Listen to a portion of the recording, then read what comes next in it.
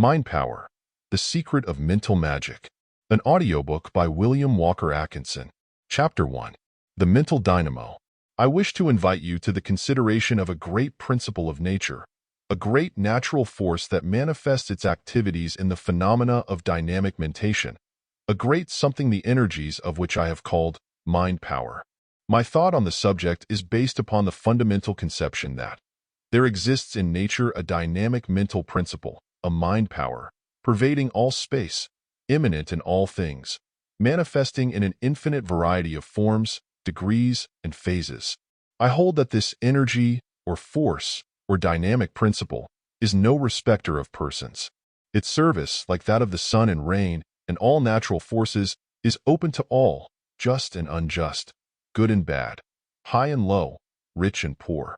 It responds to the proper efforts, no matter by whom exerted, or for what purpose called into effect. But the proper effort must be exerted, consciously or unconsciously, else there will be no operation of the force. I believe that the activities of this dynamic mental principle are intimately correlated to manifestations of the mental operations known to us as desire, will, and imagination. We shall learn something of the laws and principles and modes of operation of its energies and activities as we proceed with our consideration of it in this work. It may be difficult for you to grasp this conception of mind power at the start, but it will grow upon your understanding as its activities are presented to you, one by one, like a great panorama. My terms will be explained and illustrated by examples as we proceed, so you need not analyze them at this point. It may be as well, however, to state that I have used the term dynamic in its original Greek sense, i.e., powerful, possessing power, etc. I have postulated of my conception of mind power that it pervades all space, is immanent in all things, and manifests in an infinite variety of forms, degrees, and phases. But, it may be urged, this is nothing more than science claims for the principle of physical energy. Then is mind power identical with the physical energy of science? Is it nothing more than a high form of mechanical or material energy? No, mind power is very far from being a blind, mechanical energy. It is a living, mental force, which I hold is behind the manifestations of physical energy and mechanical force. It is not the physical energy of science, but is something of the nature of a living will, which is rather the cause of physical energy than identical with it. Let us take a familiar example. You desire to move your hand, and it moves. Why? Because of the manifestation of the wonderful and mysterious force called will, which is stored up within you, and which you have released to move the hand. You send a current of nerve force, which is really a manifestation of mind power or will force from your brain, along the nerves of the arm, which contracts the muscles of the arm and hand, and your desire is gratified. Your desire, or wish, set into motion the mind power which acted upon the material substance of your body and caused it to act. What was it that flowed along the nerve wires? Was it electricity or magnetism? No. It was that subtle and mysterious thing that I am calling mind power, and which is bound up with the will principle of mind. Mind power is an actual living force. It is the force that makes plants grow and animal bodies grow, and which enables all living things to move and act. It is the force which enables the growing mushroom to raise up the slabs of paving stone, or causes the roots of a tree to split open the great boulders into the crevices of which they have crept. Mind power is not an abstraction or speculative nothing. It is an existent, living, mental, acting force, manifesting sometimes with an appalling power, and sometimes with a delicate, subtle touch that is almost imperceptible, but which accomplishes its purpose. In order to reach a clear conception of the universality of mind power, let us consider its manifestations as we see them, unquestioned, in the universe, on the many planes of life and activity. Beginning with the more familiar instances of its operation and manifestation, let us then proceed to delve still deeper until we reach instances not so easily perceived, and then still further back until we find it in places and in things that are generally regarded as lacking in mind power and life. And here let me say that I hold that life and mind power are always found in company with each other. There is some close relationship between the two. They are probably twin phases of the same thing, or else twin manifestations of the same underlying reality. There is no life without mind and mind power, and no mind power or mind without life. And further, I claim that there is nothing without life in the universe, nothing lifeless there or anywhere. The universe is alive and has mind and mind power in every part and particle of itself. This is not an original idea of my own, of course. The leading scientific thinkers admit it today, and the Hindu philosophers have known it for 50 centuries. Do you doubt this? Then listen to these authorities who ably express the thought of their scientific schools. Luther Burbank, that most wonderful man who has revolutionized our conceptions of plant life, and who has practically held plant life in the palm of his hand, says, "All my investigations have led me away from the idea of a dead material universe tossed about by various forces to that of a universe which is absolutely all force, life, soul, thought, or whatever name we choose to call it. Every atom, molecule, plant, animal, or planet is only an aggregation of organized unit forces held in place by stronger forces, thus holding them for a time latent, though teeming with inconceivable power. All life on our planet is, so to speak, just on the outer fringe of this infinite ocean offeree. The universe is not half dead, but all alive." Dr. Saleeby, in his important scientific work, Evolution, the Master Key, goes even still further in his claim of a living universe and life accompanied by mind. He says, among other things, life is potential in matter. Life energy is not a thing unique and created at a particular time in the past. If evolution be true, living matter has been evolved by natural processes from matter which is, apparently, not alive. But if life is a potential in matter, it is 1,000 times more evident that mind is potential in life. The evolutionist is impelled to believe that mind is potential in matter. I adopt that form of words for the moment, but not without future criticism. The microscopic cell, a minute speck of matter that is to become man, has in it the promise and germ of mind. May we not then draw the inference that the elements of mind are present in those chemical elements, carbon, oxygen, hydrogen, nitrogen, sulfur, phosphorus, sodium, potassium, chlorine, that are found in the cell?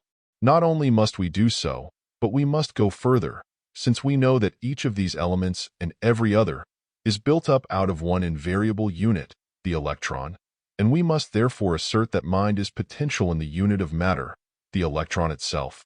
Flammarion, the eminent French scientist, says, "The universe is a dynamism. Life itself, from the most rudimentary cell up to the most complicated organism, is a special kind of movement, a movement determined and organized by a directing force. Visible matter, which stands to us at the present moment for the universe, and which certain classic doctrines consider as the origin of all things, movement, life, thought, is only a word void of meaning. The universe is a great organism, controlled by a dynamism of the psychical order. Mind gleams through its every atom. There is mind in everything, not only in human and animal life, but in plants, in minerals, in space." Professor J. A. Fleming, in his work on waves, air, and ether, says, "In its ultimate essence, energy may be incomprehensible by us except as an exhibition of the direct operation of that which we call mind and will." Let us then follow the hint given by the scientists. Let us proceed to examine the evidences of the immanence of life and mind power in all of the things of the universe, things organic, things inorganic, and things beyond organism, shape, and form, back into the very ether of space itself.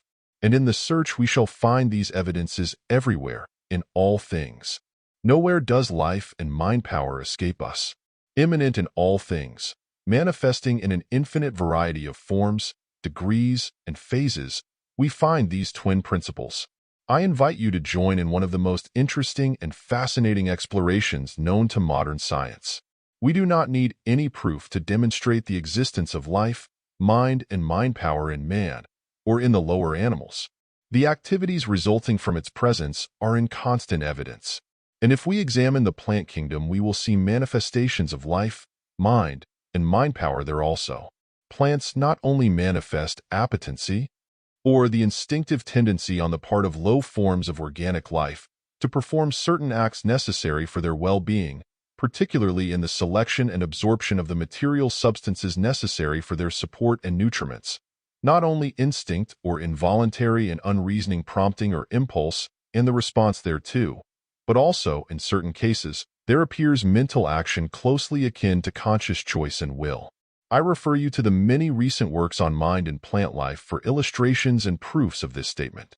And biology shows us that there is life, mind, and mind power inherent in the cells of which our bodies, blood, and the material of animal and plant life is composed. These cells are little lives and manifest mental power and faculty. They perform their particular functions and live, grow, reproduce themselves, and act just as do the tiny forms of animal life at the bottom of sea, the latter being but little more than single cells or cell groups. The possession of memory on the part of the cells of organic matter is an accepted scientific fact. At this point, the orthodox and conservative scientist usually stops, drawing a line between organic and inorganic matter. But the daring minds of advanced scientists of today have brushed aside the dividing line and have moved to a position where they meet the Hindu philosophers and the occultists and now admit and teach that life, mind, and mind power invade the inorganic world to its utmost limits, and that universe is indeed alive and possesses mind. Some of the lower forms of organic life, so-called, possess no organs and are but masses of jelly-like matter without signs of even rudimentary organs. And yet these life forms show evidences of desire, choice, and will. And science has admitted the existence of life and mind in the crystals, the latter growing in a manner showing vital and selective energy and even rudimentary sex. More than this, the metals and minerals, under scientific tests, have shown responses that are similar to the same action in organic life, showing life and rudimentary sensation, the latter of course being a manifestation of mind. Some of the cold, careful scientific records read like fairy tales to those not familiar with the wonderful achievements of recent science. I wish that I had the time and space to recount these tests, but I must hasten on. Enough to say that in mineral and metallic forms there has been found response indicating the existence of sensation in varying degrees, and that in the crystallization of minerals and metals there has been evidence the action of the same instinctive mental life energy which as appetency or instinct builds up the bodies of living organic forms. If you wonder at this, think of the miracle which is performed every second by plants absorbing the minerals of the earth, which are then converted into living plant cells. Then we eat the plants and convert the plant cells into animal cells which serve as the basis of our blood, muscles, organs, and even our brains. In fact, every particle of organic substance was evolved in this way. Think over this and you will see that nature is one in her essence, and that she is alive and possesses mind power. But we do not stop even at this advanced point. Minerals and all forms of matter are composed of infinitesimal atoms, or particles. The particles combine by reason of some inherent attraction existing between certain of them, known as chemical affinity, etc. Chemical affinity is a peculiar thing. It manifests in likes and dislikes, loves and hates. It is impossible to study these manifestations without recognizing an elementary manifestation of like and dislike, love and hate. You think that this is far-fetched, do you? Well, listen to these words from some of the leading scientists about this power to receive sensations and power to respond to the same, and maybe you will change your mind. Haeckel, the great German scientist, holds that the atoms of which matter is composed may receive sensations and respond to sensations. He dwells upon this fact in his latest works, The Riddle of the Universe and The Wonders of Life, and writes as follows regarding sensation in the inorganic world. I cannot imagine, Haeckel says, the simplest chemical and physical process without attributing the movements of the material particles to unconscious sensation. He also says in another place, the idea of chemical affinity consists in the fact that the various chemical elements perceive the qualitative differences in other elements, experience pleasure or revulsion at contact with them, and execute specific movements on this ground. He adds, later, that the sensations and responses in plant and animal life are connected by a long series of evolutionary stages with the simpler forms of sensation that we find in the inorganic elements and that reveal themselves in chemical affinity. Nageli, another scientist, says, if the molecules possess something that is related, however distantly, to sensation, It must be comfortable to be able to follow their attractions and repulsions, uncomfortable when they are forced to do otherwise. And so you see that science now is preparing to admit elementary life and mind power in the atoms and particles of matter. But we have not as yet reached the utmost limit of scientific investigation regarding the presence of mind in the universe. Further than the atoms? You may ask. Yes, further than the atoms. What is true regarding the atoms is true of the ions or electrons of which they are composed. These tinier particles are attracted and repelled, form groups and combinations which regulate the kind of atom produced, and manifest the same kind of affinity that is noticeable in the atoms. And more than this, these particles, as well as all forms of physical energy, are believed to emerge from the ether, that subtle, tenuous, universal substance, which, although unseen and intangible, is held to exist in order to account for the phenomena of the universe. If there is mind in the particles that emerge from the ether, is it too much to claim that there must be mind in the ether itself? Is this preposterous? Not so. Listen to the words of the following scientific authorities on the subject. Flammarion says, "Mind gleams in every atom." There is mind in everything, not only in human and animal life, but in plants, in minerals and space.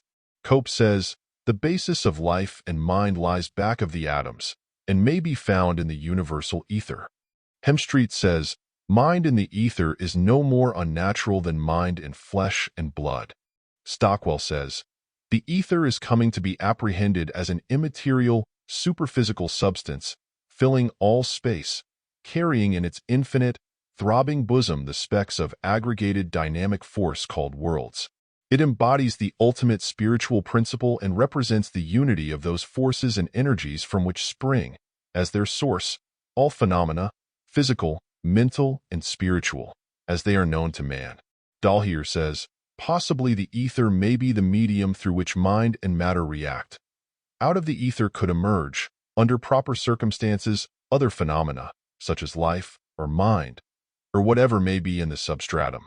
And so, we have the best of authority to support the inevitable conclusion that there must be mind power even in the ether. For my own part, I go still further, and for several years back have been claiming that the ether and the universal mind power principle are one and the same thing. That is, that theoretical something that science has called the ether is in reality the universal mind power principle from which all manifestations of activities emerge, the universal mental dynamo. I cannot prove this, of course, but it is logical. But my argument does not depend even upon this. For admit that there is mind power in the ether, in my case is one. And in the ether it must be, even if the ether is not but another name for it. For if mind power is not in the ether, from whence does it come into the particles of matter, and in matter itself, organic and inorganic? Resting the consideration for a moment, let me say that with mind as reason, intellect, etc., I have nothing to do in this book, for this is a consideration of the dynamic phase of mind, the power phase, mind power, or dynamic mentation. I am trying to show you that mind power exists everywhere and is manifest in every activity of the universe. In every activity of the universe? You say, surely you do not include physical activity and energy such as natural forces, etc. Yes, I do mean just that. How can that be? You ask, what has mind power to do with electricity, light, heat, magnetism, gravitation, etc.? It has everything to do with them, in my opinion. I will explain it to you in a few words, for I cannot go into this subject at length in this book, but must hasten on to the other parts of my subject. Here it is in a nutshell. All the forms of natural physical energy or forces, known as light, heat, electricity, magnetism, etc., are held by science to be forms of energy arising from the vibration of the particles of matter. Now what causes the vibration? Motion of the particles, of course. And what causes the particles to move? Just this, the attraction and repulsion existing between them. And what causes the particles to exhibit this attraction and repulsion toward each other? Now here is where we get to the heart of the matter. Listen well. We have seen that the particles are attracted to, or repelled by each other, in the matter of likes and dislikes, love and hates, or pleasure or revulsion, or comfortable and uncomfortable experiences related, however distant, to sensation, etc. And these attractions and repulsions are held to result from capacity to experience sensations and the power to respond to sensations. And both the power to receive and experience sensations and to respond thereto are manifestations of mentality, which Haeckel has compared to desire and will. And if mentality is the cause of the sensations and of the response there, and the latter are the causes of the attractions and repulsions, and the latter are the causes of the motion, to and from, of the particles of matter, and the latter, in turn, is the cause of the vibrations, and the vibrations are the causes of the manifestations of light, heat, electricity, magnetism, etc., then am I not justified in claiming that mind and mind power are the motive force of all physical energy? And am I not justified in postulating the existence of an universal mental dynamic principle? I tell you, friends, that the future will show that this dynamic mental principle is the source of energy, not energy the source of mind. I know that this is revolutionary, but I believe that it will meet the requirements of the future. I have been preaching this thing for several years now, and many have been the smiles, the jeers, and the sneers. But, from the beginning, I have felt a keen appreciation of the words of Calvini, when he said, bitterly, I am attacked by two very opposite sects, the scientists and the know-nothings. Both laugh at me, calling me the frog's dancing master, but I know that I have discovered one of the greatest forces in nature. And now, in conclusion, I must ask you to form a mental picture of this great universal dynamic mental principle, pervading all space, immanent in all things, and manifesting in an infinite variety of forms, degrees, and phases. We can think of it only by means of symbols. Let us then consider it as a great living, throbbing, pulsating, mentating ocean of dynamic mind power. In the depths of that ocean of mind power there is quiet and calm and peace, the embodiment of latent power and potential energy. On its surface are ripples, waves, great movements of energy, currents, whirlpools, eddies, phases of fierce tempest alternating with phases of calm and quiet. And from the depths of that ocean of mind power, all mental and physical power emerges, and to its bosom all must return. And in that ocean there is an infinite store of energy, from which may be drawn that which the human centers of consciousness and power require, when they learn the secret. This ocean of mind power is our only source of dynamic energy, but we have at our disposal as much of its force as we can carry off over our channels of supply. It is the use of this power that we call dynamic mentation. Now, do you understand what I mean by the universal principle of dynamic mind power, this universal mental dynamo? Several years ago, I told a friend of this conception, and after he had listened to me attentively and with interest, he reflected a few moments and then suddenly asked, "But where do I come in?" And that is the question that many of you are asking now, no doubt. Well, while here I cannot dip into metaphysics or philosophical speculation, or even into my favorite occult sources, I will say that each of you is a center of power in that ocean of dynamic mind power, and each I is a master of the power. You have the whole thing back of you, and you are free to draw upon it for all that your channel will carry to you. And you are allowed to enlarge your channel. That is enough for this time. More will follow as we proceed. Chapter 2. The Nature of Mind Power. At this point I am confronted with the question that naturally arises when one begins to consider an unfamiliar object, subject, or principle, the question of, what is it? What is mind power is a difficult question to answer, for it implies a knowledge of the thing in itself, apart from its activities and manifestations. And this thing itselfness is something that the candid, scientific thinker admits is beyond the range of his thought and knowledge. Any attempt to answer such a question must involve one in a maze of metaphysical and philosophical speculation regarding something which is by nature unknowable. And so I may as well frankly state here that I do not purpose guessing at the thing in itselfness of mind power. For, at the best, any attempt at an answer would be merely a guess, for I do not know. Neither do I know anyone else who knows. I am acquainted with the numerous speculations of the ancient and modern philosophers and metaphysicians on the subject. I have read and studied them, and have rejected them as mere theories unsupported by facts. And I have made and rejected a dozen or more theories of my own on the subject, all vague, foolish speculations. I have studied the best of what has been written and thought regarding this thing-in-itselfness of mind and mind power. So you see, my ignorance is not the ignorance that comes from lack of thought or lack of acquaintance with the thoughts of others, but is rather the ignorance that comes as the result of much thought and much study of the thoughts of others, the ignorance that is only realized through knowledge. Regarding these ultimate questions, the best thinkers freely confess their ignorance, knowing that, as Nordau has said, they have plucked that supremest fruit of the tree of knowledge, the consciousness of our ignorance. Like Piran, some 25 centuries ago, they say, Uden horizo, I do not decide. We do not know things in themselves, we cannot know them. If we knew the ultimate truths regarding the tiniest and most insignificant thing in the universe, we would know everything that is, for that tiniest thing is connected with and related to everything in the universe, and that which underlies the universe. And to know the thing in itself of anything would be to know the great thing in itself of the all. All that we can do is to know and consider things by what they do, and how they act, and through their manifestations and activities, and the results and effects of the same, rather than by what they are in the abstract or apart from their activities, manifestations, and the phenomena proceeding from them.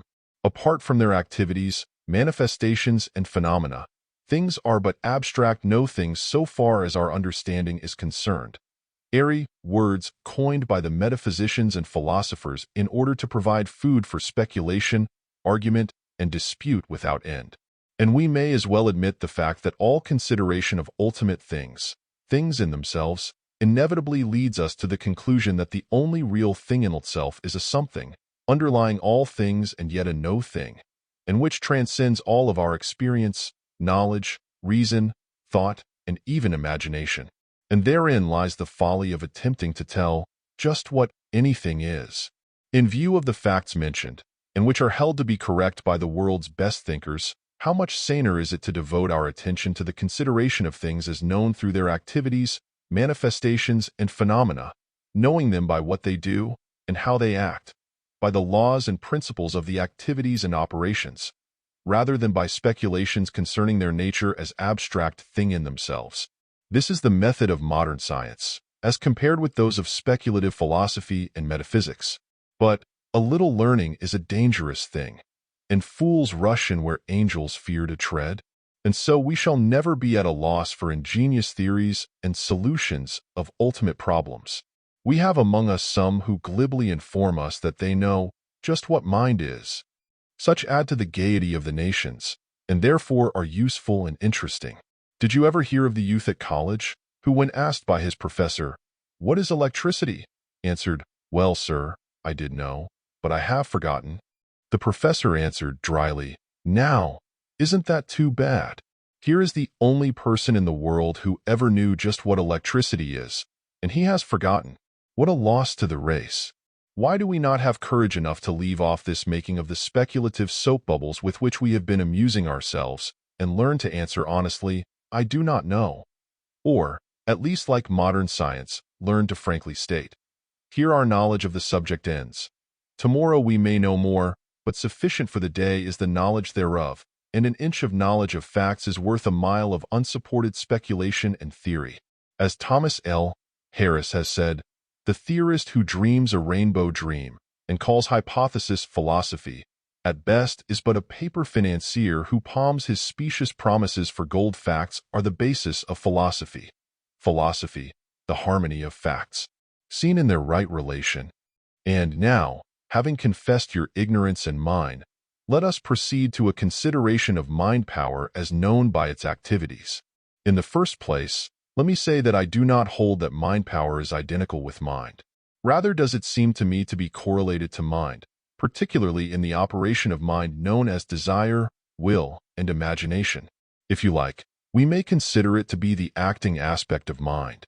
Mind has three aspects: the aspect of being or substance, the aspect of thought, with the subdivisions of reason, feeling, emotion, desire, will, etc., on both conscious and subconscious planes, and third, the aspect of acting. And it is in this aspect of action that mind is known as mind power. While it is extremely likely that there is a certain employment and manifestation of mind power in the ordinary processes of reasoning, intellectual effort, etc., Still, mind power seems to be more closely connected with the more elementary phase of mentation, such as feeling, emotion, and particularly desire and will. We know that it is possessed by the lower forms of animal and plant life, even the inorganic forms, all of which existed and employed the force before intellect and reason manifested itself in man. And so I would impress upon you that while mind power may be called into operation by, and still more certainly may be directed by the intellect, still you must not make the mistake of identifying it with that phase of mind or attributing it solely to creatures possessing the same. It is a far more elementary and basic force, as you have seen in the preceding chapter. Indeed, in order that you may understand the operations of mind power, you may as well get into the habit of considering it as correlated to that which we call will, as distinguished from intellect and reason. By will, I do not mean that phase or faculty of the mind which decides, determines, or chooses, although this customary use of the term is quite correct as applied to one phase of will. This deciding, choosing, determining faculty is one of the attributes of intellect and self-consciousness superimposed upon the elemental will in the direction of guiding, directing, turning, and restraining. It is the ego at the wheel, directing the ship of life by the chart of reason, the motive power being will or mind power. Choice in the lower forms of life and activity simply means yielding to the strongest desire or aggregate of strongest desires or average of strongest desires. No, I did not mean will in the above sense, but in the more elementary sense of the term, the original sense, for the word is derived from the root meaning to wish, to desire strongly. And in this elementary sense, the word will is used to designate that primitive, original, universal mental principle in life, which manifests in desire for action and in the response to that desire. In this sense, will may be considered as desire will, both being held to be phases of the same thing, or rather the two poles of the same thing. The desire pole of this desire will is connected with that which we call emotion, feeling, etc., which arouses it into action. The will pole of this desire will is connected with that principle of mental activity which we are considering under the name of mind power, the dynamic aspect of mind. I ask that you reread this paragraph, that you may fix this idea firmly in your mind, for upon it depends the correct understanding of much that I shall have to say in this work. In desire, we find the first step toward dynamic mentation. Desire precedes action of will, which releases the dynamic force of the mind power. Desire is the coiling up the steel spring of will.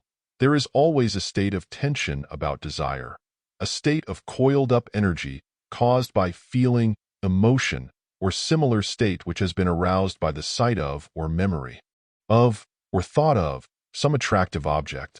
The feeling inspired by the attractive object coils up the spring of desire, and this coiled up energy supplies the motive power of the will. But remember this, some desires are acted upon, while others are rejected. Neither men nor things act upon every desire. There is the other pole of the desire will which must be called into action, and this leads us to a consideration of the matter of choice, determination, or decision, which is so often expressed by the term will, as I said a little further back. This choosing or determining phase of will is little more than an empty name or term, so far as is concerned the relation between desire and will action in the cases of things and creatures lower in the scale than man. For in these cases this choice, determination, or decision is based entirely upon the degree of feeling, or the degree of attractiveness of the objects presenting themselves to the attention, the strongest feeling, attraction, or motive interest winning the day. Fear is one of the strongest feelings influencing desire, and acts usually as a neutralizer of other feelings and desires, and is most potent as a motive influencing choice or decision. In fact, one is justified in regarding fear as the negative form of desire, being really a desire not to.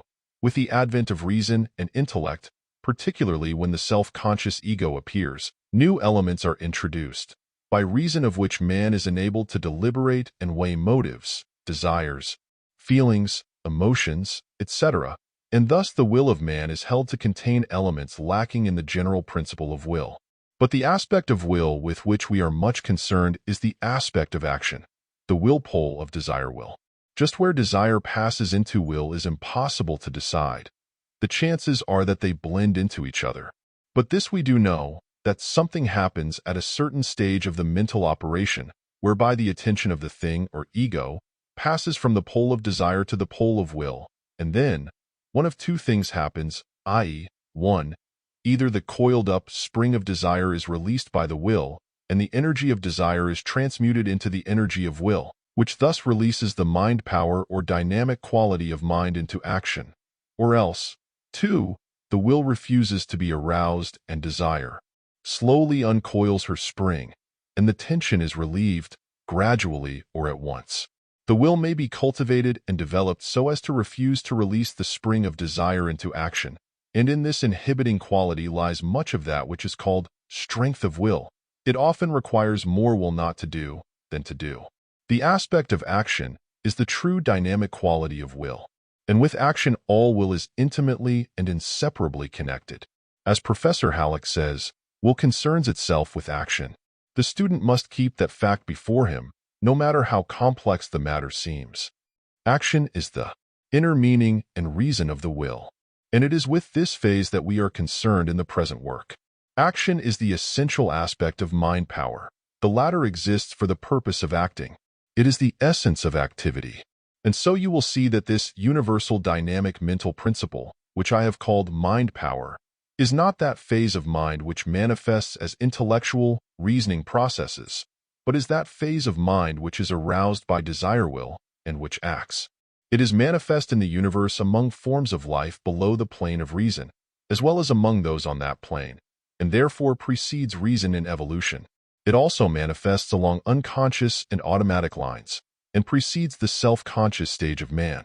It represents an elementary, primitive, fundamental, dynamic, mental force, and may be thought of as a raw, crude, undeveloped force manifesting along the lines of instinctive action or appetency, rather than along the lines of intellect, reason, or the higher cognitive faculties. It is something far more elemental and basic than intellect. It is more nearly akin to the elemental life forces which we personify under the name of nature. Whether or not that which we know as reason or intellect were evolved from an elemental mind stuff, or whether these higher forms of mentality are something of an entirely higher and distinct nature, or whether, as the occultists hold, intelligence is the result of the influence of a spiritual ego, something distinct from mind, upon an elementary mind stuff. These are questions belonging to other phases of the general subject of being, with which we have nothing to do in the consideration of the subject before us. I have my own opinions and beliefs on these points, and so have each of you. We may differ regarding the same, but may still be able to examine the subject before us as co-workers, in spite of our lack of agreement regarding questions of philosophy, metaphysics, or religion.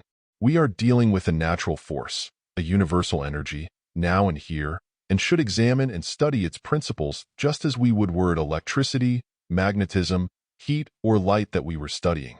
I am inviting you to a scientific study, not a metaphysical or philosophical speculation, doctrine, or theory. These latter things have their own good places, but they have no place here at this time. Chapter 3. Mentative Induction.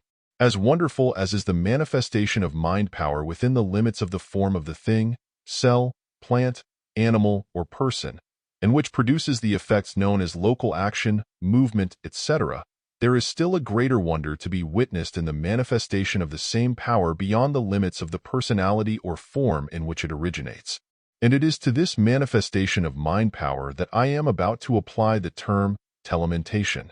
I may as well explain my terms at this place and time. In the first place, I use the term mentation in the sense of mental activity, the term being derived from the Latin word mentis, meaning the mind, and the suffixation, meaning action. So mentation means mental activity. From mentation we derive mentative, or relating to mental activity, mentate, or to manifest mental activity, etc., etc. From mentation, also, I derive the term telementation, which, so far as I know, was originally coined by me several years ago. The word is derived from the Greek word tele, meaning far off, and the word mentation, above explained. Telementation means mental activity at a distance, or mentation exerted over space, or long-range mental influence, etc. I have been led to the coining of this new term designed to take the place of telepathy, for the reason that the latter term is improper and misleading. Telepathy, according to its root words, really means to suffer at a distance, or the feeling of the pain of another, the suffix pathy being derived from the Greek word meaning to suffer. It may be used properly in connection with the sympathetic transference of pain, or disease, or similar mental state, but its use otherwise is improper. It is being discarded by the best scientific authorities, who prefer the term thought transference, etc. I have thought it advisable to use the term telementation in this connection, believing that it meets the requirements of the case better than any other term of which I have any knowledge. I expect it to come into general use before long. And now about the transference of mental states from one thing or person to another. I shall not attempt to go into a discussion of the phenomena of thought transference in this work, for the reason that it is too well established and too generally known to require an argument in its favor from me. To thousands of careful investigators, it is an established fact, and anyone who will take the time and trouble to conduct the experiments may reproduce the phenomena to his own satisfaction. Moreover, there are instances of telementation arising in the everyday life of nearly every person, such instances being of the spontaneous order, that is, not having been expected or sought after. Those who are desirous of obtaining proofs of telementation beyond their own personal experiences are referred to the records of the English Society for Psychical Research, which contain the carefully noted reports of many very interesting cases which have been conducted by the Society under the most careful supervision and scientific requirements. The circulation of mind power is as real a natural phenomenon as the circulation of air, water, or the blood. There have been many theories advanced to account for telementation, and there has been much talk of two minds, dual mentality, etc., in this connection. In this work, I shall have very little, if anything, to say regarding man's two minds. I, of course, am fully conversant with the subject of the subconscious and superconscious regions of the mind, but I find this principle of telementation to have its roots still further back in the scale of evolution, back before consciousness, as we know it, existed in the created forms of matter or life, back to the plane of mind in inorganic matter, and therefore, I shall not attempt to urge any two-mind theories to account for it. In fact, I believe that the mind of man is a far more complex thing than a dual-mind combination. There are many more planes and regions of mind than the objective and subjective minds of the dual-mind authorities. I find the basis for the theory of telementation far back in the scale, in fact at the lowest extreme of the scale of things. I find it in the atoms, or in the particles of which the atoms are composed. In the first chapter of this work, I called your attention to the manifestation of mind power among the atoms and particles of matter, which was evidenced by action, motion, and movements resulting from attraction and repulsion of these atoms and particles. In other words, I showed that physical forces were produced by the motions of the particles, or vibrations of the atoms, which arose from states of like and dislike, love and hate, attraction and repulsion, pleasure and pain, among these tiny particles of matter. And it is here that the elementary principle of telementation is noticeable. Here is where it may be seen in full primitive force and operation. If you will think for a moment, you will see that the motions of the atoms are twofold, viz. 1. The voluntary motion of the atom toward the other atom to which it is attracted by chemical affinity, and 2. The movement of the atom occasioned by the attractive force exerted by the other atom, in the same manner that a magnet draws the needle to it. Haeckel has told us that there is the voluntary movement of the atom itself, in response to the desire awakened in it by the attraction. How does it become aware of the presence of the other atom unless something passes between them? And that something must be in the nature of a mentative current, for there is nothing else to pass, because all other forms of energy being produced by vibrations of the atoms arising from mental states, the mind power must precede the physical energies, and must be this something that passes between the two atoms. Feeling the presence of the other atom, the first atom moves towards its affinity voluntarily, and just as you move your arm or walk, the atom probably exerting a push upon the ether which must be to the atom or particle what the air is to the wing of the bird, or the water to the fin of the fish. But there is another cause of motion, as we have seen, the mutual pull of the attracting atoms. And what manner or kind of energy is it that thus draws or pulls the other atom? It cannot be electricity or magnetism, for those forces, as we have seen, are produced by a rate of vibration occasioned by the mind power in the atoms themselves. Therefore, we must go back to the antecedent force, which is mind power, and attribute to it the drawing or pulling force which moves the atoms toward each other. That this attracting or pulling force is an operation between the particles of matter, there can be no doubt. No two atoms of matter are in absolute touch with each other. There is always a distance between them, a space which thus separates them, which never can be traversed or overcome. There seems to be an individuality in these tiny particles which, although allowing them to form combinations, nevertheless prevents absolute blending or amalgamation. There is always a keep your distance, or thus far and no further principle in nature which holds every particle of matter individual and alone. Every ion, electron, atom, and molecule of matter is alone, and separated even from its closest affinity by a touch-me-not circle of influence, which is also mentative in its nature, in my opinion.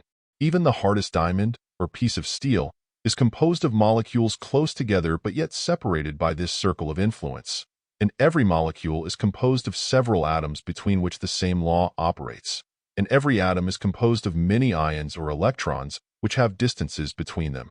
So true is nature in her proportions and laws, that scientists assert that in the hundreds of ions of which the tiniest atom is composed, and which atom is invisible to the sight by reason of its smallness, there is a distance between observed and maintained by these particles, which bears the same proportion to their sizes that the distance between the planets of our solar system bears to their particular sizes. In other words, that the ions composing an atom are akin to a minute solar system, each ion being attracted to the other, and yet kept at its distance. The combined pull and push of the desire and the keep off, respectively, tending to cause them to circle round and round each other. And what is the force that traverses the space across which the particles themselves cannot travel? It is not electricity or magnetism, for those forces are but the results of these circling and vibrations, and not their cause, and moreover science has not discovered electricity or magnetism between the atoms. And what holds the atoms and molecules of matter together, or rather in proximity? What causes their propinquity? Science answers, chemical affinity and cohesion.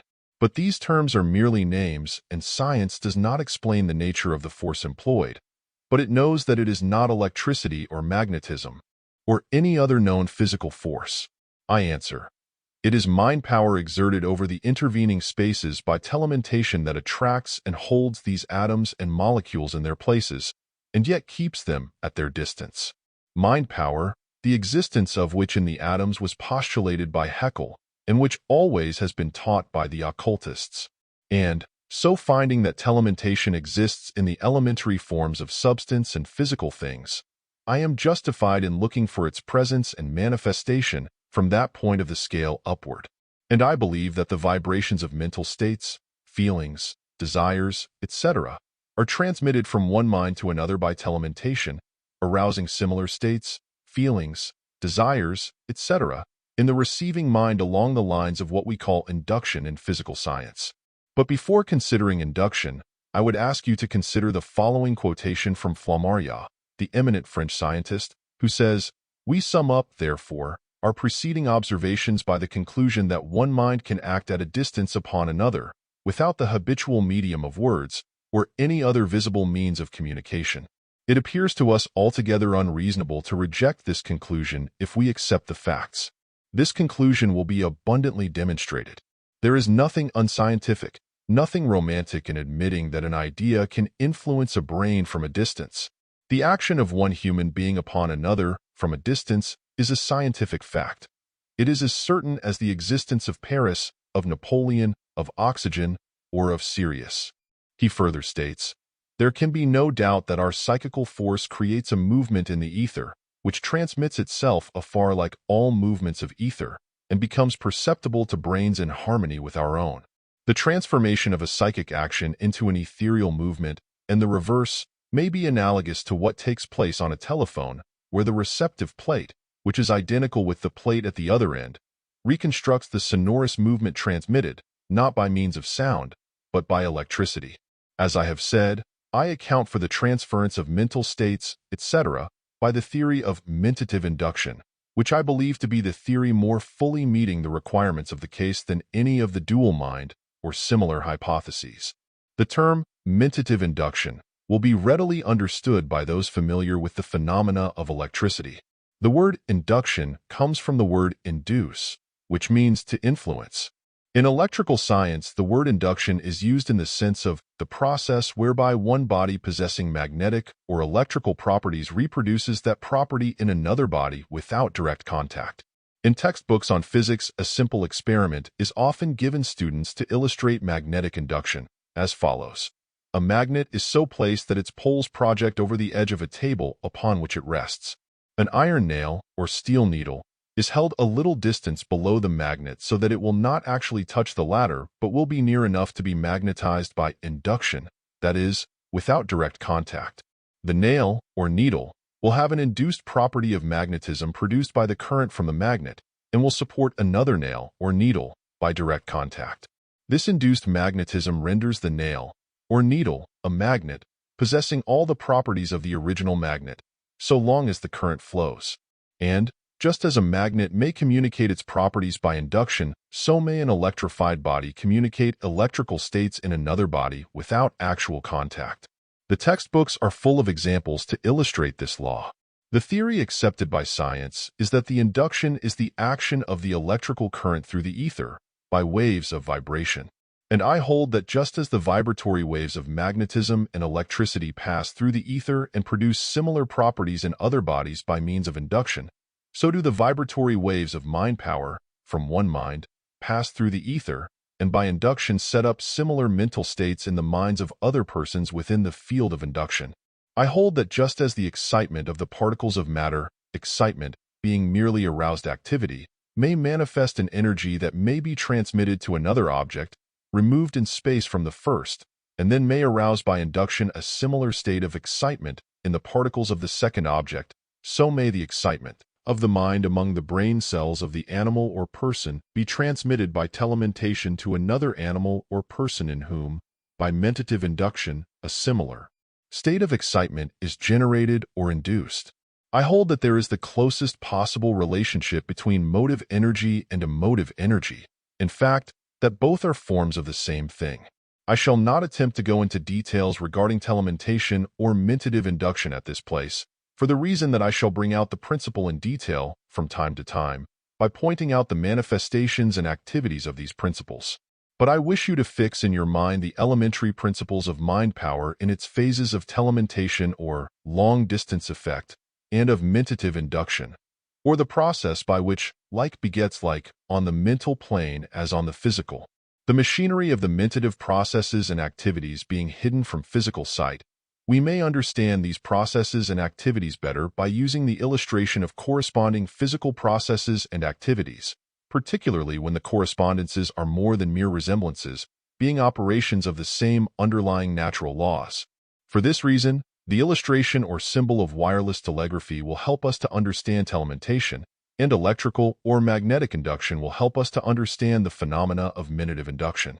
And now let us pass on to a consideration of the activities and manifestations of mind power in its phases of telementation and mentative induction in living creatures, beginning with the lower animals. Chapter 4. Mental Magic in Animal Life. I have spoken of the manifestation of mind power among the atoms and particles of matter, whereby the tiny corpuscles become aware of each other's proximity, and whereby they move voluntarily in response to the desire aroused by the attraction or affinity of the other atoms, and whereby they also exert a pull or drawing power on the other atoms and respond to the same attracting force of the other particle. Ascending the scale, we find the crystals building up their forms by drawing material from the fluids in which they are immersed, and then building upon a set pattern and style, as truly as does the builder among the animals or among men. Passing on to the low forms of animal life, we find tiny life forms in the slime of the ocean bed, which are apparently no more than tiny drops of glue, cells without a nucleus, which nevertheless perform the functions of all organic forms, being born, taking nutrition, assimilating, eliminating, growing old, and finally dying, after reproducing their kind by growth and division. But the point that most concerns us is that although these creatures have no senses, or even rudimentary sense organs, they are aware of the approach of other creatures and of their food. In some way they become aware of these things. How? Man does not know. Moreover, they are possessed of the power of motion and exert their will in the direction of moving from place to place. Some of these forms of life, when viewed under even a strong microscope, are seen to move by gliding from place to place, apparently at will, and with no perceptible employment of organs of motion such as false feet, fins, etc. They seem simply to move by pure will. How do they do this? How do they become aware of the approach of other creatures without sense organs or the rudiments of the same? It seems that mentation and telementation are manifested here. Rising higher in the scale, we find many insects seemingly endowed with the faculty of becoming aware of the presence of other insects at distances so great as to render the ordinary senses of no avail. Students of ant life relate many remarkable instances of this kind. Ants at a distance seem to be able to communicate with their fellows, summoning assistance and directing the movements of ant armies. A professor in an American university has related that upon one occasion, he met with an instance of telementation on the part of a colony of ants. He stated that he had placed a breeding cage of ants inside of a stone house, the latter having walls 16 inches thick, with no windows and but one door, the latter being so sealed and protected that it was impossible for even a tiny ant to enter its crevices. When approaching this house for the purpose of studying the progress of his ant colony, he would notice that other ants had collected on the outside of the walls and were running about trying to get through the stone blocks. Then he tried the experiment of moving his ant cage from one part of the house to another, first placing it beside one wall, and then another, and so on, trying all positions and places. In each case, after each change, when he would emerge from the house, he would find the outside ants grouped on the stone wall as near to the inside ants as possible, changing their position from side to side according to the position of the ant cage inside of the house. Many other instances of the possession of the power of telementation on the part of ants have been noted. Another authority relates that a pair of foreign moths were brought to England. There were no other moths of that kind in the country. One of them, the male, escaped in a part of England many miles distant from the place to which the remaining moth, the female, was taken. The female moth was placed in a tiny cage for security and then set out of doors during the night. In the morning, much to the entomologist's surprise, he found the male moth clinging to the tiny cage which contained the female. It was the same male, undoubtedly, for in size, coloring, appearance, etc., it corresponded exactly. Besides which there was not another moth of that particular species known to be in England. Similar experiments have been conducted with insects, and there is held to be ample grounds for believing that insects attract their mates by means of some mental power beyond the range of the ordinary senses. Schools of fish seem to have some method of instantaneous communication between the individual fishes composing them, for the entire school moves from side to side, turning sharply, etc., as if it were possessed of but a single mind. Some scientists have held that many of the lower animals who live in groups, schools, etc., have mental relations similar to those of the colonies of cells which seem to have a common mind. There is undoubtedly communication over distance of the cells of the blood in animals, and the phenomenon of the school of fish, just noted, may be analogous. At any rate, there is some sort of distant mental communication between the individual fishes. The same phenomenon is noted among flocks of birds, as many know who have witnessed the flights of large numbers of birds of different kinds. Wild animals undoubtedly have some subtle sense whereby they find each other when separated by long distances. The return of cats and dogs who have been carried miles from home, and the return of birds to their original places after their migrations may have a similar explanation. There may be subtle vibrations from places, people, and objects which the animals sense at a distance. That animals exert a mental control over their fellows by some form of manifestation of mind power, there seems to be but little doubt among those familiar with the ways of animals, particularly of wild animals. There is a manifestation of something besides physical strength and prowess on the part of the animal. There is a mental something displayed. A. E. McFarlane, in a recent magazine article on the subject of bad animals, says, Put two male baboons into the same cage, and they will open their mouths, show all their teeth, and blow at each other. But one of them, even though he may possess the uglier dentition, will blow with a difference, with an inward shakiness that marks him for the underdog at once. No test of battle is needed at all. It is the same with the big cats. Put 2 or 4 or a dozen lions in together, and they also, probably without a single contest, will soon discover which one of them possesses the mettle of the master. Thereafter, he takes the choice of the meat. If he chooses, the rest shall not even begin to eat until he is finished. He goes first to the fresh pan of water. In short, he is king of the cage. Among the animals we find many instances of the power of charming or fascinating, both of which I hold to be but varying forms of manifestation of mind power in the direction of powerfully influencing the imagination, desire, or will of another by mentative induction. This mental fascination among the animals manifests along two lines, viz. 1. Along the lines of desire operating in the direction of sex manifestation, such as the winning of mates, etc., and 2. Along the lines of will operating in the direction of overcoming the prey of the animal, such as the charming of birds by serpents, or of smaller animals by tigers, etc. These cases are capable of liberal illustration and proof, and natural history affords us full authority for accepting the same. I recently read an account of a naturalist who related that one day in a tropical country he noticed a winged insect circling around and around a scorpion. After a bit, the insect made a series of desperate plunges at the scorpion, as if in a frantic desire to terminate the charm. The scorpion soon striking down the insect and afterwards devouring it. It is related by travelers that when one comes suddenly in the presence of a lion, tiger, or leopard, his legs seem paralyzed, and the eyes of the beast seem to exert a peculiar fascination and power over him. I have seen a mouse manifest the same emotion in the presence of a cat, and the same is true of a rat in the presence of a ferret or similar enemy. On the other hand, every observer has noticed the wonderful, charming power that animals exert over others of their kind, of the opposite sex. If you have ever witnessed the courting of a bird during the mating season, you will have a keen sense of the reality of the power employed. One of the birds, and it may be either a male or female, will be seen to actually fascinate or charm the one of the opposite sex, the latter lying still with quivering wings and a helpless expression in its eyes.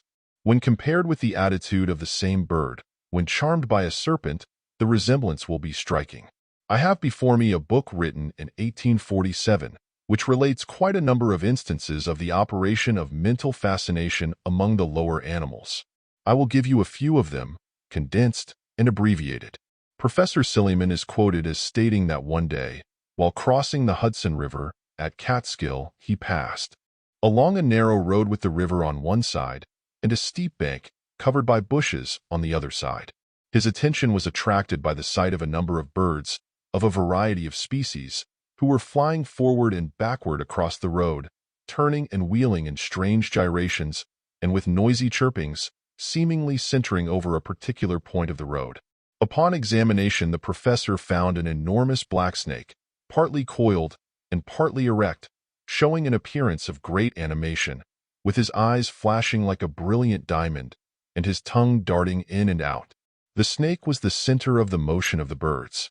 The professor adds that although the snake disappeared in the bushes, frightened at the approach of the men, still the birds seemed too dazed to escape, and perched on the nearby bushes, evidently awaiting the reappearance of their charmer.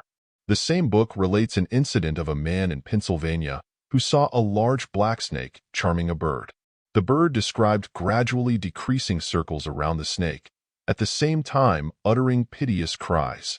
It seemed almost ready to drop into the jaws of the snake, when the man drove off the ladder, when the bird arose with a song of joy. Another case is related of a ground squirrel, which was observed running to and fro between a creek and a large tree a few yards distant. The squirrel's fur was badly ruffled, and he exhibited fright and distress. Investigation disclosed the head and neck of a rattlesnake, protruding from the hole of the tree and pointing directly at the squirrel. The poor squirrel at last gave up the fight, and yielding to the fascination, laid himself down with his head very close to the snake's mouth. The snake then proceeded to swallow the squirrel, when his meal was interrupted with a cut of a carriage whip in the hands of the observer, and the squirrel, released from the spell, ran briskly away. Dr. Good is quoted as having made quite a study of the curious, fascinating power that rattlesnakes manifest over small animals, such as birds, squirrels, young hares, etc. He relates that these animals seem incapable of drawing their eyes away from those of the snake, and, although seemingly struggling to get away, they still gradually approach the snake, as though urged toward him, or attracted by a power superior to their natural instincts. He goes on to state that the animal creeps nearer and nearer, until at last it is drawn into the serpent's mouth, which has been open all the while to receive it. Dr. Barrow is quoted as relating many instances of this kind, known to peasants in all parts of the world. Valiant, the African traveler, tells of an instance in which he witnessed a shrike in the very act of being fascinated by a large snake at a distance, the fiery eyes and open mouth of which were gradually approaching the bird, the latter manifesting convulsive trembling and uttering piercing shrieks of distress. The traveler shot the snake, but upon picking up the bird, he found it dead, killed either by fear or the power of the serpent, or perhaps by the violent breaking of the spell. He measured the distance between the snake and the bird and found it to be 3½ feet. A case is related in one of the early reports of the Philosophical Society, in which a mouse was put in a cage with a viper by way of an experiment. The mouse at first seemed greatly agitated, which state was followed by a condition of fascination, the mouse drawing nearer and nearer to the viper, which remained motionless with distended jaws and glistening eyes. The mouse, finally, actually entered the jaws of the viper and was devoured. Bruce, the African traveler, relates that the natives of an interior tribe seem to be protected by nature against the bite of scorpions and vipers. They are said to handle these creatures fearlessly, the latter seeming to be robbed of their power of resistance. He states that the creatures seem to sicken the moment they are touched by these natives, and are sometimes so exhausted by the invisible fascinating power that they perish shortly. He says, I have constantly observed that however lively the viper was before, upon being seized by any of these barbarians, he seemed as if taken with sickness and feebleness, and frequently would shut his eyes, and would never turn his mouth toward the arm that held him. Personally, I have seen a somewhat similar case. When I was a boy in Maryland, I knew of a farmhand who was called a snake charmer. How he did it, I never could find out, but he would exert some kind of influence over all kinds of snakes, poisonous ones included, and would cause them to remain fascinated until with a quick movement he would grab them by the neck with his bare hands. This man generally carried a few pet snakes around with him for company. They seemed perfectly contented, and would poke their heads up from out of his pockets in order to look at someone else with whom he might be talking. The Negroes on the farm had a mortal terror of this man, and would walk a couple of miles rather than pass by his house. The power of charming animals, dogs, and wild beasts is undoubtedly possessed by some men, in varying degrees. And nearly everyone has known of men who could charm the wildest horses as if by magic. I have read of some burglars who seemed able to quiet the most ferocious watchdogs. The Swedish writer, Lindekrantz, tells of certain natives of Lapland who are possessed of some process of charming dogs, to such an extent that they have been known to cow the most savage greyhound, causing him to fly from them with all the signs of abject fear.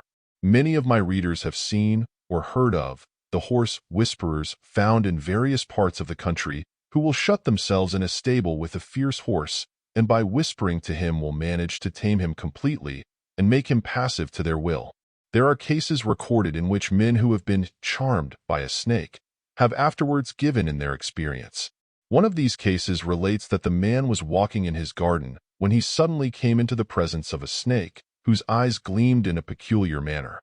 He found himself fascinated, as if by a spell, and unable to withdraw his eyes from those of the creature. The snake, he stated afterward, seemed to begin to increase immensely in size and assumed, in rapid succession, a mixture of brilliant colors. He grew dizzy and would have fallen in the direction of the snake, had not his wife approached, throwing her arms about him and breaking the spell. Another similar case is related, in which a man found his companion standing still on the road, with his eyes fixed intently upon those of a huge rattlesnake which was regarding him fixedly with gleaming eyes, scintillating in its raised head. The man was leaning toward the snake, and would have fallen toward it in a few moments.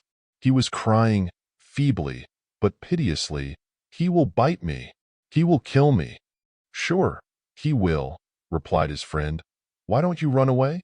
Why are you staying here?" But the man seemed perfectly dazed and distracted and could not answer. The companion finally picked up a stick and struck at the snake, which glided away savagely. The fascinated man was sick for several hours afterward. When I was a boy, I had a somewhat similar personal experience, although not nearly so serious. Walking one day among a grove of trees belonging to my grandfather, I found myself standing staring intently at a snake about 2 feet long, whose eyes glistened like large diamonds. In a moment I ceased to see anything but those awful eyes which glistened and displayed all the prismatic colors to my frightened glance. It lasted but a moment, however, for the snake glided away, seemingly as anxious to get away from me as I was to part company with him. I cannot say whether the spell would have been broken by me. If the snake had not moved away, perhaps it might, or perhaps not.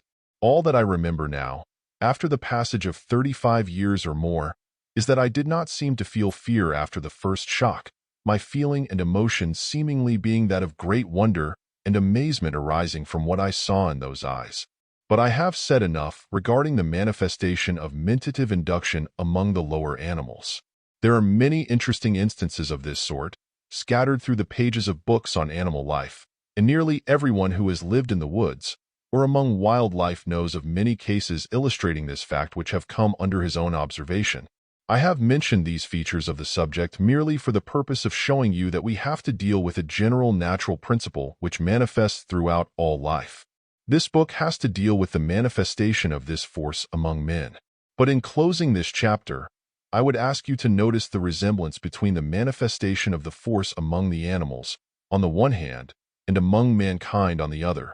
The animals employ the force for 2 purposes, i.e., the captivating of mates and the capture of prey. And how do men and women use it? Along similar lines. Yes, I mean this, as startling as it may appear. For is not the use of fascination, in the direction of attracting the other sex, akin to the sex charming noticed among the birds and animals? And is not the use of fascination in the direction of influencing men and women along the lines of business or personal interest, akin to the charming of prey by wild animals, serpents, etc.? You may see that evolution simply changes the form of use in this and other natural qualities and power, the force or power remaining the same under all of the changes. And does it not become important for us to understand, study, and guard ourselves against the employment of such an elemental force as this, which manifests along all planes of life, from lowest to highest? Chapter 5. Mental Magic in Human Life. Passing on from the lower animal life to the plane of human life, we find on all sides many manifestations of mind power along the lines of telementation and mentative induction. Now, as never before, is this mighty force being employed for worthy or unworthy purposes in everyday human life.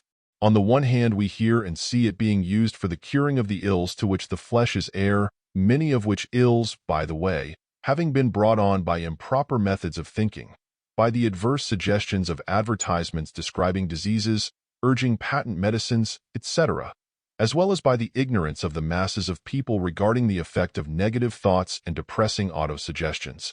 We also see mind power employed through the channel of suggestion, being exerted to bring about better and more positive mental states among those who have been manifesting negative mental conditions. We also witness the exploitation of mind power under various names by numerous cults, sects, and organizations, through many schools, teachers, and publications, under many different names, and backed up by various authorities. We also see the same force being improperly used in hypnotic exhibitions, and in other forms calculated to weaken the wills and positive mentality of other persons. But it is all the same power, no matter how used.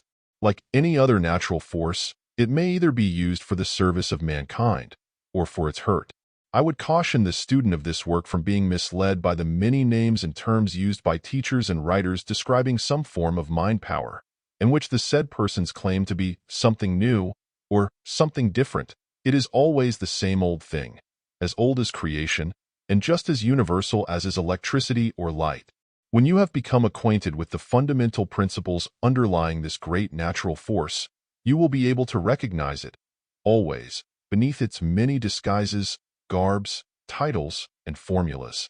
The same old mind power, you will find it, whether in the form of personal magnetism or the subtle fascinating charm of one mind over another, that form of mental force that influences as if by an irresistible charm, that bewitches, allures, charms, enchants, attracts, or in what has been called fascination, in which one person is able to influence another by exercising a powerful influence upon his or her affections, emotions, passions, or thoughts, or in some of the other similar forms of the exercise of an unseen, inexplicable influence upon others, or in the phenomena known as psychologism, etc., with which all are more or less familiar, or in the phenomena attendant upon the revival of the ancient occultism in the last 20 years, under various names and forms, the fundamental principle of which consists in forms of mental treatments of one kind or another, present or absent, or in the phenomena of what has been called suggestion,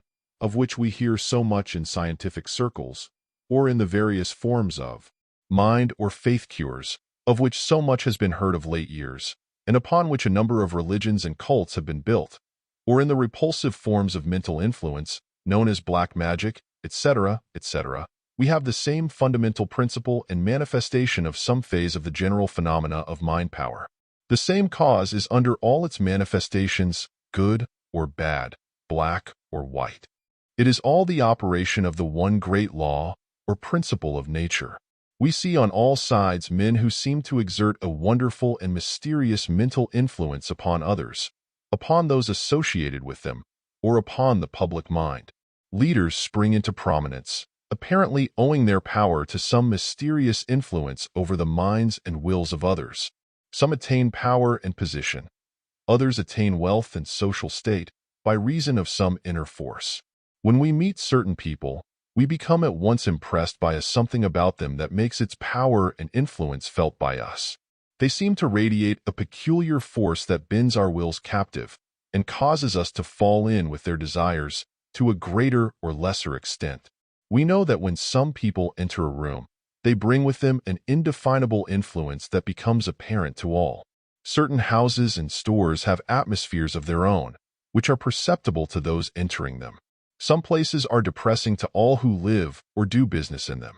Some salesmen impart a sense of confidence and trust at once, while others cause the reverse. Some persons attract, others repel. Some people seem to have a way of influencing the minds of others with whom they come in contact, so that these others will rally around the self-constituted leader, and thus cults, religion, and isms are formed. We all know how far a strong, magnetic leader may carry his followers. We have seen many instances of it during the past 20 years. People have followed some of these leaders like a flock of sheep, and they will always do so until the underlying principle is understood and people protect themselves. And all of these things go to form part of the phenomena of mind power. Surely the subject is worth investigating. Now, as never before, the subject of the mystic forces of mind power is attracting the attention of the majority of thinking people. In ages past, the knowledge of the subject was possessed by but the few, who jealously guarded it from the minds of the masses, the latter obtaining but scraps of the hidden knowledge, and that adulterated with the grossest superstition and attributed to the particular form of primitive religion prevailing in the particular place, at that particular time. And even now, notwithstanding the popular interest in the subject, but very few have arrived at a scientific understanding of the matter, and the majority take their knowledge of the new psychology in the capsule of dogma and theory advanced by some particular cult or sect. Mind power has been known to the race, in one form or another, from time before history was written. In the earliest records we find many traces of it among all peoples. And, even today, it is known and practiced, in a more or less ignorant manner, by all races, from the people of the highest civilization known to us, down to the ignorant African bushman. Many have been turned away from a serious consideration of the subject by the fact that many of its forms have been accompanied by the grossest superstition and the most absurd repulsive ceremonies. They have failed to see that underlying all the extravagant ideas and methods of application, there was to be found a fundamental law of nature, as real and as constant as any other natural law or force. And inasmuch as this law is in constant operation, and all are subject to its influence and effect, does it not become the duty of intelligent people to acquaint themselves with this mighty force or law, in order that they may understand its workings, take advantage of its benefits, and protect themselves against its misuse? Believing that there is but one answer to this question, this book has been written in order to throw light on a subject commonly left in the dark, or at least in the twilight of the human understanding. I am fully aware of the fact that many ingenious theories have been advanced by modern writers attempting to account for the phenomena of mind power. But all students of the subject are aware that these theories, cleverly as they have been designed, are more or less self-contradictory, and many a reader has thrown aside the subject in disgust after a vain attempt at reconciling the opposing views. And to make the matter worse, various cults and sects and isms have sprung into existence, the promulgators and leaders of which have used the accepted phenomena of mind power as a foundation upon which to build airy structures of religion, philosophy, and metaphysics. Many of these cults have practically claimed a monopoly of the great natural force, and have assumed the right to be the sole custodians of the secrets thereof, alleging that they have the only real article. All others are base imitators, notwithstanding that all of them show that they have arrived at least a working knowledge of the force and are obtaining results, each obtaining about the same percentage of successes, notwithstanding the fact that each denies the other the fact of possessing the information and right to use it. Is it not apparent to any intelligent observer that they are all using the same great natural force in spite of their conflicting theories, and that their results are obtained in spite of their theories rather than because of them? In a former work, which has served as a basis for the present one, I grouped the phenomena of the manifestations of mind power under the general term of mental magic, the use of the term being justified by the following facts. The word magic was derived from the Persian word mag, meaning a priest. The Persian priests were wonder-workers, or magicians, the latter word being derived from the word magi, the name of the hereditary caste of priests of ancient Persia and Media. This Magian order, or esoteric cult of the Zoroastrian priesthood, represented the center of ancient occultism at that period of the world's history, and its influence was felt in all parts of the world and continues down to this time. So highly were its members respected and considered that the term wise men and magi were synonymous. The three wise men mentioned as appearing at the birth of Christ, Matt. 2, were known as the magi, or wise men from the East. From the word magi came the term magic, which Webster has defined as follows: the hidden wisdom supposed to be possessed by the magi, relating to the occult powers of nature, mastery of secret forces in nature, having extraordinary properties, seemingly requiring more than human power, etc. So we may consider the word magic to mean mastery of the occult forces of nature, the term indicating the existence of such forces and the possibility of the mastery or control of them. And in ancient times, magic was always believed to be connected in some way with the use of the mind, particularly in its aspects of will, desire, and imagination. Effects were believed to result because some magician either willed it, desired it to be, or else imagined it would occur. In each case, the result happening as a materialization of the mental conception or wish. Wishing was always believed to be a magical operation, and if we examine a wish, we see it is composed of the use of the imagination, coupled with desire, and backed up with will. And so, I felt that I was justified in using the term mental magic in considering the various phenomena resulting from the manifestation of mind power. But by the use of the term mental magic, I meant more than the mere mental control of the occult forces of nature. I meant that these occult forces of nature are themselves mental in character and nature, and that their control or mastery means simply the conscious use, control, mastery, and application of certain mental forces, called occult, that are possessed by the race, and are used by all, either consciously or unconsciously. The mastery or control of these forces means that one may learn to knowingly apply that which all have been using blindly and unknowingly. And as knowledge and intelligent use always means power, the knowledge of the principles of these forces, and the consequent intelligent application of them brings power to those acquiring it. While it is true that that which is known as magic has always been mixed up with a mass of credulity, superstition, and meaningless forms and ceremonies, the close student will see that these excrescences and appendages necessarily arose from the superstitions of the mass of the people, and to the various forms of primitive religions that the race has fostered during the procession of the centuries and ages. The magicians were nearly always priests in the old days, that being the only career open to them, and one that enabled them to erect the barrier of primitive religious rites between their wisdom and the ignorance of the race. The careful student will be able to trace the possession of something real and true always manifesting among the various forms and ceremonies of the various ancient cults. There was always to be found an esoteric or inner cult within the mass of the exoteric or ignorant priesthood and followers of the temples. There was always the light of truth burning in the holy of holies of the temples, for those who were sufficiently advanced to worship at its shrine.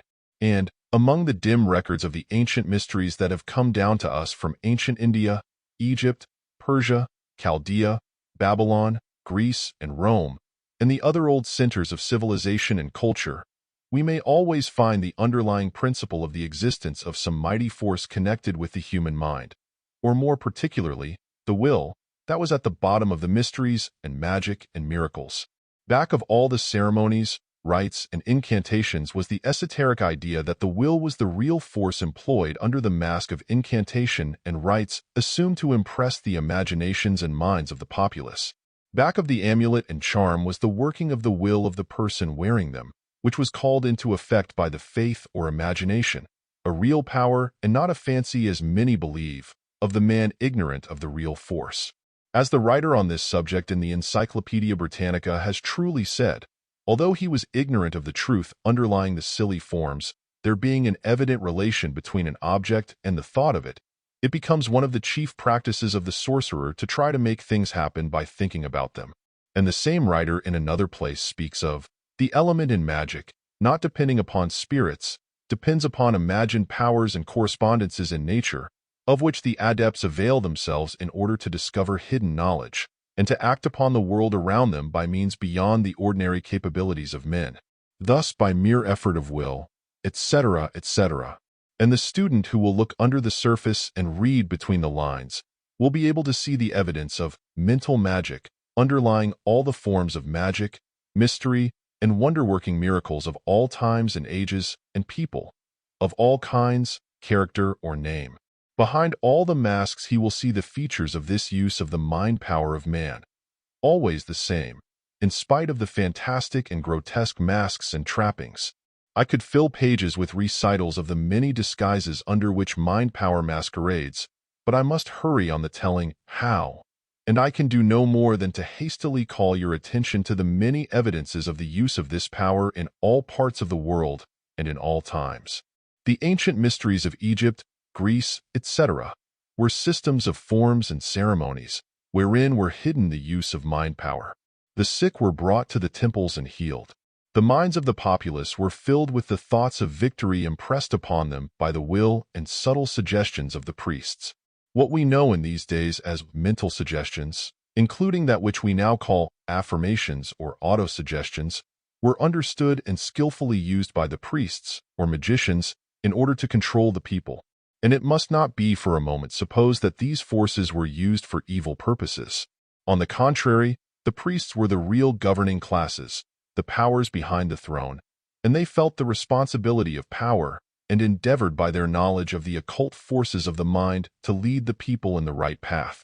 Of course, selfish men there have always been, and we hear of cases away back in the early days of history where this power was prostituted for evil and selfish purposes, just as power is always capable of wrong application. In all ages we learn of the healing of the sick by mental power, for mental healing presents an unbroken line from the earliest days down to the present, concealed often under fancy trappings, but the same in principle always. And what we call mental suggestion has always been in force in the hands of the leaders of the race to influence, for good or evil, those under them. The great leaders of men have always been adept in the use of mind power, although many of them have never suspected the sources of their power. To many it may seem almost sacrilegious to state that the highest uses of mind power, such as leading the race up to higher ideas, aims, and accomplishments, to success, happiness, and health, are merely higher forms of the same force that is used by the ignorant and repulsive savage in his rites and dark practice. But it is true. Mind power is like any other great natural force. It is above good or evil. It is neither good nor evil, but may be used for either. This is true of electricity, steam, explosives, and every other natural force. And we might as well look this fact squarely in the face and govern ourselves accordingly. The same force that is used by the modern healer when he or she treats a patient for health, success, or some other desirable quality is the same used by the Black Voodoo, the Congo sorcerer, the Salem witch, the Hawaiian kahuna, who prays people into sickness and death, the medicine man of the American Indian, with his charms and incantations, the wizards and enchanters of the Middle Ages, the practitioner of adverse treatments, or malicious mental magnetism, of the modern cults. The same force pervades all, just as the same life force flows through the saint and sinner, the angel and demon, the dove and the serpent, the lamb and the tiger. Nature's one force through all. And just as mind power is brought into operation through the prayers of the faithful of all religions, before their shrines, images, and holy objects, so may the force be brought into operation through the fetishes, conjurations, enchantments, charms, spells, and devil worships of the ignorant and depraved minds. The secret is this: the power does not come from the supposed source, but from within, the mind of the man employing it. And, still more startling, to the uninitiated, is this statement, which is equally true. The power of the mind of the person affected is the real cause of the effect, rather than the power of the mind of the supposed causer, the latter merely calling into operation the power of the mind of the person affected. Passing from the past to the present age, we see in greater use than ever this wonderful mind power. No longer the property of the few, the information has filtered out among the masses through various sources, and we see the force in use on all sides. Often, the persons using it have not the true knowledge of its real nature, and such persons often involve themselves in a terrible whirlpool of effects by reason of a selfish and base employment of this power. Many are playing with this force like children playing with dynamite. It is one of the purposes of this book to call the attention of such people to the nature of the force they are employing, and the possible, nay, probable, results of a misuse of it. Not that they are punished for such misuse, but rather by reason of it. Black magicians are invariably caught in the meshes of their own nets, are entangled in the psychic machinery of their own manufacture, and are blown up by their own psychic high explosives. In concluding this little consideration of the subject, I would call the attention of the student to the fact that now, for the first time in the history of the world, mind power is being employed for furthering commercial aims and ends. Mental treatments for wealth and success are commonly known and advertised. Instructions in the use of suggestion for commercial purposes are furnished both personally and in correspondence courses. The laws and principles are explained, partially at least, in books written for the instruction of those selling or advertising goods and otherwise soliciting the patronage of the public. It is true that the few strong men in business life have always made use of this force, consciously or unconsciously, but never before has it been taught generally as a part of a business education. It has been reserved for America to recognize the force and to boldly apply it in this way, /E, to the making of dollars. And other countries are fast falling in line. And in view of this fact, is it not time that those who know of the real nature, principles, and laws of this force should give to the world their knowledge, that the race may know with what they are dealing, and may he enable to extract the good from it by proper use, and, seeing the evil possibilities of improper use, may avoid such prostitution of one of nature's greatest forces. Many students of the occult have sought to keep from the general public a knowledge of the fundamental principles of the great law of nature underlying the phenomena of mind power. They have claimed that it was dangerous for people generally to know that such a force existed and could be used. They have held that such knowledge should be carefully guarded by the few, and that its very existence should be denied to the many. This may have been good reasoning in the earlier days of the world, when the masses were grossly ignorant, and when the only knowledge was locked up in the minds of the caste of priests and other leaders of the race. But the argument no longer applies, for the general intelligence of the race has refused to allow any locked doors in the temple of knowledge, and has insisted that all doors be thrown open to them. The result has been that a considerable body of occult knowledge has been opened to the gaze of the public, and they are clamoring for more. Much of the knowledge possessed by the public regarding mind power is but quasi-knowledge, half-truths, and the time has come when the whole truth should be taught. The time has arrived when the public should be made acquainted with the great force underlying the phenomena of mind power. People should be instructed regarding this force, its laws and operation, its intelligent and proper use, with directions designed to protect people against its improper use against them on the part of others.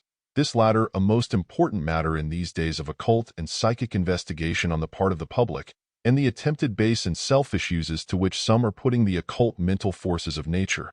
It is too late to deny or ignore the existence of the mighty mental force in nature that underlies the various forms of phenomena that go to form the outward phase of mind power, good and bad. Too much has been witnessed by the public concerning these matters for them to be hushed by the old cry, "There's nothing in it but imagination."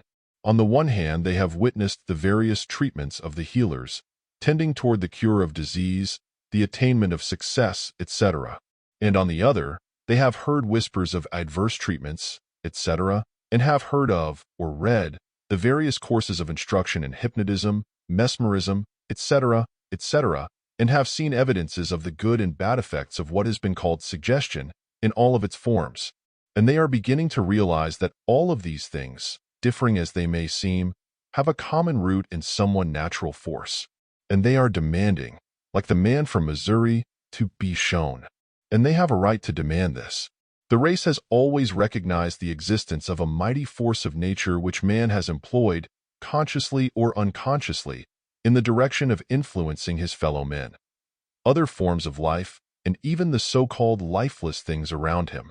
In the earlier days, this use of the force was called magic, black and white, mystical art, divine power, miracle, fascination, charming, enchantment, wonder-working, necromancy, etc., and in its more base and evil uses, black art, witchcraft, sorcery, voodooism, etc. For it must be remembered that this great force of nature is capable of base as well as of noble use. Like any other great natural force, like electricity, the power of explosives, steam, the X-rays, radium, etc., this great force is capable of the highest and most beneficial uses by man when properly applied, and is also capable of being applied to the most harmful purposes. Different as are the results arising from the varying applications, the force is the same in each case. The forces of nature are not possessed of a sense of good and evil. Their function and purpose is to act in obedience to the laws of their nature without regard to the question of good and evil to those by whom, or against whom, they are employed. This may seem like a terrible thing, but a moment's thought will satisfy you that it is true of all natural forces, and the question of good and evil, and its reward or punishment, belongs to another plane of life. But it may be asked, why do I wish to inform the public about a force, unknown to many, which is capable of evil as well as of good use and results? The answer is simple.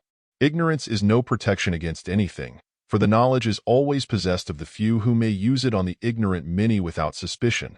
The greater publicity is given to a thing, and the better it is understood, the better may its good effects be obtained, and the less the danger of its improper use. Forewarned is forearmed. If a thing is good, the greater publicity given it, the greater the good. If it is evil, the brighter the searchlight turned upon it, the less danger is there attendant upon it. The danger of all evils lies in the darkness of concealment, not in the daylight of publicity. Turn on the light has always been the watchword of progress and civilization. And more particularly is this so at this, the first decade of the 20th century, when the interest in occultism and kindred subjects has made a number of people acquainted with mind power, and has acquainted them with its uses, under various names and theories.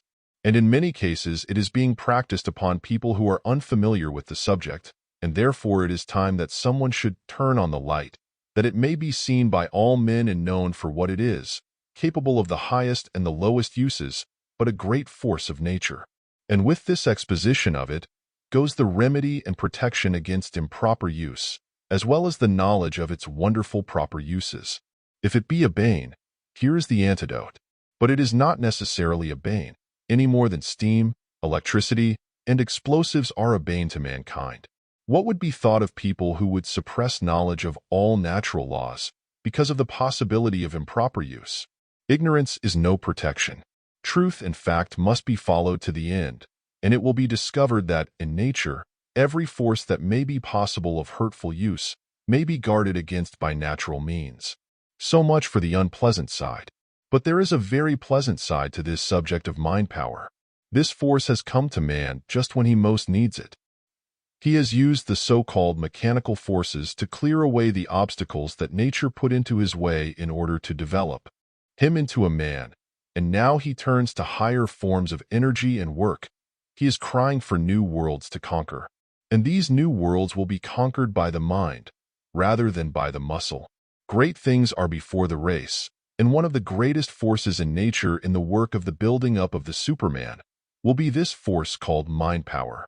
By it, man will be enabled to fight off the forces of ignorance and materialism, and to draw to himself knowledge from the universal mind that will enable him to accomplish the heretofore impossible.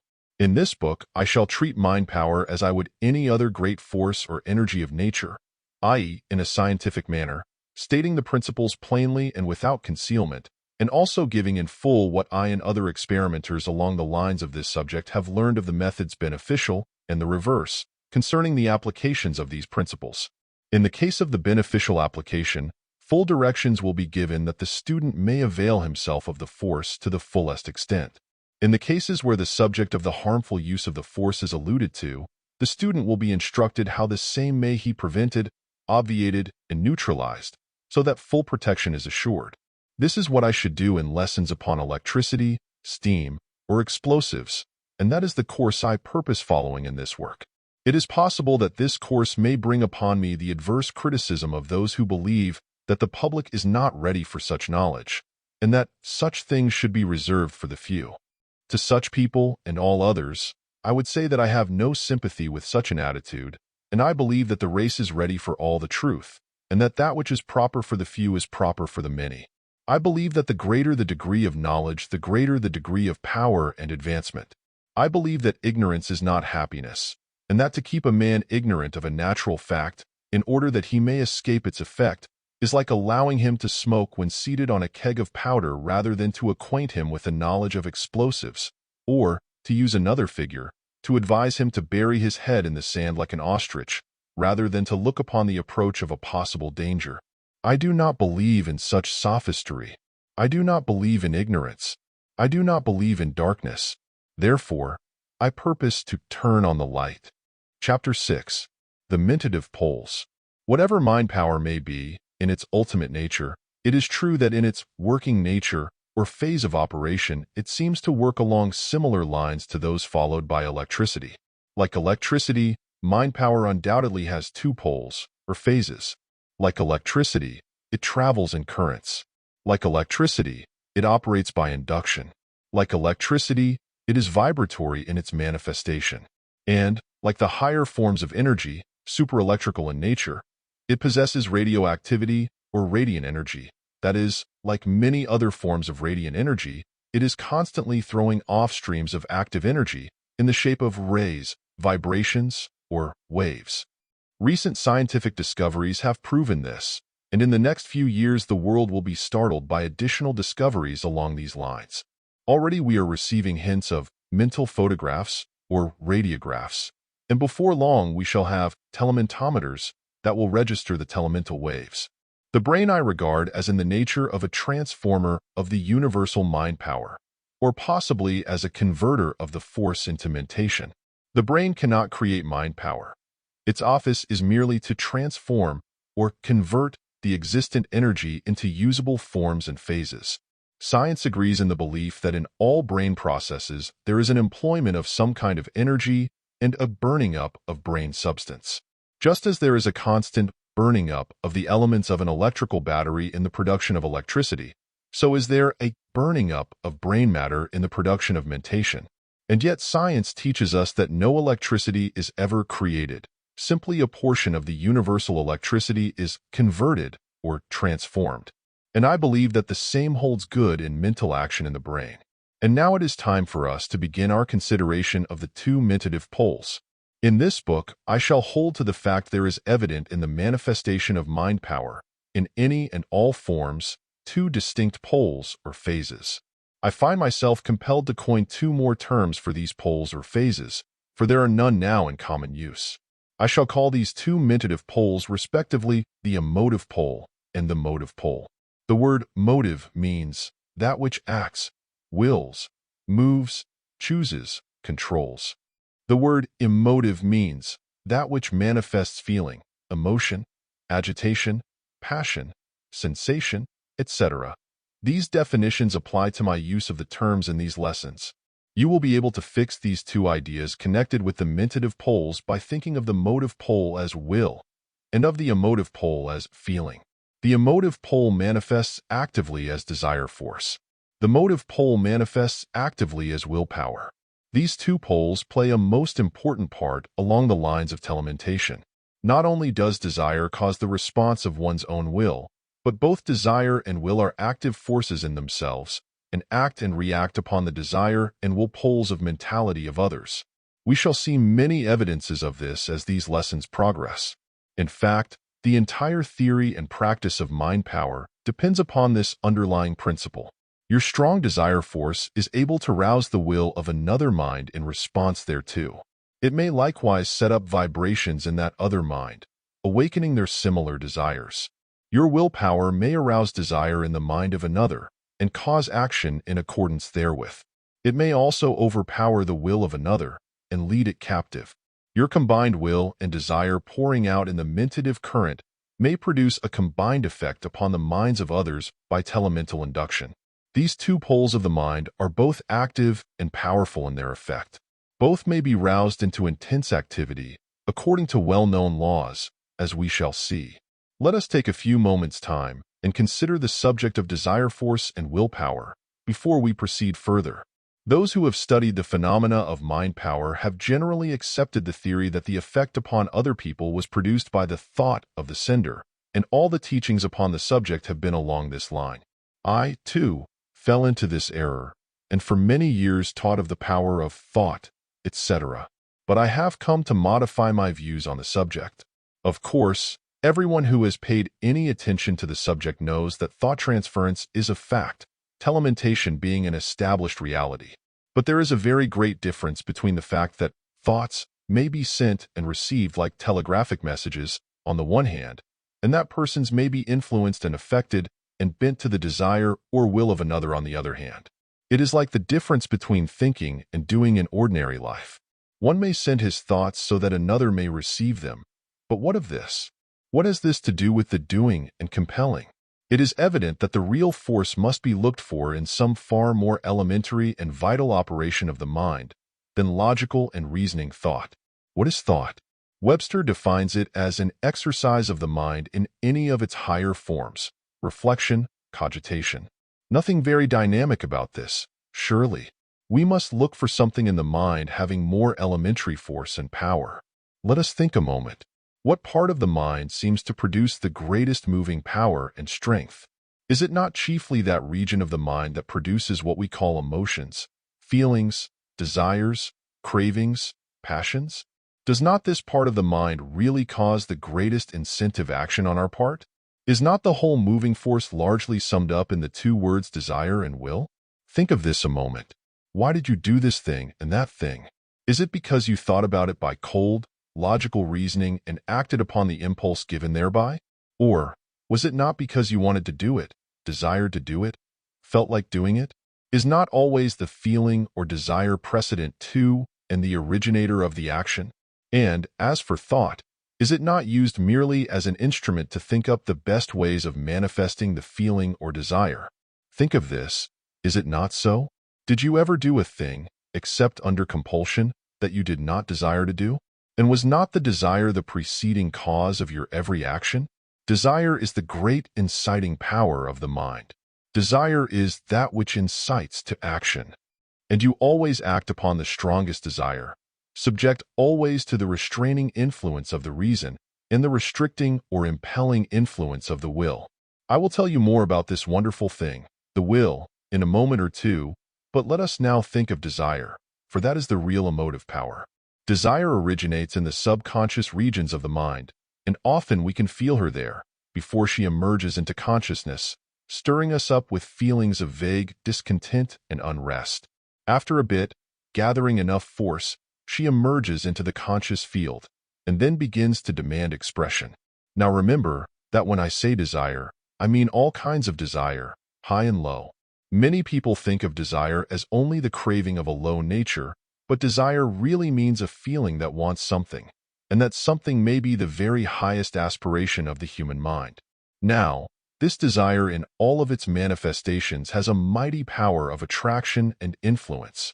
It manifests as the law of mentative attraction, which is constantly drawing toward us the things we desire, and also drawing us toward them. Not only is this true on the conscious plane, but even on the subconscious. Our desires constitute our nature, and our nature is always operating the mighty power of mentative attraction. The trouble with the most of us is that we allow our desire force to be scattered and diffused, thereby lessening its attractive power. It is only when we learn the secret of concentration and focusing the desire force by the will that we are able to get results above the average. The will is the director and controller of the desire force, and upon its training and management depends the powerful use of the latter. Desire force not only has its effect upon the person and others near him, but it may be, and often is, sent for thousands of miles where it affects and influences others in ways. Desire force is the mighty force which makes many of the phases of mind power possible. It spreads out from the mind of the person affecting and influencing others even at other parts of the world, if concentrated and directed by the will. It is a force beside which the X-ray and electricity fade into insignificance. It moves not merely blind, lifeless things, but the living minds, thoughts, emotions, passions, and actions of men. It is the force that rules the world and its destinies. Like any other great natural force, it is capable of being used for good or evil. It is neither good nor evil. It is either or both, according to the mind in which it originates. What phase of mental effort is more apt to be a motive force? The cold, lifeless thought about an abstract metaphysical proposition, or a mathematical problem on the one hand, and a warm, vital wave of feeling, emotion, or passion, such as love, hate, ambition, aspiration, courage, and desire on the other? And remember that these last mentioned all belong to the feeling side of the mind, and all are manifestations of elementary desire. Desire is at the bottom of all feeling. Before we can love or hate, there must be desire. Before we can have ambition or aspiration, there must be desire. Before we can manifest courage and energy, there must be desire. Desire for something must underlie all life action, desire conscious or subconscious. Abstract thought is a cold, bare thing, lacking vitality and warmth. Desire is filled with life, throbbing, longing, wanting, craving, insisting, and ever pressing outward toward action. Desire indeed is the phase of our mental action that is a motive force.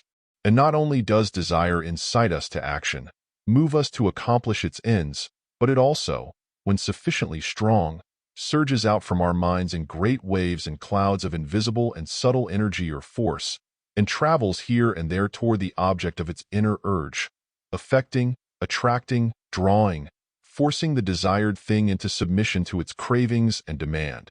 In the presence of some strong man or woman, that is, in the presence of one whose desire burns fiercely and strongly, and whose will has learned to concentrate the desire force, one may actually feel the impact of the elementary principle of mind as it vibrates in great waves from the brain and nervous system of such a one, who has not met people who actually seem to be living desire and will. The source of desire force exists in every person, and it may be developed to a wonderful degree. The desires of many of you, of the majority of the race, in fact, never get further than the faint want to stage. These people wish for things in a faint, pink tea way. They never want a thing hard enough to stir their desire force into action and make the thing come to them, or else make it take them to the thing. The majority of people do not know how to desire. They do not know what it is to be filled with that intense, eager, longing, craving, ravenous desire that fills them with a new and mighty force and makes them demand things instead of merely asking for them. They are like sheep, pigeons, or rabbits and sit meekly around while the strong ones of the race, the ones filled with masterful desire, walk around and pick up every good thing in sight. And it serves them right, too, for they are not exercising the force which nature has given them for the purpose of self-protection and use. They have had the elementary vigor and virility bleached out of them by the refinements of one phase of civilization, and have nearly lost all that goes to make up manly men and natural women. They have become beggars, mendicants of nature, instead of masters of her. The forces of nature are at the disposal of the man of vigor and determination and desire. Such a one has but to knock at the door of attainment and have it opened to him. Instead of doing this, the majority of us sit around the doorsteps whining that the door shall be opened to us. In the name of human power, friends, get up and fill yourself with powerful desire. Then march up to the door and smite it fiercely with your mailed fist, demanding masterfully, "Open for me, the master." And lo, it will fly open at your call. I have shown you that desire force is the great force underlying the phenomena of mental magic. But desire force without the aid of the will is like steam unconfined and undirected, and gunpowder fired in the open air, both wasted energy.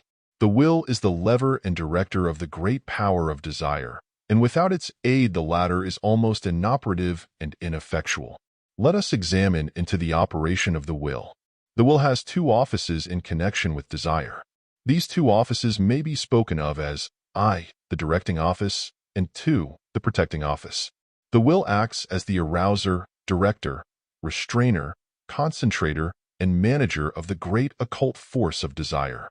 What is generally known as willpower is often in reality merely desire force strongly concentrated and directed to a focus by the power of the will.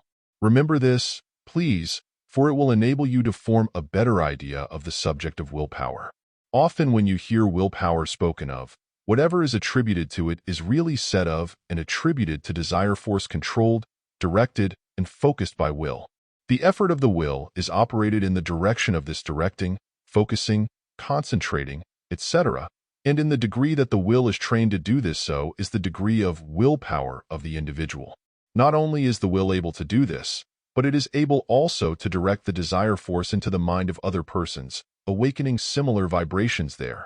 And then by its own power the will is able to direct the desire force of the other persons into action, taking away that office from the will of the other persons if there will be not strong enough in its protective office to resist the attack. The idea of willpower is more familiar to the minds of people than is that of desire force. All recognize the wonderful power of the will, and know of many instances of great accomplishment by reason of its power. And yet, how few have stopped to consider that unless there was a preceding desire, there could be no manifestation of will. Unless a person desires, that is, wants to do a thing, he will manifest no willpower. But on the other hand, one may desire to do a thing, and unless the will is aroused and applied, no action will occur. Desire arouses will, and will may stimulate desire. The two act and react upon each other. The two should work in unison, and the trained individual has both under control and pulling well together, like a well-trained team. Willpower is more than a mere determination to act, although that mental attitude and action is manifested in willpower. It is a living force. Desire is the sister, and will the brother twin, and both, together, manifest that which we know as dynamic mentation. Willpower is more than a mere mental faculty. It is a mighty attribute, the influence of which may extend far beyond the mind of the person manifesting it. The greatest feats of the occult magicians depend upon telementation operated by trained willpower, and the so-called great men of history, ancient and modern, had their source of strength in this willpower, which they trained and developed to an extraordinary degree. The exercise of will shows itself in two ways: I, the mastery of one's own mind, and II, the mastery of the minds of others. The second is well nigh impossible unless the first be accomplished. One must first train his mind so that he will hold it firmly in the grasp of the will, and prevent it from jumping this way and that way, instead of moving ahead to its purpose. When one has so trained his mind to be obedient to his will, that it can be held steady and one-pointed, as the Hindus say, then is he in a position to direct his mentative currents upon others to the best advantage. But so long as his mind is in a stage of disorganization, one faculty pulling this way and another that way, and so on, he cannot hope to concentrate upon others the force that is being wasted in keeping order at home. When the mind is mastered by the will, then may new territory be conquered. The term, willpower, is commonly used in connection with the manifestation of firmness or determination. The determined will is known as a mighty factor toward attainment and accomplishment. And I think it well to consider this fact at this point, for back of all outward manifestations of mentative influence along active lines lies this determined will of the individual. The more determined and firm the will of the individual, the stronger the mentative influence emitted and emanated by him. This statement should not require proof, for its truth is apparent to all who have made a study of man and his powers. It has been recognized by writers in all times. Here are a few quotations that will tend to fix the matter firmly in your mind and create in you a desire to manifest the determined will, the lever that directs and concentrates mind power. Buxton said, "The longer I live, the more certain I am that the great difference between men, between the feeble and the powerful, the great and the insignificant, is energy, invincible determination, or a purpose once fixed, and then victory or death. That quality will do anything that can be done in this world, and no talents, no circumstances, no opportunities will make a two-legged creature a man without it." Donald C. Mitchell said, "Resolve is what makes a man manifest. Not puny resolve, not crude determination, not errant purpose, but that strong and indefatigable will which treads down difficulties and danger, as a boy treads down the heaving frostlands of winter, which kindles his eye and brain with a proud pulse-beat toward the unattainable, will makes men giants." Disraeli said, "I have brought myself by long meditation to the conviction that a human being with a settled purpose must accomplish it, and that nothing can resist a will which will stake even existence upon its fulfillment." Sir John Simpson said, "A passionate desire and an unwearied will can perform impossibilities, or what may seem to be such to the cold and feeble." John Foster said, "It is wonderful how even the casualties of life seem to bow to a spirit that will not bow to them, and yield to subserve a design which they may, in their first apparent tendency, threaten to frustrate. When a firm, decisive spirit is recognized, it is curious to see how the space clears around a man and leaves him room and freedom. As we have seen, the use of the will as the projector of mentative currents is the real base of all mentative induction, under whatever name it may manifest. And the phase of will known as telementation is the form the results of which strike the observer with the greatest force. The will currents of a strong man reach out far beyond the limits of his brain and influence people and things, causing them to be inclined toward his wishes. Many men have worked their will upon others far removed, and much that is known as thought transference, telepathy, mental influence, etc., is really this working of the will currents over space. What occultists have called thought forms, etc., are really manifestations of the energy of the will. Will is a living force that can be projected and operated at a distance. It has a property of reacting upon others and permeating them with a mental essence not their own, unless they repel the invasion or fortify themselves against the aggression. Desire and will are more elementary forms of mentation than thought. They underlie thought. Without desire and will there can be no thought. They ever precede thought, and are closely allied to the essence of what we call feeling. Many people live almost altogether on the feeling plane and exercise but little thought. The infant feels, desires, and wills before it can think. Desire and will are really the medium from which thought is evolved. A modern writer on mysticism has said, "There is no force in the universe except will force," meaning, of course, the great natural force of energy called will, of which desire and will in man are expressions. Desire is a natural force, and can be used, managed, controlled, and directed just as can be any other natural force. And what we know as willpower is the positive phase of directed desire. The Orientals have trained and cultivated this willpower to degrees that seem miraculous to the Western mind, and by this trained willpower they perform the so-called miracles that confound the Western scientist. But even the West has its men of iron will, whose influence is felt on all sides, and whose power is openly acknowledged by the public. In the East, these men are generally hermits and sages, while in the West they are generally men of action, leaders, captains of industry, etc. Mind power is the essence of all mentative induction. It includes the positive, forcing, impelling, compelling, driving phase called will as its motive pole, and as its emotive pole it has that attracting, drawing, pulling, luring, charming, fascinating, something that we call desire. Mind power manifests in the phases of both desire and will, as we generally use these terms, for it is composed of the elements of both. Will may be said to represent the masculine side of mind power and desire the feminine side. It may help you to fix in your mind the attributes, characteristics, and nature of these two phases of mentative energy by associating them with the idea of masculine and feminine. I wish that you would learn to think of the desire force as the warm, ardent, fiery, forceful energy underlying the manifestations of mind power, and of the willpower as the cold, keen, strong, directing, controlling projector of the energy.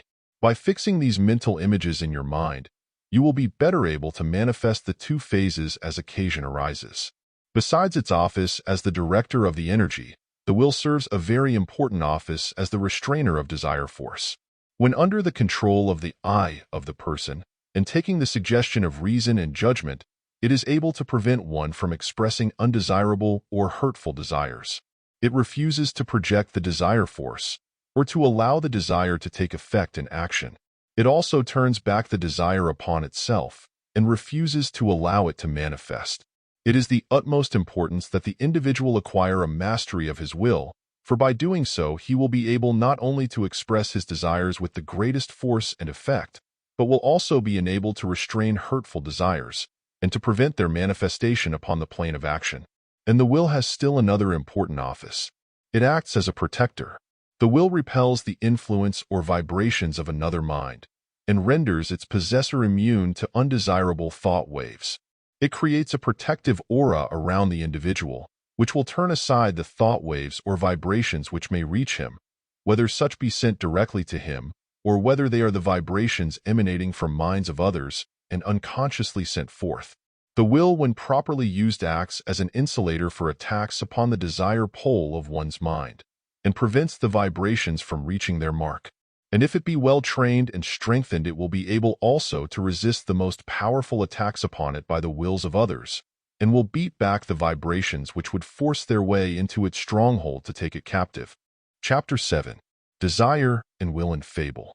I herewith reproduce The Fable of the Mentative Couple, a bit of writing in the lighter vein perpetrated by myself about a year ago. My excuse for writing this tale, and for reproducing it now, is that it carries with it a decided moral and teaches an important truth. It brings out the distinction existing between the motive and the emotive phases of the mind, and beneath its flippancy is concealed some good, sound psychological truth. I ask that you read it in connection with what I have just told you regarding the offices of the will, desire, imagination, etc.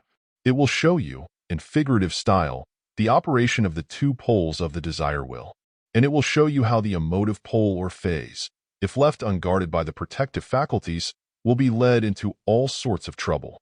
It will also show you how the protective faculty may be disarmed and overcome by a diversion of its attention from its task. There are several important psychological facts brought out in this little fable, and a number of important morals to be deduced therefrom. I trust that you will seek for the truth and principles underlying the trifling words of the fable.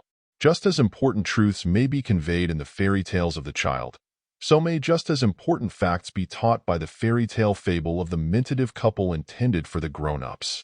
Each of us, man or woman, has a mentative castle, in which dwells a mentative couple, Volos and emotion. And Volos often strays away, leaving emotion unprotected. And the fascinating stranger often puts in an appearance, and emotion often is beguiled by his wiles. And Volos often is fooled by having his attention and interest distracted by clever schemes, leaving emotion unprotected again. So, while recognizing the value of emotion, learn to keep Volos at home at the gate of the castle, and do not allow him to be sidetracked. Heed the advice of the wise man of the fable. There is an important lesson for you in this fable if you will take the trouble to find it. The fable of the Mentative couple. Once upon a time there lived in the land of Mental-Dynamo, in a wonderful building called the Mentative Castle, a man and a woman called the Mentative couple. They were happy though married. They lived in harmony because they were useful to one another, and neither was complete without the presence of the other, and neither did his nor her best work unless the other was present and assisting. Well, now, the man was called Volos, which is the same as the English name will, and the woman was called Emotion, which in the language of that country meant something like a combination of emotion, desire, and imagination. Now, the Chronicle informs us that these two people had natures entirely different from each other, as has been said. We are told that Volos was of a stern, inflexible, strong, positive nature, apt to stick to a thing once begun, full of the will to live and vitality, full of determination and spirit with a strong dash of the let me alone and get out of my way in his makeup, with a taste for meeting difficulties and overcoming obstacles, with a goodly habit of reaching out and taking hold of what emotion wanted and needed, and a powerful lot of self-respect and self-reliance in him. He was apt to be firm, although his firmness was not the stubbornness of the mule. His general keynote was strength. He was a good warrior and defender of his castle. But emotion was of an entirely different type, temperament, and character. She was most impressionable, imaginative, emotional, credulous, fanciful, full of desire, curious, sympathetic, and easily persuaded. While Volos was all willing and thinking, emotion was all feeling. Volos was a strong character, but lacked certain qualities that make for success. But these qualities emotion possessed, and she supplied the deficiency in Volos. Volos had to figure out everything, while emotion had intuition, and jumped at a conclusion in a way remarkable to Volos, who couldn't understand the process at all. When he would ask emotion for an explanation, she would say, lightly, "Oh, just because," which answer would often provoke profane and irreverent discourse on the part of Volos. But, nevertheless, he learned to respect these because of emotion, and found that they helped him in his business. Emotion would dream out things, and see things a long way ahead, and then Volos would proceed to put these plans into operation. Volos couldn't see very far ahead of his nose, while emotion could see miles beyond and years ahead. And besides this faculty of mental imagery that came in so useful in Volos' business, emotion also possessed a burning and ardent desire for things, which she managed to communicate to Volos, thereby causing him to get out and do things that otherwise he would never have dreamed of doing. Emotion was like fire, and Volos like water. The water would hold the fire in check, but at the same time the fire would heat up the water, and the result would be the steam of action. And so, you see these two, this Mentative couple, formed a fine co-partnership and prospered mightily. But, alas, the tempter entered Eden, and the attractive stranger meandered in the direction of the Mentative castle, and when he reached there trouble occurred. And this is what happened. One day Volos was absent from the castle, being engaged in some arduous enterprise, and consequently the castle was unguarded. Volos had provided against this by instructing emotion that she was to keep the castle gate closed tight when he was away from home, and never to gaze without in his absence, for there was some mysterious danger lurking without when he was away. Emotion had faithfully followed the directions of her liege lord, although her womanly curiosity was piqued thereat. Many the time she had heard strange knockings at the castle gate, but she heeded them not, and even refrained from looking out of the little peephole in the gate, though this last was much against her inclination, for she could see no harm in just looking. But, to return to our tale. This particular day when Volos was absent from home, her curiosity was too much for emotion when she heard the strange knockings at the gate, and breaking her rule, she ventured to peep without. Looking down, she saw a most attractive stranger, with a fascinating smile on his lips. He looked almost as strong as Volos, but he seemed to have a dash of the woman in him. Besides, he had the strength, but also the charm that emotion recognized as being a part of her own nature. Ah, sighed emotion, here is a man who can understand me. The fascinating stranger smiled sweetly, and looking her in the eyes, masterfully asked to be admitted. No, no, replied Emotion. "I cannot let you in, for Volos told me not to." "Ah, fair lady," said the stranger softly. "Volos means all right, but he is rather old fogyish and behind the times. He does not understand, as do you and I. Pray, let me in." And, like Mother Eve, Emotion took the bait. Well, to make a long story short, when Volos came home, he found that Emotion had subscribed to a set of Villavo's Modern Art, a beautiful work published by the Deluxe Brothers of Fifth Avenue, to be issued in 824 weekly parts, at the nominal price of $5 a part, 739 parts of which were already out, and would be delivered shortly.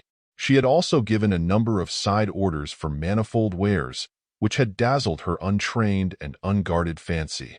Volos cried aloud to the gods of his land. But it was too late. The contracts had been signed. But this was but the beginning. Volos did not understand just what was the matter, and contented himself with scolding Emotion, whereat she wept bitterly. But the poison went on with its deadly work, and when Volos again was absent from home, the habit reasserted itself, and when the fascinating stranger again called at the castle, he was admitted. And when Volos returned, he found the castle furnished from dungeon to watchtower with costly rugs and furniture, and various other articles, bought from Morgenstern's popular installment house, at $1,000 down and $100 per week. He also found that the castle had been lightning rod from ground to turret, on each wing, tower, and annex, and that sundry promissory notes, containing a law-proof, judgment-confessed clause, had been given in exchange therefor. And then Volos swore by the beard of Mars, the war god, that he would have no more of this. He would remain at home thereafter. And he did. But the subtle stranger was onto the game, in all of its details. And this is how he played it on Volos, even though the latter remained at home. A few days after Volos had determined to remain at home, there came a band of mountebanks, singing, dancing, and performing juggling tricks. Volos sat on the great stone beside the open castle gate, and his attention was attracted by the sounds and sights. Faster the dancers whirled, louder beat the drums, sweeter grew the singing, more bewildering grew the feats of jugglery, until poor Volos forgot all about the open castle gate, so rapt was he at the strange sights, sounds, dances, and feats of jugglery. Then one of the mountebank gang, who was really the attractive stranger disguised in motley array, slipped, unseen, past Volos, and in a moment was engaged in eager conversation with the impressionable Emotion.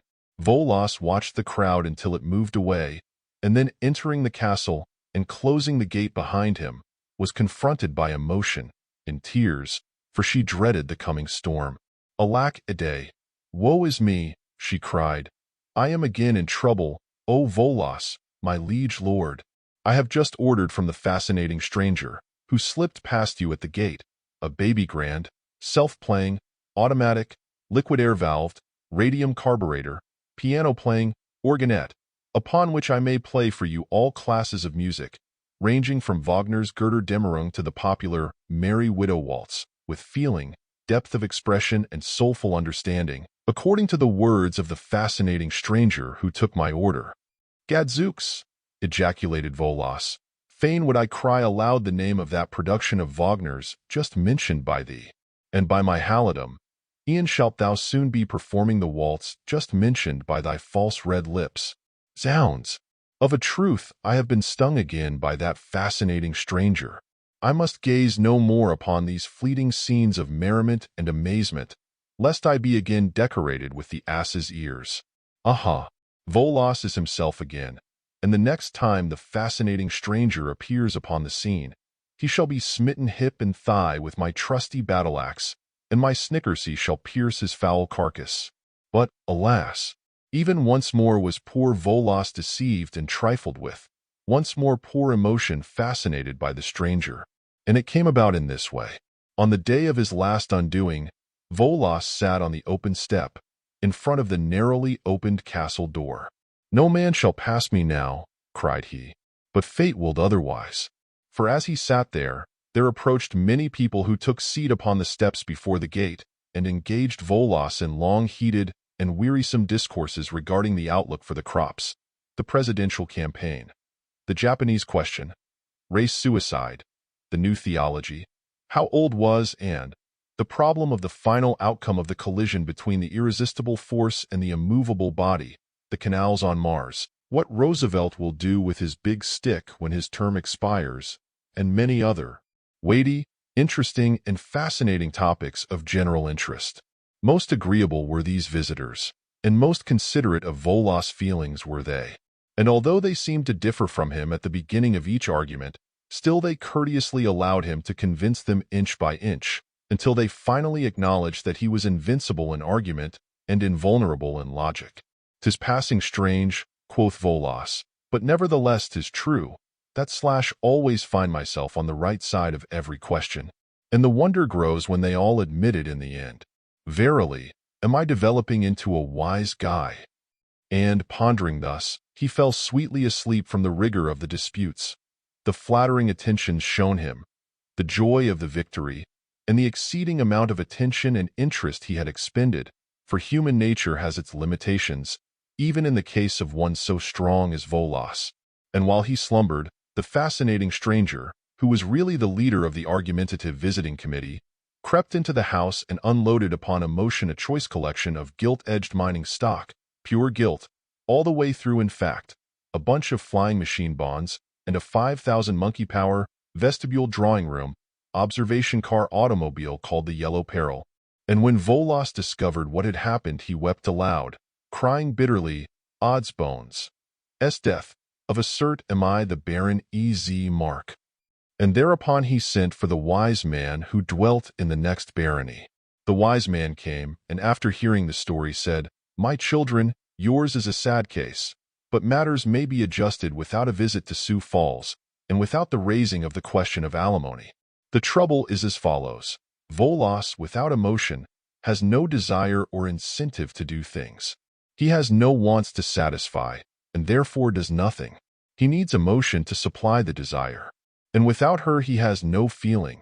He is nothing but a hard-shell clam. Therefore he needs her to supply the feeling, for verily, and of a truth, feeling is the spice of life. And without her he has no imagination, and cannot see beyond the end of his nose. And what is life without imagination? Kadzooks, one might as well be a mummy. And on the other hand, emotion without Volos is a consuming fire of desire, an unrestrained imagination, an intuitive faculty degenerated into the basest superstition, most deplorable credulity, and the idlest fancy. Volos has no desire, emotion, or imagination of his own, and emotion has no will of her own. Verily, cannot it be seen by all that this couple needs one another the worst way? Each alone is but an incomplete half. United they stand, divided they fall. In union alone is there strength for them. And more than this, each, without the other, falls a prey to the wiles of some fascinating stranger. We have seen how emotion was fascinated and controlled by the stranger who gained access to the castle. But I have also seen, by my magic art, that when Volos was away from home on important business, and not having emotion along to keep him straight, he fell a victim to the wiles of the desire and imagination of a fair stranger across the river, and did her bidding, and used his will to perform her tasks, instead of those desired by his own emotion. Verily, art these people quits with one another, and should now begin over again. True it is that harmony will be theirs only when they are together. And this is the secret of the undoing of emotion. Without the will of Volos to protect her, direct her, and advise her, emotion allowed her desire imagination, and emotion to run wild and unrestrained. And so she became so impressionable as to allow herself to be mastered by the will of the stranger, who took advantage of the same and gathered to himself many choice orders for things. And even when Volos sat by the door watching the players, dancers, and jugglers, his attention was so centered on what he saw that the fascinating stranger slipped through the gate. It was even as if Volos had been absent from home. And again, when Volos allowed himself to become engaged in weighty discourse with the visiting committee, and used up his energy and force in argument and dispute with them, and when he permitted himself to be jollied into a false security by these united brethren of the Blarney Stone, he relaxed his vigilance and allowed himself to become tired, drowsy, and sleepy, and so fell into a doze at his post. And the stranger again entered, and took emotion's orders for goods. And this then is the remedy, as my successor, Lawson of Boston, will say in the centuries to follow. This is the remedy. Each person of this mentative couple must stick close to the other. Volos must have no important business across the river, which will allow emotion to be without a protector and advisor. And emotion must stick close to Volos and satisfy her curiosity, imagination, emotion, and desire by setting him to work out things for her, to do things dreamed of by her, to get her things she desires, to express the things felt by her. This is the secret of success, dear mentative couple. Mutual work by desire and will, working in unison and harmony, each faithful to the other, each guarding the other from the fascinating strangers that beset each when separated. Now, then, children, stick close to each other. And saying this, the wise man vanished from sight. And the moral of this fable of the mentative couple is this, that the mind of every man and woman is a mentative castle, wherein dwells a Volos and an emotion. And what happened to the couple in the fable may happen, and does happen, to many in everyday life. The will, straying from home, and paying attention to other attractions, leaves the castle unguarded, and the fascinating stranger enters. And again, the will has its attention distracted by passing objects of interest, and forgets the castle door. And again, the will allows itself to be fatigued, tired, and jollied by useless argument and talk and cogitation, at the instigation of the designing, fascinating stranger, and the latter slips past the gate. And in each case, inside the gate is emotion unprotected and innocent, true to her own nature, credulous, imaginative, fanciful, desireful, and emotional. Is it any wonder that she orders goods that are not wanted by the family? And the remedy of the wise man as given to the mentative couple may be, and should be, applied by every man and woman in his or her mental castle. And this then is the moral of the fable. And thus in death the fable of the mentative couple, who dwell in the mentative castle, in Mentalvania, in the days of old when brave knights held their sway and fair ladies had their way. The end of the fable of the mentative couple.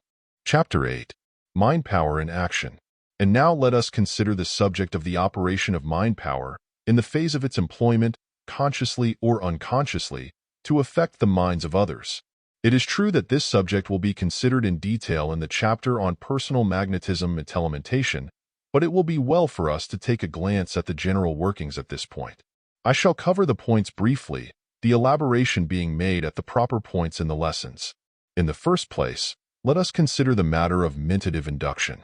As you have seen, the currents of mind power flow in vibratory waves from the mind of the individual and act upon the minds of others according to the laws of mentative induction. They thus set up corresponding vibrations and therefore corresponding mental states of feelings in the minds of such people. In other words, these vibrations induce or set up by induction in the minds of others mental states similar to those existing in the mind of the mentator. These induced mental states are similar in quality and nature to those in the original mind. But, of course, they are less in degree. For a part of the original energy has been dissipated in many directions, and then again, a certain amount offeree is lost according to the degree of resistance in the receiving mind. If the receiving mind sets up, consciously or unconsciously, a considerable resistance to the vibrations, it will either entirely neutralize or repel them, or else rob them of much of their power. If, on the contrary, the receiving mind be in its nature more or less in accord with the vibrations, it will set up little or no resistance, and the induced condition will be very nearly as strong as the original impulse. The ether, or fine substance filling space, is constantly filled with these mentative currents of all kinds and degrees, streaming out from the minds of all kinds of people. These currents, of course, come in contact with each other and often either combine or else act to neutralize each other. For instance, currents of a certain degree or kind of vibration, that is, of a certain mental state, when they come in contact with other currents of similar vibration, will tend to coalesce and combine, there being a harmony and attraction existing between them. But if they are opposing vibrations, they will antagonize each other and act in the direction of neutralizing each other's force. If they are of equal strength, both will lose power, But if one is much stronger than the other, it will lose only in the inverse ratio of its strength, and the weaker will suffer likewise. That is, the weaker will lose twice as much power as the stronger, and the stronger will lose only half as much as the weaker, supposing that the stronger is of twice the strength of the weaker.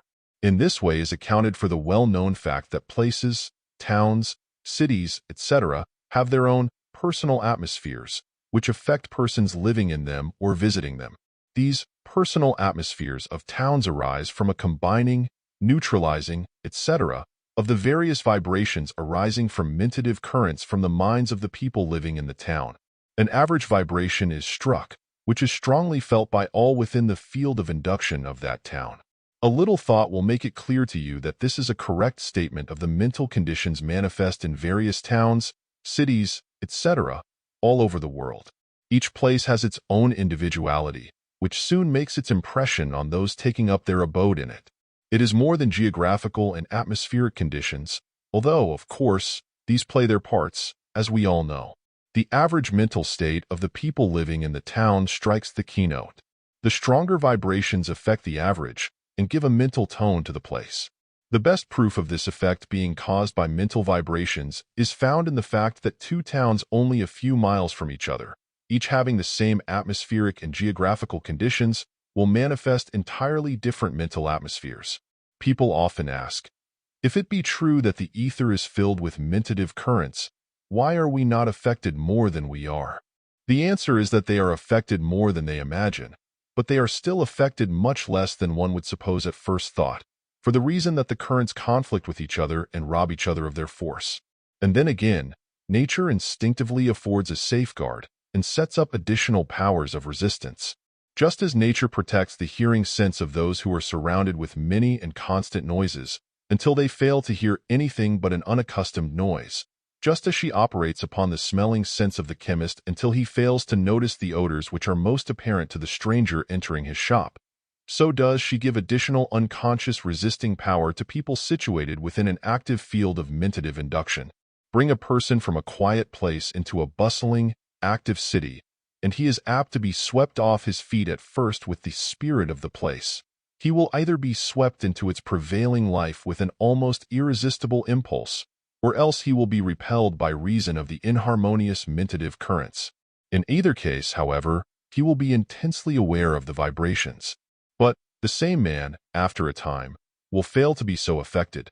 He will be better able to resist the vibrations and will manage to live with a greater peace and poise than at first, although he will, of course, alter his nature more or less in harmony with the prevailing tone of the place. He will feel the vibrations less as time goes on. Some people have so developed this resisting power that they are almost immune, while others have so little power of resistance that they are swept here and there by each strong wave of mentative energy that reaches them. They are always in some field of induction and being swayed by its vibrations. This phase of mentative induction explains the phenomena of those great waves of feeling that sweep over a country, such as the emotion that followed the sinking of the Maine in the harbor of Havana. You will remember the first shock that came to you when you read the account in the morning papers. Then there came upon you a growing sense of some impending event of great moment, mingled with a feeling of horror and indignation, followed by an almost irresistible desire to join in a movement to avenge the outrage. This latter feeling grew perceptibly as wave after wave of feeling passed over the country in mentative currents, setting up increased mental feeling by induction. Older people will remember many similar waves that swept over the land in past days. These things are common, and give you a clue to the apparent mystery of the action of mobs composed of a number of individuals who combine in numbers and then commit acts that no one man of the lot would think of perpetrating singly or individually. The conscience of the mob is apparently a thing apart from the individual consciences of the units composing it. After the excitement, the morning after, many, if not all, of the persons concerned felt a sickening horror and wonder at their work. A mob is a cyclonic center of mentative currents, resembling a whirlpool or whirlwind, with an active center and a less active circumference. Great waves of religious fervor noticeable in communities during the progress of revivals are accounted for in the same way. A few active revivalists start a whirlwind of fervid feeling and emotion, and it spreads out in constantly widening circles, increasing until a climax is reached, and then a diminishing strength is apparent, which gradually settles down into the accustomed mental state of the community. These whirlwinds or whirlpools of emotional excitement, of whatever kind, are, of course, strengthened by the constantly repeated suggestions of those participating in it, which with the constantly growing volume of mentative energy being thrown forth serves to add fuel to the fire. This force would go on forever, steadily gaining in strength and volume, were it not for a provision of nature which causes the law of rise and fall, increase and decrease, that universal law of rhythm, to manifest in this as in all else in her domain. Everything has its rise, its climax, and its decline. So much for these general waves of mentative energy or mentative currents. But there is another phase to be considered, many phases, in fact. Let us examine them. First, there are mentative currents, arising from the strong centered desire of some person, who forming a strong mental image, by means of visualization, creates for himself a center of desire force, which guided by his willpower attracts to himself all that will fit into his plans. He constitutes himself a mentative center around his visualized idea and constantly sends out strong mentative currents charged with the strongest, most ardent desire force, guided, directed, and projected by his developed willpower. He thus sets into operation the great mental law of attraction, of which the early writers on mental science talked so much. These mentative currents, charged with desire, spread out, and soon begin a rotary movement like a whirlpool, sweeping around and around, always drawing in toward its center persons and things tending to fit in with the plans of the center. The original desire in the man's mind is reproduced in kind in the minds of thousands of people by the law of mentative induction, and they all fall in with the plan, the degree, of course, depending upon the degree of positivity or negativity of the receptive mind, multiplied by the degree of positivity of the mentator. The great plans of the so-called captains of industry are carried out by reason of this law. Many of these great centers of desire force, these successful men who attract to them that which they want and those whom they need, do not realize the nature of the force that they are using, but there are a constantly increasing number who do know it, and they are working it for all it is worth. Many of these steady, cool business leaders are really deeply versed in occult laws. If the true facts of the case were to creep out, there would be the greatest sensation that the country has ever known. Then there is still another phase of the matter. I allude to the cases of men who, generally consciously, but sometimes unconsciously, are focusing their mentative currents directly upon some person or persons who are necessary to their plans and desires. They are filled with desire to have these persons do thus and so, or not do thus and so, as the case may be. These men, according to their degree of concentration and willpower, direct to the other person or persons strong mentative currents of desire force, and by mentative induction set up vibrations of a corresponding rate in the minds of these others, the degree of effect produced, of course, depending upon the degree of negativity of the recipient. This effect is produced in two ways, both according to the law of mentative induction. The first way is to set up corresponding desire vibrations in the mind of the other, so that it will in turn cause his will to carry out the desire. A variation of this is to direct the desire force toward the will of the other, and thus entice, or charm, the others will into compliance with the desire of the sender. This will be understood if you will remember what I have said about the resemblance of the desire pole to the feminine and the will pole to the masculine. You will see an illustration of this in every phase of mentative influence. The second way is for the will of the sender to force its way past the will of the other and boldly make love to the desire of the other and endeavor to seduce it by mere strength and persistency until it accedes to his wishes. The variation of this is seen in the case where the attacking will boldly grapples with the will of the other, and by sheer superiority of power overcomes it and makes it captive and obedient. This latter is very rare, except in cases of personal interviews between the two persons, aided by telementation between interviews. You will notice that the phase in which the desire pole of the mentator does the work is along the lines of feminine action, the force being of a charming, fascinating, drawing, coaxing nature.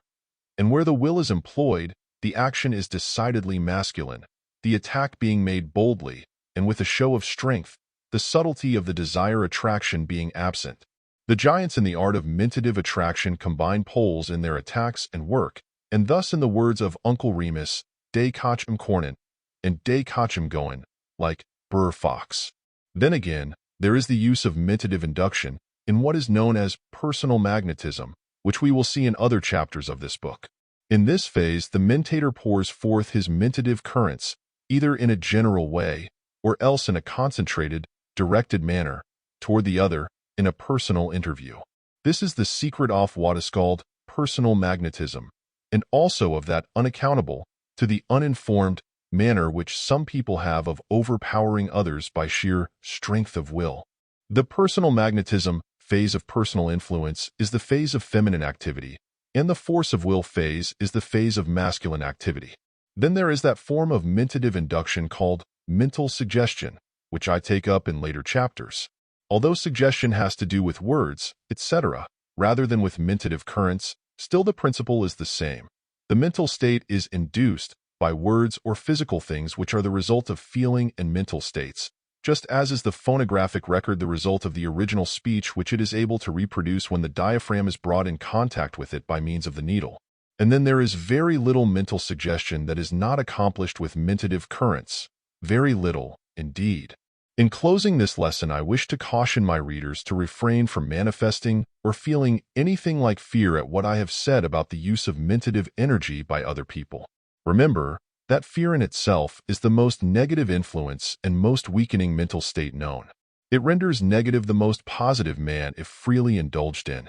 No matter how potent may be these mentative currents, there are none that may not be rendered impotent and ineffectual by your own willpower set in motion by your own desire force.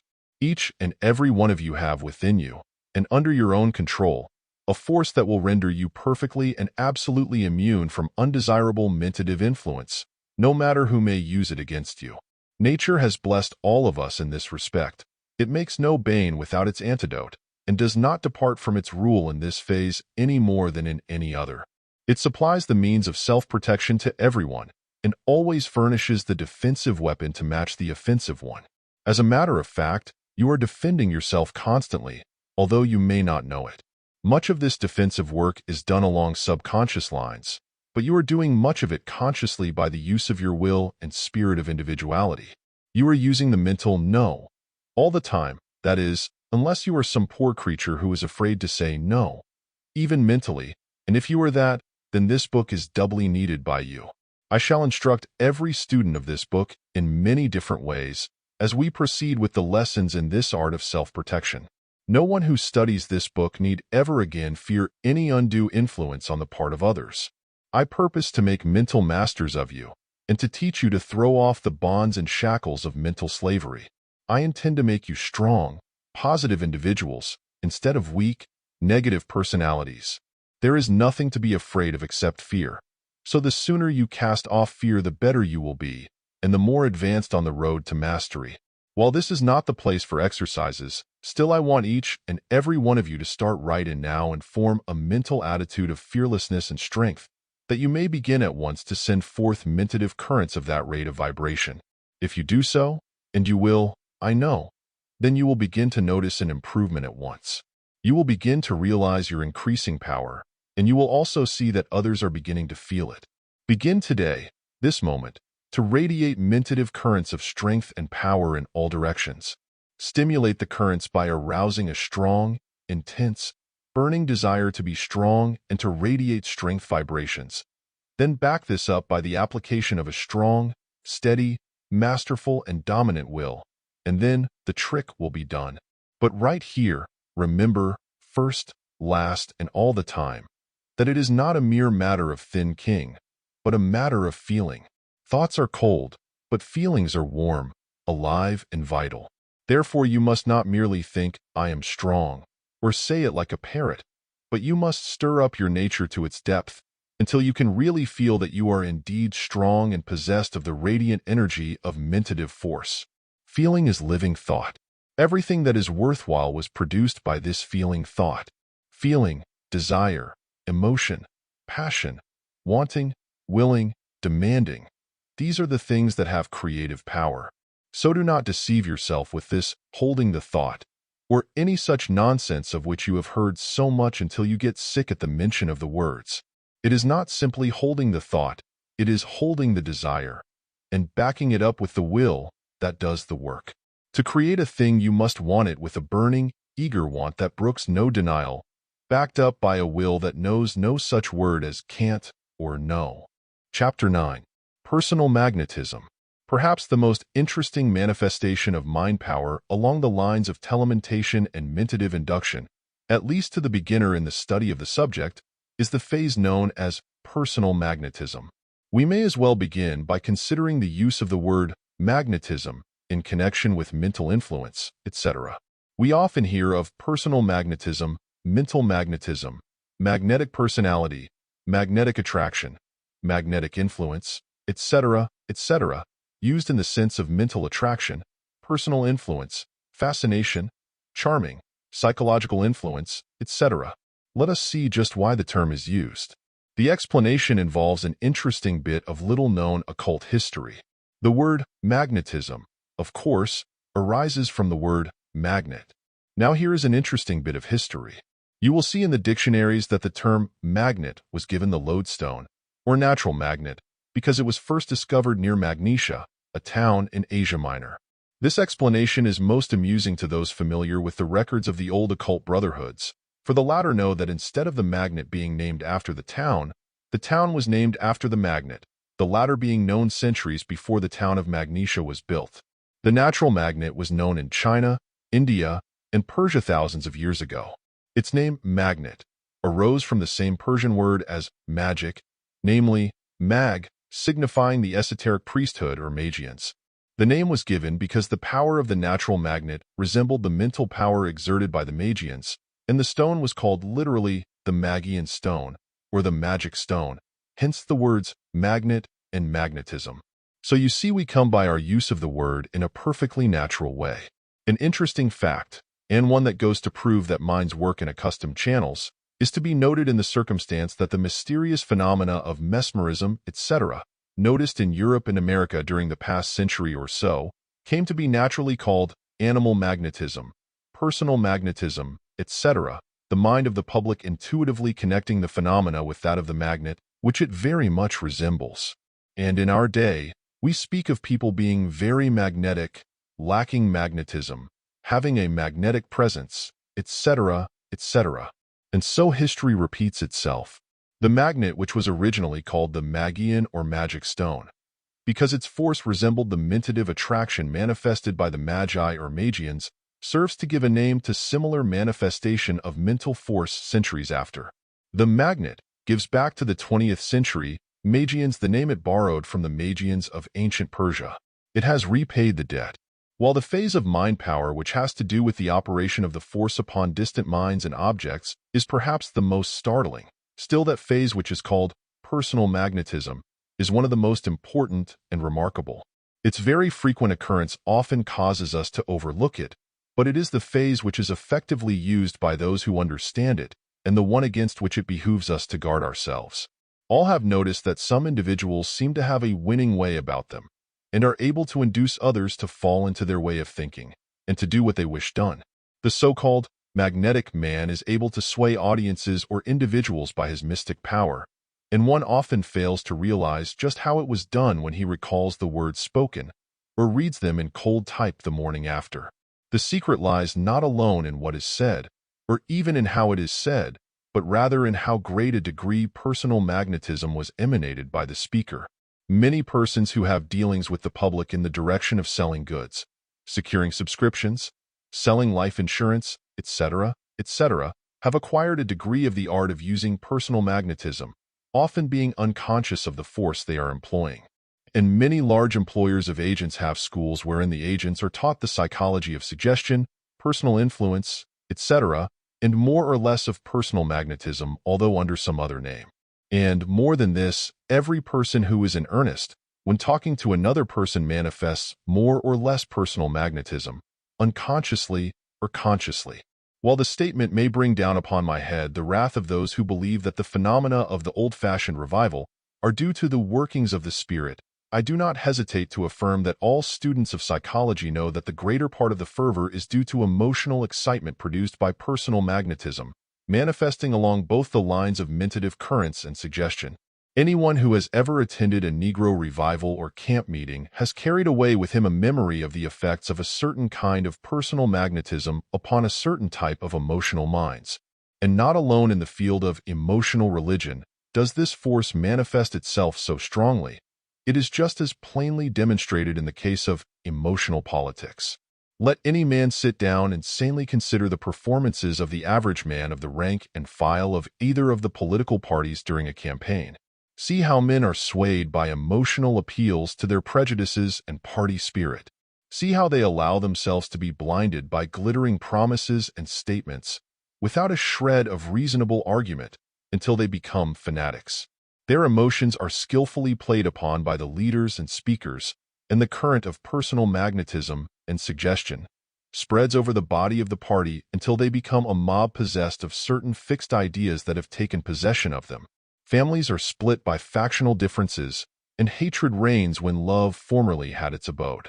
The excitement grows fiercer and fiercer, until at last the day of the election is at hand, and the country goes into a paroxysm of emotional excitement. Then the result is announced. The next day, everyone suffers from a relapse, and the country begins to laugh over what has happened. After the sting of defeat has worn off, and the elation of victory has melted away, it is found that the country is moving along about as usual, not going to the dogs because some man is defeated, nor taking great leaps forward because some other man has been elected town supervisor or president, as the case may be. The people play their parts year after year, that is the majority of them, being swayed by emotional excitement rather than by reason, thought, or intelligence. And the men who pull the mental strings grin to themselves as they think over what fools these mortals be, and prepare themselves to pull the same strings again upon the next occasion, and to make their sheep-like followers again dance to the tune of "My party, right or wrong, my party." And in both revival and political campaign the moving spirit is the same. Our old friend, personal magnetism, operates through the force of a few feelings, conveyed from the minds of the few to the minds of the many, aided and abetted in its subtle influence by its mate, mental suggestion. Gaining force under the force of the desire and will of each person who adds his force to the original impulse, it swells in volume until, like the rolling snowballs, it grows to mammoth proportions and sweeps all before it. You have often heard that enthusiasm is infectious. Did you ever wonder why? Have you ever wondered why you enjoyed a theatrical performance more when the house was filled than when only half its seating capacity was used? Have you ever understood the cause of the wave of enthusiasm that has swept over the large audience, including yourself, until you felt all in a mental glow? Have you ever realized that what is known as the psychology of the crowd, by which term is meant the influence that can be gained over a crowd, whereas the separate individuals composing the crowd could not be so affected, is due to personal magnetism and mental suggestion which is started into operation and then spread from mind to mind by the added desire, and will manifest it in mental states and their associated physical actions? And there is another fact to be remembered while we are considering audiences and crowds. I allude to the fact that the speaker is affected by the personal magnetism of the audience, which flows back upon him, giving him increased power to send again to them his own ideas, awakening fresh emotional excitement in them. It is action and reaction always. It is of the greatest importance that one understands the causes of these mental epidemics, for when the cause is once understood, one is far less liable to be carried away by emotional excitement spread in this way. Many sober, sensible people have been swept off their feet by these waves of personal magnetism and have done and said things that would otherwise have been impossible for them. They have allowed the personal magnetism to reach their minds through the emotive pole, arousing ideas and desires that otherwise would have been impossible. We have seen or heard of respectable citizens, including the members of the so-called learned professions, lawyers, doctors, teachers, preachers, joining in mobs and allowing themselves to be carried away by the personal magnetism and suggestion of the more excitable members thereof, and participating in acts that afterwards seemed like horrible nightmares to them. The emotional nature is always very near the surface, in the majority of men, and it should be ever guarded from outside arousing influences. The motive pole of the mind, the willpower, should ever be on guard to resist this invasion of the emotive pole, desire force.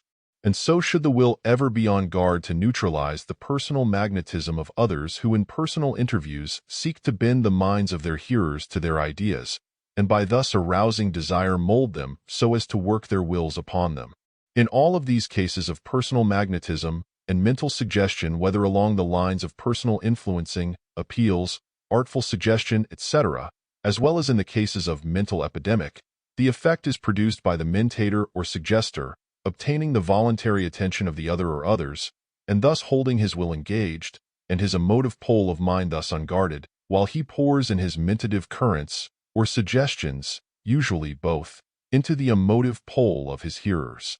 He thus induces in them the desires, emotions, and feelings which act as motive forces, causing them to act according to his wishes and will. The person affected is rendered unable to reason correctly or intelligently, for his will is on a vacation, and his reason is swayed by his desires, emotions, and feelings thus induced, the necessary support of the will being lacking. The will of the man sending the mentative currents, or mental suggestions, is in control, instead of the wills of the hearers and persons influenced. In the cases of widespread mental contagion, the influence spreads from mind to mind, along the same lines, and according to the same laws. I trust that what I have said along these lines will appeal to the student in the direction of causing him to interpose a resistance to these currents and suggestions in cases such as I have mentioned. The remedy is in his own hands, simply the interposition of the will, in the manner of which I shall speak as we proceed. Surround yourself with an armor of willpower which will act as a shield against influences of this sort, and which will beat them back upon their senders. If people but understood this law, they would cause these selfish mentative currents to be reflected back upon the sender until he was swept away in the whirlwind of his own raising. It is apparent to all students of human nature that there is a wonderful difference in the degrees of what is called personal force observable in different persons with whom we come in contact. Some are very forceful, and others are quite forceless, and others form varying degrees between these two extremes. This difference in personal force depends upon the degree of dynamic positivity or negativity in the magnetism of each person. The man who is able to manifest a strong degree of mind power along the lines of motive polarity or willpower becomes dynamically positive. I use the word positive in this connection in the sense of Webster's definition, having the power to direct action or influence. Passing down the scale, through varying and lessening degrees of positivity, we reach the case of the man who is almost devoid of this power of manifesting mind power, and his condition we call that of dynamic negativity. By negative, as I use it here, I mean non-positive, lacking the power of direct action or influence. Now, every person has his own degree of dynamic positivity. Each one is dynamically positive to some others, and dynamically negative to others still, unless indeed one has reached the limit of positivity or negativity, which limit cannot be definitely fixed. Two persons meet each other. At once there ensues a silent, quiet struggle between their dynamic mentation, depending for its intensity upon the importance of the meeting. Still, in any and all events, the struggle ensues, usually unconsciously. It may be over in a moment, or it may last a long time, but from that struggle, sooner or later, one or the other must emerge a victor, unless, as is rarely the case, they are of equal degrees of positivity. And there is no mistake about the result. Each one recognizes himself as the victor or the defeated and adjusts himself to his relative position. I do not mean by this that the degree of dynamic positivity is fixed permanently in either person, for the contrary is the case. One of the persons who is really stronger, usually, may be weaker at that particular time owing to his will being fatigued, or by reason of his having relaxed his willpower, as is often the case. And in such a case, the defeated one may be the victor at the next encounter, or may even rally his energies in a moment later and turn the tables. One may have a strong will in moments of activity, and yet in moments of passivity he may relax it very much. And, a still more important fact, one may so increase his willpower that he will be able to completely dominate those who formerly overmastered and even overawed him. All of us know of instances of this kind in our own personal experiences. At the extreme dynamic positive pole are to be found those wonderfully forceful men who seem to dominate all with whom they come in contact. These people fairly paralyze the wills of those around them and induce emotive states almost at will. When in deep, earnest, mentative effort, they seem to actually plunge their will into the mind of the other persons and set themselves up as the dominant force therein, taking the other's wills captive and holding them obedient to the master will of the positive man. Such men are of course rare, and whenever they exist they make a strong mark on the history of their times, local or general. I do not like to quote Napoleon Bonaparte as an example, for he has been used to illustrate almost everything. But still, the mind intuitively flies to him in thinking of the dominant will. Napoleon had a marvelous will, an almost superhuman will. It was manifested not only on the world at large, but also upon those closest to him in the way of personal contact. This man worked his will on those around him and forced his desires upon them also. He dominated everything and everybody, and his contemporaries, even his enemies, testify to this marvelous personal power. He is a very good example of this extreme positive type. Passing down the scale, we see men of strong personal force in all walks of life.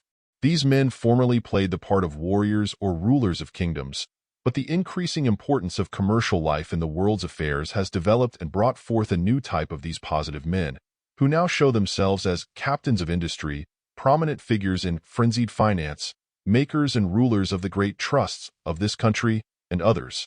A little lower in the scale of personal force we find men of marked power, but still a little less strong than those above them. And so we pass down, through the varying degrees of the scale, meeting the average man and woman, and then on to the weaklings of the race. At the extreme negative end of the scale we find those impressionable creatures known to students of experimental psychology as somnambules or impressionables, who have merely to be told to do a thing in an authoritative manner in order to have them attempt to do it, or at least to feel impelled to do so. There are many people upon whom the phenomena of extreme mental suggestion may be produced while they are wide awake. They will feel the burn on their hands, caused by your finger, if you but suggest it to them in the right way. They will be unable to draw apart their hands, which have been fastened together by your strong suggestion. They will be drawn backward or forward by your suggestion. There are many people of this kind, some more impressionable than others, but all quite impressionable, who will be driven this way or that way by those who understand the subject. Fortunately, this fact is not generally recognized, or else we should hear of still more cases of strange influence, etc., in the newspapers. But the subject is becoming more widely discussed and known now, and it is only a question of time when the law will be compelled to take cognizance of it. Fortunately, however, the extreme negative condition may be overcome by one, by developing his will and learning the principles underlying the subject. Knowledge of the nature of the subject robs the force of much of its effect, the latter depending largely upon the passive ignorance of the subject. Give him the proper instruction, and he will be able to interpose a resistance. Every man has his present place on the scale, but he may improve his position. Personal magnetism bears a close resemblance to that which in olden times was frequently caned mental fascination. Fascination means the act of fascinating, or state of being fascinated. The word fascinate springs from the Latin word fascinare, meaning to enchant, bewitch, charm by eyes or tongue, captivate, attract, etc. The definition of the English word fascinate is as follows: to act upon by some powerful or irresistible influence, to influence by an irresistible charm, to allure or excite irresistibly or powerfully, to charm, captivate, or attract powerfully, to influence the imagination, reason, or will of another in an uncontrollable manner, to enchant, captivate, or allure powerfully or irresistibly. The above definition is condensed from a number of the best dictionaries and gives the essence of the idea embodied in the word. In this work I use the term personal magnetism in the sense of the action of mind power in the direction of powerfully influencing the imagination, desire, or will of another. This is my own broad definition which includes all the varied phenomena. Chapter 10. Examples of dynamic mentation. The story of dynamic mentation runs along with the history of the human race, for it has always been known to man in some form. Coming to primitive man along with other inheritances from still lower forms, it was used from the beginning. Its earliest forms were similar to its employment by the lower animals, such as has been mentioned in a preceding chapter. The positive minds of the race influenced and dominated the more negative ones. Without understanding its laws, the positive barbarians discovered that they possessed a stronger power of inducing mental states among their negative companions, and were thus enabled to work their will upon them. Many of the leaders of barbarian races owe their positions of prominence and leadership to this law of mental induction. But along with the rise of leaders, there was manifested a similar rise in power and influence of the priests. All races have had their priests, and have today. A priest is a man whose office is that of a mediator between men and their divinities, one who claims to represent the supernatural entities in their dealings with men, a religious or spiritual middleman. As it were, I use this expression in all seriousness, and with no desire to speak lightly of the priestly offices which have played an important part in the history of the race. The priests, not being occupied with warfare or agriculture, and by reason of their support being contributed by the people, found plenty of time to think, a somewhat rare privilege in the early days, and even in these times, for that matter. And so, there gradually arose, among all peoples, a priestly caste that possessed the bulk of intelligence of the race. These priests soon began to recognize the importance of mind power, and they studied its underlying principles and laws of operation. This, of course, gave them an additional hold on the people and a power over them. There seems to be no doubt but that even in the early days of the race, the priestly caste held a very wide knowledge of the laws and practice of dynamic mentation. In the heart of Africa today, we find the voodoo men, or conjurers, or medicine men, well versed in the application of mind power. It was also known among the early American Indians, although their degenerated descendants seem to have lost the knowledge, except in a few instances.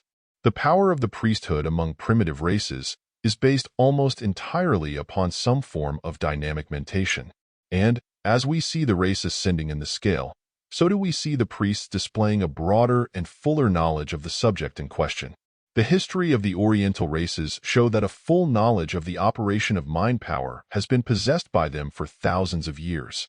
In the pictured stories of the Egyptians, the traces of which appear in their ruined temples and other buildings, we see that they understood the art perfectly.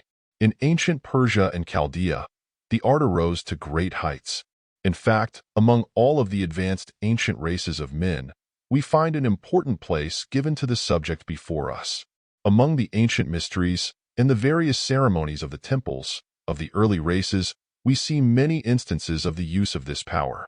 Back of the rites and ceremonies were always the underlying principle and application.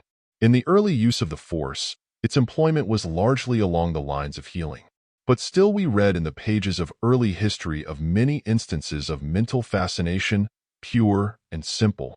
That which was afterward called mesmerism, hypnotism, etc., was well known to the ancients, and, in fact, some of the recorded results coming down to us from the past have never been equaled by modern experimenters.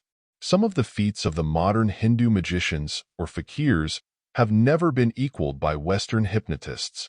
Ancient history is full of instances of the operation of dynamic mentation among the people of the early days. It is related that Julius Caesar, while quite a young man, fell in with pirates near the Isle of Rhodes, who captured his ship and took him prisoner. They held him for several weeks, while awaiting the ransom money being raised by his relatives. Plutarch writes that while the young Caesar was the captive of the pirates, he asserted his mastery over them to such an extent that he seemed a ruler rather than a prisoner. When he wished to rest or sleep, he forbade them to make any noise, and they obeyed him without question. He abused them and ordered them around like servants, and they did not seem able to disobey him. He did not hesitate to threaten them with death when he regained his liberty, and they did not resent it, and he afterward made good his threats. It is related of Alcibiades, the Athenian, that he once made a bet with some of the young Athenian nobles that he would publicly box the ears of Hipponikos, a venerable and greatly respected citizen. Not only did he bet that he would do this thing, but he also claimed that he would afterward compel the old man to give him his favorite daughter in marriage. The day following, when Hipponikos came out, Alcibiades walked up to him and gave him a resounding box on the ears. The old man seemed dazed and bewildered and retired to his home. A great public outcry arose, and the young man seemed likely to fall a victim to the indignation of the citizens. But the next day Alcibiades went to the home of Hipponikos and, after making a pretense of baring his back for punishment, he managed to induce in the old man a feeling of good humor and mirth, and obtained his pardon and goodwill, the latter increasing daily thereafter until finally he grew so devoted to the young man that he offered him the hand of his daughter in marriage, which was accepted. Anyone who is acquainted with the recorded character of the Athenians will realize what a wonderful occurrence this was. It was a striking exhibition of dynamic mentation, without a question. All the great generals of history have possessed this quality. Caesar, Alexander the Great, Napoleon, Frederick the Great, and the modern mystic warrior, General Gordon, all managed their men in a mysterious and wonderful manner, so that their troops worshipped them as almost gods, and went to their death willingly and joyfully. The single instance of Napoleon, when he returned from Elba and confronted the Bourbon army drawn up to capture him, should satisfy anyone of the possession of the greatest dynamic power by this wonderful man. You remember that the troops were drawn up confronting Napoleon, their muskets leveled at his breast in obedience to the command, "Aim." Napoleon, who was on foot, marched deliberately toward the troops, with measured tread, gazing directly into their eyes. Then the officers shouted, "Fire!" A single shot would have killed Napoleon, and would have brought to the man who fired it a fortune from the Bourbon king. But not a man obeyed the order, so completely were they under the spell of Napoleon's fascination. Instead of firing, they threw down their guns and ran joyfully toward the Corsican, shouting, "Vive l'Impereur!" Their officers fled, and Napoleon, placing himself at the head of the troops, marched on to Paris. Other troops flocked to his standard at each point where he confronted them, although they had been sent out to capture or kill him. By the time the gates of Paris were reached, he was at the head of an immense army. The fascination manifested by this man was one of the most marked instances of its possession of which we have any record, and it seems to endure to this day, almost a century after his death. The very mention of his name makes one's blood tingle. All great leaders of men, statesmen, orators, and politicians have the power of dynamic mentation developed to a considerable degree. If you have ever come in contact with a man of this sort, you will always remember the impression he made upon you. Every man who knew James C. Blaine will remember his personal magnetism, of which so much was said during his lifetime. Anyone who heard the famous speech of William J. Bryan at the Chicago Convention, in which he made use of the famous expression, "Thou shalt not press upon the brow of labor the crown of thorns. Thou shalt not crucify mankind upon a cross of gold," needs no further proof of the reality of dynamic mentation. Bryan was almost unknown to the majority of the delegates, and no thought of nominating him was entertained by them. But his magnetism was so great that it swept the convention like a mighty tidal wave, carrying all before it, and Bryan was carried around the hall on the shoulders of the delegates, who afterward made him their nominee for president. And although defeated twice, this man still possesses a wonderful fascination over hundreds of thousands of people in this country who would rally around his standard at any time that he would sound the call. Henry Ward Beecher, at the great meeting in England, manifested the same power. The whole meeting was against him, and drowned his words by hoots, yells, and other noises. But Beecher looked them straight in the eye, and gradually cowed them into subjection, and then talked to them for 2 hours, and fairly carried the meeting by storm. He was but one man facing thousands of other men hostile to him, and determined to prevent him from speaking. But the single man won, by his dynamic will. It was not alone the words. In these cases, it was the mind power behind the words. Fothergill relates the following remarkable incidents in the life of Hugo, Bishop of Lincoln, which is another illustration of one phase of dynamic mentation. Perhaps no exhibition of heroism was ever more remarkable than when Hugo, Bishop of Lincoln, bearded Richard Coeur de Lion in the church of Roche d'Annecy. In pursuit of war in Normandy, Richard demanded more supplies from his barons, and the bishop refused to supply any men. The See of Lincoln was bound to military service, he admitted, but only within the 4 seas of Britain. Richard was not a man to be lightly crossed, and Hugo was summoned to Normandy. So enraged was the king with the spiritual peer that when he presented himself in Normandy to answer the charge against him, 2 friendly barons met him to urge upon him the necessity for sending a conciliatory message to the king before entering his presence. The bishop declined the advice. The king was sitting at mass when the prelate walked up to him and, despite the monarch's frown, said, "Kiss me, my lord king." The king turned away his face. Hugo shook him and repeated his request. "Thou hast not deserved it," growled the king fiercely. "I have," returned the prelate, and shook him all the harder. The king yielded, the kiss was given, and the bishop passed calmly on to take part in the service. Mere indifference to death could never have produced such a result. There was something more. As well as utterly fearless, Bishop Hugo possessed a willpower of most unusual character, of which several instances are on record. Not only did he face the king and justify his refusal to supply men in the council chamber afterwards, but he went farther and rebuked him for infidelity to his queen. The lion was tamed for the moment. The king acknowledged nothing, but restrained his passion, observing afterwards, "If all bishops were like my Lord of Lincoln, not a prince among us could lift his head among them." Such is the story as told by Froude. Yet Richard was the last man to permit a liberty to be taken with him, as his whole history showed. Hugo was such a remarkable illustration of what high willpower can do, that another story may be related of him. King Henry Plantagenet had made Hugo Bishop of Lincoln. Yet shortly afterwards, on preferring a request for a prebendal stall for a courtier, his request was refused. Hugo had already braved his wrath once, and the king, despite the episode of Thomas à Becket, was savagely angry. Henry was with his suite in Woodstock Park, and sat down on the ground, pretending to be mending his glove when the bishop approached him. The king took no notice of his spiritual peer. After a brief pause, Hugo, pushing aside an earl, sat down by the king's side. Watching the royal proceedings, he remarked, "Your Highness reminds me of your cousins at Falaise." Falaise was famous for its leather work, and it was at Falaise that Duke Robert met Arlotta, the tanner's daughter, the mother of William the Conqueror. This reference to his ancestry was too much for the king, who was utterly worsted in the discussion which followed. Can anyone doubt the existence of the subtle force of mind power in the instances just related? There was mind power behind the words, actions, and courage of Hugo. Without it, he would have failed. Chapter 11. Dynamic Individuality. For the purpose of illustrating the personal qualities of the dynamically positive man, along the lines of personal influence, I shall proceed to describe these qualities as existing in a person whom I will call the dynamic individual. Let us consider this man as an actually existent individual in our treatment of him. You must endeavor to imagine him in this way that you may understand his qualities. He is a very positive man, magnetically, one of the examples of a strong, forceful man of affairs who is constantly meeting people and having relations with them.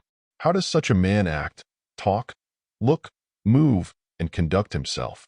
Let us see. In the first place, let us consider his appearance. He may be tall or short, dark or fair, stout or slender. These things do not count. But notice this, that no matter which of the characteristics just mentioned he may possess or lack, he has a certain air about him that all may recognize, once they have seen it in anyone. Let us notice this air carefully, for it may give us a clue. The principal feature about this air of the dynamic individual is its suggestion of self-confidence and fearlessness. Our man seems to have a certainty of an inward power and force about him, not the blustering, self-important air manifested by the pinchbeck imitators of our man, but a calm, contained, poised consciousness of strength and self-confidence. Our man seems to feel that there is something in him that gives him a strength and firmness unknown to the majority of people. Every such man has this inner consciousness, and I shall tell you what it is. As I said in the first chapter, there exists in nature a universal dynamic mental principle. In this principle, each individual is a center of power. This dynamic principle, in its outward manifestations of one pole of its energy, at least, resembles a universal will. That is, while its inner nature cannot be known, Yet in the outer aspect of one of its poles of energy, it resembles a universal will in operation everywhere. And so, we are justified in thinking of it as universal willpower. The more positive a man becomes, in dynamic mentation, the closer does he become in contact with this universal will. And the closer he is to this universal will, the more positive does he become. It is a case of action and reaction. To him that hath shall be given applies in this case. The quality of dynamic positivity draws one to the universal will, and the nearness to this will renders one more and more positive. But there is this to be noted in connection with this truth. When a man feels the sense of power that comes from a mental relation with the universal will, and allows the energy to flow through him and to manifest in his acts, he has a reservoir of willpower back of him which is inexhaustible and never failing. But if, in his conceit arising from some successful action, he begins to think that the power is due to some personal strength, then he becomes conceited and the pride of personality grows upon him. This is where he makes his mistake. By this personal view of the matter, he fences himself off from the universal will and limits his force to that portion which is locked up within his own mind, induced there by the will of the universe. Such a one separates himself from the source of power and puts up a barrier between himself and the universal supply. This is in accordance with the inner teachings of the great schools of occultism, and which teachings agree perfectly with the latest theories of modern science.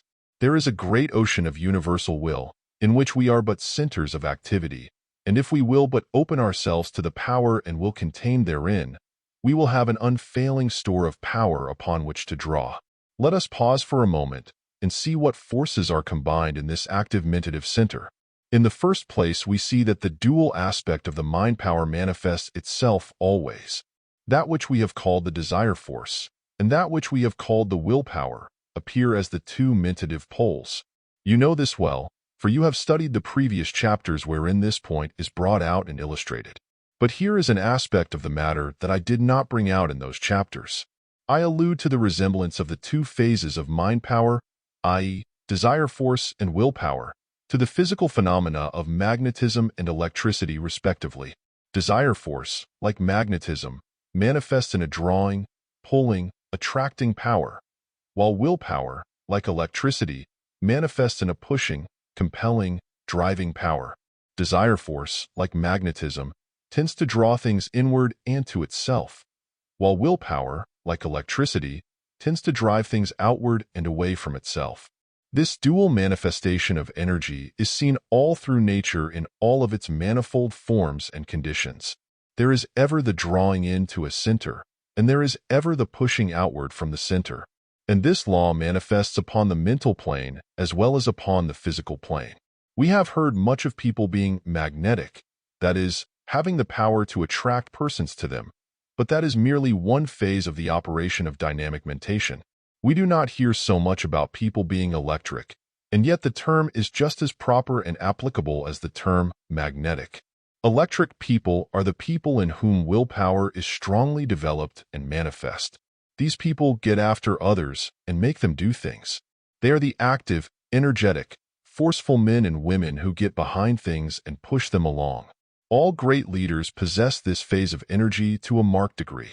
The mere mention of the matter to you will cause you to think of instances of people who possess mentative electricity. There are men who are able to make the crowd around them do their bidding. They are able to work their will upon the mass of people. These men are seen to possess a strange power, but very few understand it. It is entirely different from the fascinating, alluring, charming, attractive personality of the magnetic man, for it forces and compels by sheer force of character and will, instead of drawing and attracting.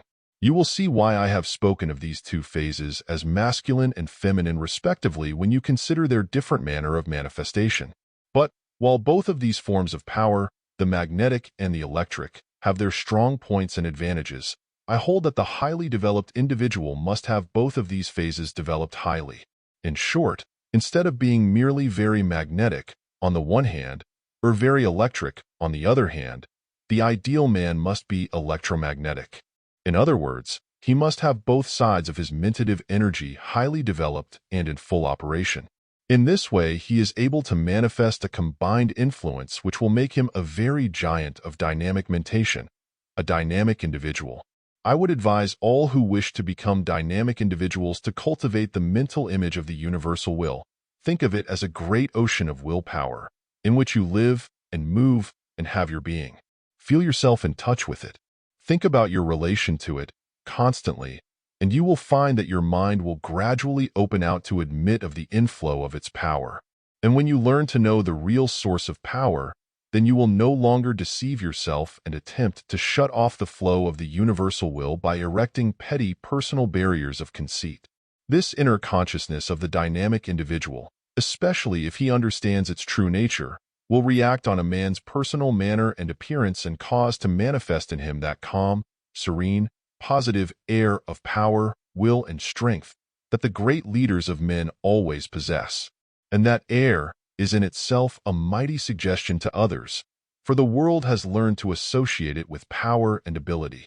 Just as the feeling manifests itself in action, so will the outward action tend to induce the inward feeling, as I have told you.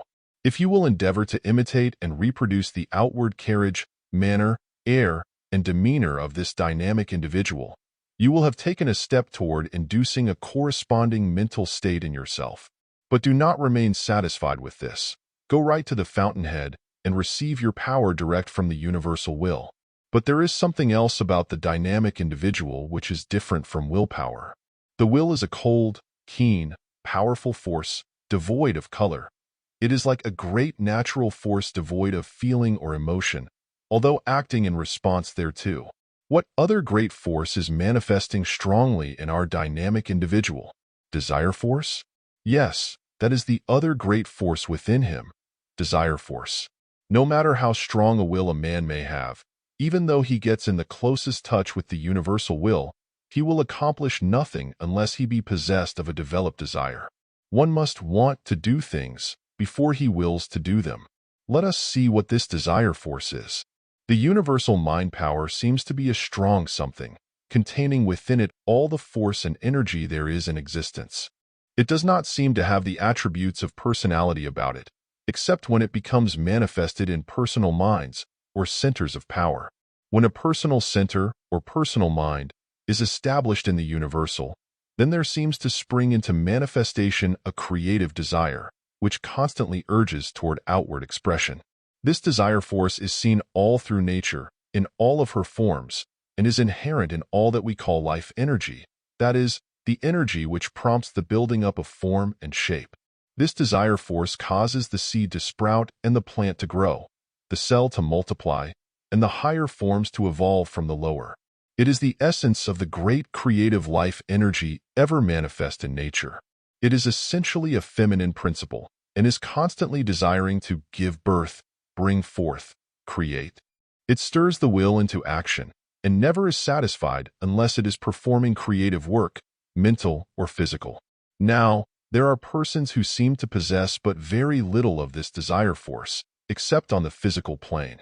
Their mental plane manifests very little of this force, and consequently they accomplish little or nothing of the world's work, and merely carry out the desires of others. But there are others who have this force manifested most strongly within them. They are possessed of a craving, longing, desiring force that impels them to do things. That is, it fills them with ardent desires, along mentative lines of creation, which are ever crying out for satisfaction.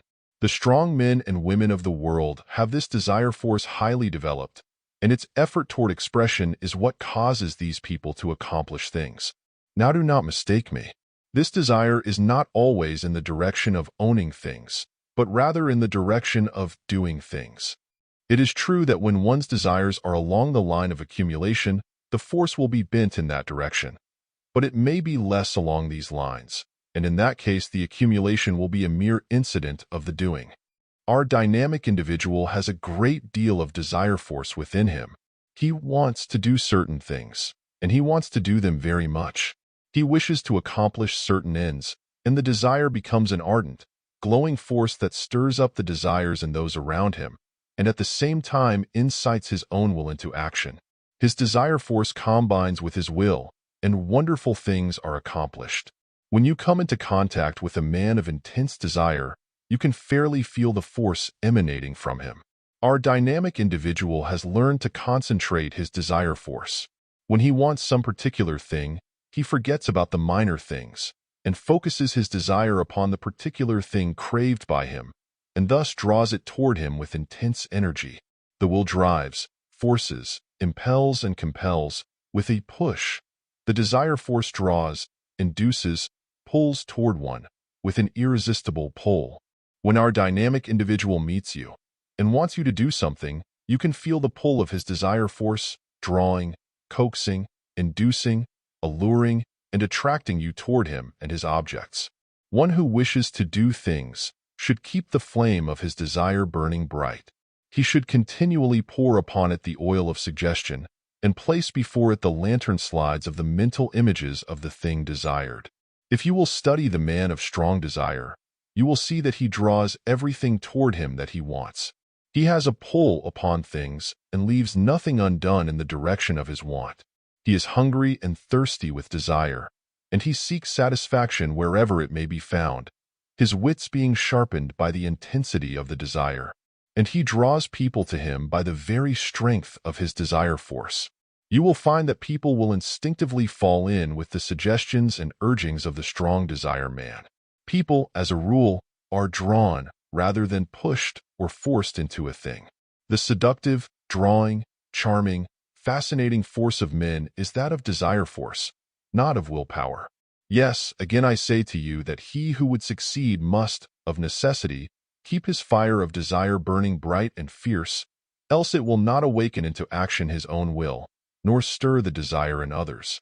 We talk much about willpower and its possession, but the majority of men fail because they do not desire things hard enough. They must want things the worst way, and then they will bend everything toward getting them. This is true in the case of both good and evil desires. The law is the same in both cases and operates along the same line. We are acquainted with the disastrous consequences attendant upon the possession of evil desires, and have seen many instances of the harm wrought upon others by reason thereof. But did you ever stop to think that the same degree and intensity of desire, turned in the right direction, would accomplish wonders of good works? If you will put into your plans of proper attainment and aspiration the same degree of energy that the evil man puts into his schemes of selfish gratification, you will be able to move mountains of difficulties. This desire force in the dynamic individual is that which causes us to feel that he wants this thing and is going to have it. You know the feeling if you have come into contact with strong men, and they draw their own to them by the exercise of this elementary force of nature. They learn that by mentally drawing to themselves a supply of the universal energy, they are enabled to transform it into desire force, as well as willpower. The emotive pole is charged, as well as the motive pole. Both draw from the same source, and both have a constant source of supply.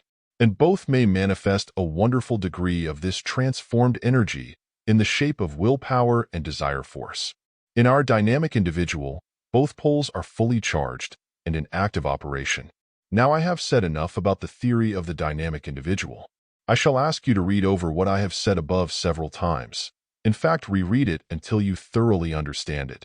And then I shall take you on to the practical work and exercises calculated to develop in you the qualities of that individual. Taking it for granted that you have carefully considered what I have just said, I shall ask you to perform the following exercises, etc. Exercise I.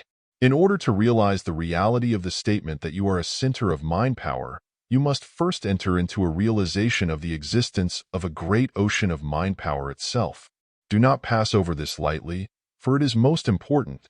You must begin to create a mental picture of the universe as a great ocean of living mind power, vibrating with life and force and power.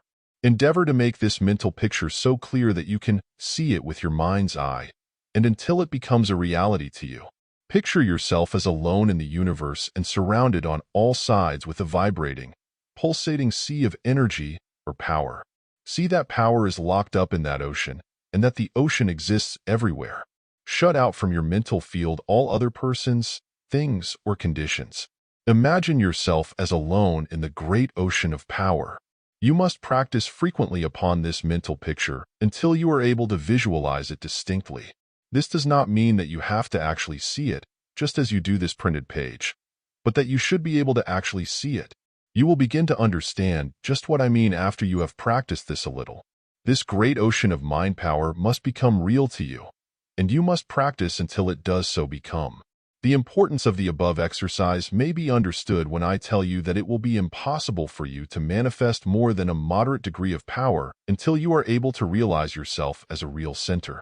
And it will be impossible for you to realize yourself as such a center until you realize the existence of the ocean of power itself. For how can you think of yourself as a center of power in an ocean of power until you realize the existence of the ocean itself? The universal ocean of mind power contains within itself all the mind power, force, and energy that there is. It is the source from which all forms of energy arise. It is filled with an infinite number of tiny centers of energy, of which you are one. And in the degree that you draw upon it for strength, so will you receive strength. By all means endeavor to clearly visualize this great mind power ocean, for it is the source of all the force with which you are filled and which you hope to acquire. Enter into this great realization, friends, for it is the first step to power. Exercise 2. The second exercise, which will tend to increase your vibration as a center of power, is as follows. Picture yourself clearly as a center of power in the Mentative ocean.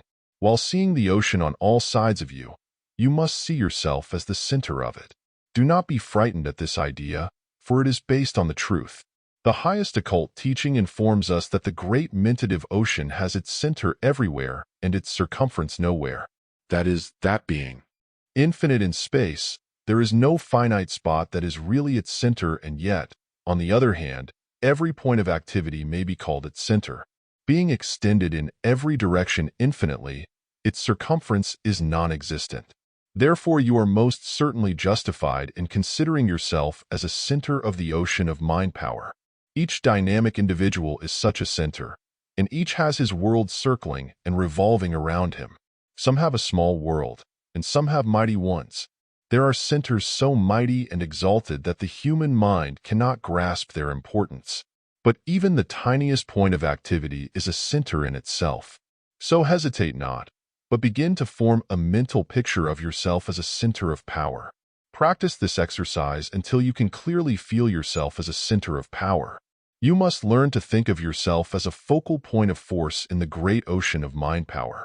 Just as the great body of electricity manifests itself in tiny points of activity, so does mind power express itself in you who are a point of activity within itself. In urging you to perfect yourself in this realization, I would impress upon you the fact, known to all advanced occultists, that in the measure of your realization of this mighty quality of the ego will be the measure of the power possessed by you. All of the strong men of our times, and of all ages, have had this realization, intuitively or instinctively.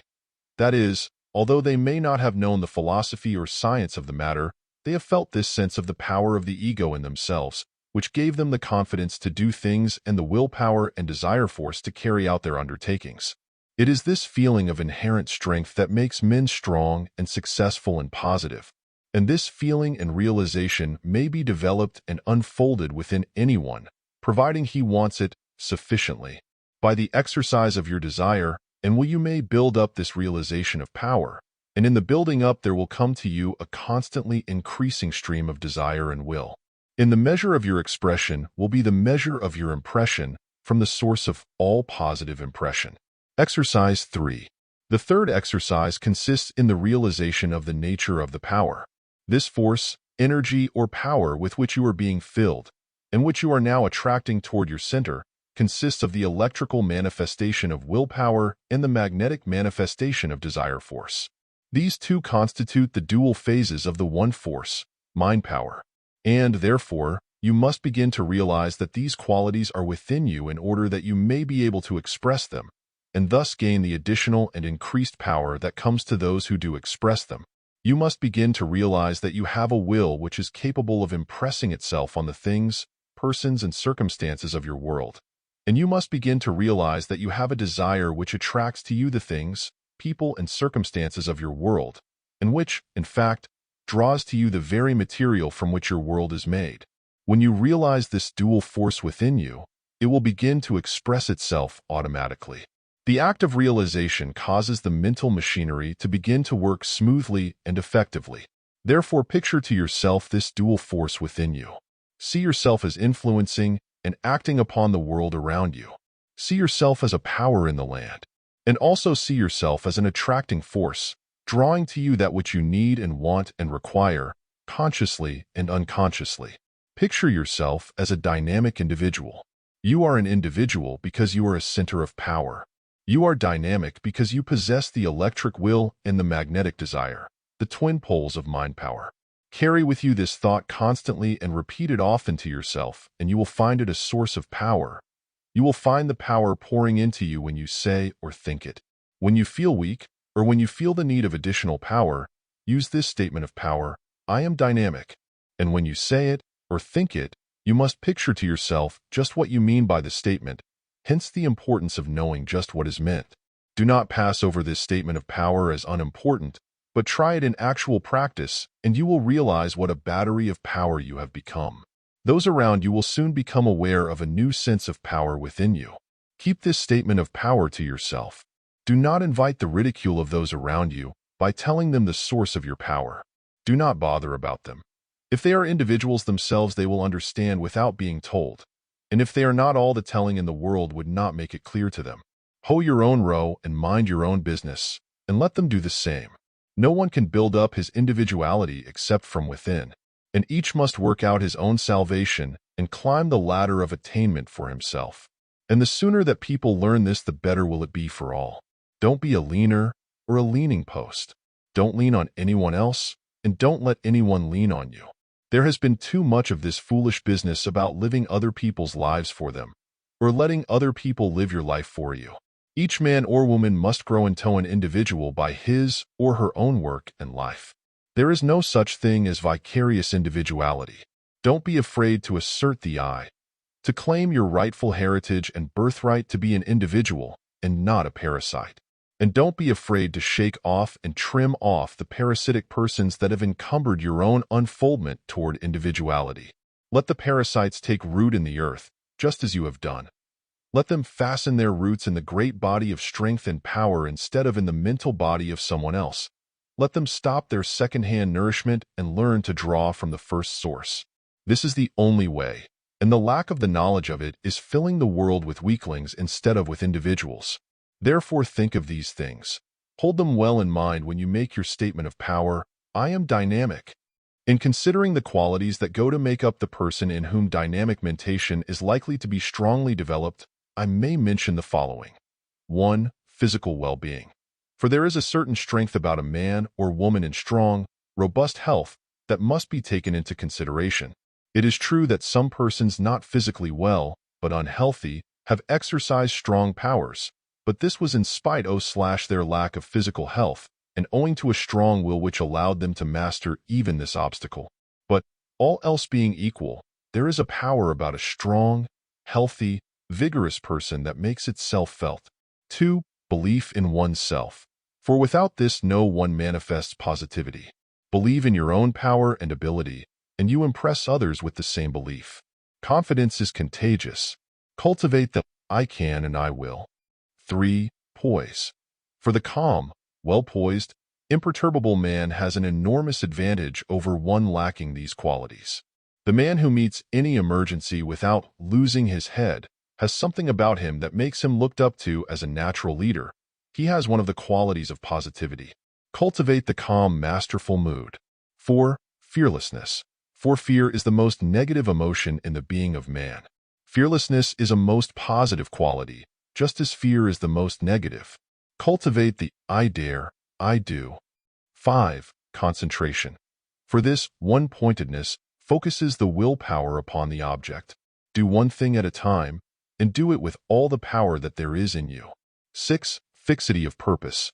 For you must learn to know what you want to do, and then stick to it until it is done. Cultivate the bulldog quality. It is needed. To those who recognize the need of the above-mentioned qualities, but who lack them, I would recommend the careful study and determined application of the principles stated in the chapters of this book, entitled Mental Architecture, Making Over Oneself and Mind Building, respectively. Chapter 12. Mental Atmosphere. Our dynamic individual places himself in a receptive attitude only toward the great universal will, and in a positive attitude toward all else. In this way, he really becomes a most active center of power, which becomes manifest to all with whom he comes in contact. He may not realize just what he is doing, and may know nothing of the truth herein stated, but still he feels that he is in touch with something that aids and assists him, and which gives him strength and dynamic force. He may talk about his luck, or his lucky star, or he may secretly believe himself specially favored by Providence. This is a secret belief of the majority of successful men. But the fact remains that every positive and successful man feels, underneath it all, that he has something back of him. And this belief takes form in action and causes him to manifest that air of calm, positive power and self-confidence noticeable in such men in every instance. You will readily see, from what has been said, that the personal atmospheres of persons depend upon the character of their mental states, and are the result of the mental currents emanating from them. Every person has his or her own mentative aura, or body of radiant mentative energy, which flows from them in all directions. These mentative atmospheres affect the people with whom one comes in contact. You know people who seem to carry with them an atmosphere of feeling, which affects a room full of people, or even a building. This atmosphere may be positive or negative in its effect, that is, stimulating or depressing. All of these things arise in the way which I have mentioned. It is related of Rachel, the great French actress, that although she was not beautiful in form or face, still she had that indescribable charm of personality about her that caused everyone to consider her a beautiful woman. So great was her fascinating charm. That which so many call personal magnetism, as distinguished from personal force, consists of this mentative atmosphere, or radiant mentative energy, which induces in all within its field a feeling of similar emotion or vibration. The charm of the fascinating person is accounted for in the same way. It is all a matter of the mentative currents inducing feeling in others. The power called fascination, which has been known in all times and countries, arises from the same cause. It operates by the strong mentative currents pouring from one's mind and inducing mental states in others. The mentative force emanating from each individual creates a mental atmosphere around him which often extends a considerable distance from his body, especially in the case of strong individuals, whose mental atmosphere is felt when they enter a room or public place. Persons whose personality is weaker have a mental atmosphere extending only a few inches from their bodies, and which is scarcely perceptible to those coming in contact with them. The man who feels himself to be a dynamic individual carries with him an aura of mental atmosphere of positive strength, which is plainly felt by those coming in contact with him. People say about such a man that he has something about him which impresses them, but which they fail to understand. It will be worth your while to study this mental atmosphere of some strong man with whom you come in contact, for now that you have the secret of the matter you may take some valuable lessons from him. I cannot very well describe this air to you, for unless you have met a man of this kind you will not understand it. But it is a very different thing from the pompous, self-sufficient, self-important, fussy air and demeanor manifested by the cheap imitators of these great men. The dynamic individual does not tell you how great, or smart, or important he is. He leaves that for his cheap imitators. He makes you feel his strength by his very manner and atmosphere, without saying a word. He has that something about him that people notice and wonder at, and that something comes from his conscious or unconscious relation to the universal will. The little fellow, who thinks he is one of the big ones, believes that his strength comes from his personality, and sooner or later he stumbles because of this error. But the real big ones of life know better. They may not understand it all, but some way they feel that there is a something back of them from which they are able to draw strength and power, and believing this, they are filled with courage and daring and radiate their power on all sides. They may talk of their lucky star or special providence, or else believe themselves to be specially favored of God, as is the case with at least one of the big men of modern finance. But no matter what may be their special interpretations of this something, they all recognize its existence and trust to it. And this conviction and realization gives to the strong individuals that air of calm, positive power and self-confidence that impresses those with whom they come in contact and which forms their mental atmosphere. And in giving you instructions in the art of building for yourselves a positive mental atmosphere, I can do no better than to refer you back to first principles and again bid you to realize that you are a dynamic focus, a center of power. In the great universal will, having the dual attribute of willpower and desire force. In short, that you are a living dynamo. If you will but get this realization firmly fixed in your mind, you will automatically create for yourself a most positive mental atmosphere that will be felt by all with whom you come in contact. So first, last, and all the time build up this realization. Say to yourself, I am dynamic. Then think it out, dream it out, act it out. And of course, always realize what all this means. You are the channel through which is pouring the universal willpower, and in the degree that you allow the current to so flow through you, so will be the power you are able to manifest. When you wish to manifest a special degree of power, just let this statement, I am dynamic, flame out in vivid letters in your mind. When you feel that you are being approached by some other person of strong will, whom you do not wish to influence you, just bring this statement into effect, and you will actually see the effect of it upon the other person. He will feel your strong mental atmosphere and will cease trying to affect you. And even when there is no special need for making the statement of power, it will be well for you to keep it burning bright within you. For by so doing you strengthen your realization, and your mental atmosphere reflects the inner mental state. So much for the general mental atmosphere. As we proceed, we shall see that the dynamic individual creates special mental atmosphere around him by his mental states, depending upon his will or desire at the time. Not only does his will and desire affect other persons directly by means of mental currents, but mentative induction is also set up by the mental atmosphere, without any special effort on his part. In this place, I wish to call your attention to the importance of always maintaining your positivity as a means of mental training. Do not allow yourself to become negative to others, even where there is nothing lost by so doing, for by this neglect you create a negative habit which will cause you trouble to overcome later. If a person comes into your presence and his personality seems likely to dominate or overpower yours, by all means interpose a mental resistance right then and there. It is not necessary for you to manifest the same in words, for that would make you ridiculous in many cases. Nor is it necessary for you to give any special physical expression to your mental state. Simply look the person in the eye, carelessly and without any special effort, at the same time making the mental statement, I am dynamic. And you will find that your positivity will rise until it is equal with his, and your feeling of negativity will disappear. In exceptional cases, you may add mentally, I am more dynamic than you. It will be well for you to practice the creation of special mental atmospheres in order to establish the habit and thus render it easier to avail yourself of the same on special occasions.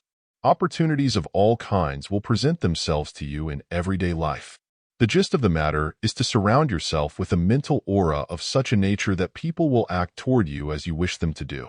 A few examples may help you to get a clearer idea of what I mean, so I herewith give you the same.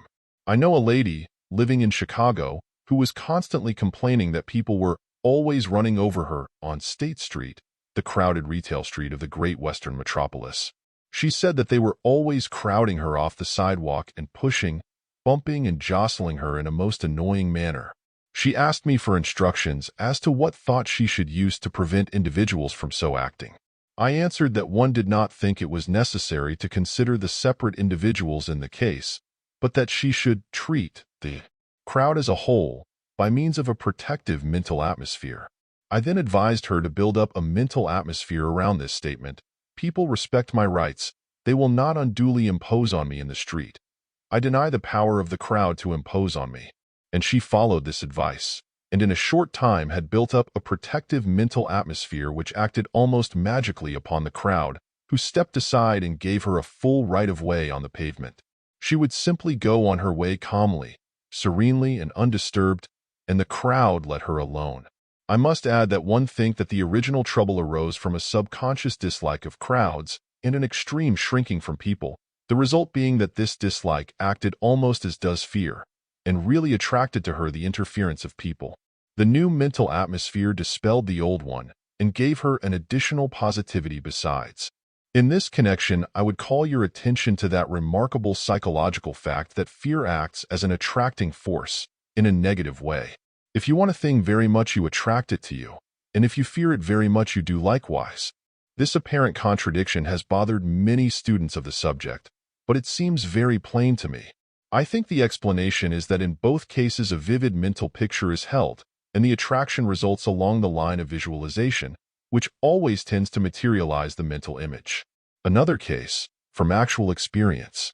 Another lady, also a resident of Chicago, complained that the clerks in the great department stores would not treat her courteously, but would keep her waiting without paying her any attention, and in other ways would treat her like a human doormat. She said she would not have minded this so much if other women were treated likewise, but that while she was ignored, others would receive the greatest attention, the clerks falling over themselves to wait upon them. One told her that she had gradually built up around her a mental atmosphere of expectancy, that she had fallen into the habit of expecting such treatment, and consequently she got what she expected. I think that in the beginning she had manifested a timid, humble, meek, worm of the dust state of mind when she entered the big stores, which somewhat overawed her. And then, after this drew upon her the neglect of the clerks, who seemed very ready to wipe their feet on human doormats, she grew to regularly expect the shabby treatment. It was not a matter of dress or anything of that kind, for she dressed well, and for that matter, I know women who dress poorly who never get any such treatment, for they understand the underlying mental laws too well for that. It was simply a matter of a negative mental atmosphere. I told her to brace up and create a new mental atmosphere around this general statement: the clerks like me. They like to wait on me. They give me every attention. They do this because they like me, and also because I insist upon it as my right. The charm worked in a short time, and now the good lady reports that the clerks not only treat her well, but even take the trouble to call her attention to desirable selections, special bargains, and all the rest of it. The cure was perfect. I call your attention to the above statement. Please note that the first part of it operated along the lines of desire force, and the latter part along the lines of willpower. The statement of the first mentioned lady, the one who objected to street crowding, was altogether along the lines of willpower. I asked the students to study and analyze each of these cases, because by so doing they will be able to apply the principles in cases coming under their own observation and also in their own cases. I once directed a lady who complained that she was unpopular and that nobody loved her, etc., etc., to apply a similar method. She created a new mental atmosphere around her along the lines of the general statement: people like me, they find me attractive, they love me, and like to be in my company. After a time, she reported that from a state of wallflowerdom, she had become quite a favorite, and in fact was at a loss to adjust herself to the changed conditions, finding somewhat of an embarrassment of likings and lovings. This was a case of desire force pure and simple. Now do not imagine for a moment that in the above cases, and hundreds of others known to me personally, the desired result was obtained merely from repeating, parrot-like, or like a phonograph, the words of the statement. This talk of the power of mere words, and all the rest of such talk, has wearied me greatly. I have seen and heard so much of this nonsense since I have become acquainted with certain people who consider themselves in the new thought that I dislike to use the words statement or affirmation. These people have imagined that by the mere repetition of words they could work miracles. Pshaw! What nonsense! They remind me of the Chinese and certain other people who write long prayers on slips of paper and allow them to flutter in the breeze, hoping that the gods will accept their prayers at face value while the prayer makers are amusing themselves elsewhere. Sometimes they attach little bells to the prayers in order to attract the attention of the gods. Others paste the prayers on water wheels, turned by the streams, thereby claiming credit for a prayer at each turn of the wheel. Cheap praying that. Oh, don't laugh. Some of you are just as foolish. You have been making your statements and affirmations in the same spirit, and now feel disappointed because nothing happened. Of course nothing happened. How could it be otherwise? I have said over and over again, and now say it over again another time, that the words of themselves are nothing. The real virtue lies in the feeling behind the words. If there is no feeling, there is no result. In order to get the results, you must erect the framework of words, and then build around it the structure of feeling and expectation and visualization. That's the way to do it. The words are merely the skeleton. The flesh and blood are the feelings and materialized visualizations. The ladies mentioned above, whom I have used as typical cases to illustrate the principle, did not rest content with words, for I wouldn't allow them to do so. I kept after them, insisting upon their using the proper mental exercises and methods. That's what did the work. And now I shall give you the same instruction and directions that I gave them. Adapt them to your own cases, and you will be likewise successful. The kernel of the process of creating the mental atmosphere lies in what is called visualization. Visualization is simply the creation of a strong mental image of the thing desired, the perfecting it each day until it becomes almost as clear as an existing material thing. Then the visualization tends to materialize itself. That is, it begins to build around itself actual material conditions corresponding with the mental framework. The statement of words is the pattern around which the visualized mental images form themselves, and the mental image is the framework around which the actual material conditions form themselves. The lady above mentioned made her mental image of the street conduct of the crowd, and the people unconsciously felt it and built themselves around it. So in the case of the lady in the department store and the others mentioned, the mental image manifested itself as a mental atmosphere and gradually materialized. The thing to do in visualizing is to bring the positive imagination to see and feel the thing as actually existent. Then by constant practice and meditation, the mental atmosphere becomes formed, and the rest is all a matter of time. See yourself as you wish to be. See others as you wish them to be. See conditions as you wish them to be. Think them out, dream them out, act them out. And materialization will follow upon visualization, even as visualization followed upon the statement. In this connection, however, I must call your attention to the fact that the degrees of receptivity of other people to your mental atmospheres and mental pictures depend entirely upon their degree of positivity. They respond only in the degree that they respond to other mentative influences. The strong avoid influences to which the weak yield, in this as in every other phase of the phenomena. But do not let that cause fear on your part. You may make yourself positive. You have had the instructions given you, and it is now your own work to do the rest. I might write a whole book on this subject of visualization in the phase of forming mental atmospheres, but I have herein given you the underlying principles and have also given you a few illustrative examples. You must do the rest yourselves. If you have carefully read this book and have studied between the lines as well as the lines themselves, you will have grasped the little details of the matter which will not be apparent to those who have not done so. Each will find in this book that for which he or she is ready, and not a bit more. Think the careful students among you will readily understand just what I mean by this.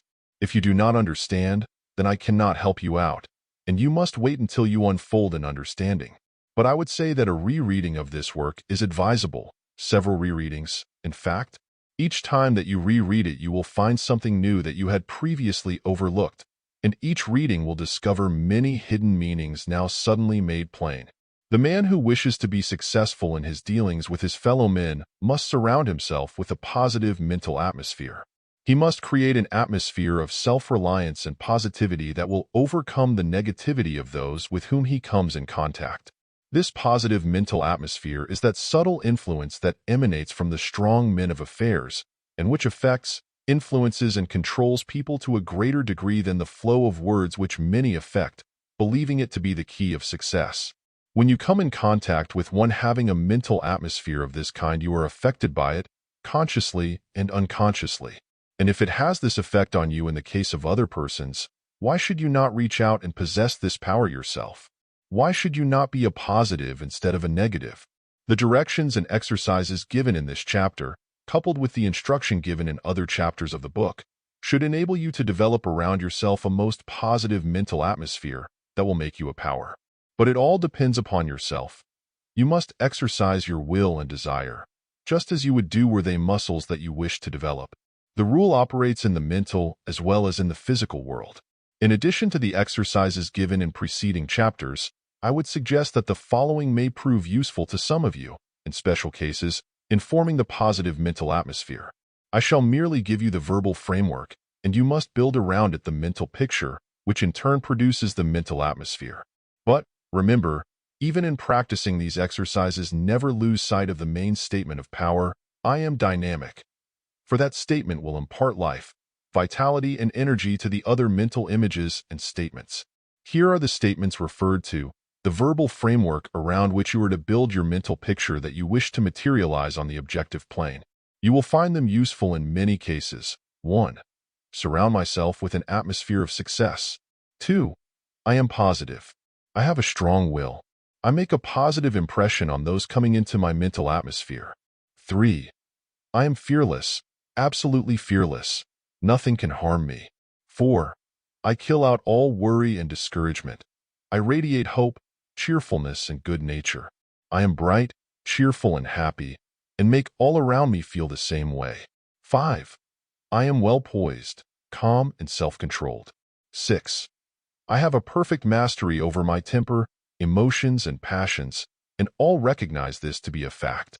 7. I am at ease here, and all bashfulness and timidity has departed. I am calm, at ease, and feel at home. 8. People like me. I am surrounded with a mental atmosphere that causes people to like me. 9. I am master of my surroundings. Nothing disturbs me. Nothing affects me adversely. I am master. 10. I am surrounded with a mental atmosphere of protection. No one's adverse thoughts, currents, or suggestions can penetrate this protective armor. I am safe from mental attacks. I am safe, strong, and positive. In using any of the above statements, be sure to follow my advice and instructions regarding the mental images, etc., which put flesh on these verbal skeletons and make a living force out of the dry bones of words. Remember the importance of mental imaging and visualization in this matter of creating mental atmospheres. Chapter 13. Channels of Influence. In the last chapter, one spoke of the effect of mental atmospheres with which people surround themselves. You will notice that in my discussion of that part of the subject, I spoke only of the general influence exerted upon others, and not of the direct personal influence exerted by one man upon another in personal intercourse. Let us now consider the channels of direct personal influence. As I have told you elsewhere, every time two people meet, there ensues a silent mental conflict, or struggle for supremacy, from which one or the other emerges a victor, and which victory is fully recognized by both of the parties to the proceeding. This mental struggle is usually the combat between the general mental powers of the two, without regard to special mental states induced at the time. But the man who is skilled in the art of dynamic mentation goes further than this, for he recognizes that he may concentrate his mentative energy into definite shape and form, and focus the force of his mental imagery direct upon the other person, with such force and power that the second person will feel the dynamic strength exerted. This direct personal influence operates along the lines of both desire force and willpower, of course. I have explained elsewhere how the willpower may be used to awaken desire in another, and how it may also capture the will of the second person. I have also explained how desire force induces a similar desire in the second person, and also how it is often used to captivate the will of the other person. It is not necessary for me to repeat these things. You are supposed to be fully acquainted with them from your study of this book, and so I shall proceed to a consideration of the channels of expression of personal influence and the methods usually employed by those using it. The instruments of expression. These channels of influence may be classified as follows. 1. Suggestive channels, consisting of A. the suggestive manner, and B. the suggestive tone, and C. the suggestive word. 2. The instrument of the eye. 3. The instrument of the touch. And all of these three forms are, of course, merely the channels or instruments by which and through which the mind power expresses itself, the channel through which pours the mentative energy. Let us consider them in the above order. In the chapters on mental suggestion, you will find stated the active principles of that phase of the subject, with which you should thoroughly familiarize yourself. You will see there that suggestion is the outward symbol of the inward mental state, and that it is the inner state that gives vitality to the suggestion. Get this idea fixed firmly in your mind, and always think of the force behind the suggestion. I have explained to you, also, that when one receives a suggestion through a physical agent, there is induced in him the mental state corresponding to the one originating that physical suggestion. For example, if you feel yourself filled with confidence, energy, and fearlessness, your outward appearance will reflect that inner state, and the outer appearance will become a suggestion to others. These others will instinctively feel that your inner state is as I have stated, and, this being so, A physical suggestion made stronger than usual will produce a deeper impression on others than would any ordinary suggestion. In view of the above, you will see why it is that those familiar with the subject deem it important to cultivate the suggestive channel instruments. Beginning with A, the suggestive manner, you will see why it is that we are impressed with the manner of a man who manifests energy, self-confidence, and power in every motion. And also, why we have confidence in a man whose manner indicates that he is a person used to being trusted by others, accustomed to having confidence reposed in him.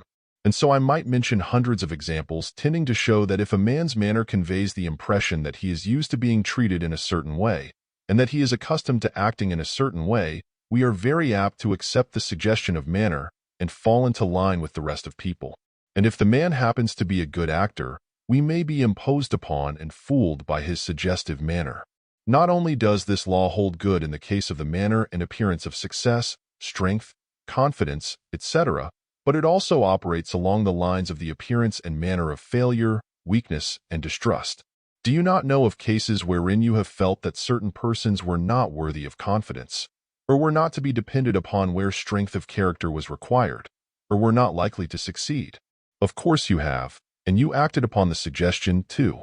In illustrating this point, I have frequently used the illustration of the two dogs, the one carrying himself in a manner betokening self-respect and an ability to prevent and resent undue liberties, and the other carrying his tail between his legs, in a manner and appearance indicating that he expected to be kicked and cuffed.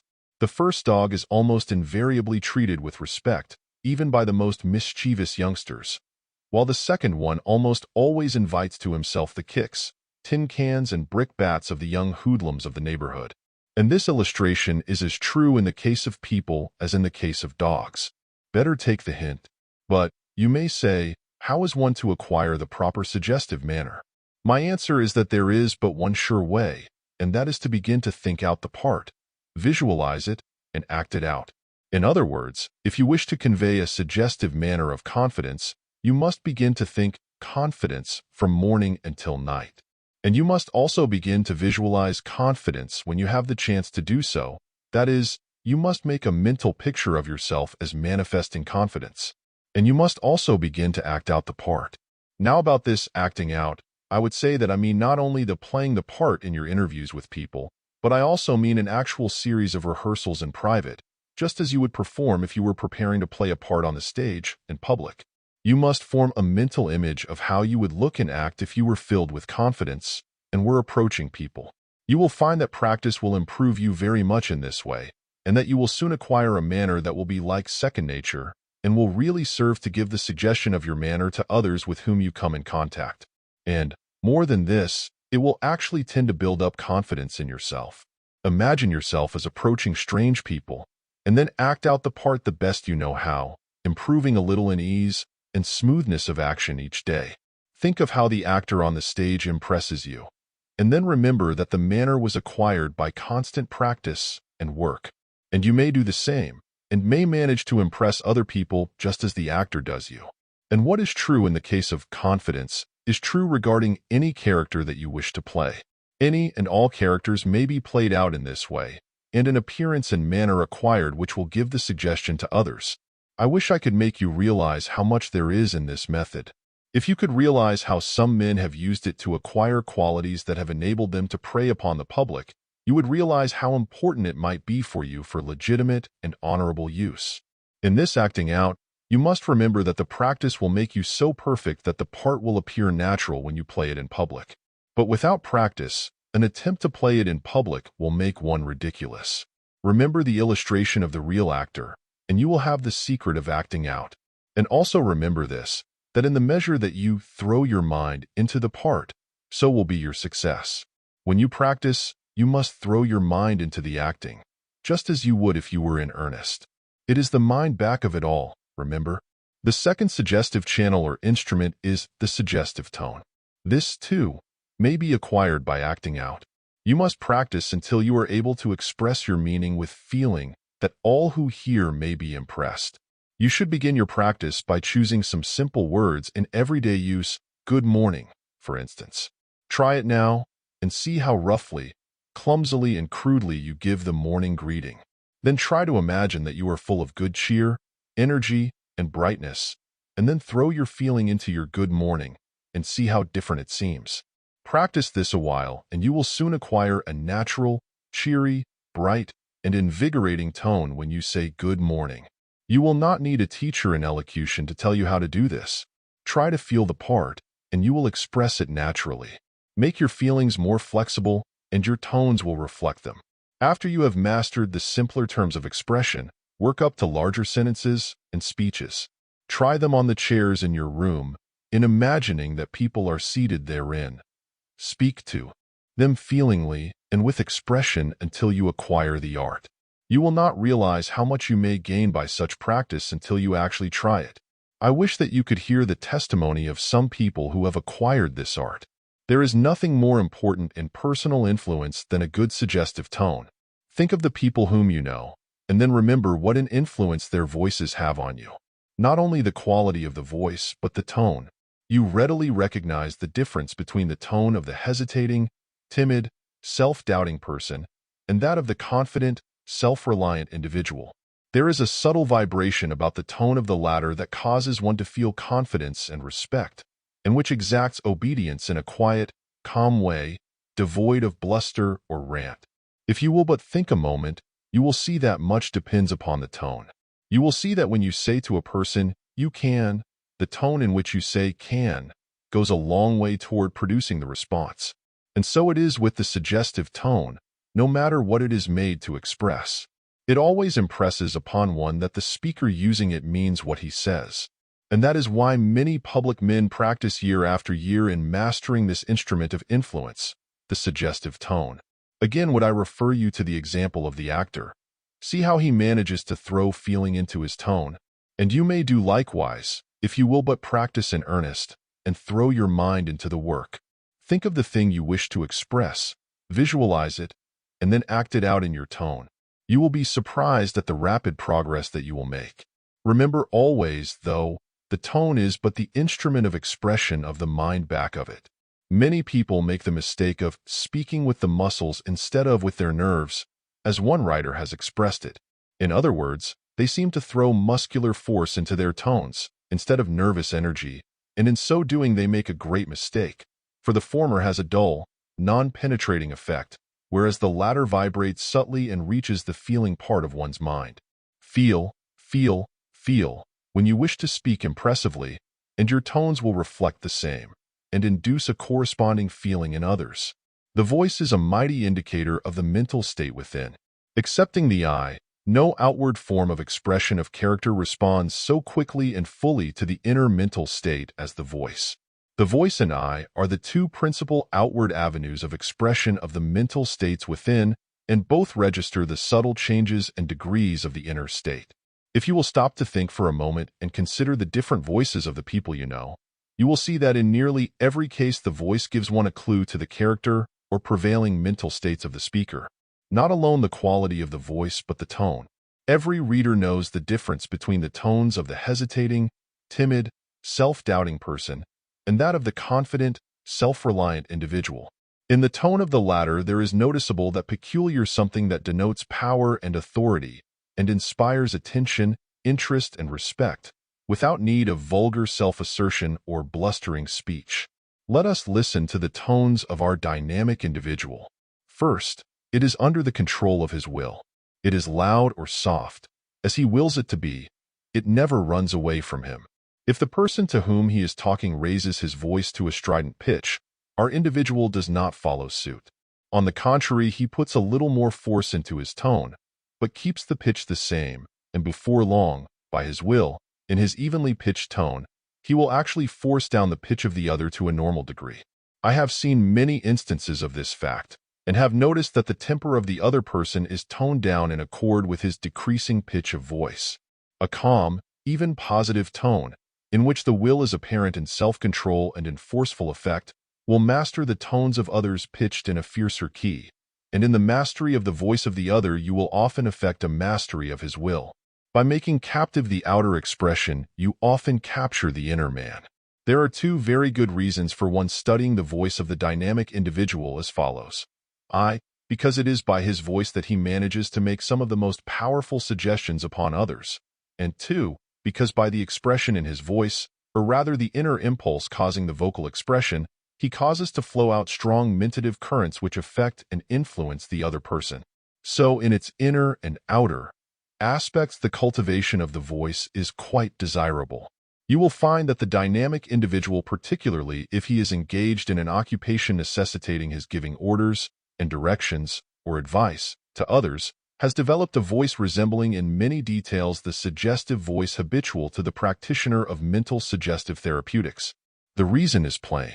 Both the man of business affairs and force and the suggestionist have accustomed themselves to speaking in a forceful, firm, positive manner, and thus fairly driving home their ideas expressed in words.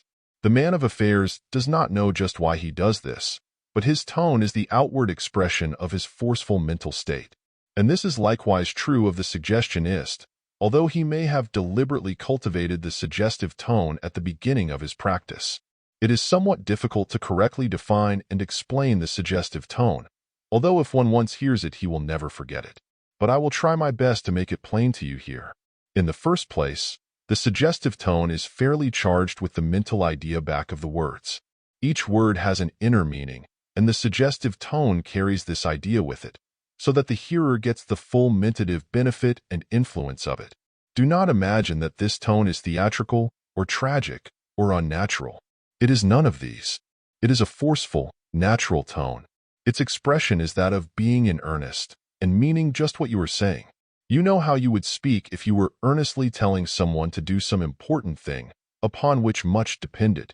Well, that's the tone, modified of course by the particular circumstances and necessities of each case. It must be in earnest, must be more or less intense, must have focused in it the feeling behind it, in such a way as to awaken in the mind of the hearer the feeling back of the words.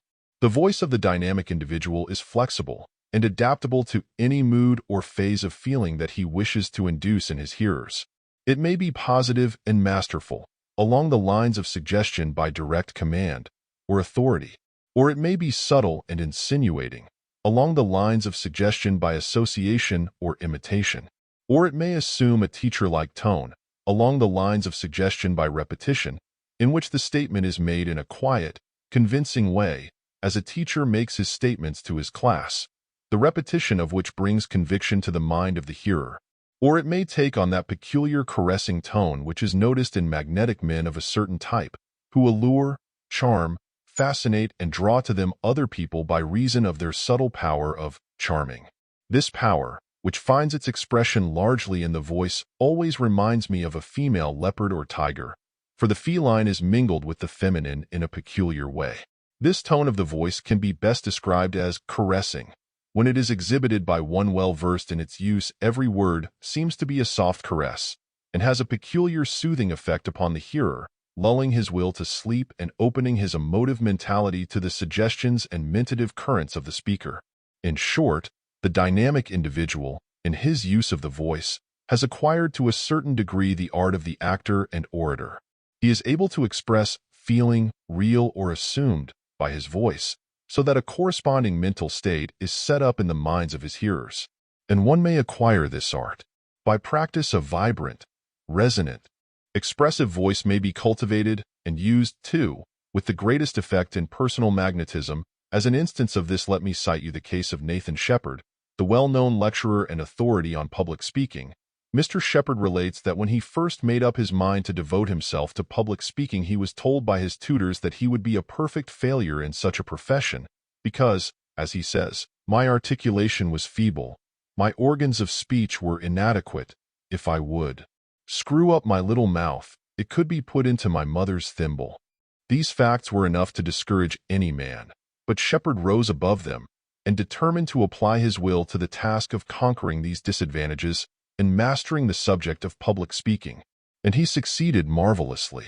By pure willpower he, as he says, increased my voice tenfold, doubled my chest, and brought my unoratorical organs somewhat in subjection to my will. He became one of the best public speakers of his time. So there is hope for all of you, if you will but manifest persistency and earnestness in your application of the will. The third suggestive channel is the suggestive word. I may be able to explain this more clearly when I call your attention to the fact that each word is a crystallized thought. In every word there is an imprisoned thought, and when you lodge a word in the mind of another person, the crystal covering is dissolved, and the released thought manifests itself. And, this being so, it becomes important for one to carefully choose the crystallized thoughts, or words, which he wishes to implant in the mind of another. You should study words until you are able to distinguish between those which carry a live, active, feeling thought, and those less strong. Take the word strong, for instance. Does it not make you feel strength when you hear it forcibly and feelingly pronounced? Take the word kind and see what feelings it arouses in you. Pronounce the words lion and lamb and see the different feelings you experience from the differing sounds. Take the word crash and see how it suggests the crashing, crunching, tearing, startling thing for which it stands. Compare the sound of the words rough and smooth, and you will see what I mean. The only way that one can point out to you to acquire the use of suggestive words is to study words themselves. Listen to the words used by others and note their effect on you. Take a small dictionary and run over its pages, and you will soon have a collection of good, strong, effective terms for handy use when occasion demands. A man does not have to be highly educated in the usual sense of that term in order to use strong, suggestive words. Some instinctively choose vital words, charged with feeling, and such make their words felt. Think over this matter. In the use of all the three suggestive instruments, or channels, remember that the object is to make others feel the mental state you are expressing. This is the whole thing in a nutshell. Chapter 14. Instruments of Expression. Next in order in our list of instruments of channels of mentative expression is the eye, that most wonderful of all the human organs, and which is as much an instrument for the expression of mind power as it is an instrument for receiving the sense impression of sight. Let us consider it in its former aspect. In the first place, the eye is one of the most potent and effective instruments of suggestion, although I have not included it in that class. The expression of the eye will induce mental conditions in others along the lines of suggestion, and those who understand and have mastered this art of using the eyes have at their disposal a wonderful instrument of suggestive influence. Those of us who have ever met a very magnetic man, or a charming and fascinating woman, have carried away with us a lively recollection of the expression of the eyes of such a person. Actors and public speakers, as well as those whose business it is to meet and impress people, often make a close study of eye expression in order to produce a heightened effect along these lines. And what kind of an eye has our dynamic individual? Need you ask this question? What would you expect? Of all the physical avenues of expression of the mental state within, the eye is the most potent and nearest to the soul within. The eyes have well been called the windows of the soul, and they give a clearer idea of the inner man than all else combined. And therefore, we may expect our magnetic man to have an eye that reflects the power within him. And we are not disappointed, for even a hasty glance will show that he has what people call an expressive eye. It manifests every mental state, at the will of its owner, now stern, now tender, now commanding, now loving, now masterful, now caressing. It is an obedient instrument of the will operating it, and it produces the most wonderful suggestive effect upon those coming under its spell. As an inducer of mental states, the eye has no equal among the physical agents. Even the voice, wonderfully potent though it be, must yield precedence to it. It is more than a physical agent. It is a direct avenue for the passage of mentative currents.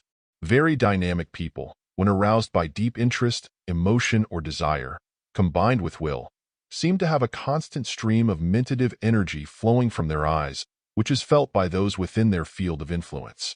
I need not call your attention to the wonderful power of eye, for you are fully acquainted with it from personal experience. You know how power shows itself in the eyes of people. In cases where the will has been developed to a very high degree, it is true that the mentative energy can be so concentrated by a very earnest and powerful glance that an actual physical effect may be produced. I have known and heard of cases in which a powerful glance halted people in their tracks. Cases of this kind are told of Napoleon and others of developed willpower. Andrew Jackson is said to have so paralyzed the will of a noted desperado by his glance that he surrendered meekly and accompanied his captor, although fully armed and heretofore deemed absolutely fearless and dangerous. The desperado afterwards said that he could not understand just why he had not killed Jackson where he stood. It is related in some of the ancient histories, or tales, that one of the old Creeks paralyzed an enemy by a single burning glance. You have all seen people flinch and quail before the masterful glance of one possessed of a developed willpower. You, personally, know how this feels.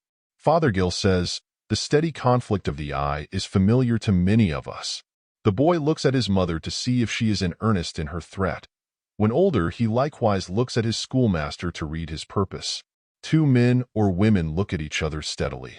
No word is said, yet the conflict is over soon, and one walks ahead of the other ever after. Oliver Wendell Holmes describes an eye battle as follows. The Kohinoor's face turned so white with rage that his blue-black mustache and beard looked fearful seen against it. He grinned with wrath and caught at a tumbler, as if he would have thrown its contents at the speaker. The young Marylanda fixed his clear, steady eye upon him and laid his hand on his arm, carelessly almost, but the jewel felt it was held so that he could not move it. It was of no use. The youth was his master in muscle, and in that deadly Indian hug in which men wrestle with their eyes, over in 5 seconds, but breaks one of their two backs, and is good for 60 years and 10. One trial enough settles the whole matter, just as when two feathered songsters of the barnyard, game and dunghill, come together, after a jump or two at each other, and a few sharp kicks, there is an end of it, and it is a précipice, monsieur, with the beaten party and all the social relations for all the rest of his days. The following rules for the cultivation of eye expression were obtained from one of the leading authorities in this line in America. I herewith give them in detail, for those who may desire to practice them. I know of none better for the purpose. Exercises in eye expression. Begin by studying your eyes in a mirror.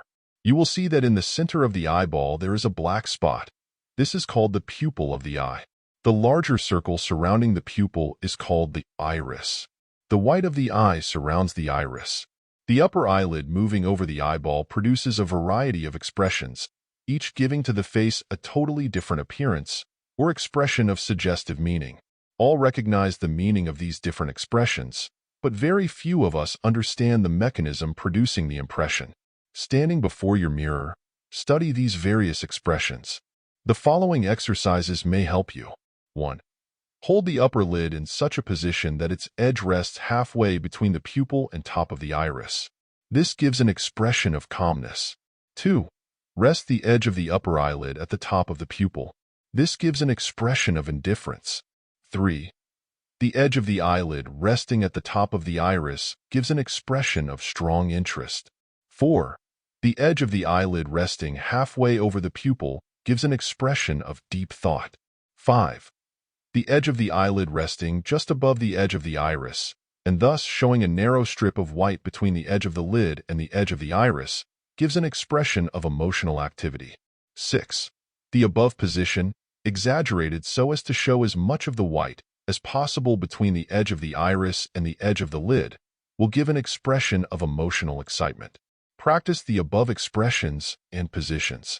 With a little practice, nearly everyone may easily acquire the art of expression in the first 4 exercises, but the last 2 are more difficult of acquirement.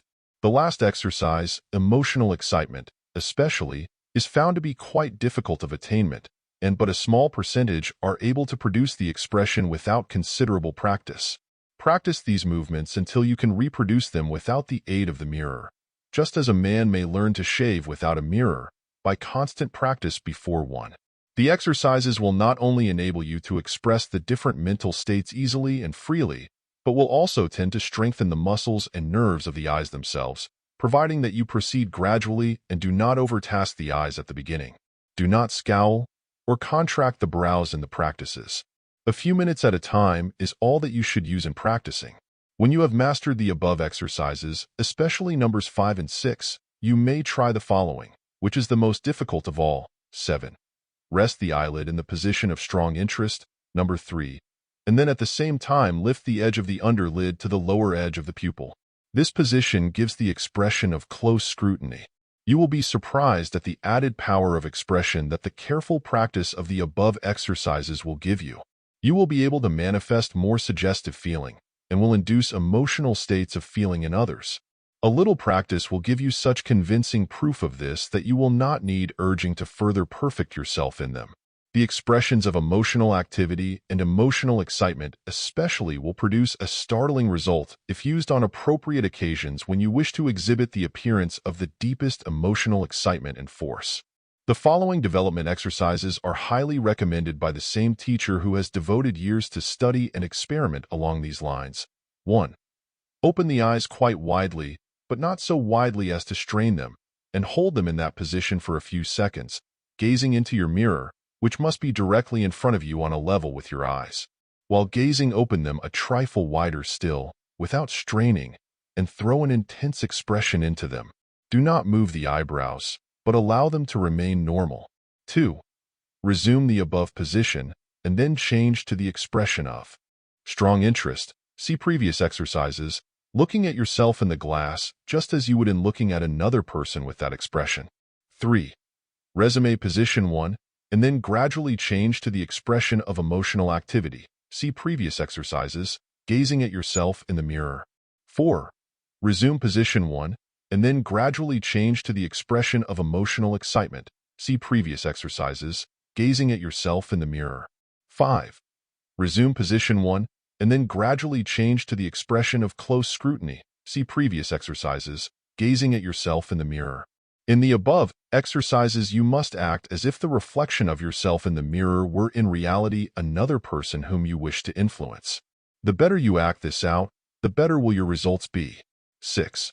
Practice the expression of strong interest on persons to whom you are listening, until you feel that you have awakened a response in them. I may add that the expression of deep interest consists of but the same expression heightened by more feeling behind it, and the expression of loving interest is the same, only more so. This more feeling may be either real or assumed, as in the case of the good actor.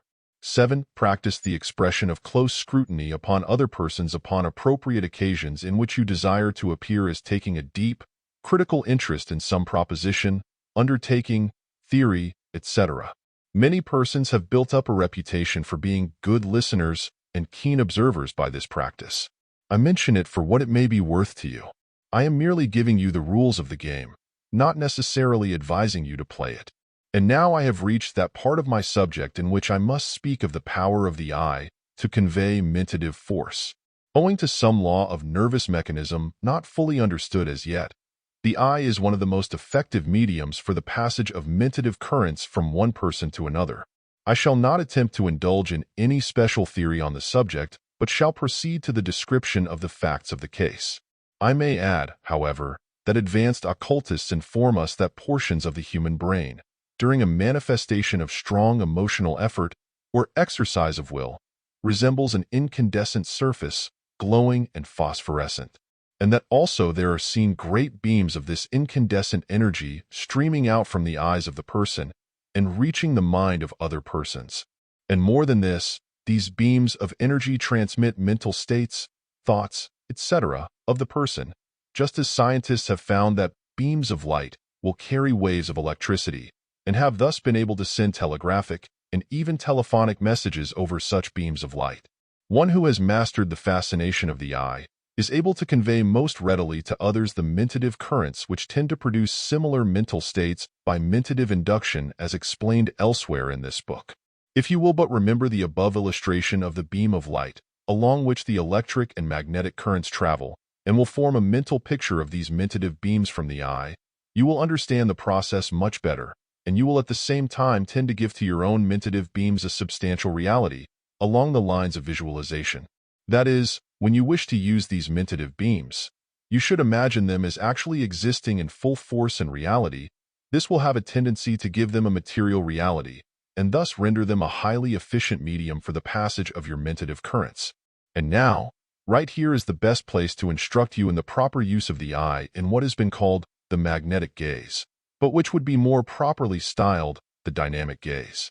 There has been much nonsense written on this subject, And in some of my own earlier writings, I gave directions along these lines which I am now able to replace with more approved methods and later discoveries coming from the study and experimentation of myself and others along these lines.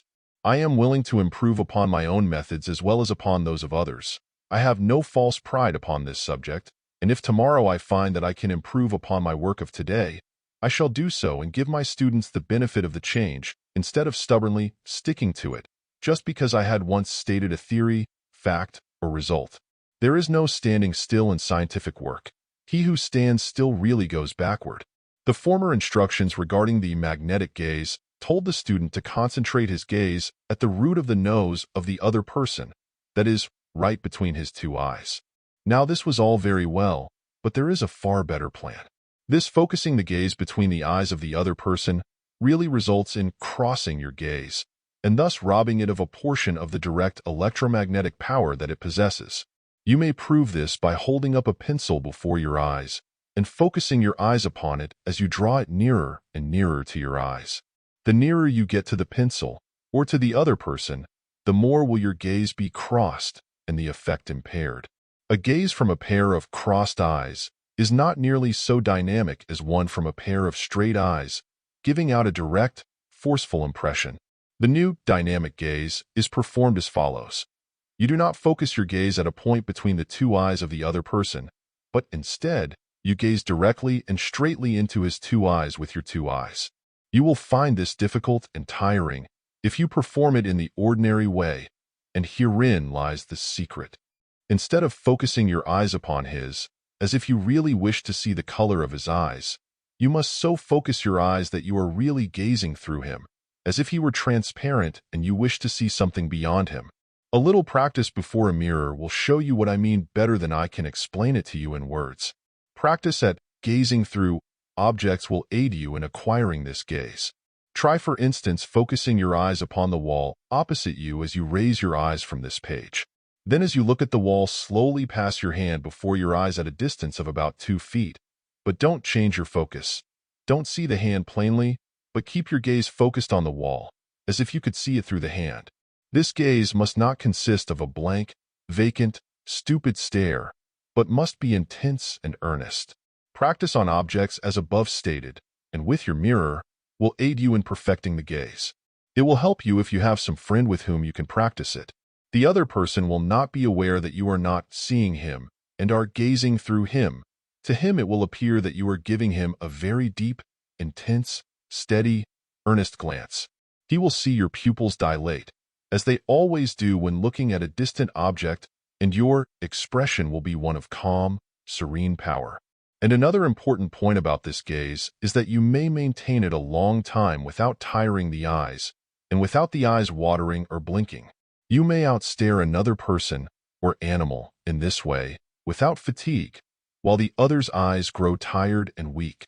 So much is this true that the results of my own investigation of the subject have convinced me that the animals who manifest fascination really focus their eyes beyond the object in just this way. If ever you get a chance to observe an animal fascinating another, you will see that I am right in this theory. This gazing through the other person is accomplished by a certain accommodation of the eye, as oculists and opticians call it, and while you in performing it you cannot examine distinctly or see distinctly the eyes of the other person, because your focus is different. To show you why you are able to maintain this gaze such a long time without tiring your eyes, I would remind you of the ease with which you may maintain the expression of being wrapped in thought, daydreaming, lost in a brown study, just thinking about things, etc., with which you all are familiar. In such a mental state you are able to gaze into space for a long time without the slightest fatigue, while a few seconds focusing your eyes upon a nearby object will tire them very much indeed. And then, again, you know how long you are able to gaze at an object far out at sea, or far across the desert, or far down or across the mountain, without tiring your eyes. The whole secret is that short-range focusing upon an object tires the eyes much more than does long-range gazing into space. This being the case, it will tire you far less seeing through a person than gazing at him and seeing him at short range. In practicing the maintaining of the gaze for a long time, I would advise against tiring the eyes by gazing at short-range objects. Better practice at gazing at distant objects until you are able to maintain the gaze a long time, as you will be able to do after a little practice. In fact, I advise you to practice the gazing into space, because proficiency in that will enable you to perfect the dynamic gaze. After you have practiced this gazing through method a bit, you will be able to look at an object a couple of feet away and gaze right through it. That is, you will not consciously see it objectively, although apparently staring hard at it. Avoid all exercises tiring to the eyes, and proceed slowly working from trifling successes to more important ones. You will be surprised how a little intelligent practice along these lines will give you a penetrating glance, firm, earnest, and full of magnetism and fascination, without the slightest sense of strain, fatigue, or effort. You have long wished for such an expression. Here it is for you. Chapter 15. Using the Mentative Instruments. In the use of the eyes for the purpose of conveying mentative currents, you should always remember that the feeling is the real power behind these currents of power, and that the brain is the dynamo from which the currents originate. The brain, is the great transformer or converter of the mentative energy and acts just as does a dynamo in the direction of sending forth great waves of power. Consequently, if you wish to send out mentative currents for the purpose of inducing feeling in others, you must first have feeling generated in your mental dynamo. It will be well for two people to practice the eye exercises together, but in the absence of a friend in whom you have confidence, you may obtain excellent results by practicing before your friendly mirror. In either case, you must first arouse in your mind the feeling that you wish to express in mentative currents. Put your feeling into your glance, and it will be felt. Exercise I. Look into the eyes of your friend, or your own in the mirror, and then say mentally, I am stronger than you. Throw into your glance as much of the feeling of strength as you can. Exercise 2. Say mentally, I am more positive than you. Him out gazing you. Throwing as much positivity as possible into your gaze, the same being inspired, of course, by our feeling. Exercise 3. Say and feel, you are afraid of me. Am making you feel my strength, throwing the feeling into your gaze. After you have acquired the faculty of making your strength felt by above exercises, you may use the same upon other people when the occasion renders it advisable. If you are addressed by some person whom you think is trying to master you mentatively, or whose strong influence you wish to ward off, you may use the above method on him. As a rule, the person who is doing the talking has a slight advantage over the listener, all else being equal. The speaker is the more positive because he is expressing more power. But you may counteract this, if you are the listener, by simply sending him a glance, accompanied by the feeling of scatter your force into bits. You cannot affect me. In resisting an attack of this sort, keep your mouth closed, with the jaws tight.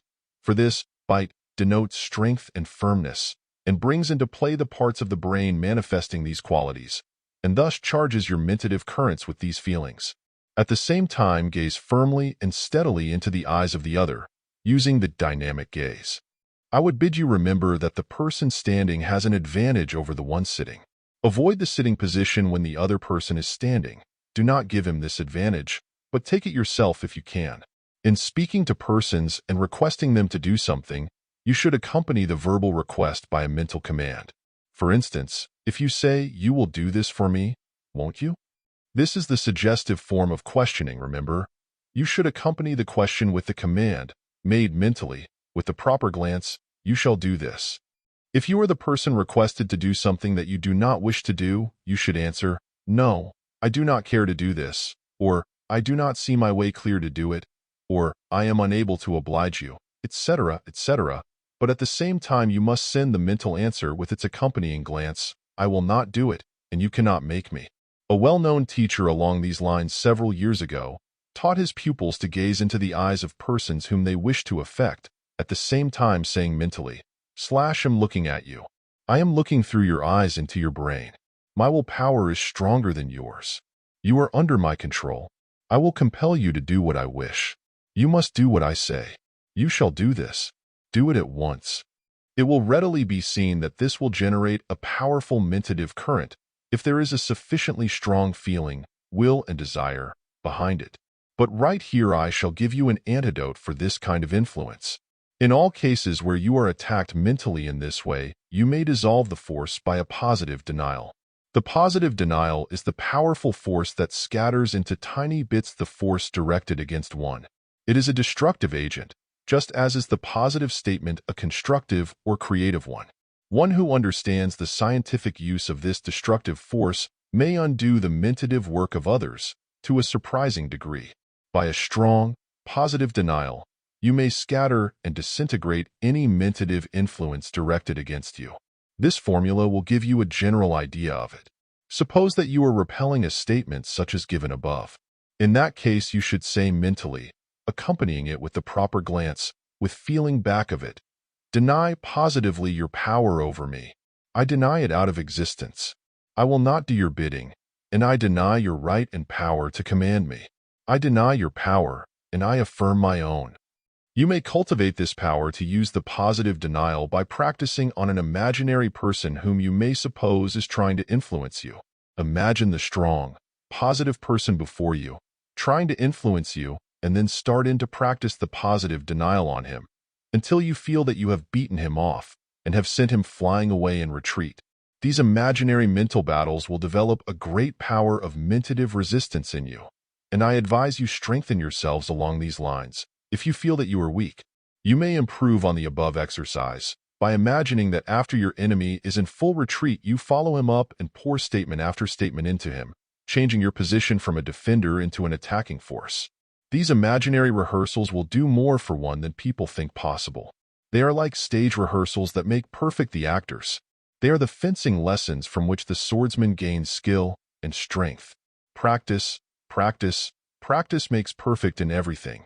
In mentative work as well as physical. There are good psychological and occult reasons behind this method and practice, but I shall not enter upon that field at present. This book is intended to give you the how of the subject rather than the why. In personal conversation with another, you will find it of the greatest value to see as clearly as possible a mental picture, chart, or map of what you are saying to him. By so doing, you will impress most forcibly upon his mind that which you wish him to see and feel. In this statement is compressed the secret of effective speaking. In the degree that you see and feel the thought that you are expressing in words, will be the degree of impression made upon and mentative induction produced in the other person. The secret, of course, lies in the power of visualization. You may find an evidence of your increasing mentative influence by trying the psychological experiment of willing people to move this way or that way by gazing intently at them. In this experiment, it is not necessary for you to gaze into their eyes. Gazing at their back, preferably at the upper part of the neck, at the base of the brain, will answer. You may try willing persons to look around on the street or in public places, etc. Or using the mentative instruments, you may will that they turn to the right or left of you when approaching each other on the street. Or in stores, you may will that a certain clerk from out of a number will step forward to wait upon you. These and many similar experiments have an interest to the majority of students and are accomplished with comparative ease after sufficient practice. The whole theory and practice consists of a steady gaze and the mental command and will that the person will act so and so, together with the earnest expectation that he will obey the command and the mental picture of his doing so. That is all there is to it. In the use of the eye as a mentative instrument, remember first, last, and all the time that desire and will are the phases of the mentative energy, and that in the degree that desire is kindled and will is exerted, so will be the power expressed by yourself and impressed upon others. Read this book over a number of times until you have fully grasped the underlying principles. Then commit its exercises and instructions to memory. Then practice frequently and perfect yourself in the methods pointed out until you render them second nature. You will be conscious of a gradual growth and development along the lines of mentative power and influence. The flame of dynamic mentation once lighted, it will never die out. Tend the flame carefully, keep the wick trimmed clean, and fill the lamp with oil, and it will ever burn bright and emit heat and light and power. The last mentative instrument mentioned in a previous chapter is the touch. There was a time, in my early stages of experimentation and psychological research, when I laughed at the idea of the touch playing any real part in the work of mental influence.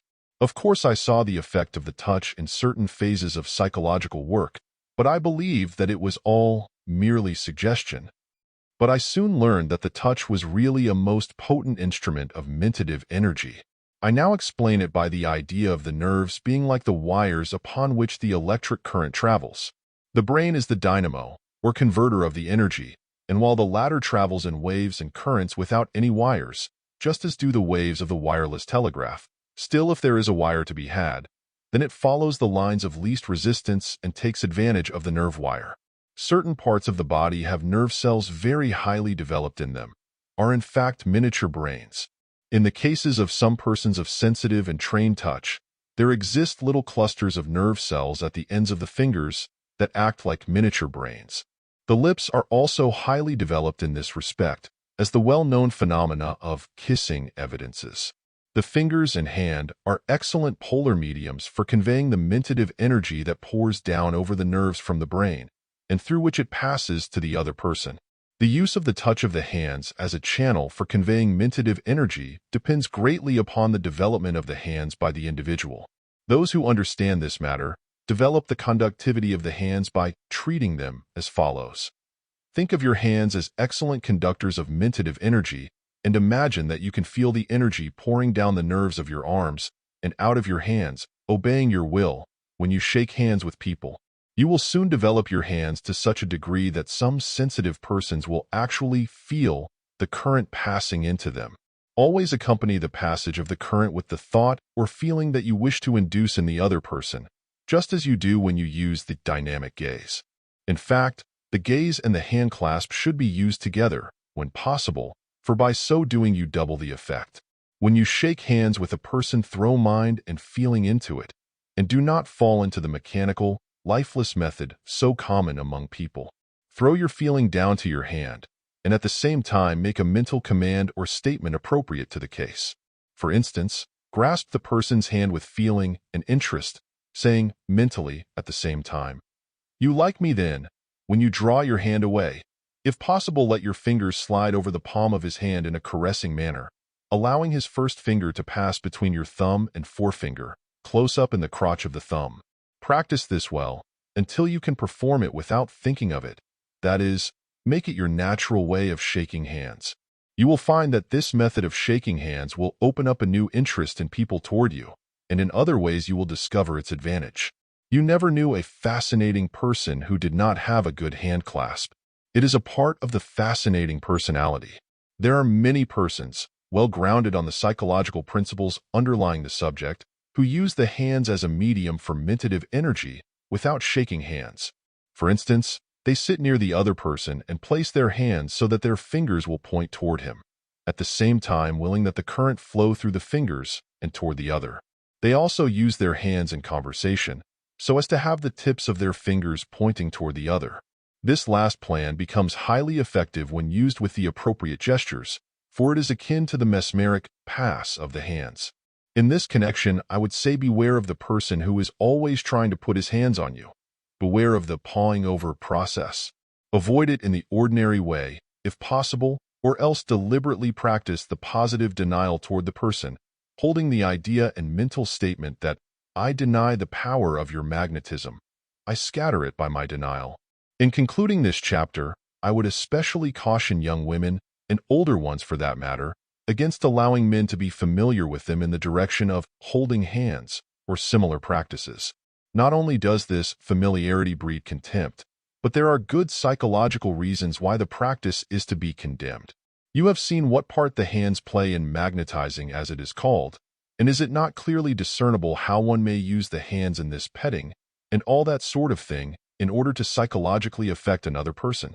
I am not speaking now of the caresses indulged in by honorable true lovers, for all the talk in the world would not change that sort of thing.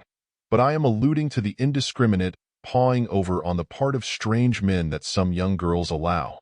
There is a danger in this sort of thing, and I want you to know it. If you have daughters or young female relatives, warn them against this thing and tell them the reason why.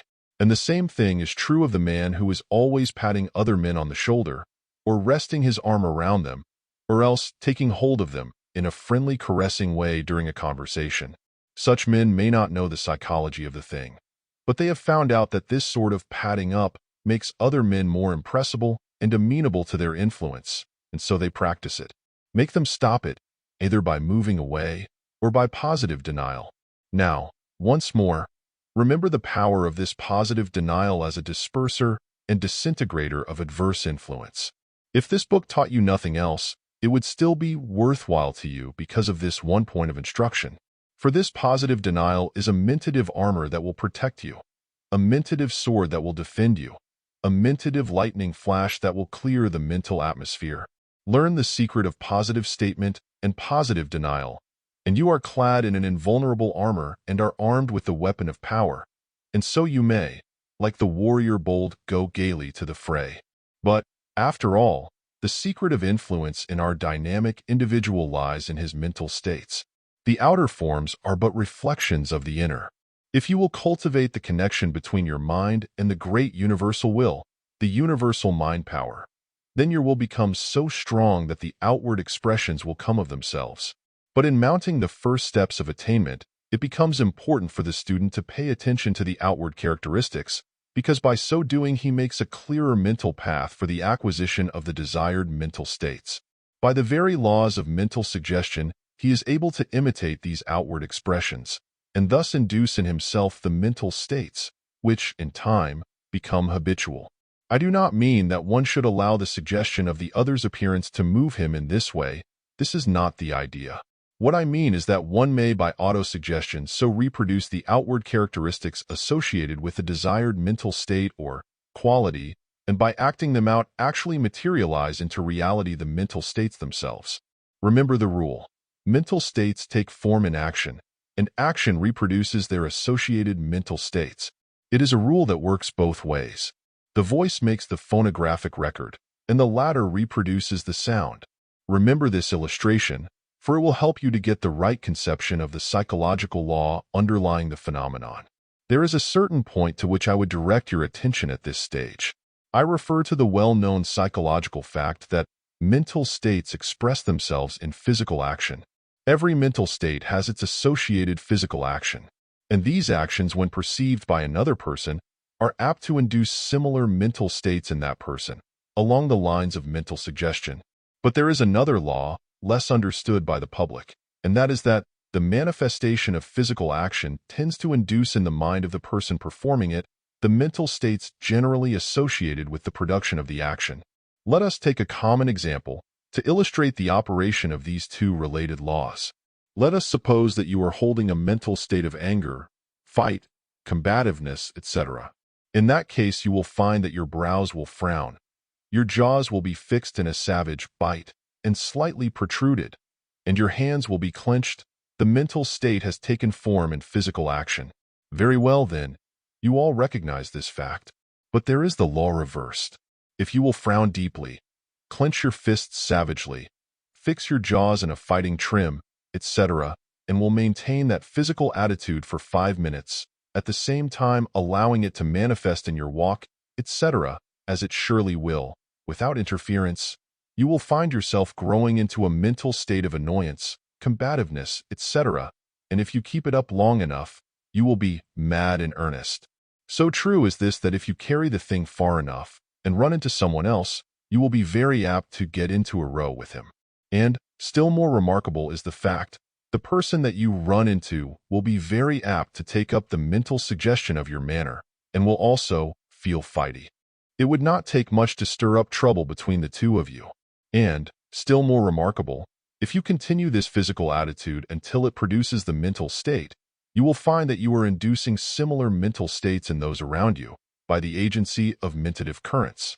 So you see the close connection between physical action, mental states, suggestion, and telementation. They act and react upon each other. What has been said of the mental state of anger applies equally to any intense feeling or mental state. Like begets like, along all the lines mentioned.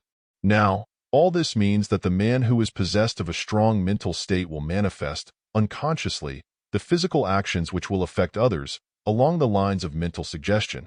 He will not have to study the question of what suggestions to use, providing he feels sufficiently strong to automatically manifest the actions.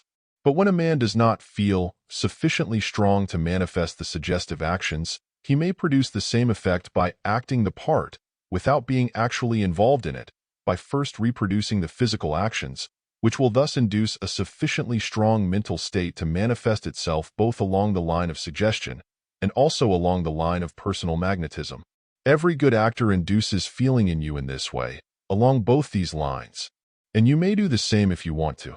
Many dynamic people are doing it every day. On this subject, so far as I have gone, I have given you a most important secret of psychological influence in a plain, practical way. So simple, in fact, that there is a risk of many of you entirely overlooking its importance. Better go back over this part of the lesson again, many times, until you are able to catch its inner meaning and are able to read between its lines. It's quite worthwhile, I assure you. Of course, some of my kind critics will take me to task for teaching this acting out idea. They will call it inculcating principles of deceit, etc., etc., and will then go on their way admiring magnetic personalities and regretting the absence of tact in other persons who have rubbed them the wrong way. I have noticed that these hypercritical people are generally hypocritical as well.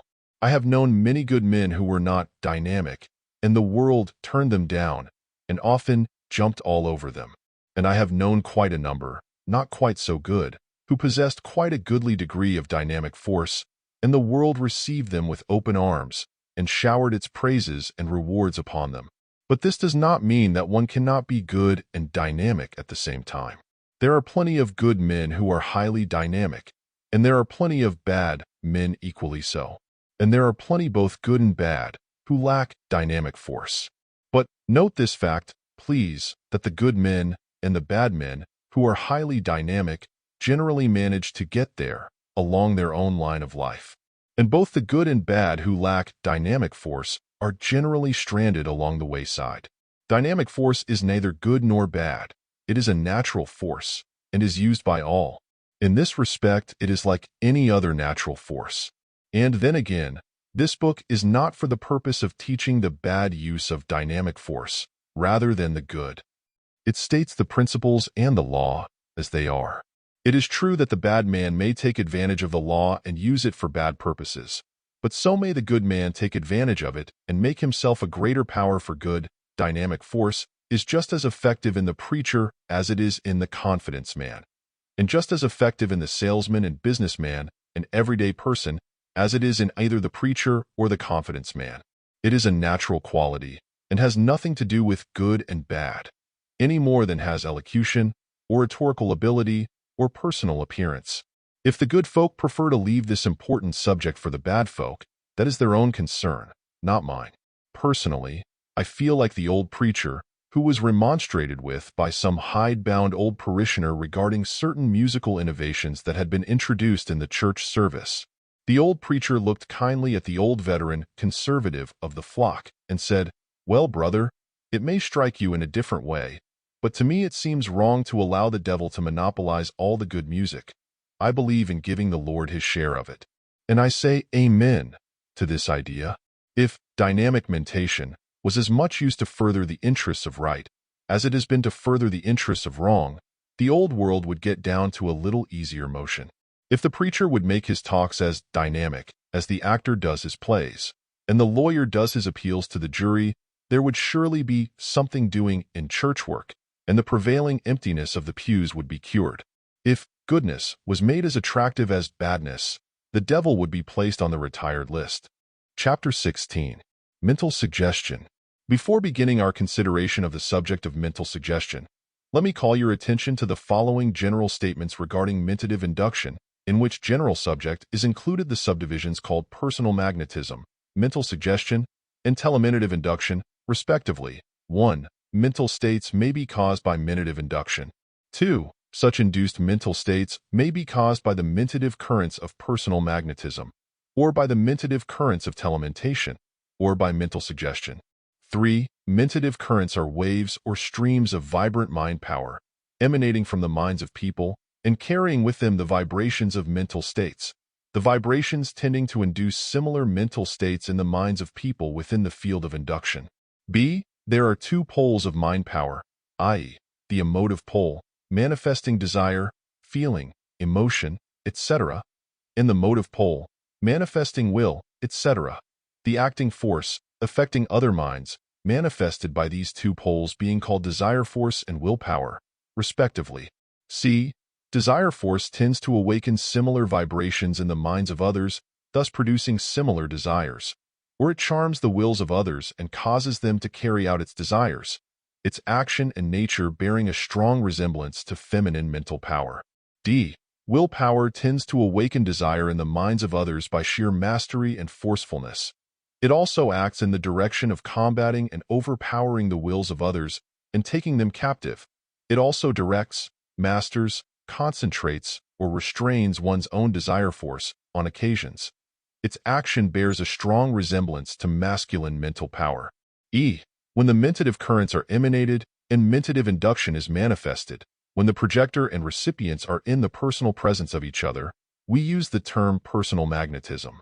When the same manifestation occurs when the projector and recipients are not in the personal presence of each other, then we use the term telementative induction.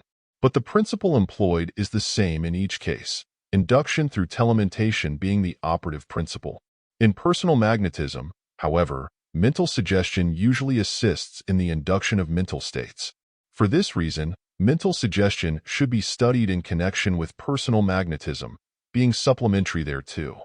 4. Mental suggestion induces mental states by reproducing the original mental states of others, or one's own previously experienced mental states, including the experience of the race ancestors, inherited and recorded in the subconscious minds of their descendants. Suggestion operates along the lines of acquiescence, imitation, association, and repetition, always acting through physical agents for inducing mental states. In personal magnetism, the mentator pours out his mentative currents, generated by his will or desire, or both, either in a general way or in a concentrated, directed manner. In a personal interview, and thus influences the mind of others by induction. This is usually, or always, accompanied by mental suggestion, using physical agents, such as the voice, eye, manner, etc., which heighten the effect produced. And, now, with the understanding of the above-stated general principles, let us proceed to a consideration of the subject of mental suggestion. Every student of psychology and mental science has heard and read much of that phase of mental phenomena called mental suggestion. Much has been written and taught about it, and the term has been claimed by some teachers to cover all phases of mental influence. I do not entirely agree with these extreme advocates of suggestion, however, for I find much in the subject that calls for a further explanation. But, nevertheless, I feel certain that mental suggestion plays a most important part in almost every instance of this class of phenomena and must be seriously considered by all careful students of the subject. Combined with mentative induction by means of mentative currents, it accounts for nearly every phase of the phenomena of mental influence. Therefore, I shall devote several chapters to the consideration of its underlying principles, laws, and method of application. I feel that no one can be a successful practitioner of telementative influence or personal magnetism who is not a good suggestionist, because the very knack of projecting strong suggestions is necessary for the forceful projection of mentative energy and mental currents. While all who have examined the subject are aware of the force and effects of mental suggestion, few have found it possible to correctly define or describe the term, or to explain it to others. But I feel assured that my theory of mentative induction and the two poles of mind power will enable you to form a very clear and comprehensive knowledge of the underlying laws of the subject, so that, understanding it, you will be able to apply its method of application to the best advantage. Mental suggestion is the term used to designate the process of inducing or exciting mental states or ideas by means of the imagination by the agency of words, actions, outward appearances, or other physical symbols. I divide the phenomena of mental suggestion into two general classes or phases, i.e., I, active suggestion, and 2, passive suggestion, as follows. By active suggestion, I mean the induction or excitement of mental state or ideas in others by means of positive command, affirmation, statements, etc., bearing directly upon the desired mental state. By passive suggestion, I mean the induction or excitement of mental state or ideas by the subtle insinuation, introduction, or insertion of ideas into the minds of others, which insinuated ideas act in the direction of inducing the desired mental state. Active suggestion is associated with the use of the motive pole of the mind of the suggester, and passive suggestion is associated with the emotive pole of the suggester. One is the masculine method and the other the feminine. And here is a good place in which to direct your attention to a very important fact concerning the operation of suggestion in inducing mental states in others. I allude to the fact that suggestion operates along the line of emotional mentality, feeling, or imagination, and has nothing to do with judgment, reason, argument, proof, etc. It belongs clearly to the feeling side of the mind, rather than to the thinking side. One's reason may be appealed to by clever reasoning, argument, logic, proof, etc., and an effect gained. But this belongs to an entirely different phase of mental action. The induction of mental states in others by means of suggestion has to do entirely with the feeling or imaginative phase of the mind. It deals with the production of emotional mentality rather than with rational mentality. This is a most important point, and one that should be thoroughly understood by all students of the subject. It is true that suggestion may accompany an appeal to the reason or judgment of the person influenced, and indeed is generally so used. But, strictly speaking, it constitutes an appeal to a part of the mind entirely removed from reasoning and judgment. It is emotional and imaginative first, last, and all the time. And it operates along the same lines as the mental induction produced by mentative currents, as we shall see. And now, with this preliminary understanding, let us pass on to a consideration of the meaning of the terms used. There is nothing like a clear understanding of the terms employed in treating of a subject. If one understands the exact meaning of the terms, he has progressed very far to an exact understanding of the subject itself, for the terms are the crystallized ideas involved in the subject. To understand the full and complete meaning of the terms of any subject is to know the whole subject thoroughly, for no one can understand a term thoroughly until he knows it in all of its relations, all that pertains to it. Let us start with the word suggestion, as used by the writers on mental suggestion. Some authorities give the broad, general definition of anything that is impressed upon the mind through the senses, but this I consider entirely too sweeping, for this definition would make the term cover knowledge of all sort, no matter to what part of the mind it appealed, for all knowledge of the outward world is obtained through the senses. Other authorities define the term as anything insinuated into the mind, subtly, cautiously, and indirectly, this definition fitting nearly the one favored by the dictionaries in defining the word suggestion in its general sense, which is as follows: a hint, a guarded mention, an intimation, something presented to the mind directly, an insinuation, etc. But this last definition of mental suggestion does not fit all the phases of the subject. It fits admirably into the phase known as passive suggestion, which operates by direct, forceful command, statement, etc.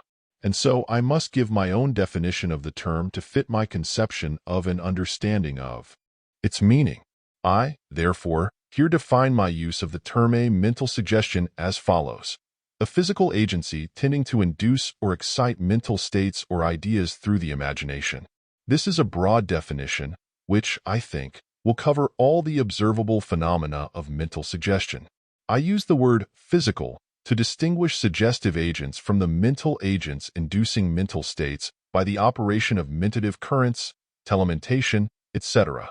Of course, this distinction will not please those who would claim all mental action as a form of the physical, or vice versa. But as I have to draw the line somewhere, I prefer to draw it between the physical agent and the mental, and I think that the majority of my readers will approve of this position. The word agent means, of course, an acting power or cause, etc. The word inducing, as I have used it, has been defined in the previous lesson. The word excite means to call into activity in any way, to rouse to feeling, to kindle to strong emotions. The imagination is that phase of mind which creates mental images or objects or sensation previously experienced. In my use of the term physical in the above definition, I include all words, spoken, written, or printed, mannerisms, physical actions of all kinds, physical, characteristics and appearances, etc., etc. All of these physical manifestations act as agents, inducing mental states under favorable circumstances. By mental states, I mean states of feeling or emotion. By ideas, I mean images of objects conceived of by the mind. It may be urged that the use of words, spoken, written, or printed, may be employed, and are employed in every appeal to the mind of another, whether the appeal be along the lines of suggestion or argument, reason, etc. Certainly, and in that sense they act as suggestions.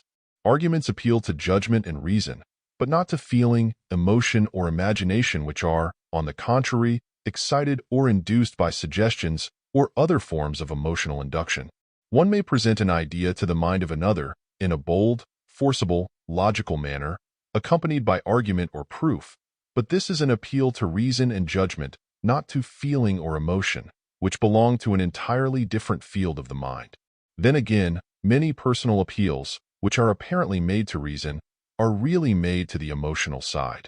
One may subtly insinuate into an argument or conversation an appeal to the feelings or emotion of the hearer, in the shape of an idea in the nature of a hint or indirect mention. Such idea will be felt by the listener, who will accept it into his mind, and before long he will regard it as one of his own thoughts. He will make it his own. He will think that he thought it, whereas really he simply feels it, and the feeling is induced. This is a case of suggestion. In ordinary social intercourse, you will find that women are adepts in this subtle form of insinuative suggestion as compared to men. Men will blurt out statements and ideas and attempt to prove them, but the woman will gently insinuate the idea into the mind of the other person, so that, without having proven a fact, she will have managed to create a definite idea of feeling in the mind of the other by suggestion. I think I need not give examples of this fact. It is apparent to all who have mingled with people. And really this suggestion resembles the mental suggestion of the psychologists very much. It is true that the practitioner of mental suggestion, in his treatments, often makes use of direct, forceful statements, such as, "You are strong, cheerful, well, and happy." But you will notice even here that he does not argue the point or attempt to prove his statements. He simply affirms and asserts the fact, and by constantly repeated suggestions, he finally causes the mind of the other person to accept the statement. So you see, a suggestion may be either a subtle insinuation or a bold, positive statement, but it is never an argument or process of proof. The word impression is good, as applied to the effect of a suggestion, but I prefer to stick to my own terms, and therefore I shall consider that the effect of mental suggestion is caused by induction. What, you may say, I thought that induction was a term used when a mental state was set up in one by mentative currents from the mind of another? Yes, this is true, but my last statement is true also. An induced mental state is one set up by outside influence of some kind, whether that outside influence be a mentative current or by suggestion through a word, a look, a sight, or anything else. The word induce, you know, means to lead, to influence, to prevail on, to affect, to cause, etc. And any mental state that is induced by an outside influence comes clearly under the term. Any physical agent that tends to induce a feeling in the mind of another may be called a suggestion. Even the well-known instance mentioned in the textbooks on psychology comes under this rule. In that instance, it is related that a soldier was carrying some bundles and a pail to his barracks, when some practical joker yelled to him in an authoritative voice, "Attention!" Following the suggestion, which induced in him the feeling preceding certain habitual actions, he dropped his pail and bundles with a crash and stood at attention, with eyes front, chin out, protruding breast, stomach drawn in, and hands at his sides with little fingers touching the seams of his trousers. That was a suggestion. Do you see the point? The lives of all of us have been molded largely by induction through suggestion. We accepted this suggestion, or that one, and it changed the whole current of our lives. Certain things induced certain feelings, called into activity certain mental states, and action followed close upon the heels of feeling. There are varying degrees of suggestive power, just as there are varying degrees of what is called the suggestibility of persons. That is the tendency to accept suggestions. There are people who scarcely ever act from motives originating within themselves, but whose entire lives are lived out in obedience to the suggested ideas and feelings of others. The development of the willpower regulates the degree of suggestibility.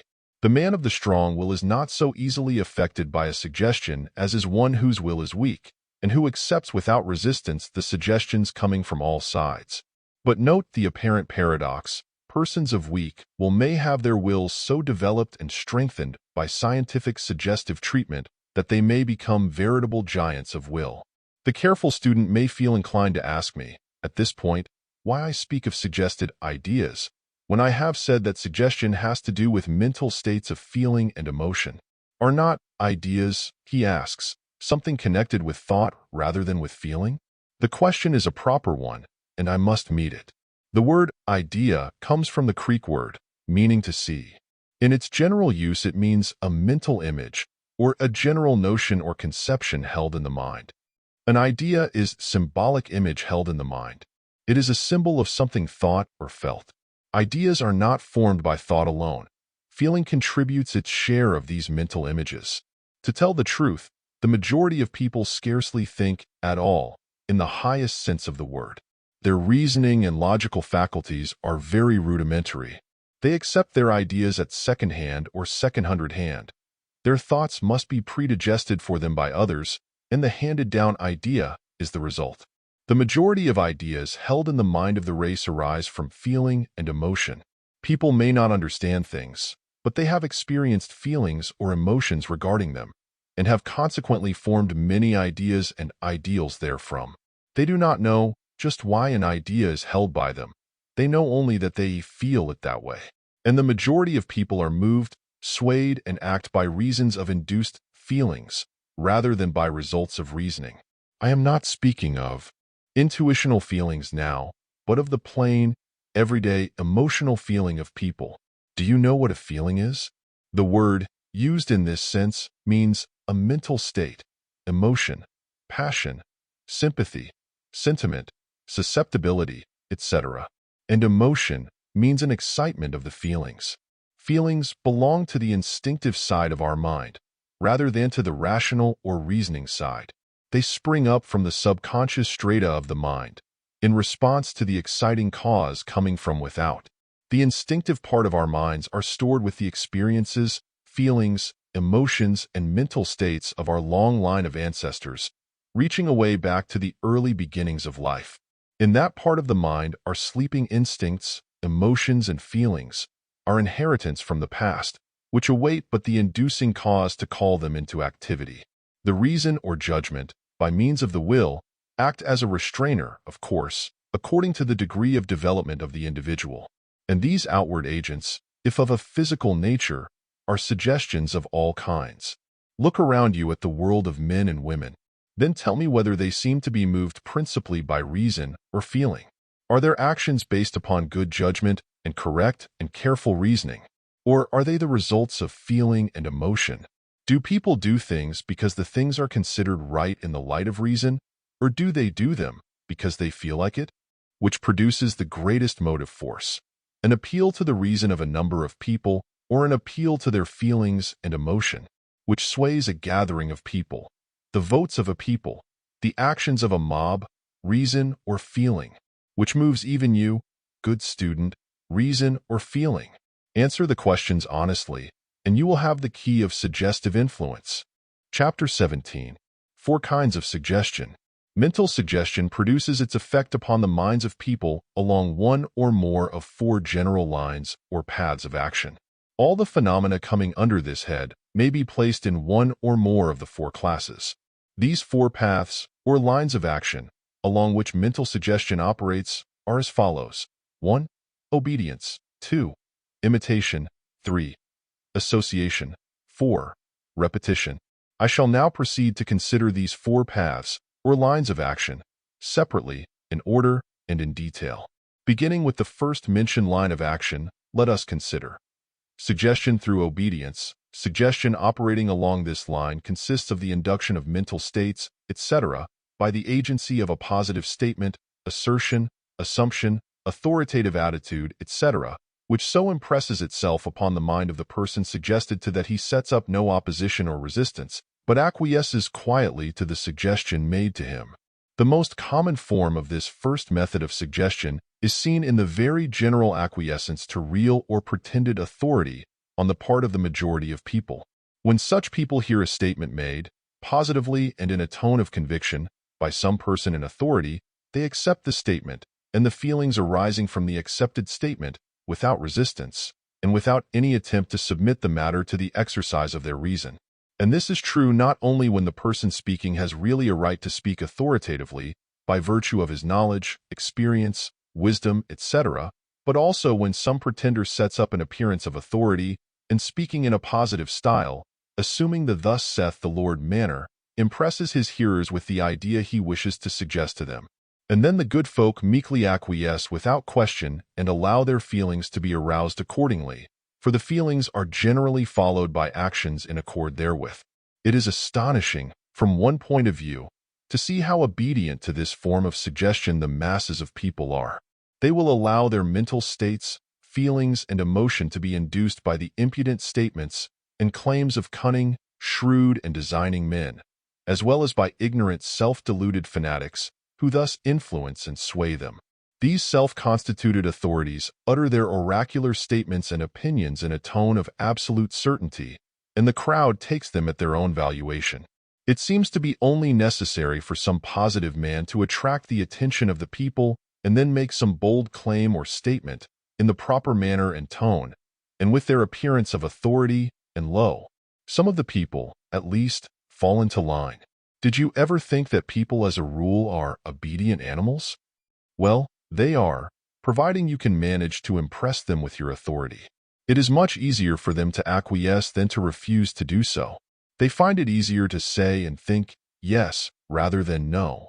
Their will is not often called into action by their reason and judgment, it being too often entirely under the control of the feeling and emotional side of them. There is a fundamental law under this phase of suggestive action, and in order to find it we must go back to the beginning of the race, perhaps farther. In the earlier days among animals and men, there were natural leaders who ruled by force of might of body or mind. These natural leaders were implicitly obeyed by the masses who had learned by experience that it was better for the tribe, or herd, as a whole, to be governed by their strongest and sharpest-witted members. And so gradually this dominant idea of acquiescence and obedience to authority developed and became a fixture in the race mind. And it is firmly planted in the mind of the race today, so much so that only the strongest minds are able to free themselves from it to any great extent. It is authority here and authority there, in law, letters, religion, politics, and every other field of human endeavor. People do not begin by asking themselves, "What do I think about this matter?" but instead start off by saying, "What does so-and-so think of it?" Their so-and-so is their authority who does their thinking for them, and they take their keynote from him or her. The authority induces their mental states for them. If these leaders and authorities were really the wisest of the race, it would not matter so very much, although even then it might prevent the development of individuality in the masses. But the worst feature is that the majority of these authorities don't know, and know that they don't know, but the people haven't found them out. They assume the manners, air, appearance, etc. of the real thing, and the people being accustomed to these symbols of authority and mistaking the imitation article for the real, are impressed by the authoritative utterance and accept the suggestion.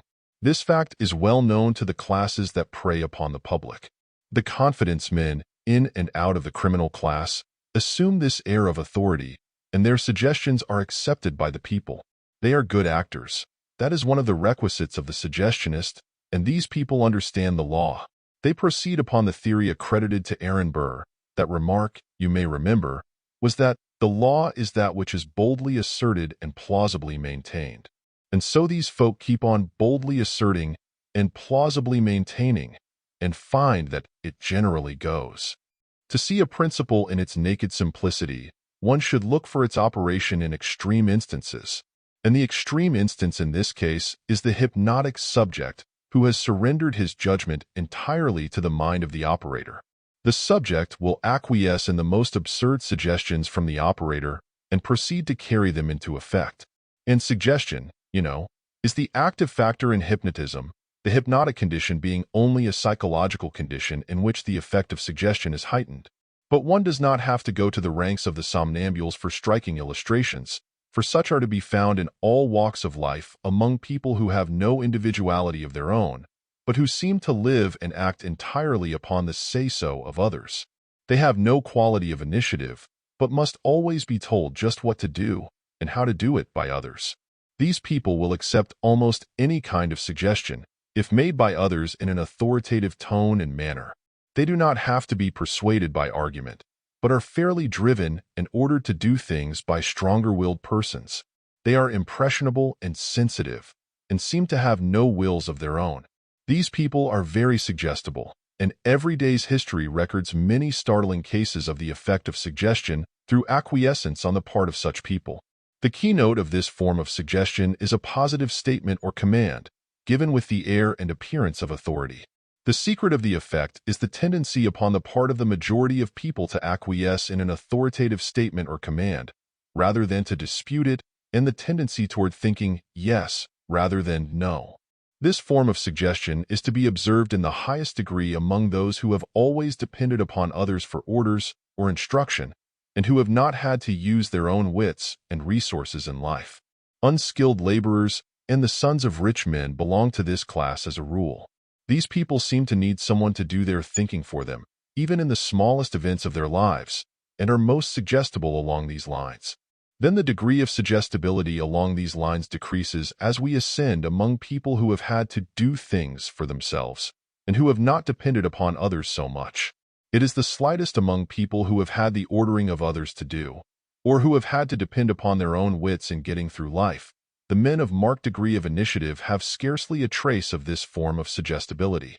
Initiative, you know, is a term for doing things without being told, using one's own wits and resources, the true American spirit, which so many Americans lack. The degree of power in giving this form of suggestion depends materially upon the development of will on the part of the suggester, and also upon his assumption of the appearance, manners, air, and tone of authority, the latter requisites being the outward symbols. If one has the willpower strongly developed, the symbols will appear of themselves as a natural consequence. But to those who have not the developed willpower, and whose authority is more or less counterfeit, the assumption of the outward symbols becomes a matter of great importance, and these people devote much study to the cultivation of these outward forms. And these counterfeit symbols, the art of the actor, serve their purpose to impress and suggest to the crowd, and their assumers set up a very brave front and obtain a very fair degree of success in the part they are acting, that is, until they come in contact with a man of real willpower, when they gracefully retire after the first clash of mentative swords. To those who are negative and who are too susceptible to this form of suggestion, I advise the cultivation of willpower, which will be fully taught in the later chapters of this book, entitled Mental Architecture, etc. Nothing but the cultivation of the will render one positive and impervious to suggestive influences of this sort. The second line of action of mental suggestion is that called suggestion through imitation. This form of mental suggestion is very common, perhaps the most common of all the forms. Man is essentially an imitative animal. He is always copying the actions, appearances, and ideas of others, thereby going to prove his descent from the monkey-like ancestors, in whom this trait of character was largely developed. Personally, I believe that those traits of imitation may be traced back to the early days of the race, or before, when animals and men were in a wild state, and exposed to constant danger of attack of enemies. Then a motion of fright on the part of one would be communicated to the others of the tribe, and gradually the trait of instinctive imitation was developed, the traces of which are still strongly with the race, even to this day. We may find instances of this trait all around us. When we watch a tightrope walker, our bodies instinctively sway in imitative motion. When we watch the faces of actors on the stage, our own faces work in sympathy, more or less. And so it goes on all around us and in us, ever the tendency toward imitation. Children manifest a great degree of this trait in copy and acquire the mannerisms of those around to a surprising degree of detail. This form of mental suggestion is very common. People are constantly taking up the suggestion of the mental states, feelings, and emotions of those around them, and reproducing them in their own acts. The majority of people are like human sheep, who will follow a leader everywhere and along all sorts of paths. Let the old bellwether jump over a rail, and every sheep in the flock will do likewise. and they will keep on jumping over the same place, at the same height, even if the rail be removed before the whole flock gets over. We are constantly doing things simply because other people do them. We are constantly aping after others. In our fashions, styles, forms, etc., we are servile imitators. Larry Hare shows a vest button hung by a thread, and all the young apes in the land follow suit. Funny, isn't it? This law of imitation plays an important part in the phenomena of mental suggestion along these lines. Somebody does a certain thing, and at once other people take up the suggestion and copy the original actor. Let the newspaper record a certain crime, and many others of the same type follow closely after. Let there be a suicide, and many others follow, usually adopting the same methods. Let there be a number of cases of some kind of folly and dissipation, and immediately there is an epidemic of the same thing. Let the papers say much about the appearance of a new disease, and at once a number of people manifest symptoms of it. Diseases get to be quite the fashion in this way.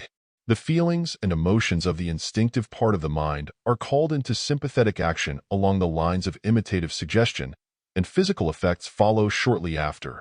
Shrewd men take advantage of this tendency of the human mind, and, by getting a few people interested in certain things, they manage to set the fashion, and the crowd follows like sheep. Get people talking about a thing, and the contagion spreads until everybody is interested in the matter. The majority of people are more or less susceptible to this form of suggestion, the degree depending upon their habit of thinking, judging, and acting for themselves. The man or woman who has ideas of his, or her, own, is not so apt to be impressed by every wave of popular fashion, style, and thought as those who maintain a more negative attitude toward the minds of others.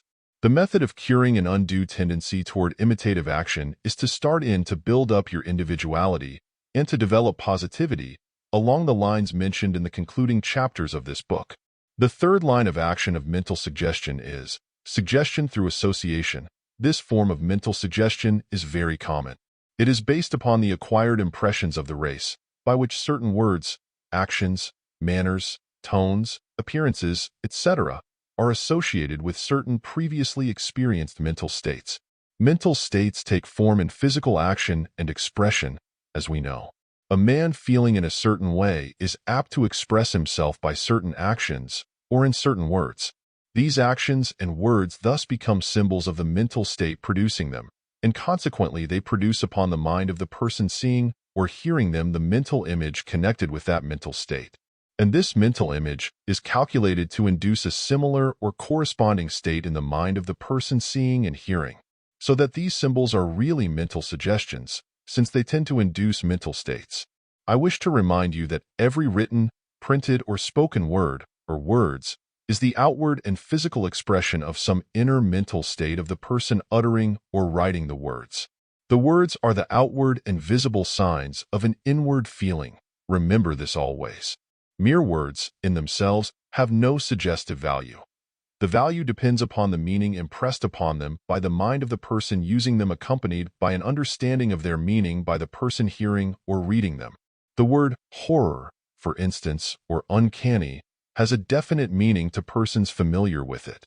It bears a direct relation to a mental feeling or emotion and is the physical and outward expression of the same. One may say the word over and over again to a person who has never heard it, or to one of another race who does not understand the term, and no suggestive effect follows. But speak the word to one who is accustomed to connect and associate it with a definite feeling that they have experienced, and the feeling will be produced, or induced, if the circumstances of the use of the word be favorable. The word love, used properly, will awaken in the mind of its hearers feelings corresponding with the term. And these feelings must have been experienced before, either directly or indirectly, before they may be induced by suggestion. Feelings experienced by one's ancestors leave a record in one's subconscious mentality, which may also be induced by the appropriate suggestion. Personally, words seem to me to be like the wax record of a phonograph. The record is covered with minute impressions produced by the sound waves entering the phonograph. Place this record in its place in the phonograph, and start the latter in motion and low. The minute impressions on the record will reproduce or induce in the diaphragm the same kind of sound waves that originally caused the impressions.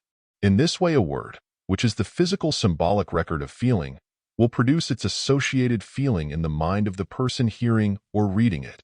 And, as I have said, the feeling produced will depend largely upon the understanding of the meaning of the word held by the person receiving the impression. For instance, in the case of the word love, let us suppose that the term is strongly and feelingly suggested to a number of persons at the same time, and in the same way. You will find that the feeling induced in the one person will be that of love of parents, in another love of children, in another love of husband or wife, in another love of God, in another an exalted affection for some person of the opposite sex, in another the low animal passion for one of the other sex, and so on, each experiencing a feeling occasioned by his or her association of the word with some feeling previously entertained. The same word may induce a feeling of the greatest pleasure in one person and the greatest horror or disgust in another, the difference depending upon the association of the word in the mind of the two persons.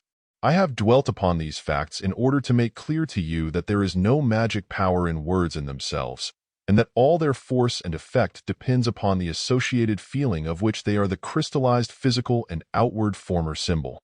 The word is the body, the feeling is its soul. And so it is with the suggestion of appearance, manner, surrounding, etc. Each of these depends for force and effect upon some accustomed association with some inner feeling, which feeling is reproduced or induced by the outward symbol of the thing.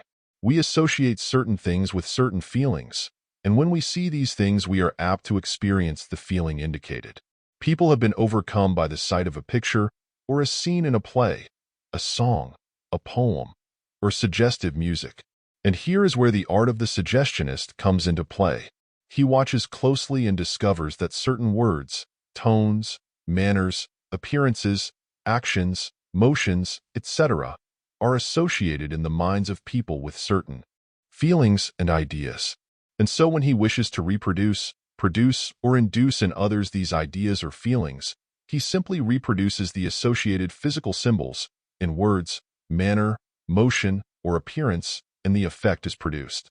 The conjurer makes certain motions with his hands which you have always associated with certain actions, and you feel that the action itself has been performed, but the conjurer omits the action, and you are fooled.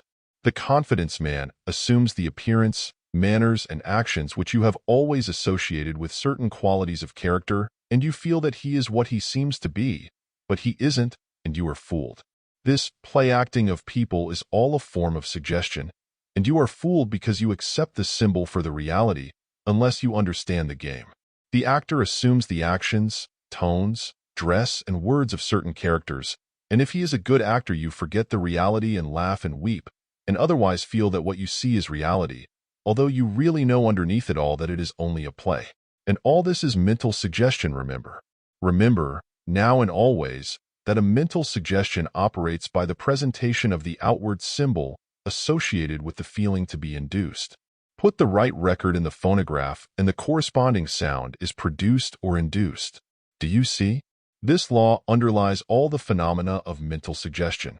Understand the law of suggestion and you have the master key to the phenomena. Oratory, and other forms of appeal to the feeling by spoken words, gives us a typical example of the operation of this form of mental suggestion. The orator, the lawyer, the preacher.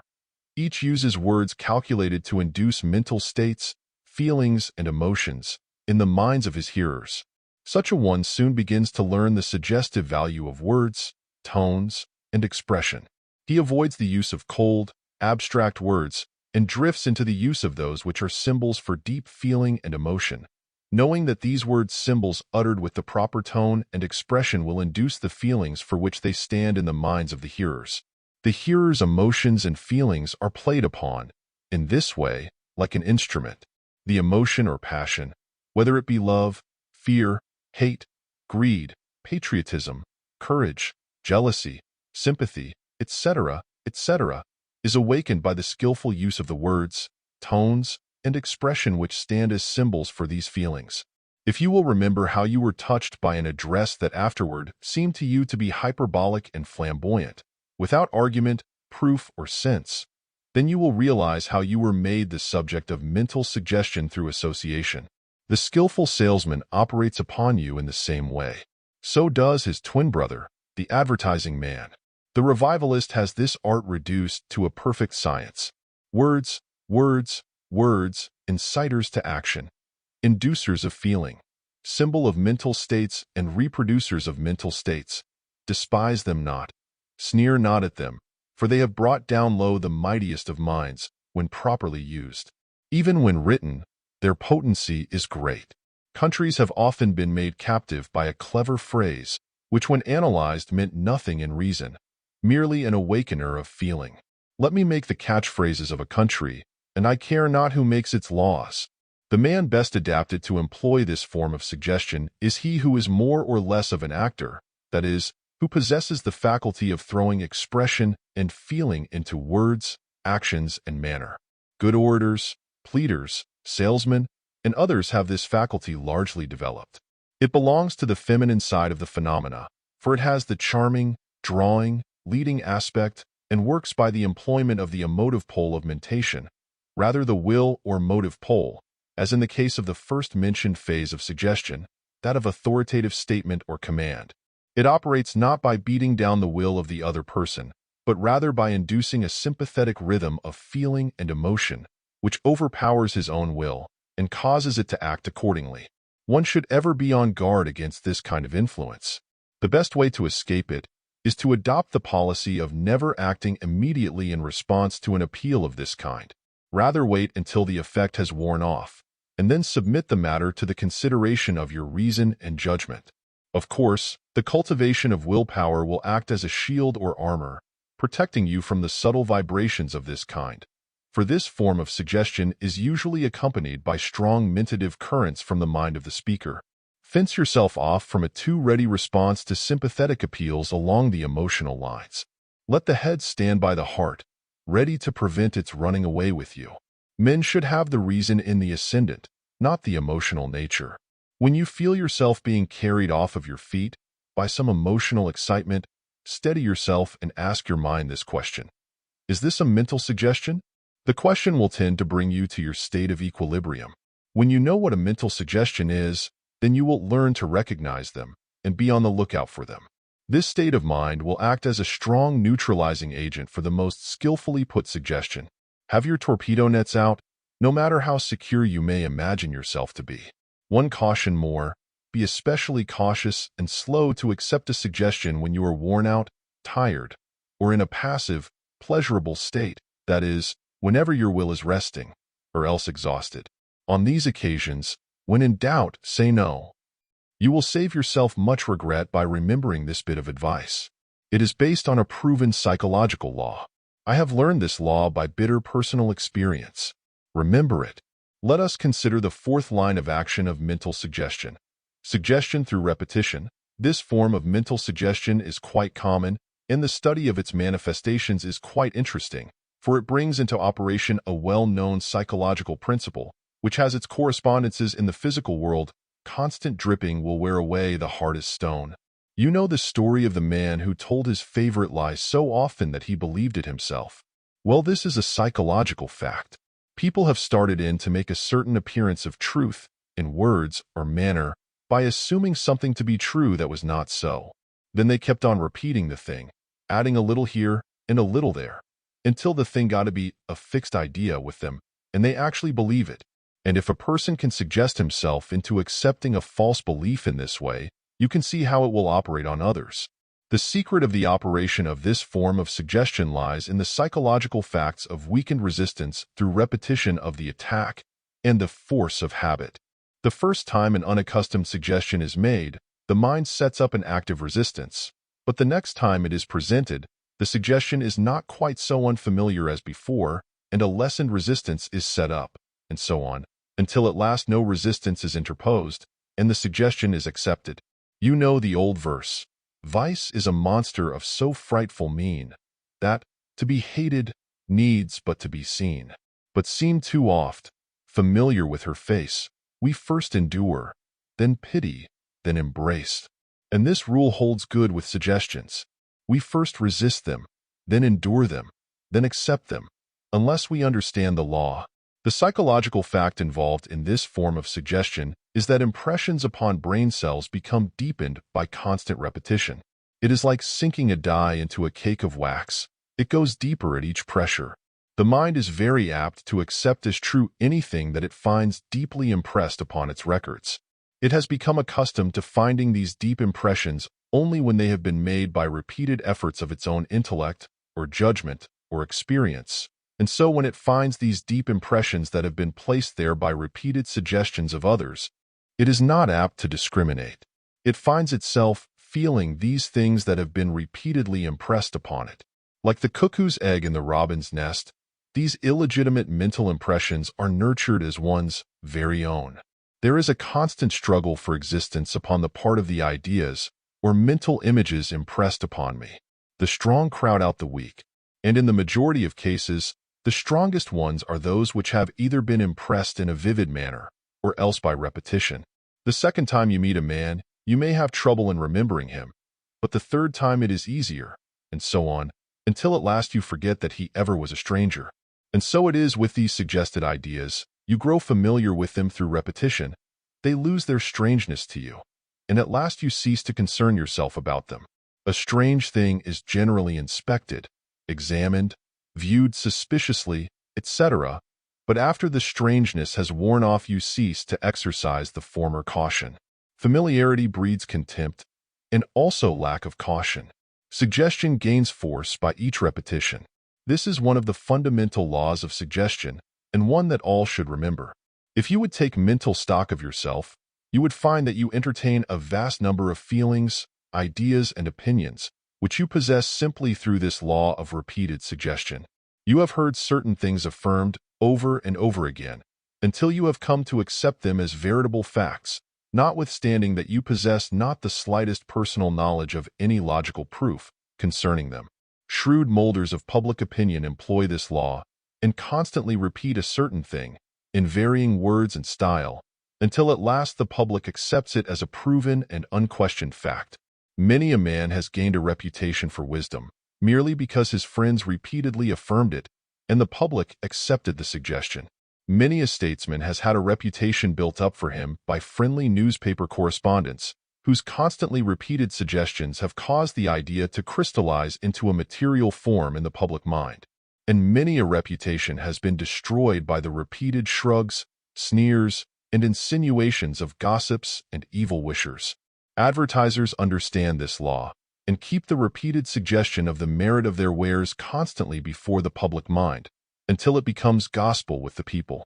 If at first you don't succeed, and never take no for an answer, are two axioms very dear to the heart of the man who uses suggestion in his business.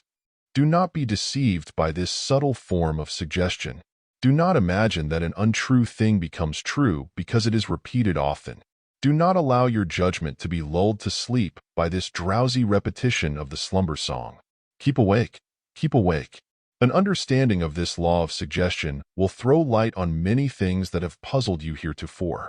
Think over it a bit when you have time. Chapter 18. How Suggestion is Used.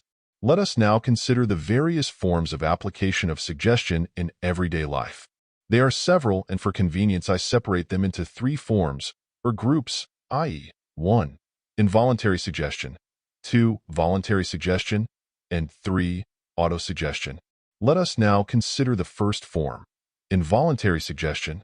By this term I mean the use of suggestion involuntarily, without a particular purpose, or unconsciously. We are giving suggestions of words, manner, action, etc. every moment of our lives. And these suggestions are constantly being accepted by those around us. We are constantly influencing those with whom we come in contact, the greater part of the work being performed unconsciously by us. We are acting as living inspiration for some and living discouragement for others, according to circumstances. Our moods, actions, words, appearance, manners, etc., act as suggestions to those around us. I am not now speaking of the effect of mentative currents, etc., but of mental suggestion, pure and simple. A business house is permeated by the personality of its head, and his personal characteristics impress themselves upon those under him by the means of suggestion. He sets the gait of the place. If he is active and enterprising, so are the workers employed by him, and if he is careless and shiftless, so will they be apt to be. We affect those around us by our mental attitudes, manifested in action, and they affect us if we allow them to do so. Children are quite amenable to suggestion of this sort, being natural imitators, and they soon take on the mental attitude of the parents toward them. If the parent treats the child as being beyond control, the child will respond. If the child be considered obstinate, etc., he will take on the suggestion, and the original trouble will be magnified.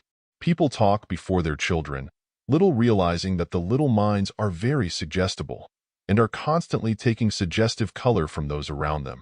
People should endeavor to present to their children only the best, positive, helpful, uplifting, and encouraging mental states.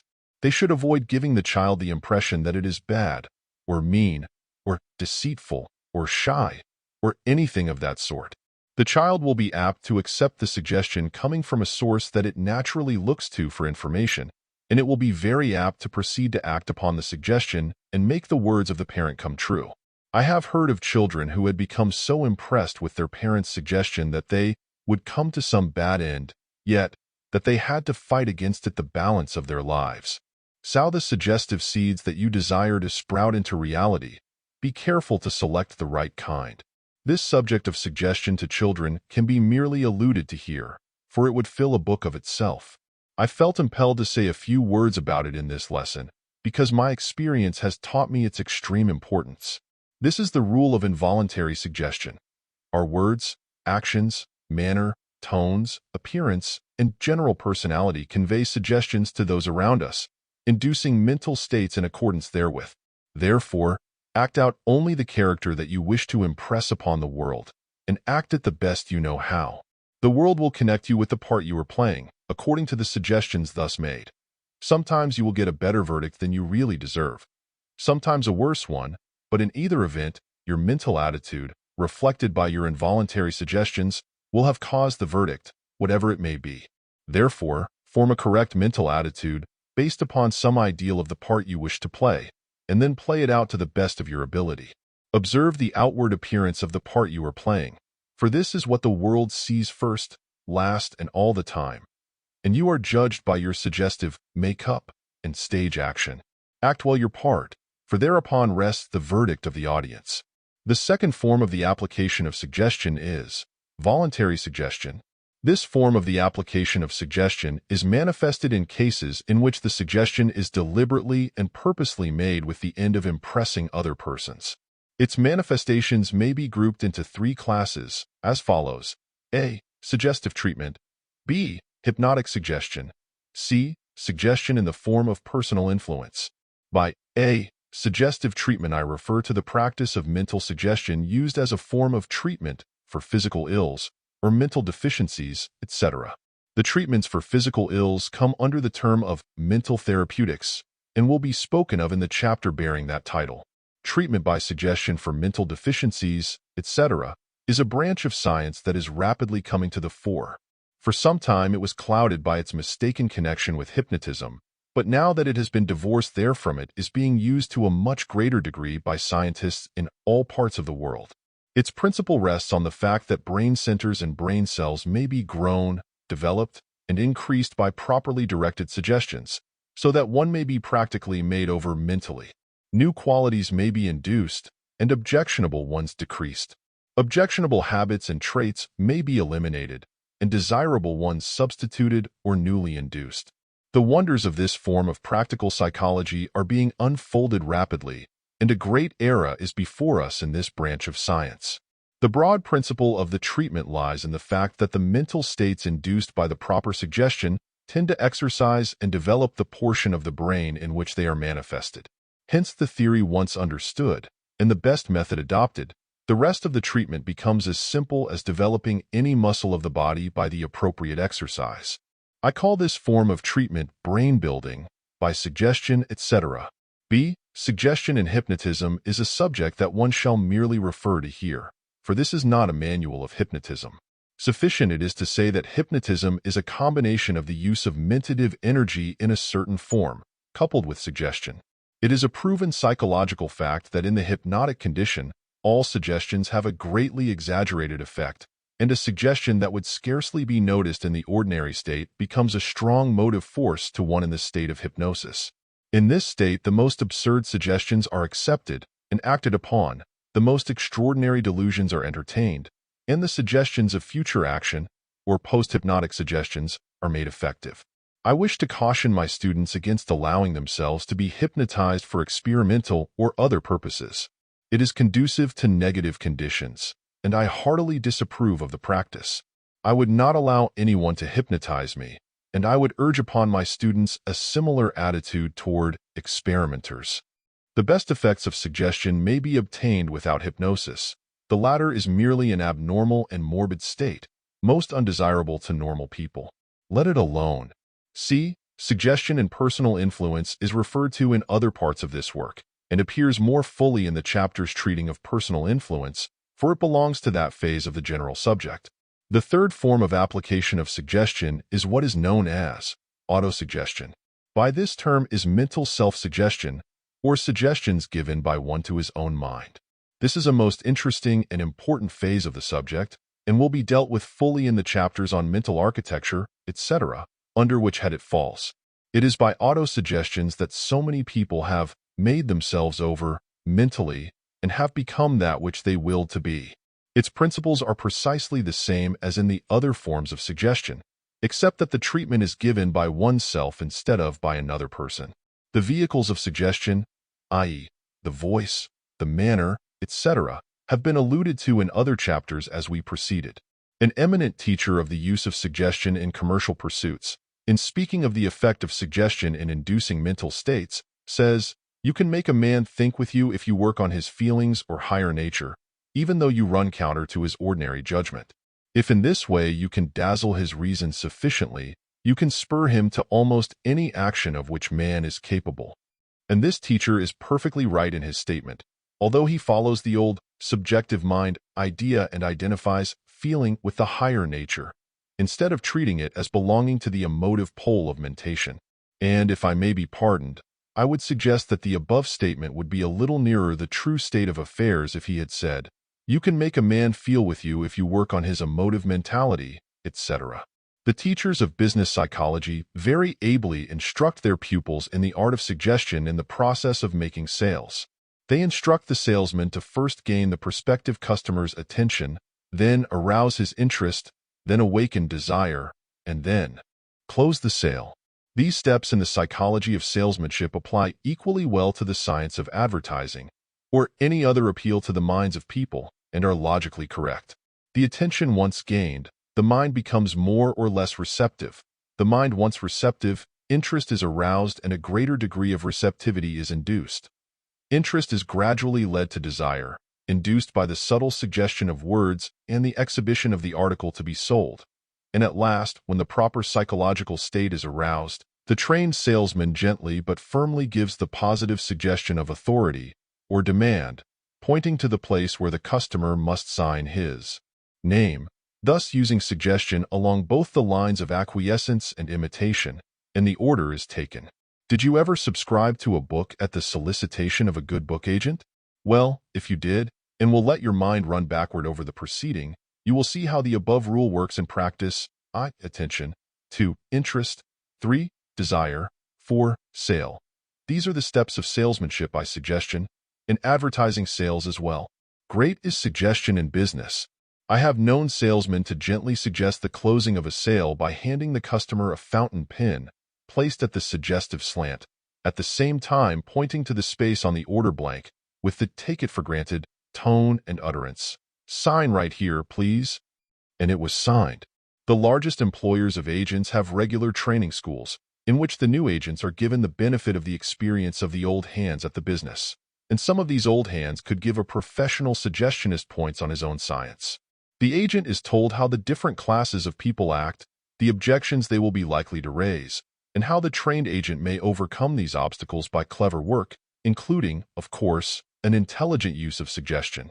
The average person would be surprised at the ideas advanced and the knowledge of suggestion possessed by some of these men. One of these agents once told me that one of the first things he learned when starting to work was that the agent should never permit the customer to take his prospectus or sample pages in his own hands. He said to me, "I always keep the prospectus in my own hands, for if I let it get away from me, I will have lost the power of controlling the attention and interest of the customer. He will then have the matter in his own hands, and will have gotten away from me. He will then do the leading, instead of my doing it. I always keep the upper hand of my man or woman.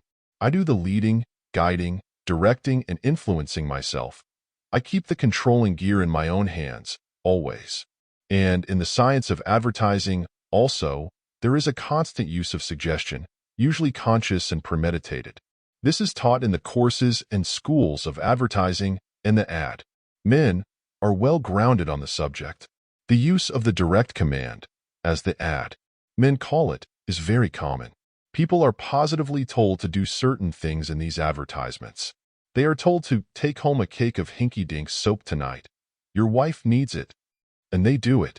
Or they see a mammoth hand pointing down at them from a sign, and almost hear the corresponding mammoth voice, as it says, in painted words, say, "You smoke honey-dope cigars. They're the best ever." And, if you manage to reject the command the first time, you will probably yield at the repeated suggestion of the same thing being hurled at you at every corner and high fence, and honey-dope will be your favorite brand until some other suggestion catches you. Suggestion by authority and repetition, remember. That's what does the business for you. They call this the direct command in the advertising schools. Then there are other subtle forms of suggestion in advertising. You see staring from every bit of space, on billboard and in newspapers and magazines, "You want a cracker?" or something of that sort, and you usually wind up by acquiescing. And then you are constantly told that babies howl for Grandma Hankins' infantile soother, and then when you hear some baby howling, you think of what you have been told they are howling for, and then you run and buy a bottle of Grandma Hankins. And then you are told that some cigar is generously liberal in size and quality, or that some kind of cocoa is grateful and refreshing, or that some brand of soap is 99.999% pure, and that some pickle man makes 763 varieties, etc., etc., etc. Only last night I saw a new one. Somebody's whiskey is smooth, and every imbiber in the car was smacking his lips and thinking about the smooth feeling in his mouth and throat. It was smooth, the idea, not the stuff, I mean. And some other whiskey man shows a picture of a glass, a bottle, some ice and a siphon of seltzer, with simply these words, "Old Boy's Highball." That's all. All of these things are suggestions, and some of them very powerful ones, too, when constantly impressed upon the mind by repetition. They get in their work on you. A writer on the psychology of advertising advises, among other things, that advertisements of articles to eat or drink should contain the words calculated to induce the feeling of taste in the minds of the readers. Sweet, refreshing, thirst-quenching, nourishing, etc., etc. How suggestive they are, and how effective. How do they act? You ask. How? Well, this way. Just you read these words, "A nice, big, juicy lemon, tart and strong. / can taste it now." Just imagine these words accompanied by a picture of a man squeezing the juice of a lemon into his mouth. And where are you? I'll tell you where. Your mouth is filled with saliva from the imagined taste of the tart lemon juice. Now, isn't it? Tell this to some of your friends and see how it works. I once heard a story of a bad little boy who would stand in front of a German band with a lemon to his mouth, sucking away vigorously. Result: the mouths of the musicians became filled with so much saliva that they could not play on. Exit Boy, with Professor Umpa, the bass horn player, in full pursuit, the air being filled with Dunner und Blitzen, and worse. Just suggestion. I have known of dealers in spring goods to force the season by filling their windows with the advanced stock. I have seen hat dealers start up the straw hat season by putting on a straw themselves, their clerks ditto, and then a few friends. The sprinkling of straws gave the suggestion to the street, and the straw hat season was opened. Businessmen understand suggestion. Even the newsboys understand it. The best ones are above asking as the novices do, "Want a paper, mister?" Or worse still, "You don't want a paper, mister, do you?" The good ones say, instead, boldly and confidently, "Here's your paper, mister," sticking it under your nose, and you take it. Let me tell you a tale about a barker at a pleasure resort in Chicago several years ago. He was the best I ever heard. Here is the story. It's a true one. This man was the barker or spieler for one of the attractions of the place, the pony ride attraction. Many were the ponies lined up to carry the children around the ring for a nickel a ride. The spieler would wait until a crowd of children, with or without their parents, would enter the place, and then he would begin in the strongest, most strenuous, rasping, suggestive tone.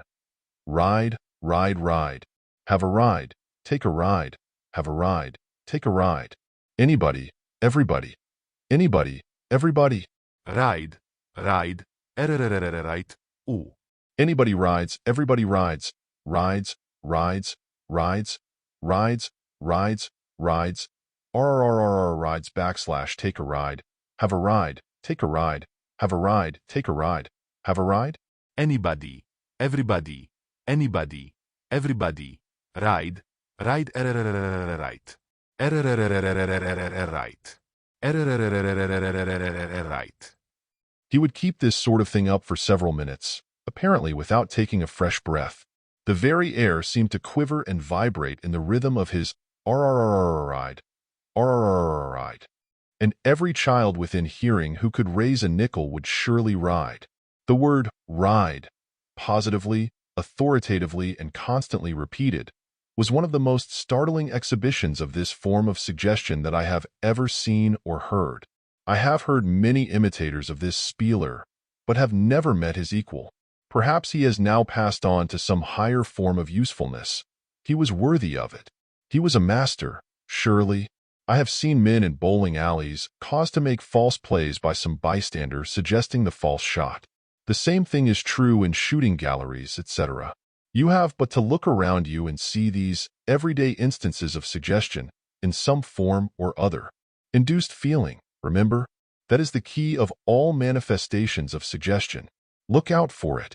And, in conclusion, I know of a little boy who exemplified the law of suggestion one April Fool's Day by placing a sign on the coattail of another boy. The sign read, "Kick me," and they did. The skillful lawyer uses suggestion in his work in examining or cross-examining witnesses. He suggests things to a suggestible witness and coaxes and leads him on to admissions and statements that he did not intend making, sometimes statements that are not strictly correct. Such a one will say, "You did so-and-so," or "You saw so-and-so, didn't you?" etc. The direct statement made in an authoritative manner, causing the suggestible witness to acquiesce. Look out for this confident, authoritative manner in a lawyer or anyone else. It is calculated to lead one into acquiescence, for man is an obedient animal, and it is so much easier to say yes than no. When you see that yes is expected, it is charged that police detectives have worked false confessions out of suggestible criminals in this way, by keeping hammering away at them until their wills are worn out, and they would say yes, to escape further questioning, like the girl who finally accepted the lover's repeated proposal in order to get rid of him. This firm, decided, authoritative statement or demand, when allied to the law of repetition, has caused much mischief in the world, and many have given in to it, to their sorrow. I trust that these warning words will save some other trouble of this kind. When the law is once understood, it is comparatively easy to escape the suggestion. The strength in the suggester of this kind lies in the ignorance of the person suggested. Forewarned is forearmed, in this case. I have heard of businessmen who would instruct their clerks to ask questions of their customers in this way. "You like this pattern, do you not?" Or, "This is a beautiful shade, is it not?" Etc., etc., etc. Do you see the point? The statement is made first, and the question is asked right on top of it. Isn't it easier to say yes than no to this kind of a question? See there, now, I asked the question in that way, myself, although I had no intention of doing so. I took my own suggestion. In this connection, I may add that it is a well-known psychological fact that when two persons are conversing, the one standing, or sitting higher than the other, has the advantage of a certain positive attitude or position, and the person seated below the speaker is forced into a relatively passive or negative condition or position. That is, everything else being equal, the person elevated will be positive to the other, and the one seated on a lower level will be passive, relatively. The raised platform of the teacher, speaker, preacher, etc., has a good psychological basis. And the power that a lawyer feels when talking on his feet to the jury seated in front of him is a manifestation of a law that he may not be aware of. But the judge has the best of the lawyer, for the latter must look up to him when he talks.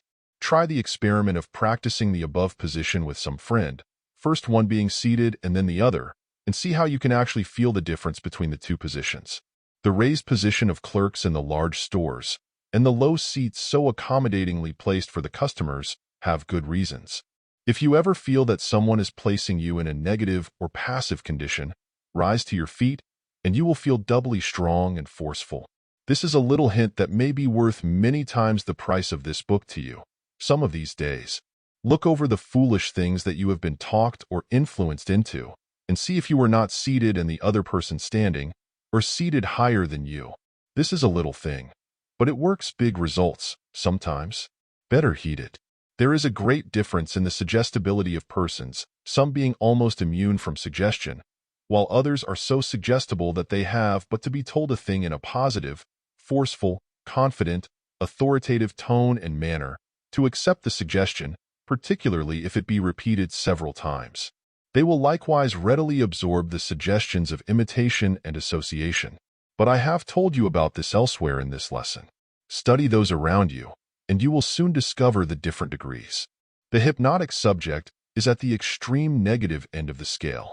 I now wish to call your attention to what may be called future suggestion, or, as the hypnotists call it, post-hypnotism, etc. Future suggestions are like seeds planted in the mind, which grow, blossom, and bear fruit at some future time.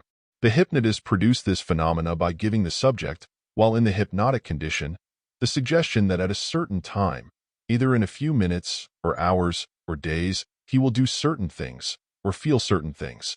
But the newer school of psychologists have discovered that these future suggestions may be made in the ordinary receptive state, just as is the case with any of the other forms of mental suggestions, and the result will be the same as that obtained by the hypnotists, in spite of their theories and methods. I do not purpose going into detail regarding this class of phenomena, because all that is necessary to be said can be comprised in the following two statements. 1. That, generally speaking, all the phenomena of the ordinary immediate mental suggestion may be produced as future suggestion, and 2. That all the phenomena of future suggestion, produced by the suggester upon another person, may be likewise produced by autosuggestions, that is, by the person inducing suggestions in himself. Many foolish suggestions are given in everyday life along the lines of future suggestion, and alas, many of them are accepted carelessly, owing to a lack of knowledge of the principle.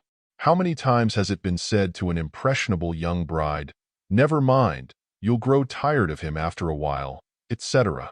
Or to a man, "Wait until the novelty wears off and you'll see how sick of the job you'll get." Or, "You'll lose your interest and enthusiasm by and by." Or, "You'll find him out after a while and will see that he's not what he seems." And so on. You may add to these instances from your own experience. And too often these suggestions are recalled and have a tendency to cause the person to make them come true. Many fortune tellers' prophecies have been made come true in this way by impressionable and ignorant people. I have given you a key to this principle now. Heed the lesson. If you feel that an attempt at future impression is being made on you, neutralize it with a mental, "No, I won't." That is the antidote for the bane.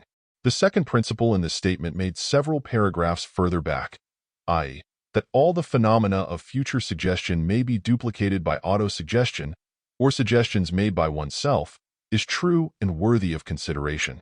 You make up your mind that you must awaken to catch a train at 4 tomorrow morning, and you awaken in time.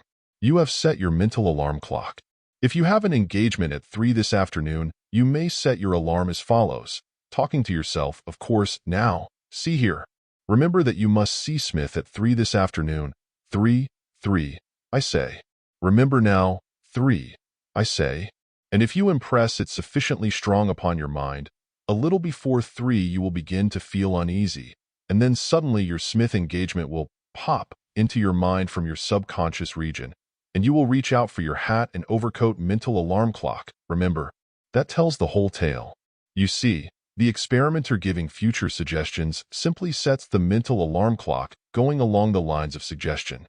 He makes the mental suggestion and attaches it to the mental alarm clock. When the alarm goes off, the suggestion emerges into the field of consciousness and acts just as if it had been freshly made. That's the whole story in plain, homely terms. But don't be frightened, you timid people. Remember this, that you will not accept a future suggestion unless you would also accept a present suggestion. The degree of suggestibility is the same in both cases. The only reason a future suggestion has the advantage over a present one is that it is more subtle, and people are not as much on guard about future things as they are about things to be done right now. You will resent a suggestion that you do this thing right now, while you pay but little attention to the earnest suggestion that in a year from now you will feel so-and-so about this matter, and dismiss the subject with a shrug of the shoulders, instead of saying, at least mentally, no, I won't. The present suggestion is apt to attract your attention the more forcibly because it is more apparent, while the future suggestion is more insinuating. But now that you know the facts of the matter, you may laugh at them both and take the sting out of them by your little no, I won't, and just one word more. If you feel that you are harboring any future suggestions made on you in the past, but upon which the alarm has not yet gone off, you may kill them by direct self-suggestion or auto-suggestions to the contrary. That is, you may say, I shall not act upon any adverse suggestions that may have been made to me. I will them out of my mind. Kill them this moment by the power of my will. And at the same time, make a mental picture of the suggestion being obliterated by the action of your will, just as the chalk mark is erased from the blackboard by the passing over it of the eraser. Try this plan and be free. Chapter 19. Induced Imagination. Here is a form of suggestion which tends to arouse activities in the imaginative regions of the minds of people. Of course, the imagination plays a part in all manifestations of suggestion, but in this particular form its action is especially apparent. I call this class of phenomena induced imagination. The term imagination, you know, means the power of the mind to create mental images of objects of sense, the power to reconstruct or recombine the materials furnished by experience, memory, or fancy. A mental image formed by the faculty of imagination, etc., etc. The word is derived from the English word image, which in turn has for its root the Latin word imitare, meaning to imitate. The imagination is creative in its nature and works with the plastic material of the mind. The writers usually make a distinction between what is called imagination proper, on the one hand, and what is called fancy on the other. By imagination proper is meant the higher forms of activity of the image-creating faculty, such as is manifested in the creation of literature, art, music, philosophical theory, scientific hypothesis, etc. By fancy is meant the lighter forms of the manifestation of the image-creating faculty, such as the ideal fancies and daydreams of people, the arbitrary and capricious imaginings, fantasy, etc. Imagination proper may be considered as a positive phase, and fancy as the negative phase, of the image-creating faculty. Imagination in its positive phase is a most important faculty of the human being. It lies at the basis of active mental manifestations. One must form a mental image of a thing before he can manifest it in objective form. It is distinctly creative in its nature and really forms the mold in which deeds and actions are cast. It forms the architect's plan, which we use to build our life of action and deeds. And, mind you this, it is the faculty used in visualization, which is spoken of in other chapters. Positive imagination is very far from being the fanciful, capricious, light, whimsical thing that many suppose it to be. It is one of the most positive manifestines of the mind. Not only does it precede, and is necessary to, the performance of objective acts and the producing of material things, but it is also the faculty by which we impress our mental images upon the minds of others by mentative induction and by the uses of desire and will. Positive imagination is the mother of ideas. An idea is but an image formed in the mind, and the imagination is the faculty in which the image or idea is formed. And in proportion to the activity of the imagination, so is the strength of the image or idea. And as is the strength of the image or idea, so is the degree of its power to impress itself upon the minds of others. So you see, imagination, in its positive phase, is a strong, real thing. But it is largely with its negative phase that we shall have to deal with here. You know that your negative imagination, or fancy, may be aroused by outward persons or things. You hear a piece of music, and before you know it, your fancy is running along painting all sorts of pictures in your mind and inducing all sorts of feelings. A picture may affect you in the same way. A piece of poetry or poem may lift you out of yourself on the wings of fancy. A book may carry you along in a world of fantasy and unreality until you forget the actual world around you. Have you not had this experience? And, more marked than any of the above-mentioned cases, is the effect of a perfect stage performance, in which the world and characters of the play take such a hold upon you as to seem reality itself, and you laugh and cry with the characters of the play. You scowl at the villain and tremble at the danger of the heroine. You glory in the hero's success and shed tears at the sorrows and trials of the suffering characters. And you feel these things in proportion that your negative imagination or fancy is called into activity by induction. But remember this: the actors, poet, writer, composer, or artist created his effect by the exercise of his or her positive imagination, while the effect upon you is induced in your negative imagination. The first is an act of positive creation, while the second is merely a reflection impressed upon your mind by either the suggestion or the mentative energy of the actor. In your consideration of the above, remember what I have said about suggestion in an earlier chapter. Suggestion is merely the presentation of the outward symbol of the inner feeling. The radical wing of the school of suggestionists pooh-pooh at the idea of mentative energy having anything to do with the phenomena which we are now considering. They claim that suggestion is sufficient to account for it all.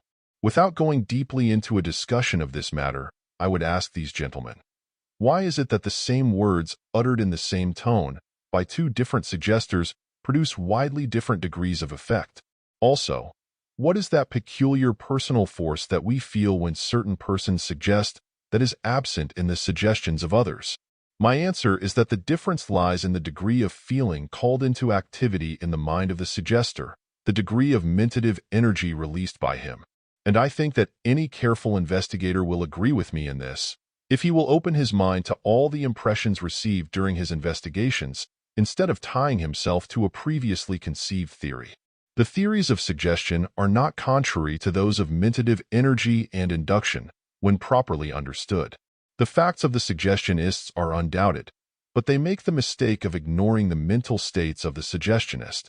They think that their effects are produced by suggestion alone, and forget the mental state behind the suggestion, which is the real motive force. If their theories be true, why is it that two men using the same words of suggestion upon the same subject produce varying degrees of effect? It is because the mental states or dynamic mentation of the two men vary in quality and degree. In connection with this subject of negative imagination or fancy, I would call your attention to a class of phenomena along the same general lines in which certain states of imagination or fancy are self-induced. Nearly all races of men have discovered that there are means possible to people whereby they may produce in themselves abnormal conditions, known as the trance, dream states, transcendental condition, etc. And men, from the dim past to the present time, have seen fit to indulge in these deplorable practices. The means by which these states are obtained are various, the favorite methods being the gazing at a bright object, fixing the gaze at the root of the nose, staring at the umbilicus, staring at a drop of ink, inhaling vapors, listening to weird music, etc., etc. Much mock occultism, which is really psychism, depends upon these methods for its results, manifestation, and phenomena. The Hindu fakirs and the Arab dervishes indulge freely in these methods and produce results which, while highly esteemed by themselves, are viewed with disgust, horror, and repulsion by true occultists of all lands, who regard these practices as harmful and the phenomena resulting therefrom as bogus and misleading.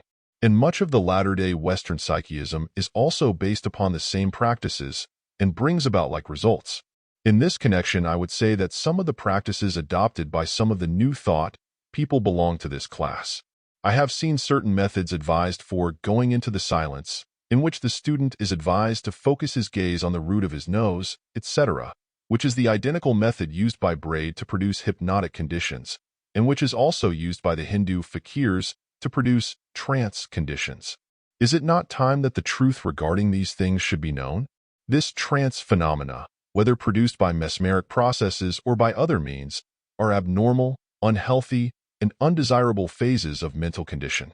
Cannot speak too strongly against the encouragement of and instruction in the development, I had almost said the development, of these abnormal states, either by self-practice or by means of hypnotic or mesmeric methods.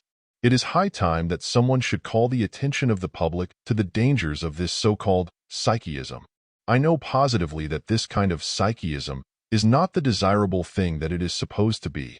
I know, also, that it is very far from true occult development. This kind of psychism, when compared with true occultism, is but as the baleful glare of the moon, as contrasted with the bright, warm, life-giving rays of the sun. This false occultism, which is not occultism at all, but merely a negative form of psychism, has deluded many into its folds, and has led its followers onto planes which are akin to mental quagmires and swamps, following the ignis fatuus, or will-o'-the-wisp of this pseudo-spirituality which is but a negative form of psychism. These self-induced abnormal conditions may be produced by hypnotic methods, by leading the subject into the deeper stages, which some authorities speak of as if they were highly spiritual, but which are nothing more than the miserable, abnormal, deplorable trance conditions just referred to. These conditions may be produced by hypnotic methods, simply because any mental state may be so produced, and not because of any mystic process or knowledge or connection. They resemble the so-called sleep conditions of hypnotism. The only difference is that the operator induces the condition by mental influence and suggestion, just as he would induce any other mental state, instead of the subject inducing it in himself. It is the same old abnormal, harmful practice, in another guise. And anything that is said against the self-induced condition is equally applicable to the operator-induced one. They are the same thing. It is all hypnosis or auto-hypnosis. I shall not describe the conditions at further length, nor shall I give any instructions in the production of them. I consider them essentially harmful, and my object in speaking of them here is to warn off and caution people not to allow themselves to be placed in this condition by experimenters. The practice is weakening to the will, for the reason that it depends upon the tiring of the attention by straining the eyes or other organs of sense. Practitioners of mental influence in all ages have recognized this fact and have employed objects calculated to tire out the attention. Bright objects to stare at and thus tire out the sense of sight have been employed. Monotonous sounds ending in are used by the Orientals to tire out the sense of hearing by its monotonous and soothing sound. Vapors and perfumes and incense are used to overcome the sense of smell, all tending to tire out the will and to reduce it to a passive, non-resisting stage. Then when the will has been rendered passive or tired, the mind becomes receptive and impressionable, and, in extreme cases, becomes as wax in the hands of the operator. Let me urge upon you to avoid this abnormal psychism. Put it away from you as you would a poisonous cobra, for it seeks to strike at the heart of your will, and would thus paralyze your mentality. Beware of all that tends to make you weak. Beware of the claims of soul development or spiritual unfoldment that are accompanied by these methods, for they are but psychism masquerading as occultism or spiritual development. Remember my test. Does this make me strong? Apply the touchstone, and then govern yourself accordingly. Concluding this part of the subject, I would say that if any of you are disposed to question the correctness of my above statement, then you have but to examine the types of psychics seen on all sides. Are they not all hyper-impressionable, excessively sensitive, neurotic, hysterical, passive, negative people? Do they not become as mere psychic harps upon which the passing mental breezes play, producing weird sounds? Remember, now, I am speaking of genuine psychics, not the bogus psychics, who are out for the money, and who are a shrewd, cunning lot, far from being impressionable, and in reality using their mesmeric power to impress and influence the credulous persons coming under their influence. I am not alluding to these people, but to the poor, frail-willed, negative sensitives, who are as impressionable as the photographer's negative, and to whom also the development means but the bringing out of impression from outside. I pray you, be a human positive, not a human negative. Chapter 20. Induced Imagination in India. At this point I wish to call your attention to a feature of the subject that has received but scant attention at the hands of Western writers. I allude to the wonderful manifestations of induced imagination displayed by some of the magicians of the Orient, particularly of India and Persia. These feats are being performed today in those lands, and are equal to any of the wonderful instances related of the ancient Persian or Egyptian magicians. Without going into an extended consideration of the subject in question, I will mention a few of the recorded instances of induced imagination among the Oriental people, in order to give you an idea of the degree of power possible to an adept in the practice. One writer describes an exhibition of this kind in India, witnessed by himself. The writer was a profound skeptic, who believed that it was all hanky-panky, along the lines of sleight of hand or similar methods. That is, he so believed until he actually witnessed the demonstration. He goes on to relate that the magician was a native Hindu, of dignified and imposing appearance, surrounded by a number of assistants of his own race. The magician seated himself on the ground, with several jars, boxes, implements, and other paraphernalia before him. He opened the seance by the production of a number of tiny snakes, which he lifted from one of the boxes and placed on the ground before him, in full sight of the audience, after allowing the latter to examine the serpents and thereby satisfy themselves regarding their reality. An English naturalist present identified the snakes as belonging to a well-known native variety. The magician then began a slow, mournful, droning, monotonous song, the predominant sound of which was like the droning of a bumblebee or a distant sawmill. The snakes reared themselves up and moved their heads from side to side at the sound of the chant, the magician touching them softly with his wand from time to time. To the eyes of the audience, the snakes seemed to gradually grow from their original tiny proportions until finally they appeared as immense boa constrictors, which caused great alarm among the audience, both Englishmen and native. The magician bade the audience remain quiet and assured them that there was no danger. Then he reversed the process, and the snakes were seen to gradually decrease in size until they vanished from sight altogether. The next act was equally as wonderful. The magician placed one of his assistants in the center of a circle described on the sand, and with appropriate gestures and ceremony went through some magical incantation. The boy was then seen to spin around, faster and faster, like a large top, and then began to gradually ascend in the air, still spinning around, until he vanished from sight. Then the magician reversed the process and brought him down from the aerial heights, the boy appearing like a small speck at first, gradually growing larger as he neared the earth, until he stood before the audience, bowing and smiling. The next act was the placing of some mango seeds in the sand, building a tiny hillock around them. The magician then began his chant and waved his hands over the hillock. In a moment a tiny shoot was seen to appear, and then a little bush which gradually grew up until a mature mango tree was seen, bearing leaves. Then blossoms were seen, and the ripe fruit appeared, which was passed among the audience. Then, reversing the process, the tree disappeared gradually, and at the end the magician dug up the original seeds and showed them to his audience. And, wonderful to relate, the fruit that had been distributed among the people also disappeared. The concluding act was as startling as those preceding it. The magician produced a coil of real rope, which was passed around for examination. Then he knotted one end of it, and then tossed the knot into the air. The rope rapidly uncoiled itself, and the knot was seen away up in the air, and still ascending. When the rope was completely uncoiled, and the end left dangling on the ground as if supported by some hook holding the knotted end hundreds of feet up in the air, one of the assistants approached the rope and took hold of it. At a shout from the magician, he began climbing rapidly up the rope, and in a short time disappeared from view, after appearing as a tiny speck in the air. Then at another word from the magician, the rope itself flew up in the air and vanished from sight. This concluded the performance. But here is a remarkable sequel. An Englishman present took a snapshot with a pocket camera, just as the boy began to climb the rope. When the negative was developed, there was no trace of rope, boy, or anything else appertaining to the manifestation. Even the magician was absent from the center of the scene and was shown on the plate as sitting down on one side, with an amused smile on his face.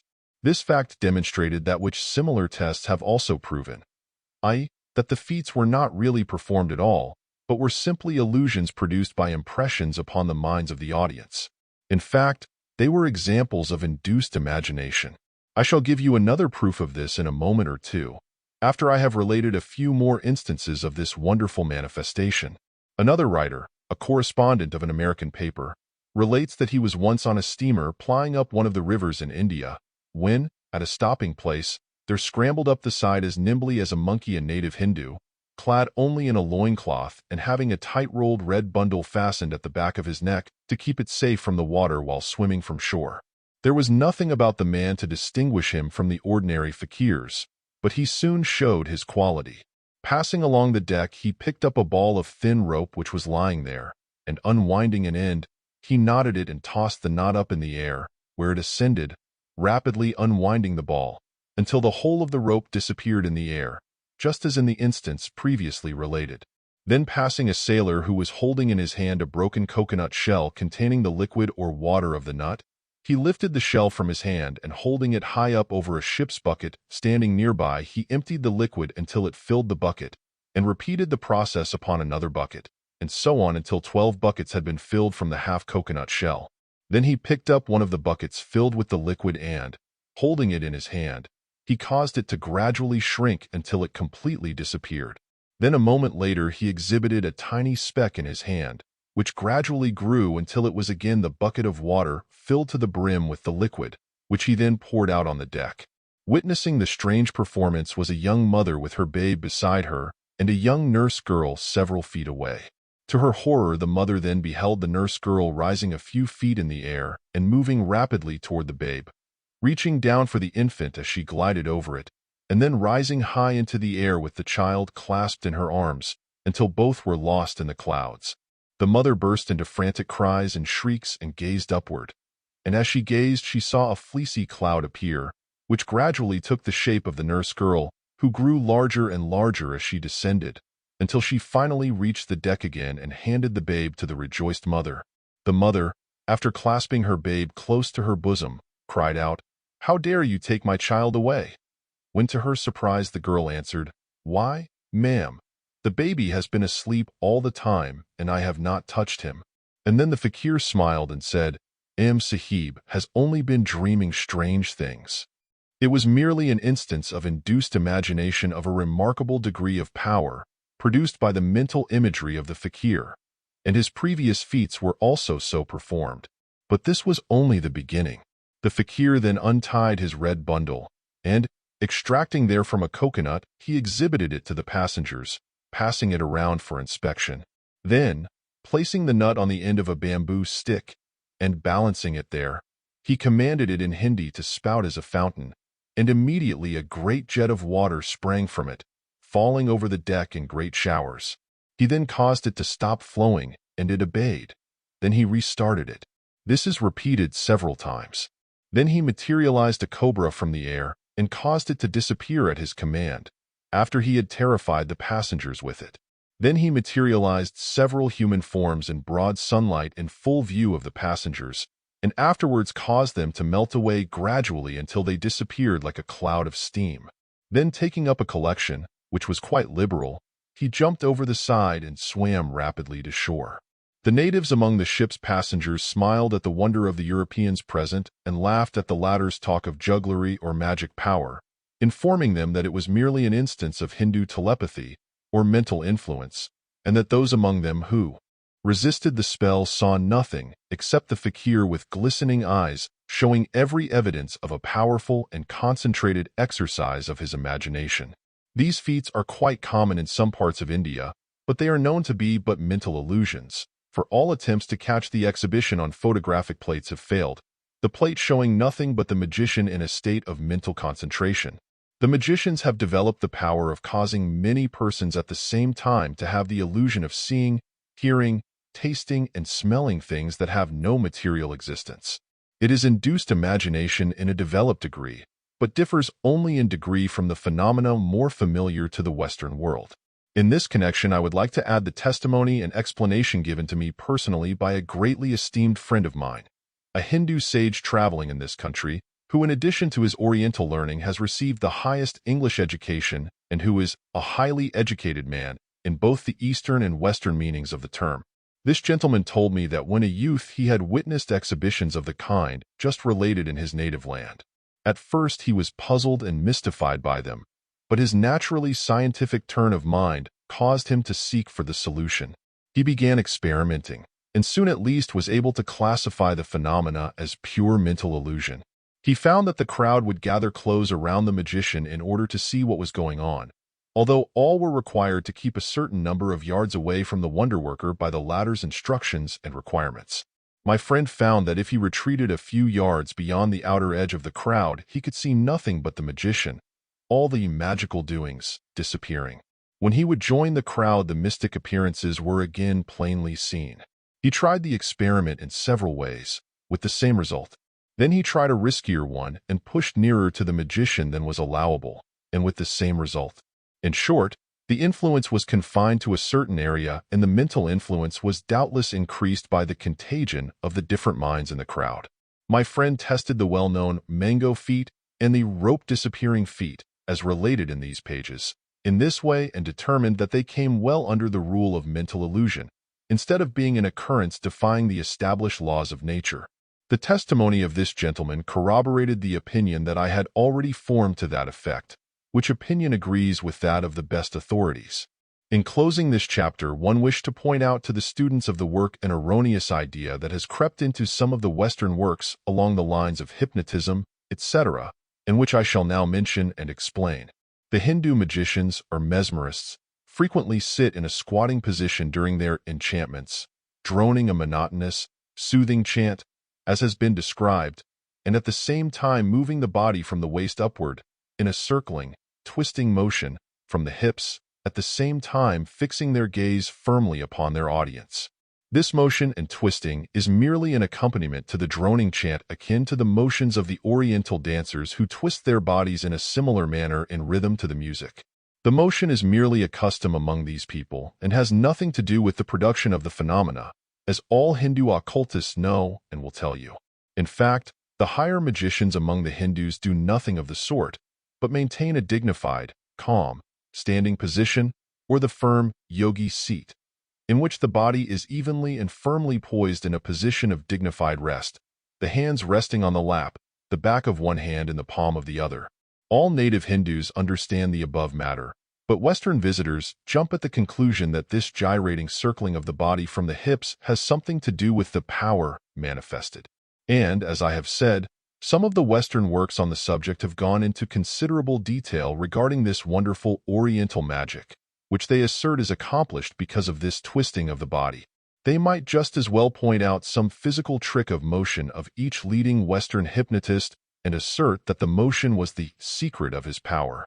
I do not think that further comment is necessary in this case.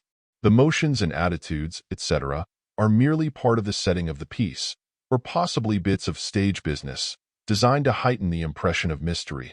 That's all. I have been informed by an authority whose word is entitled to the greatest respect, and who has spent many years in India and other Oriental countries, that the following method is used by these Oriental magicians in developing within themselves the power to induce these strong mental images in the minds of those witnessing their performances. The magician starts when a youth and practices mental imagery in his own mind. This process is akin to visualization, as mentioned by me in other chapters of this work. The magician at first uses his will in an endeavor to form a clear and distinct mental image of some familiar object, a rose, for instance. He practices until he is able to actually see the thing before him in his mind's eye, just as certain eminent painters have acquired the faculty of visualizing the faces of persons they meet, so that they can reproduce them on canvas without further sittings. Then he experiments upon larger objects, and then upon groups of objects, and so on to more complex pictures. After years of constant experimentation and practice, a few of those undertaking the work find themselves able to picture any of the scenes described in this chapter as feats. That is, they are able to clearly picture them in their own minds. And this being accomplished, the magician is able, by his highly developed concentrated, will to project the mental image into the mind of those around him. It is induced imagination raised to a high degree of manifestation. The people of the West will not devote the time and attention to the cultivation of such faculties, while the Oriental will willingly give up half of his life for the attainment. But, on the other hand, the Western man will devote his time to the acquirement of willpower and concentration in the direction of becoming a ruler of men and a general of finance, each to his taste and temperament, and neither would trade places nor power with the other. They are both dealing with the same force, however, as little as they realize it. Chapter 21. The Ocean of Mind Power. You will see by reference to previous chapters that the term telementation is used by me in the sense of mentative influence at a distance, the word being derived from the Greek word tele, meaning afar off, and the word mentation, which I use in the sense of mental activity. You will also remember that the word mentation implies activity of the mind power, which I hold to be universal in its character. You will also remember that the action of telementation depends upon the production of induced mental states by mentative currents. Mentative induction, you remember, operates along the same lines as magnetic or electrical induction. That is, a mental state may be reproduced in another mind by mentative induction operating by means of mentative currents. I have explained how mental states may be induced by suggestion, as well as by mentative currents, and shall not allude to this phase at this place, but shall consider mentative induction in its phase of manifestation by means of mentative currents. This mention of technical terms may seem somewhat dry to you, but you should acquaint yourself with the intelligent use and meaning of the terms, for thereby you will be enabled to hold the ideas firmly in your mind. Terms are pegs upon which you may hang thoughts and ideas, so that you may find them when you need them. Otherwise, they are scattered around in confusion. In order that you may more fully understand the wonderful phenomena of telementation, I think we would better take another look at the fundamental principle or mind power itself. By understanding the nature of the force employed, you may better understand its effect and laws of operation. You will remember that I have postulated the existence of a universal mind power, which is immanent in and manifested in all form of life, energy, and mind. I have also held that all personal manifestations of mind power, in ourselves and others, are but centers of power in the great ocean of universal mind power. You will remember also that I have claimed that the brain was not a creator of mind power, but rather in the nature of a converter or transformer of the universal mind power into usable forms and phases. Well, so far, we understand the matter. Now let us pass on to the consideration of the mentative currents. In the first place, the currents must be set into motion somewhere and somehow. Where and how? Let us see. We must see that the mentative currents have their origin, or rather, their initial impulse, in and from the mind of some individual. How? In and from his brain, of course. Why? Because the brain is the transformer or converter of the mind power into usable shapes and phases. What is the nature of the brain's action? Science, as well as the occult teachings, inform us that in all brain processes there is a burning up of brain substance and nervous matter, just as there is a corresponding burning up of the elements in an electric battery. The process is very similar in both cases. Both brain and battery convert or transform an energy already existing in a universal form, which energy cannot be created, added to, nor taken away from. And both use up material in the process. And both generate currents of force which are capable of affecting changes in other substances, etc. Science shows us that there is a production or generation of heat in the manifestation of mind power in the brain. The temperature of the brain rises when it is employed in active thought work or other forms of mental activity or excitement. And even the temperature of a tiny nerve increases when it is used. This fact has been fully demonstrated by science. What causes the brain to manifest this energy? Mental states. What is a mental state? You know what mental means, and state means a condition. So a mental state is a mental condition. Then upon what do mental states or conditions depend, and why do they vary? Upon the degrees of vibration of excitement of the mental apparatus. Mental apparatus? Must a thing have a mental apparatus before it can manifest mental states, original or induced? Yes. But remember this, everything has its mental apparatus, even down to the atom and the particles that compose atoms. Everything feels and responds to feeling, even among the most material forms. Science states this emphatically. And everything that feels and responds must manifest desire and will, if only in an elementary way, and must have mental apparatus in order to do this. There is mind, and the machinery of mind, in every atom, and all that is evolved therefrom. This is not my personal statement alone, but is the last word of modern science, as voiced by her most advanced advocates. Vibration of excitement, I have said. What is a vibration? It is a state of intense, rapid movement of a particle. Science informs us that everything is in vibration, always, and that the differing nature of things depends upon their respective rate of vibrations. And what is excitement, as I use the term? It means aroused activity. So, then, there is to be found a condition of aroused vibrational activity underlying all mental states, and this aroused vibrational activity communicates motion to the mentative currents and starts them toward others in whom they induce similar mental states. That is the story in full. Then if we have a mental state of aroused vibrational activity of an individual, how is it passed on to other individuals without direct contact? By mentative currents or waves. What are mentative currents or waves, and how do they operate? Now we are right up to the question with a full understanding of what it means. Then let us answer it in the light of modern science. There is a great misapprehension in the minds of the majority of people about currents and waves of light, magnetism, electricity, heat, etc. They are aware that waves of heat and light, for instance, travel over millions and millions of miles from the sun to the earth, and are then felt here, although originating there millions of miles away. They know this fully, but they seem to think that the heat and light are substances that actually travel in waves over the distance. But this is not the teaching of science, which, on the contrary, holds that light and heat do not so travel, but that the original heat and light vibrations set up waves in the ether. The ether is a supposititious fine form of matter, filling all space, even between the atoms, as well as between the worlds.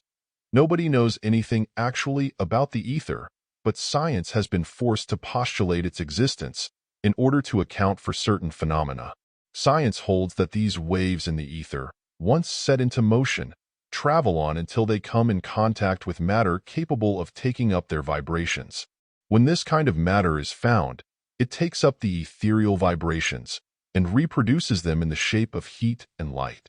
In other words, the original light and heat of the sun does not travel to the earth to be then experienced by the latter, but, on the contrary, the original solar heat and light set up the waves in the ether, which travel along until the earth is reached. When meeting with the proper material, they are reproduced or transformed into heat and light vibrations similar to those of the original impulse, and we of the earth feel the heat and see the light. Electricity and magnetism are reproduced in the same way. It is just like the sound vibrations setting up electrical vibration in the telephone, which travel along and then are retransformed into sound vibrations again at the other end of the line. When you think of this, please remember that the receiving end vibrations are induced. There is something else just as much generally misunderstood. People think that these waves actually travel, just as they think that waves in water travel when we drop a stone in the pond. But they are mistaken in both instances. The force of the motion of the stone produces the elevation of the water that you call a wave. Then the motion is passed on and another wave is formed. Then another and another, until you have a series of waves that apparently travel toward the shore. But the waves don't travel. They merely communicate their motion to the particles of the water next to them, and a continuous moving effort is exhibited. The real motion of a wave is up and down only.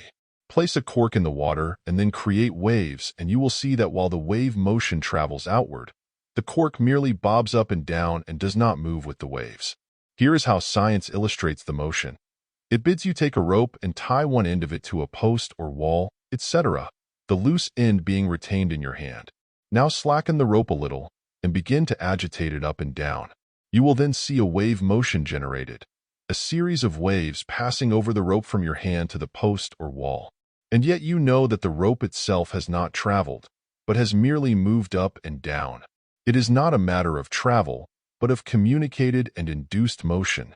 All waves are alike in this respect. Light waves, heat waves, electrical waves, magnetic waves, and mind waves all communicate vibrations, which move on in a wave motion. But these heat and light waves are waves in the ether, which ether is a material thing. Do I hold that mind power waves are the same? Not exactly. I hold that mind power is higher even than the finest ethereal substance, and that it pervades the latter. And I hold that we are all centers in a great ocean of mind power. And, therefore, I claim that the mentative currents and waves are really currents and waves in that great ocean of mind power. And the vibrational activity set up in your mind, my mind, or the minds of thousands, pass on their vibrations to the great ocean of mind power and produce waves or currents of energy which travel on until they reach the mental apparatus of other individuals, in which they tend to reproduce the original vibrations or mental states by induction, remember. In other words, I hold that these waves and currents are like the ocean's waves and currents, not only of the ocean, but also in it. My idea of the mentative currents or waves are that they are not only manifestations of the universal mind power, but also that they travel in the ocean of that universal principle. And that great mentative ocean is full of currents and waves and eddies and swirls and whirlpools and gulf streams and other forms of activity. Picture to yourself a great ocean of mind power. If you are unable to grasp the idea, then do the next best thing and think of this mental ocean as a great sea of energy. Or if you prefer, think of it as the great universal ether filling all space. At any rate, the picture must show this mind power filling all space, even in between the atoms and even in the atoms themselves. Perhaps you had better commence by forming the picture of all space as being empty of all forms and shapes, and containing nothing but this pure mind power. An ocean of mind power must be thought of as an energy or force capable of setting into operation all kinds of manifestations when started. Then think of a tiny center of power being formed in this great mind power ocean, a little whirlpool, so tiny that the strongest microscopes can scarcely distinguish it. Then see countless numbers of similar whirlpools being formed in this ocean. These little whirlpools we will call centers of power. They combine and shapes begin to appear. Atoms of matter appear, being composed of combination of these tiny centers, which thus become larger and greater centers. Then come combinations of these atoms and the various forms of matter result, for all substances, are composed of atoms in various combinations. All the atoms, seemingly being composed of little particles called electrons, which seem to be like tiny units of force, but which are attracted and repelled by each other, and seem to have their likes and dislikes, thus showing the elements of mind within them. And then these shapes and forms of matter become more and more complex, and the centers of power more potent. And the forms of living things begin to appear, mounting from the lowly microscopic cell onto combinations of cells, in plant life, then animal life, and then human life. And each form, as it mounts higher, displays more and more mind power, until at last we see man with his wonderful mind as a great center of power. But remember this always, that all these shapes and forms and cells and plants and animals and men have as their inner essential substance this same mind power principle, of which the ocean itself is composed. They are centers of power in this mind power ocean, but are composed of the same substance as the ocean itself. You may think of them as vibratory whirlpools of mind power if you like, and you will not be very far out of the way if you do. All things are centers of activity and energy in the great universal ocean of mind power. These centers of power are of varying degrees of activity. We will call the strong ones positive and the weak ones negative. So according to their varying degrees of power and vibration, each center is positive to some others and negative to others still. Each has its degree of positivity. Now think of these centers as human minds, and you will be able to fill out your picture in detail. Then picture each one of these centers manifesting vibrational activity, and thus converting and transforming the mentative energy from the ocean of mind power. And then see them sending out waves and currents of mentative energy, which induce similar vibrations or mental states in other centers. Then see some of the strong, positive centers setting up great rotating currents, resembling whirlpools in the body of the mind-power ocean, which extend further and further out from the center and affect other centers far away from it. If you will examine your picture more closely, you will see that these rotary currents are continually drawing to the centers the things and persons and ideas that they are attracting by reason of their particular rate of vibration, while things of different vibrations seem to be comparatively unaffected by the currents. This and other things you may see in your picture as it grows clearer to you. And in addition to these currents, you see great waves traveling out in certain directions, towards certain objects to which they have been directed. In short, you see all the phenomena of the ocean of water reproduced in this ocean of mind power. You see the picture of the circulation of mind power. You see the forming and growing and evolution of centers of activity and mentative energy. And when you come to look a little closer at your picture, you will see that each one of these centers of energy seems to have two poles of activity, one of which acts in the direction of impelling, driving, pushing, forcing, urging, directing, etc., the action being always outward, and the other acting in the direction of drawing, pulling, attracting, coaxing, alluring, charming, leading, etc., the action always being inward. One seems to be a masculine force, the other a feminine force. One seems to act as willpower, the other as desire force. These two poles of mind power possessed by each center are called the motive pole and the emotive pole, respectively. I have described their characteristics several times as we have proceeded in these lessons. But, once more, let me call your attention to the meaning of the terms applied to them. Motive means, of course, that which moves, that which incites to action. Emotive means that which moves or excites the feelings. You will remember that excitement means aroused activity. So then, emotive means that which arouses the feelings into activity. And the emotive side of the mind always has to do with feelings and the motive with willing. And the best results always arise from a combination of both feeling and willing, desiring and acting. As in all other things, a combination of the masculine and feminine qualities and characteristics produces the best results. Each has its strong and weak points, but together they are irresistible along all lines or work, physical, mental, and spiritual. And now the broad outlines of our mental picture have been drawn and the general details filled in. But our picture is more than this.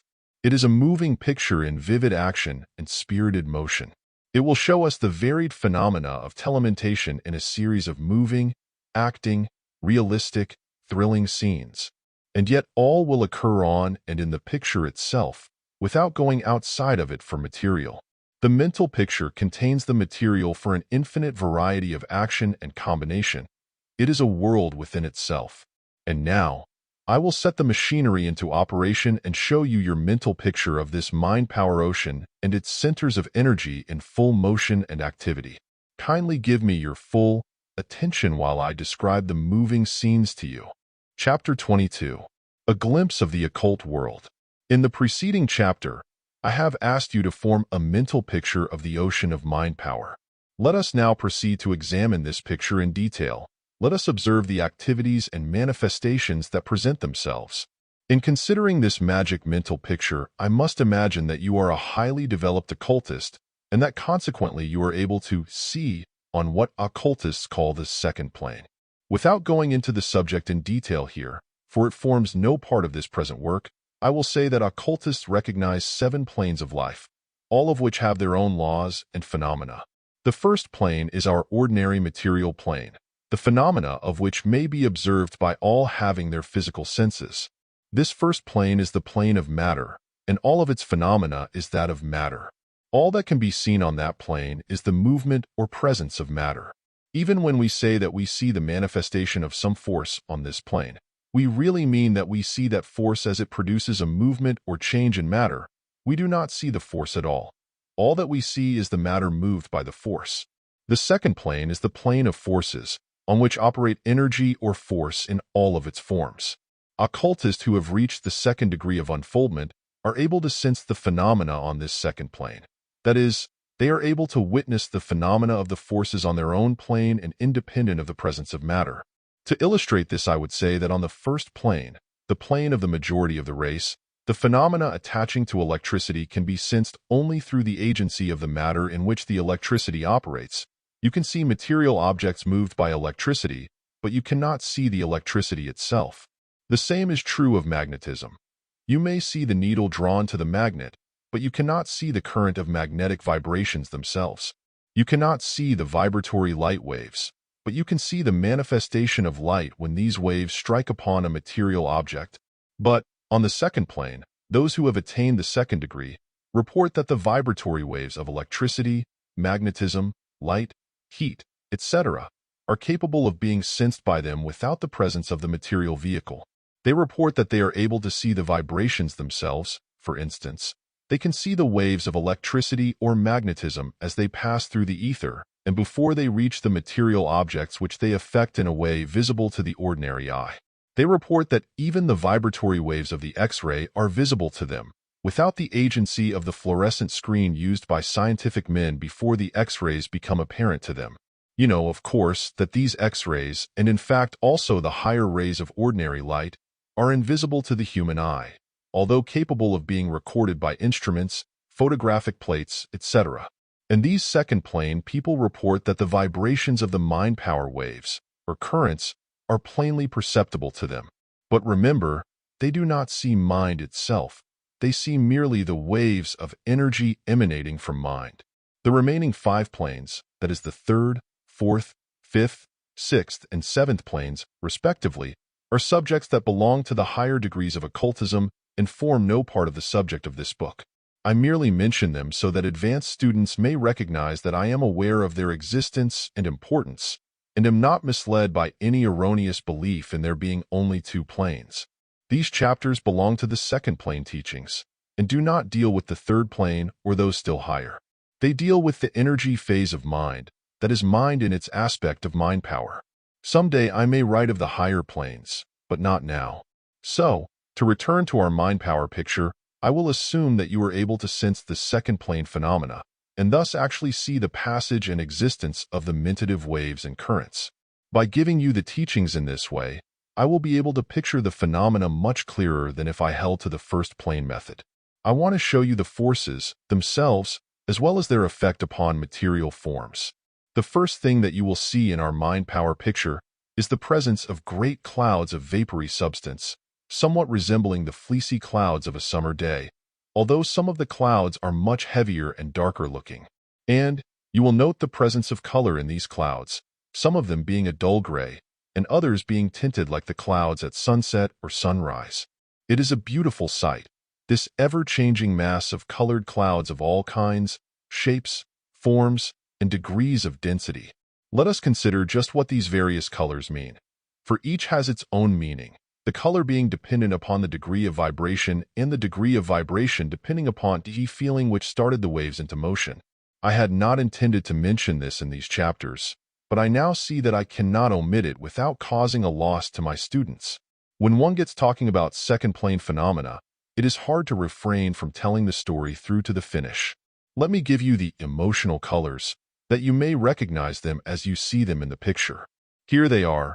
Blue is the vibrational color pertaining to spiritual feeling, and represents the various religious feelings and emotions, the shade growing lighter as the religious concept rises toward true spirituality. Light blue represents a high, unselfish, spiritual feeling, a beautiful violet representing the highest religious feeling, and a peculiar shade which may be called ultraviolet, representing a spiritual unfoldment of a very high order. Yellow is the vibrational color pertaining to the feelings and emotions associated with intellectual power, the shade growing clearer as the intellect mounts to higher conceptions. A dull, dark yellow is the color of the ordinary intellectual state, while the brilliant intellect shows itself in a beautiful golden hue. There is a shade still higher than this, although most rare among the race. I allude to that shade of true primary yellow, which belongs to those who have attained a high degree of true occult unfoldment, the spiritually illumined. The highest occult teachings inform us that the vibrational shade belonging to spirit, or the essence of being, is a pure white light of an unusual brilliancy. Orange, which is a combination of yellow and red, pertains to those possessing the pride of intellectuality or intellectual ambition, of a marked degree. Brown is the vibrational color of avarice and greed. Red is the vibrational color of passion in all of its phases. Dull, deep red betokens the animal passions and sensuality. A dark, bright red betokens anger and hate. When mingled with black, it is anger or hate arising from malice or envy. When mingled with green, it relates to anger from jealousy or envy. When shown without the mingling color, it denotes fight for some supposed right or ordinary cause. When this color is seen in the shade of crimson, it betokens a higher form of love, the shade becoming lighter and clearer as the degree of the feeling advances in the scale of character. A gross, selfish love shows as a dull crimson, while a higher form of love displays a clearer shade, terminating in a shade approaching a soft rose color when the character of the attachment is on a high plane. Green is a peculiar vibrational color and betokens a number of odd phases of feeling and emotion. A peculiar dull dirty green betokens jealousy or envy. A grayish green indicates deceit, which shade becomes clearer and brighter as the quality of the deceit rises in the scale. A bright clear shade of green is seen when there is a manifestation of tact, diplomacy, politeness, adaptability, etc., etc.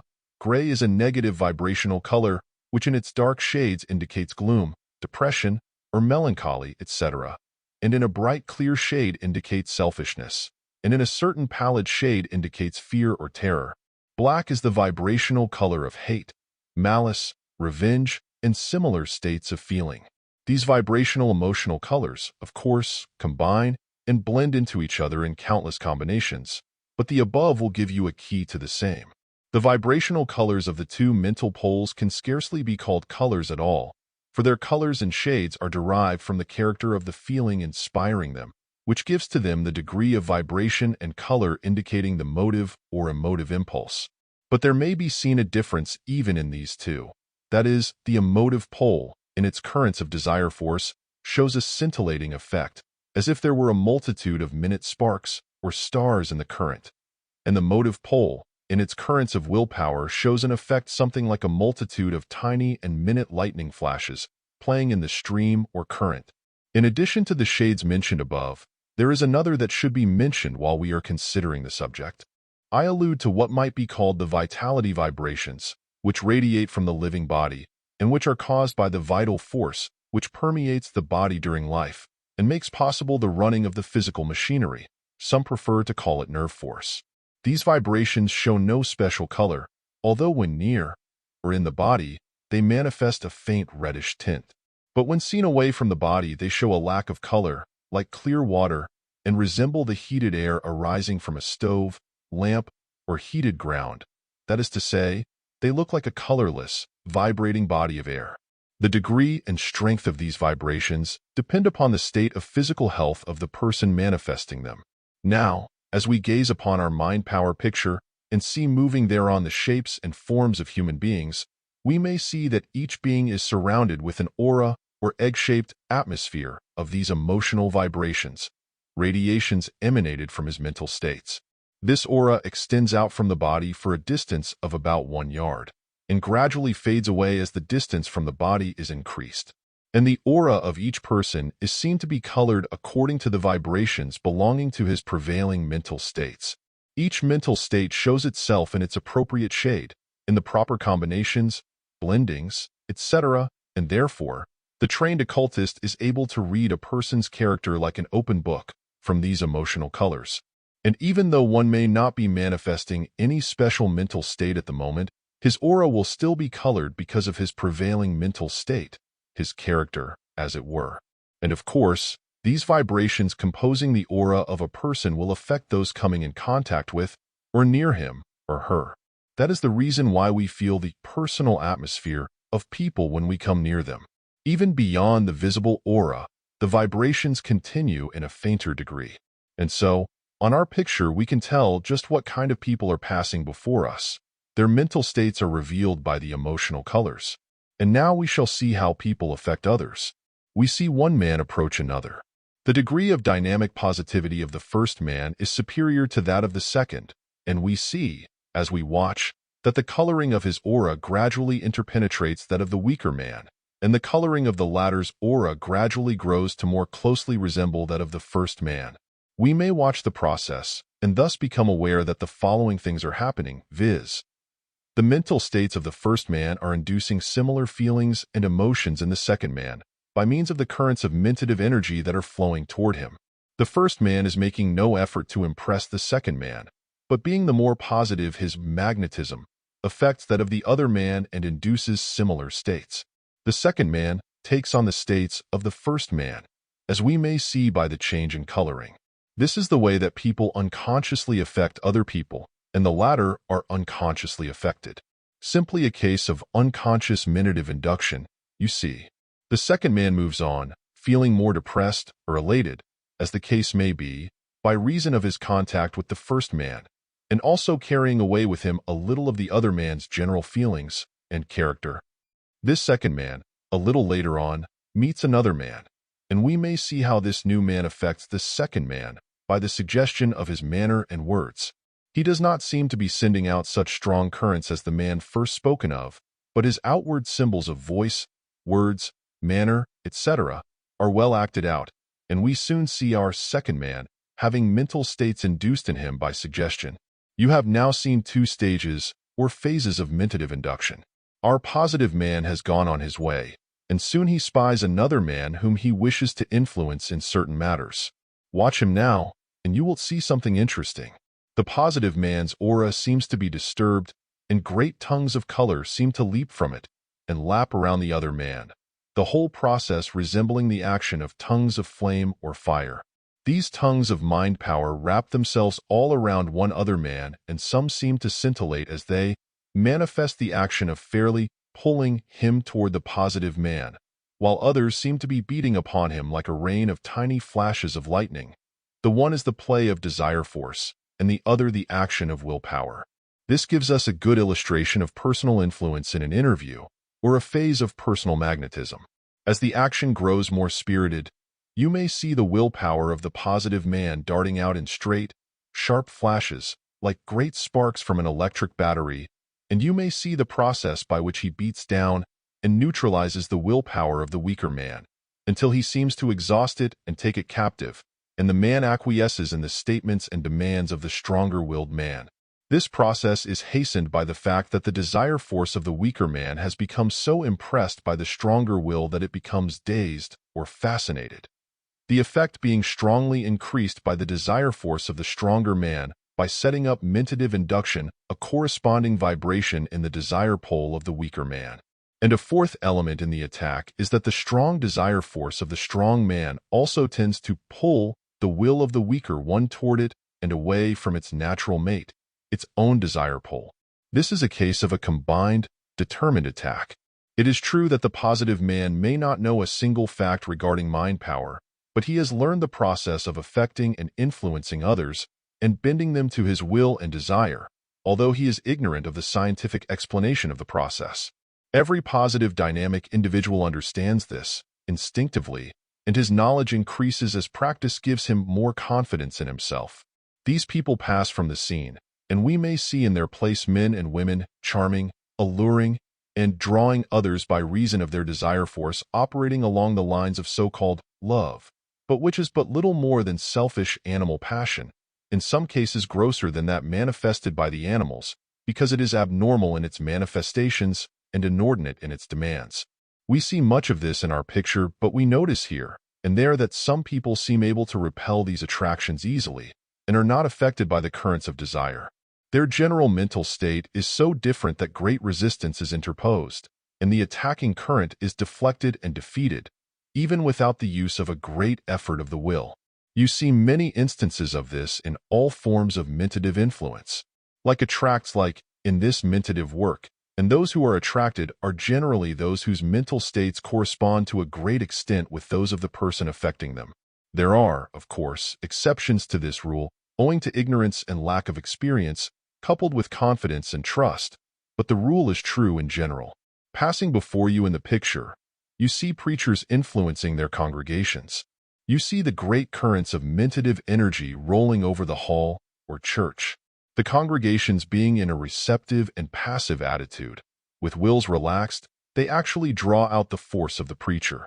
You may judge just what grade of religious feeling the preacher is pouring out by examining the shade of his blue emotional color. You will be apt to see a better shade among the poorer churches and denominations, and a very repulsive dark purplish blue among the fashionable churches as a rule. You will notice also the waves and currents arising from the congregation, which establishes the atmosphere of the church, and which will be immediately felt by a stranger entering its doors.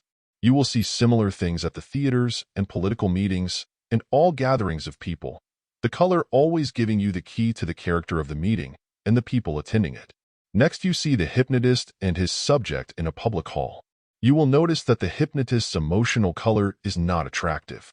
You will notice the neutral gray color of the aura of the subject, who seems to have squeezed every bit of his own mental states out of him. He is a professional subject and is a slave of the professor. You will see the hypnotist's magnetism pouring into the subject and filling his mind completely. You will see how the will of the hypnotist supplants the will of the subject and dominates him absolutely.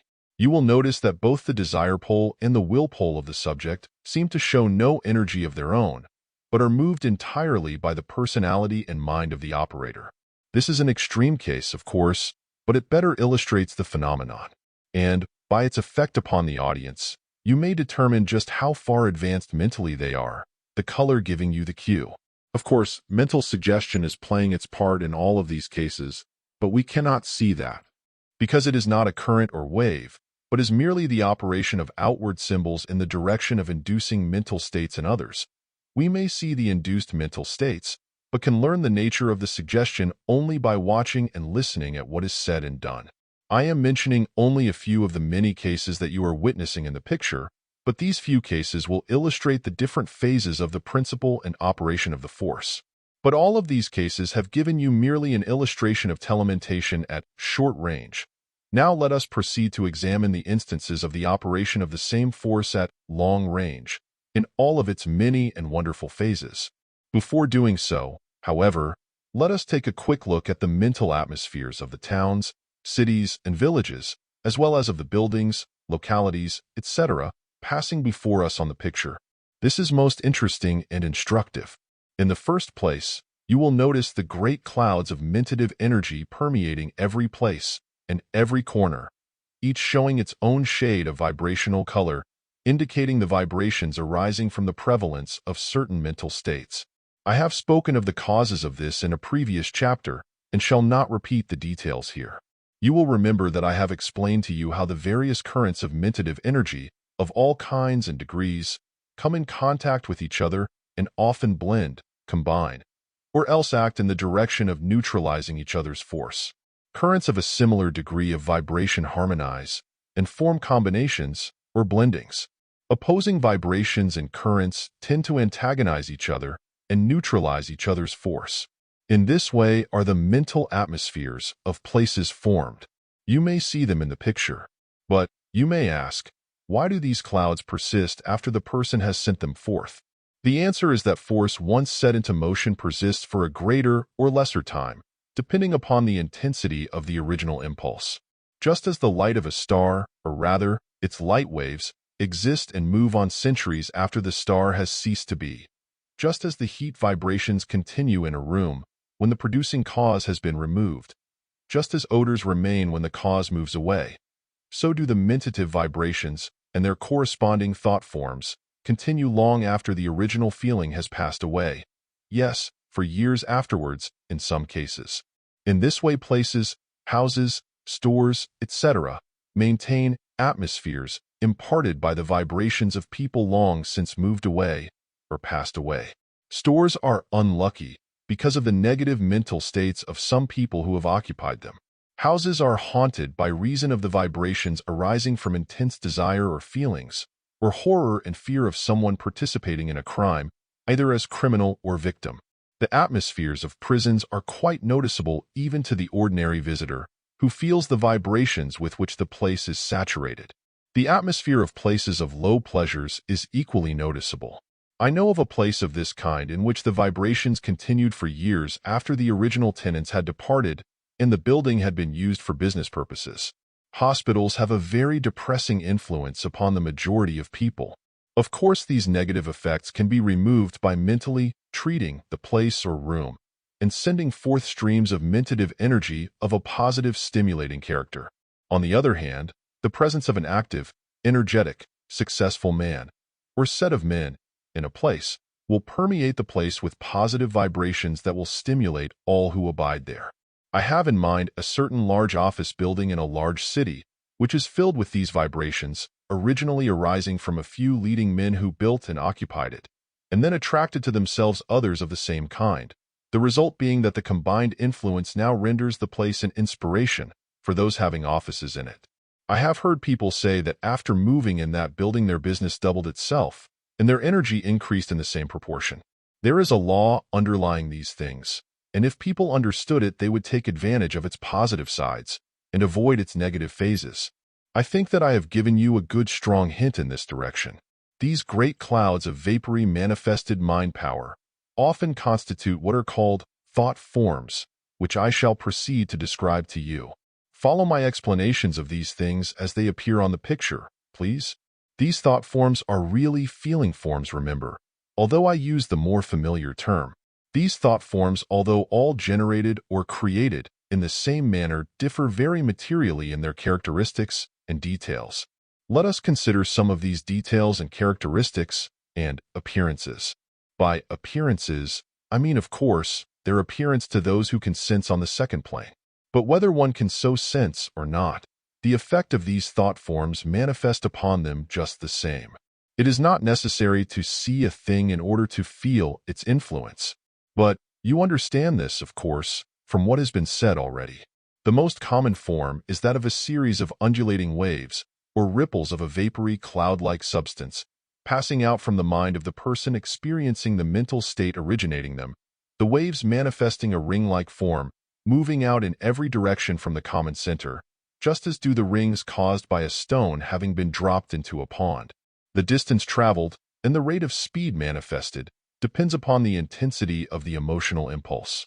The speed diminishes according to the distance traveled, but long after the actual motion seems to have ceased, there exists an almost imperceptible motion that causes the outer wave to drift on in a lazy, listless manner. Another variety of thought forms manifest like a volume of smoke being blown from the lips of a cigar smoker. Such forms pour out in long streams, then spread out and broaden, although maintaining the direction originally imparted to them. This form arises when the mental state arises directly in connection with some other person or thing, and when the attention of the mentator is centered, consciously or unconsciously, upon that person or thing. In this case, the motion of the thought form is in the direction of the person or thing being directly considered by the mentator. Akin to this form is a series of forms resembling a puffing forth of smoke from a huge smokestack, great puffs of mentative thought forms being sent out in a certain direction, as the jerky repeated mentative impulses are originated and manifested in the mind of the mentator. Other kinds of thought forms pour forth steadily, but lazily, in the direction of the object thought of. Others, still, are ejected in all directions from the mentator, like the steam escaping from the lid of a tea kettle which is being lifted by the force of the steam within. Still another form appears like a streak of light flashing from a mirror held in the sun. Certain particular forms of willpower manifest as vivid lightning flashes. Other forms travel and seem to enfold the object thought of, and which, being impelled by the strong desire of the mentator, act as if they were trying to draw back to him the objects desired. In fact, that is exactly the nature of the action of this class of thought forms, the effect produced depending, of course, upon the positiveness of the mentator and the strength of the desire. The effect, of course, also is materially influenced by the degree of positiveness of the person affected, and other attractions which prevent the yielding to the pull of desire force. In the case of a strong desire on the part of the mentator, provided that the ruling passion is being manifested day after day, there appears a combination of thought forms which resembles a huge octopus of dense structure, with enormous vapory tentacles or arms reaching out in all directions, seeking the thing desired, and endeavoring to draw it back to its center. In the case of a high aspiration, backed by a strong and active will, This combination will appear tinted with a color and shade of vibrational color corresponding with the character of the mental state, while, in the case of a low character of desire, the darker colors will likewise manifest themselves. Still, another kind of thought form acts as if it were trying to push back the object in some particular direction, while others seem to hold back the object. In both of these cases, the action and direction of the thought form depends upon the nature and character of the desire or will of the mentator at the time of the conception of the mentative current. A most peculiar kind of thought form appears when the mentator is desirous of obtaining information regarding some certain subject, and is earnestly sending his desire force in all directions in order to draw it to him, the mentator generally being unconscious or at least in ignorance of the nature of the actual process. In this case, the thought form maintains a thin connection with the mind of the mentator, and darting here and there it attracts to itself the thought forms emanating from the minds of others, which may happen to contain the desired vibrations. It even reaches out to the presence of other mentators and absorbs the mentative vibrations emanating from them and literally steals their ideas if they have not properly guarded the same by their will. In this connection, I may call to your attention the well-known fact that persons thinking along the same lines, although in different parts of the world, are often brought in close rapport with each other in this way, as many people know by their own experience. In this case, the thought forms seem to act as a sort of mentative wire, conveying the vibrations from one mind to another. Very much akin to this last-mentioned kind of thought form is another which occurs in instances of direct telemental communication between persons. In this case, the thought form proceeds in a long straight line, from the one mind to the other, and then acts as a direct wire, conveying the mentative currents, or vibrations, from one to the other. There is another variety of thought form that spreads out in gradually widening sweeps, the thought form having a rotary motion. The sweeps are in a constantly widening circle and reach out further and further each day, according to the impulse imparted to them by the mentator. But the most peculiar feature of this thought form is a strange movement towards its own center, by which it sucks in all that it attracts to its vortex. This phase is manifested by men of strong positivity whose enterprise and schemes are spread over large areas, and who set themselves up as centers of these mentative whirlpools, and draw to themselves all that come within the sweep of their influence. They make things come their way. In fact, I have described but a few of the manifold appearances and varieties of the thought forms that you see before you in the picture, but we shall consider a few more in detail as we proceed with the subject. In thinking of these thought forms, always picture them as having shape and form like any material substance, for by so doing you will better realize the nature of their workings. Some thought forms indeed are not only things, but become so infused by the intense desire and will of the mentator that they become almost like living forces. Such thought forms carry the characteristics of the mentator to such an extent, are infused with his nature to such a degree, that when they are felt they seem almost like the actual presence of the mentator himself, that is, as if he were present urging his claims or statements in person. Such cases are of course rare, so far as conscious production is concerned. They may be good or bad. A strong desire on the part of a dying person has often caused an actual appearance by a loved one or friend, although the soul had not left the body. And in cases of dire distress or need, people often so draw upon those who care for them that the latter will send to them a powerful thought form of help, advice, and assistance. Trained occultists can do this voluntarily and consciously, but very few others have reached this stage. Chapter 23. Self-Protection. And now let us return to the consideration of the various forms of the practical operation of telementation. You will of course realize that even in the case of mentative influence in personal interviews, there is a passage of mentative currents and a manifestation of telementation. The distance between the two minds is slight, but the principle in operation is precisely the same as when the distance is hundreds of miles, and the process is identical. And you will remember that when I speak of desire force and willpower, I am speaking of the force of the respective two poles of mind power, both of these forms being but phases of the same energy or force. So do not imagine that there are three distinct forces.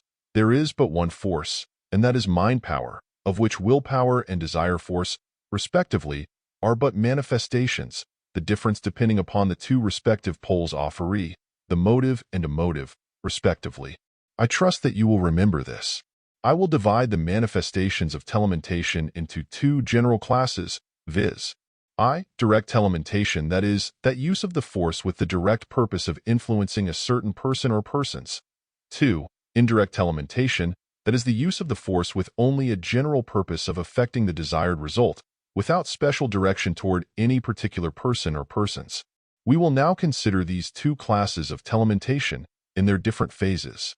First, in considering the subject of direct telementation, we see the cases in which personal influence is exerted in personal interviews, and under circumstances in which the mentator and the other person or persons are in close contact, that is, within each other's sight.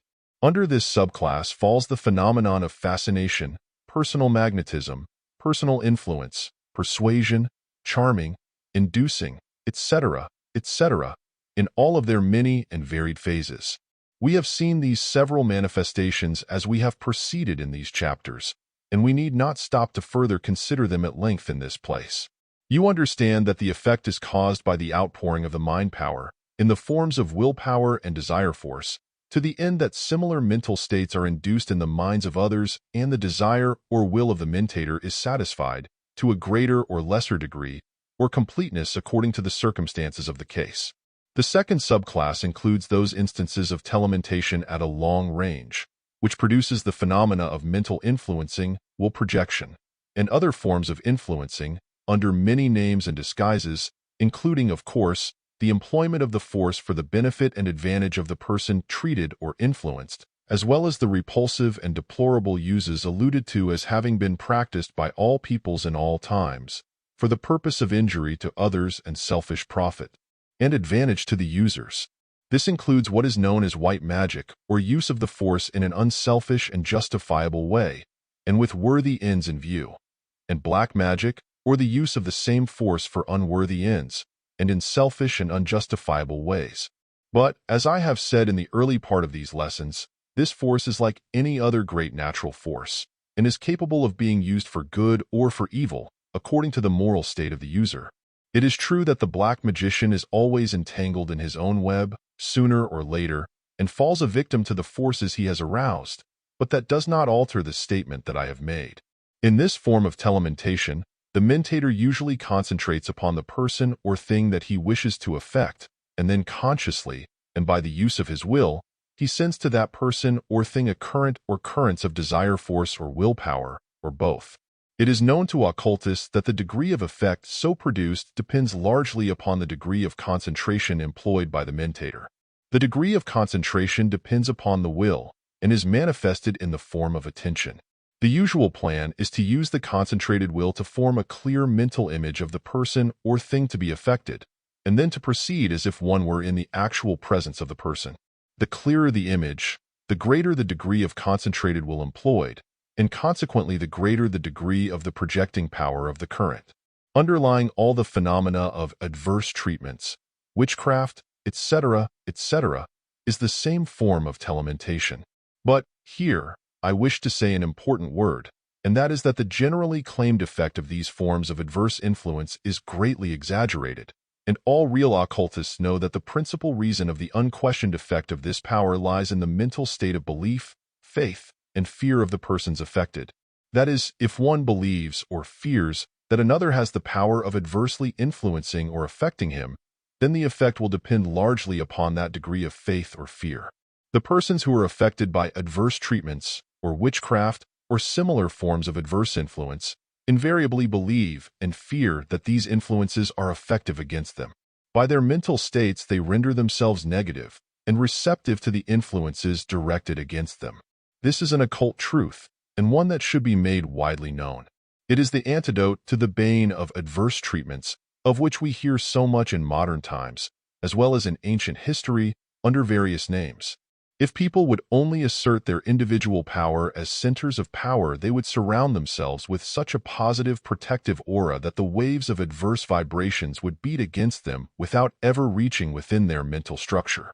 We hear of many cases of people being treated in this way, in these latter days of pseudo-occultism. We hear of treaters making denials regarding people, and thus sending them adverse telementation.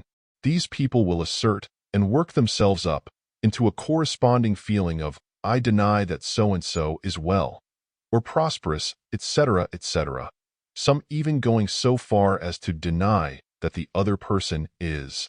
You may imagine the effect of currents of this feeling reaching a mind rendered negative by belief and fear that the other person can so affect them. The suggestion of the fear or belief, and that is just what it is, suggestion renders the mind of such a person a fit receptive agent for the adverse treatment. I tell you, if you will but assert your individuality and assume the fearless attitude, you will be able to laugh in the faces of these adverse practitioners of black magic, for that is just what it is, no matter how much they may try to disguise it by pious names. These modern adverse treatments are nothing less than forms of the old witchcraft which so worried our great-grandfathers. Nothing more than the voodoo practices or conjure business that so affrights the poor Negro today. The principles are the same, the practice is the same, and the practitioners are the same at heart, black-hearted black magicians, all of them, and subject to the same inevitable fate which overtakes all such people, no matter how high their pretenses. The physical and material agencies used by the voodoo men and the witches of old, the wax images and pith balls, and all the rest of the tomfoolery, were nothing but the agencies upon which the will of the practitioner could concentrate, an aid to concentrated will. Of course, besides, they served to terrify their victims by suggestion. I do not deny that material objects take up and absorb the magnetism of the people, good and bad, for that is a well-established occult truth, and the efficacy of charms, sacred relics, etc., etc., depends upon this fact, together with the aid of suggestion. But do say that all the charms in the world, all the witchcraft and voodoo material agencies, can produce no other effect than is allowed them by the minds of the persons sought to be affected. Fear and belief determines the degree of receptivity to such influences. The kahuna or prayer man of Hawaii prays people to death, unless they buy him off, but it is the fear and belief on the part of the people that render his work effective. If they would say scat to him, mentally, by asserting their individuality as mentative centers, they would be absolutely immune. I need not recount the many instances of this kind of telementation, for adverse purposes, for the pages of history are full of them, although the historians sneer at the whole subject, deeming it a myth, and laughing over the credulity of our forefathers, notwithstanding the fact that witches and conjurers went to the scaffold and stake, confessing their guilt. It is all very well to attribute it all to the imagination of the persons affected, but why do they not tell us a little about this strange imagination that produced such real effects upon people? The cause may have been imaginary, but the effects were certainly very real. I will relate but one instance, which will serve as a type of these forms of telementation. It is cited by an old German physician. He relates that he was consulted by a farmer who complained of being disturbed at night by strange noises which sounded like someone striking iron. The noises occurred between the hours often and 12 every night. The physician asked him if he had any enemy he suspected of thus influencing and annoying him. He replied that there was no one but an old village blacksmith, an old enemy whose power he feared, and who lived several miles from the farmer. The physician bade him return the next day, and in the meantime visited the blacksmith, and asked him what he did between the hours of 10 and 12 at night, accompanying the question with a glance of a strong will and power. The blacksmith, now somewhat frightened, replied, I hammer a bar of iron every night at that time, and all the while I think intently of a bad enemy of mine, who once cheated me out of some money, and I will at the same time that the noise shall disturb his rest. The physician ordered him to desist, and at the same time made the farmer pay over the money due the blacksmith, and there was no more trouble. If you wish further instances of this sort, turn over the pages of any old book which treats upon the witchcraft illusion, and note the similarity. But one instance is enough to illustrate the matter. They are all cut out of the same cloth. You will note the two necessary elements present in every case, viz. I, the use of the force by one person, and 2, the belief or fear, or both, on the part of the second person. Now you have the whole story. And also remember, this that I have told you, the same force that is used in such cases for evil purposes may also be used, and is used for the most beneficial and worthy purposes. The treatments for good things practiced by the practitioners of the various schools of mental science and other new thought people are along the lines of direct telementation. People have been encouraged, helped, healed, reformed, and otherwise aided and benefited by telementation. Do not lose the recollection of the good in considering the bad. The good belongs to the phase of white magic, and its use can result only in good to the practitioner of it, whereas the black magician must reap the whirlwind of the wind that he has sown. These things come home to roost, always, according to their kind, and they bring their friends home with them. In addition to the selfish and evil use above mentioned, there is another selfish use of direct telementation that is quite common of these late years. I allude to the use of mentative influence by telementation for the purpose of influencing people to fall in with the schemes and plans and enterprises of the mentator. The principle involved is the same as in all these treatment, good and bad, and the practice is the same. The mentator forms the mental image of the other person and then floods him with currents of desire force or willpower, or both, at the same time earnestly willing and desiring that he will do as the mentator wishes him to do. The mentator usually uses his will to make the other do this in the mental picture, in imagination, thus forming a mental matrix to which he then tries to make the other conform. This is a form of visualization, of which I shall speak presently. Of course, this practice, like any other of the kind, may be defeated by one asserting his individuality and will. Of course, you will not feel disposed to put into operation many of the methods herein described, yet, from your very acquaintance with what has been mentioned in these pages, you will be enabled to see the operation of the principles in the everyday life around you. You will see them in operation on every side, now that you are familiar with their laws of operation, and you will find yourself instinctively guarding against its influence, just as you would guard against a threatened physical blow. And you will be surprised, and perhaps pained sometimes, at seeing people trying to influence you in this way, whom you would not have suspected of doing so. On the whole, you will be a much wiser and stronger man or woman by reason of the information herein given you. And you will have the advantage of knowing how to resist, defeat, and dispel the adverse influences that may be used to influence you. Remember the assertion of the positive will and the use of the positive denial. The person wishing to influence another at a distance, just as he would in the case of a personal interview, forms a mental image of the person whom he wishes to influence, and then proceeds just as if the person was actually before him. I know of at least one teacher who advises his students to treat prospective customers and others with whom they expect to have dealings or relations as follows. Imagine your prospective customer or other person as seated in a chair before which you are standing. Make the imagined picture as strong as possible, for upon this depends your success. Then proceed to treat the person just as you would if he were actually present. Concentrate your will upon him and tell him just what you expect to tell him when you meet him. Use all of the arguments that you can think of, and at the same time hold the thought that he must do as you say. Try to imagine him as complying with your wishes in every respect, for this imagining will tend to come true when you really meet the person.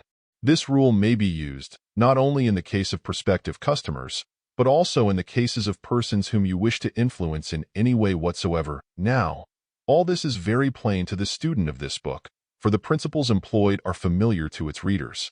The result of a practice like the above would undoubtedly tend to clear a mentative path in the other person's mind, and make easier the effect of a subsequent interview, for the other person would be thus accustomed to the idea, thought, or feeling, and the work of clearing away the mental underbrush would be done in advance.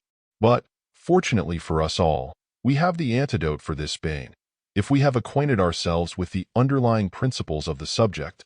So important do I regard the subject of self-protection in connection with direct telementation, that I have thought it well to add to this chapter the following general rules which I trust you will read carefully, and with which you should fully acquaint yourself. The bane is well known. The antidote is known to but few.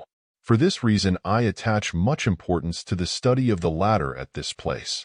In connection with the following rules and advice, you should also acquaint yourself with what I have said elsewhere regarding protection against suggestive impressions, and also with my advice regarding the cultivation of a positive mentality, and with the chapters which take up the subject of establishing a mentative center, etc. Here are the rules. 1. In the first place, steady your mind and calm your feeling. Then pause for a moment and say the words /am calmly and forcibly, at the same time forming a mental picture of yourself as a center of force and power in the great ocean of mind power. See yourself as standing alone and full of power. Then mentally form a picture of your aura, extending about a yard on all sides of you, in an egg-shaped form. See that this aura is charged with your willpower, which is flowing outward, repelling any adverse mental suggestions that are being sent to you, and causing them to fly back to the source from whence they came. A little practice will enable you to perfect this picture, which will greatly aid you in creating a strong positive aura of will, which will prove to be a dynamic armor and shield. The affirmation, I am, is the strongest known to occult science, for it is a positive statement of actual being. You may use the following affirmation also, if you please. It has helped many. I assert my individuality as a center of force, power, and being. Nothing can adversely affect me. My mind is mine own, and I refuse admittance to unwelcome suggestions or influences. My desires are my own, and refuse to admit undesirable vibrations by induction or otherwise. My will is my own, and I charge it with power to beat off and repel all undesirable influences. I am surrounded by an aura of positive will, which protects me absolutely. The following denial has proved of the greatest value to many. Deny, to all or any, the power to influence me against my best interests. I am my own master. These words may seem simple, but if you will use them, you will be surprised at their efficacy. You realize, of course, that it is the mental state aroused by the words that does the work, rather than any special virtue in the words themselves. 2. Guard yourself from acting upon impulses. When you feel a sudden or unaccountable impulse to do this thing or that thing, stop and assert your positive individuality, and then drive out all outside influences by repeating the affirmations, etc., given above, and by creating the proper mental picture. Then, when you have recovered your balance, consider the impulse and decide whether it is to your best interests or otherwise. You will be able to see this clearly by reason of your mental house cleaning a moment before. Then, if the impulse seems to be against your best interests, drive it from you, saying, I drive you away from me. You do not belong to me. Return to those who sent you, or other words to that effect.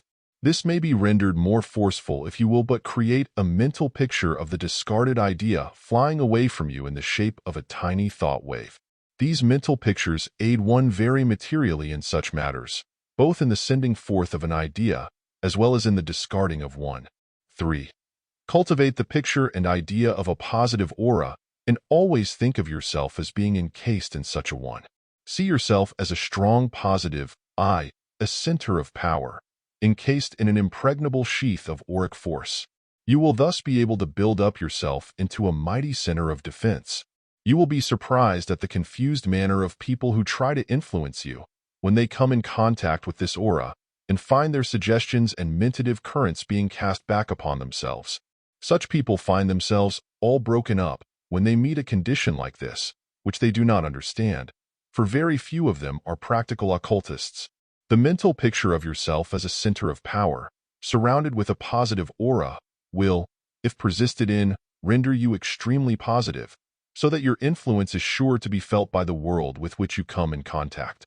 You will often be amused by occurrences following after the rejection of these stray impulses, etc.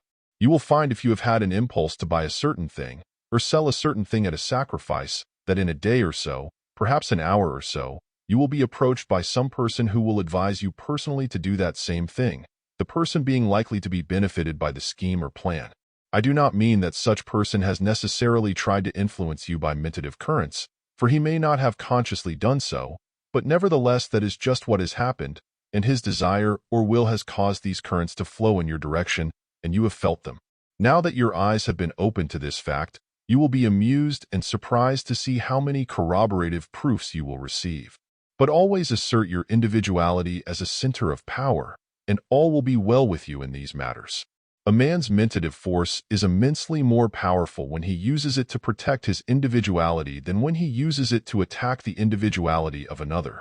In fact, if everyone understood the laws of mentative defense, and would avail himself of the information given under this head, there would be almost a total absence of mentative attack, for the futility of the same would soon be recognized. The only reason that the strong individuals are able to affect the weaker ones so frequently is because the others do not know their inner power and make no defense. In fact, the majority of people do not know of these laws at all. And if one tells them, they sneer and smile knowingly, tapping their foreheads to indicate that their informant is just a little off. Poor sheep and geese. They are so happy in their ignorance and conceit that it almost seems a pity to disturb them. But to return to my subject, you will find that it requires a much less effort of will to protect your individuality than it does to attack the individuality of another. You will find that the law is on your side when you say, I won't be influenced. I deny the power of another to weaken my individuality, for you have then called into operation that law of nature which is always in operation, and which she gives to her creatures in the way of an instinctive protective force. So there is no occasion to be afraid. You are immune from attacks if you will but assert the force within you. In passing on to the other phases of telementation, I would again remind you that in these instances of direct telementation, the force may be used both consciously or unconsciously. Those who know the laws of the use of the force may propel these telementative currents direct to those whom they wish to influence, just as they may consciously give mental suggestions in a personal interview. But even where these laws are not understood, the currents or the suggestions are sent forth by the strong desire or will animating the person. Of course, the person who understands the subject will be able to direct his force with greater precision and effect, but in any event the effect is produced in the same way. Chapter 24. Indirect Influence. Let us now pass on to a consideration of the second class of telementation, which I call indirect telementation, or the use of the force with a general purpose of affecting the desired result, without special direction toward any particular person or persons. This form of manifestation of telementation may be grouped into two subclasses, viz. A, in which the general desire or will of the individual to attain certain results manifests itself in personal interviews and induces mental states in those with whom he comes in contact, and B, in cases wherein the general desire and will manifest in telementative currents or waves or whirlpools, affecting all persons and things who are interested in any way in the enterprise, scheme, plan, or undertaking of the individual, and tending to cause them to fall into line and obey the will or comply with the desires of the general plan of the individual. This last form of telementative influence is far more common than one would suppose. Strong, positive men start into motion waves and currents that sweep over the country, gathering force with each added impetus, and using the principle of mental contagion to increase its influence. Great leaders of men are centers of these mentative whirlpools and similar forms of mentative influence and draw in, or suck into themselves persons, things, and objects conducive to their plans and ambitions. They do not have it all their own way, of course, for there are many influences at work which tend to neutralize their efforts. Other men have conflicting schemes which interfere with and often destroy the influence of these great mentators, and people are becoming educated regarding the nature of the forces they employ, and will not accept adverse suggestions or allow their vibrations to influence them. Still, the force is still used to great effect by many politicians and other persons who reach out toward large numbers of people. Leading generals of business also make use of the force in this manner and draw things their way. In fact, nearly everybody who does business with people scattered over a large territory employs this force more or less, generally unconsciously. And many of these uses work no harm upon those affected, because many of these people are engaged in legitimate enterprise and want always to give a square deal and a good dollar's worth. I am not holding up this manifestation of telementation as reprehensible. I am merely stating its general laws and forms of manifestation. One may repel these mentative waves in the same way, and by the same methods mentioned in the preceding chapters in reference to the repelling of direct telementation. The rule is the same in both cases, for the principle involved is the same. Before leaving this branch of the subject, I would remind you that one may take advantage of this last mentioned form of telementation for his own good, in a perfectly proper and justifiable way. One may wish to gain certain information and knowledge about certain subjects. If so, if he will hold a strong desire that the desired knowledge shall come to his notice and attention, and if at the same time he wills that the mentative currents flow forth in search of persons, things, and objects capable of imparting the knowledge or information, he will get results. He will find that after a while he will run across people who will be glad to give him the information he wants. Or he will pick up a book that will either tell him what he wants, or else will refer to some other book or subject that will point out the path to him. These instances are quite common and afford wonderful proofs of the laws herein stated. In this way, no one is harmed, and mutual benefits are obtained. People are attracted to each other in this way, and each finds his own. The above manifestation results from the operation of what has been called the law of attraction, by the workings of which each person is continually drawing to himself the people, things, objects, and even circumstances in harmony and accord with his prevailing mental states. Like attracts like, and the mental states determine that which one draws to himself. If you are not satisfied with what is coming to you, start to work and change your mental attitudes and mental states, and you will see a change gradually setting in, and things that you want will begin to come your way. This law of attraction has been much written about in works on mental science during the past 10 years, so it is not necessary for me to go into details about it here. I have given you the general principles in this chapter, and you may apply them accordingly. A most important fact about the effect of mentative vibrations upon people lies in the principle that one is more affected by vibrations in harmony with his own accustomed feelings and mental states than by those of opposite natures. A man who is full of evil schemes and selfish aims is more apt to be caught up by similar vibrations than one who lives above that plane of thought. He is more easily tempted by evil suggestions and influences than one to whom these things are abhorrent. And the same is true on every plane. A man whose mental attitude is one of confidence and fearlessness is not apt to be affected by vibrations of a negative, pessimistic, gloomy nature, and vice versa. Therefore, if you wish to receive the vibrations of the thoughts and feelings of others, you must place yourself in a mental attitude corresponding with those vibrations you wish to receive. And if you wish to avoid vibrations of a certain kind, the best way is to rise above them in your own mind, and to cultivate mental states opposite to them. The positive always overcomes the negative, and optimistic mental states are always positive to pessimistic mental states. The sense of individuality and one's relation to the universal mind power is the strongest and most positive mental state one can attain. Therefore, cultivate it, first, last, and all the time. I now come to a phase of the subject that underlies all of the phenomena of telementation and really gives the key to much of its wonderful effects. I allude to what occultists know as visualization. This visualization is to telementation what the pattern is to the maker of objects, what the plans of the architect are to the builders, what the mold or matrix is to molders of metal. It is the skeleton around which the materialization of thought forms occurs. It is of the greatest importance to you to acquaint yourselves with its laws and effects.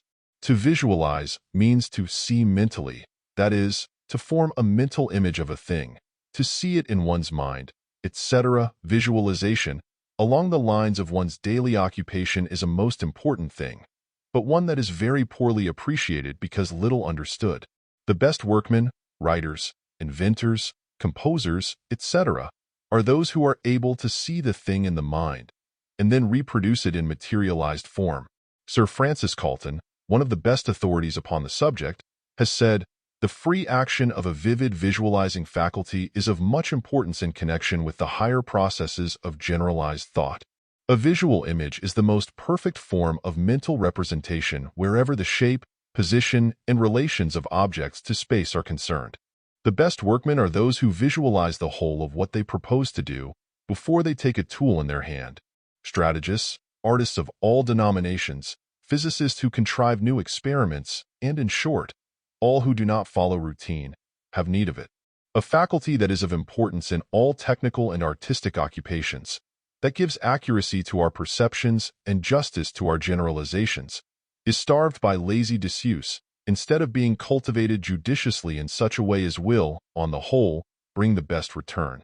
I believe that a serious study of the best means of developing and utilizing this faculty, without prejudice to the practice of abstract thought and symbols, is one of the many pressing desiderata in the yet unformed science of education. And all that Sir Francis Galton has said above is equally true of the cultivation of the art of visualization in connection with telementation. The trouble with the majority of people is that they do not know just what they do want. They are not able to form clear mental images of that which they wish to create or materialize.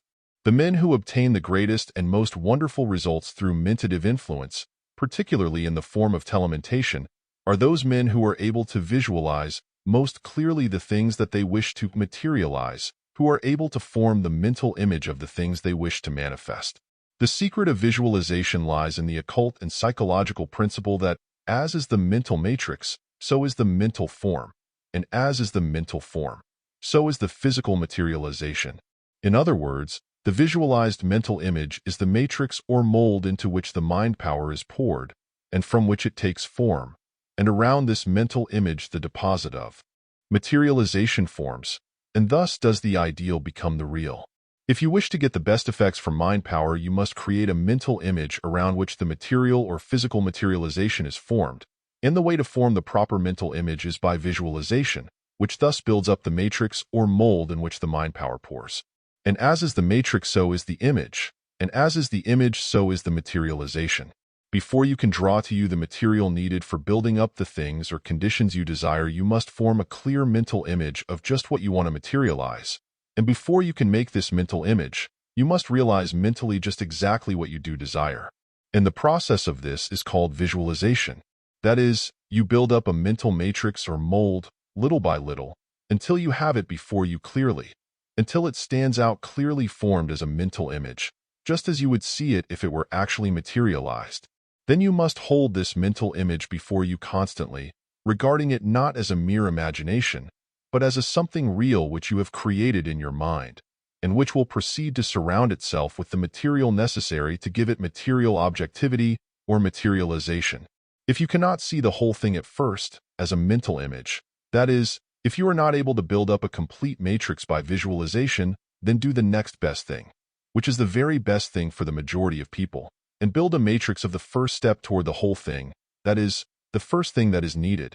Then concentrate upon this first thing until the mental image stands out sharp and clear, and you will find that things have been started in motion.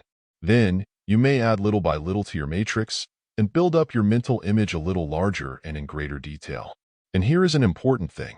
You must mentally see the thing as actually existing, right now, and not as going to exist later on. You must realize that the mental image exists right now, else it will lack clearness and effectiveness. You must pour into that mental image a constant supply of strong, positive desire force and willpower, all of which will spread out in the proper directions and affect the material needed to materialize your mental image. By so doing, you impart to the mentative currents the necessary impetus and direction, and they will operate along these lines, and will proceed to materialize your mental image for you. Things will come your way. People will appear who are necessary to your plans. Information will come to you from strange sources and in unexpected times and places. Opportunities will open themselves up to you. But remember this, that you must be prepared to act upon these openings and opportunities. You must be alert and watchful and expectant. You will have to do the work, remember, yourself. Although the forces you have started into operation will supply you with the material, the door will be open to you, but you must step in yourself. The tools and materials will be provided you, but you must use them. The information will be laid before you, but you must make it your own. Even mind power will not avail the lazy man. You must learn to do things yourself. This subject of visualization would fill a book by itself, but I hope that I have been able to give you a clear idea of its working principles. Remember always this rule, this triple key of attainment, as I have often called it. You must desire a thing most intensely. 2. Then you must earnestly expect it. 3. Then you must use your will in the direction of action tending to bring it about. But first of all, as I have said, you must know just what you do want, and then proceed to create the mental matrix or mold by visualization. That is, you must proceed to mentally see it as already existing. This chapter must be read and studied in connection with the chapters preceding it, for they blend into each other, and the information lapse. I have given you certain principles in plain, practical form, which may seem so simple to you as to be passed over without the proper consideration and examination. Do not make this mistake, I pray you. Do not long for high-sounding terms and mystical verbiage. The truth is capable of being expressed without these fancy trappings or drapery. I have tried to tell you the principle of these things, but you must study carefully in order to grasp every point. I have boiled down and condensed a great deal of information into this lesson. Be sure that you do not allow any of the points to escape you. You cannot expect to acquaint yourself fully with this subject in one hasty reading. You must read and reread many times, with careful study and thought. You must do some thinking on your own account in order to apply these general principles to your own symptoms and needs. You must read carefully and then think a little. There is no royal road to mind power or anything else. I have tried to make the road a little easier for you, but you must do the traveling yourself. You cannot reach the heights by proxy. You must digest these things yourself. Predigested ideas will do you no good. Underlying all of these wonderful manifestations of telementation, there is just the simple principle that I have pointed out to you: induction of mental states by desire force and willpower. Everything occurs by reason of this principle. You may think that the book that you needed, and which came to you so wonderfully, must have arrived in some other way. Not so. The book was placed here and moved there by people, and these people have minds capable of being moved by vibratory waves, and so when once the thing was set into operation, all things work together toward the given end. Even the present book reached you under the law of attraction. There is no chance in these matters. There are laws in operation everywhere and always, and over all there is the great law.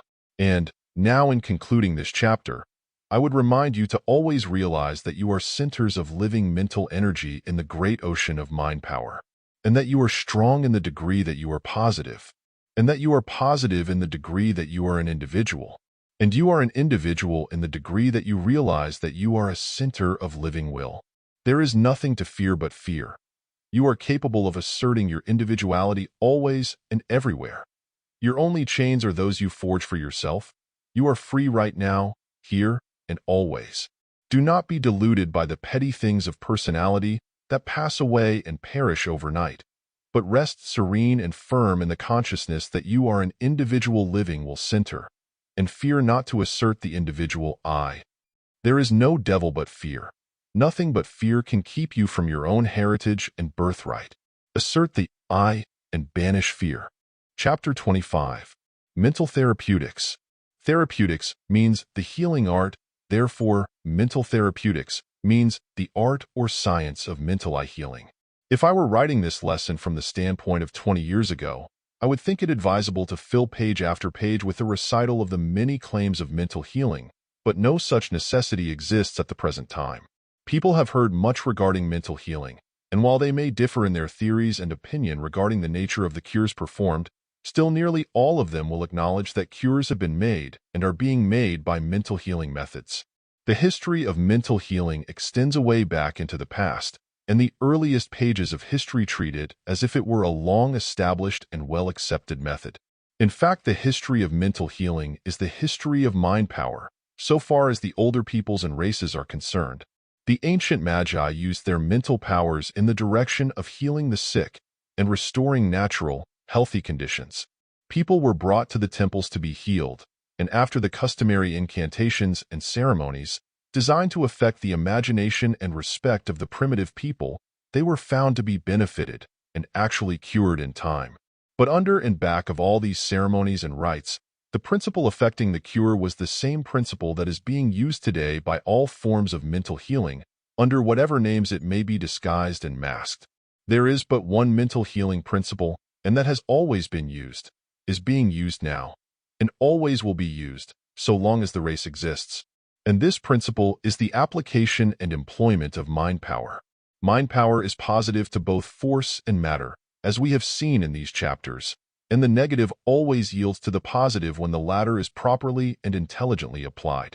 Mind power really builds up the body from a single cell and is inherent in every part and particle of the body. Every cell has its supply of mind power.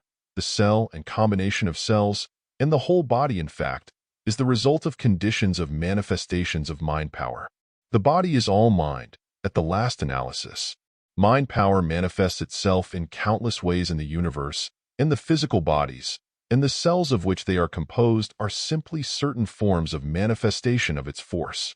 And, this being so, mental healing is not a case of mind over matter, as is often taught, but is a manifestation of positive mind over negative mind. The central mind of man is positive to the mind in the body of man, and hence the healing effect. Every cell has its share of mind, and science shows us that each cell can and does live its life as a separate entity, always, however, subordinate to the whole system of cells and the mind controlling it. And the mind in each cell, or system of cells, may be reached by the positive mind of a person when properly applied. In order to fully grasp the significance of this statement, you must remember that every organ, part, bone, nerve, vessel, tissue, and everything else in your body is built up of cells which have formed certain combinations. There are individual cells in your blood and other parts of the body, and there are cell communities in your body which perform certain functions and which you call my liver, my heart, my stomach, my kidneys, etc., etc. And there is mind in every one of them. And the mind in every cell and in every organ may be reached by mind power applied by the mind of oneself or another person. And in this simple statement, I have embodied my idea of mental healing, which idea is based upon years of earnest study, experiment, and investigation, aided by personal acquaintance with and association with some of the most celebrated mental healers of this age. I have discarded fanciful theory after fanciful theory as unnecessary to account for the facts observed by the leading investigators of mental healing, and have at last boiled down the matter to this point: an idea of mind in the cells and cell groups, which mind is negative to the positive central mind of the individual, especially when the latter is concentrated and intelligently applied. You may ask me the question, well, but what about all the various metaphysical, religious, and semi-religious theories advanced to account for the cures performed by the various cults and sects of the New Thought and similar movements?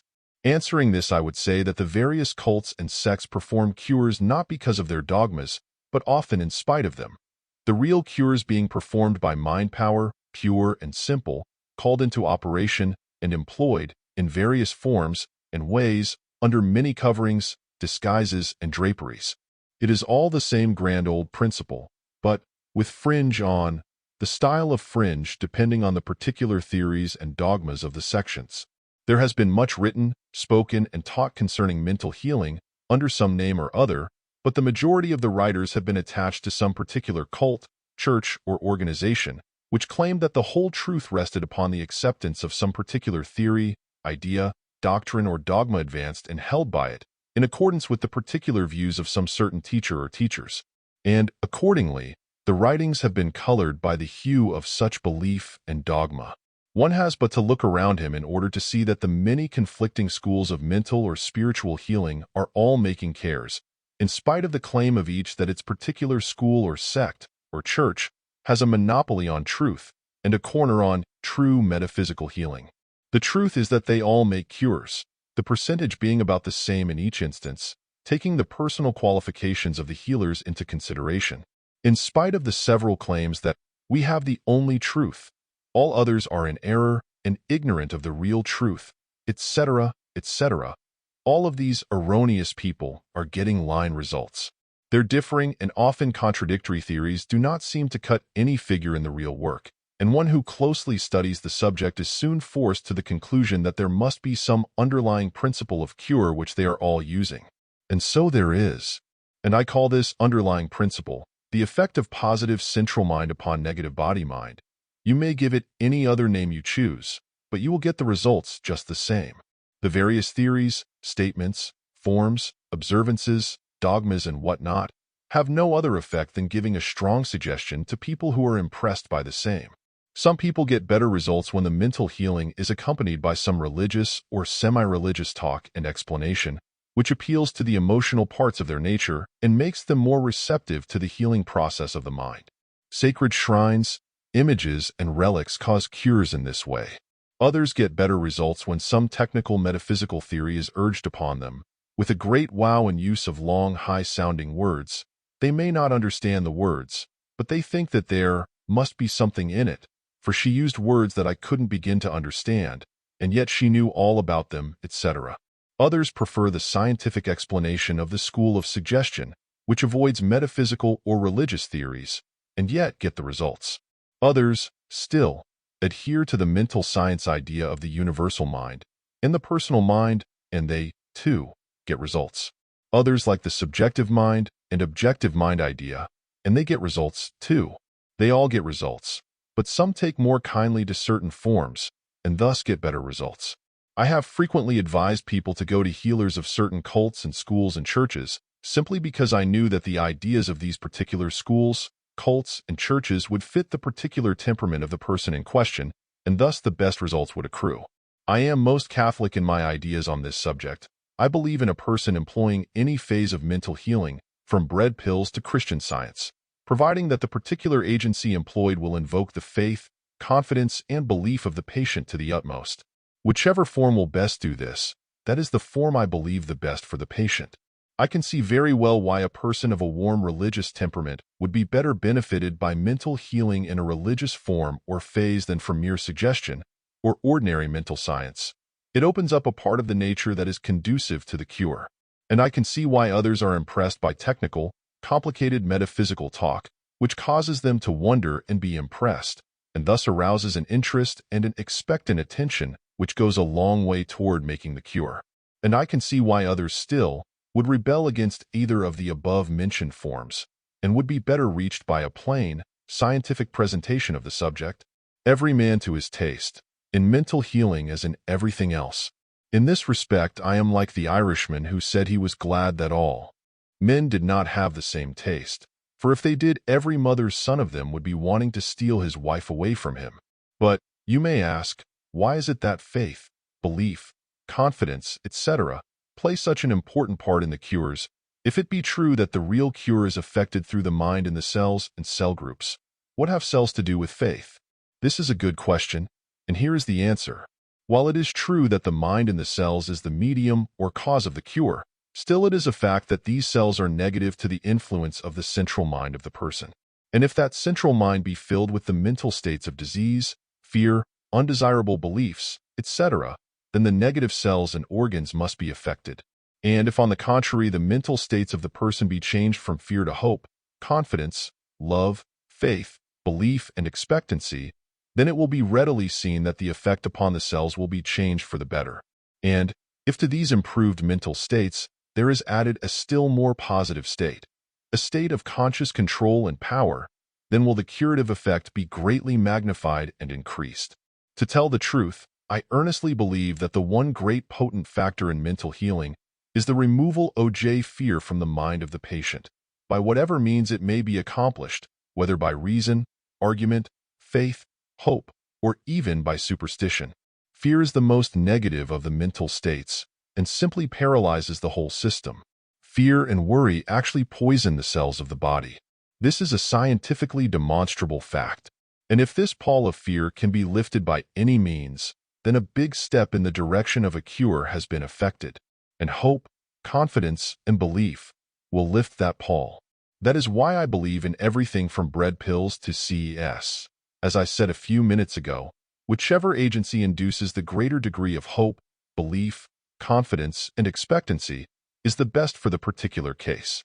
But in all cases, the principle of cure is the same, mind. It should not be necessary for me to recite the oft-repeated facts of the phenomenon of disease being created by mental states and of cures arising from the same. Every man or woman who reads these lessons has heard this tale over and over again, many times. It is no longer a debatable question, this matter of the effect of the mind in health and disease. The books are full of it. It is as old as the hills, and at no time in the history of the world has this form of mind power been accorded greater attention and interest. And therefore, I shall omit this part of the story and proceed to business in the direction of telling you just how to apply the mind power in healing, both present and absent. In the first place, the principles of mental healing are precisely the same principles that are applied in all forms of mind power, as we have seen them in the previous lessons. It is all a matter of mentative induction, first, last, and always. And this induction may arise from either mentative currents or by mental suggestion. Please fix this statement in your mind, so that I will not have to repeat it. Now, let us see what happens if mentative induction is set up in the mind of a person by means either of mentative currents or mental suggestion, when what is called general treatment is given. We will suppose that the mental state of the person has been changed by induction, either from currents or by suggestion, to a strong positive state, and that is what one must aim to produce in the patient. This induced positive mental state in the central mind is, of course, strongly positive to the mind and the body and its cells. The mental image of a normal, perfect, healthy, well body being held in the central mind of the patient, it follows that the physical material of the body and cells will begin to materialize in accordance with the pattern set before the mind of the cells by the central mind of the person. It is the old story of mental visualization and physical materialization over again. Of course, the effect is wonderfully heightened if the patient will direct his desire and will strongly to the recuperative or reparative action, in which effort he may be materially aided by the healer. The desired mental state in the patient may be induced either by autosuggestion, self-suggestion, on his own part, or by the suggestion of the healers. Here is where the ceremonies and frills and fringes of the cults come in, or by the direct mentative currents of the healer, applied as indicated in the previous lessons. In this form of healing, the healer works by arousing the mind of the patient so that he really cures himself. This arousing is of course affected by either suggestion or mentative currents, the effect being the result of induction in either case, as you will readily understand. This form of mental healing, which I call general treatment, includes both the form of present healing, that is when the healer is in the personal presence of the patient, or else along the lines of what is called absent treatments or distant treatments, when the healer and the patient are not in each other's presence. Leaving the subject of general treatment for the moment, let us consider the broad principles underlying local treatment. By local treatment, I mean mental healing effected by the mind of the healer being directly and specially applied to the mind and the cells and organs themselves. You will remember what I have said about there being mind in the cells and organs. Local treatment is an application based upon that fact. The mind of the healer is brought to bear in a positive, direct, special manner upon these cells and organs, and the suggestions and mentative currents are directed immediately to these organs and cells, without the intermediate employment of the central mind of the patient, as in the case of general treatment. Of course, one may apply local treatment to himself by directing his mind directly to the cells and organs, instead of indirectly by means of general mental treatment. You may wonder why I speak of directing suggestions to the cells. You may well ask, can the cells hear? The cells cannot hear, but the utterance of the words of the suggestion, by you, will enable you to direct your mind more directly and forcefully upon the cells and organs. You will see, as we proceed, that I advocate speaking right up to the cells and organs of the body and telling them just what you want them to do. You will be surprised when you try this and see how they respond. Now that we understand the general principles of both of these phases of mental treatment, let us pass on to a consideration of the practice of mental healing, the actual how of the subject.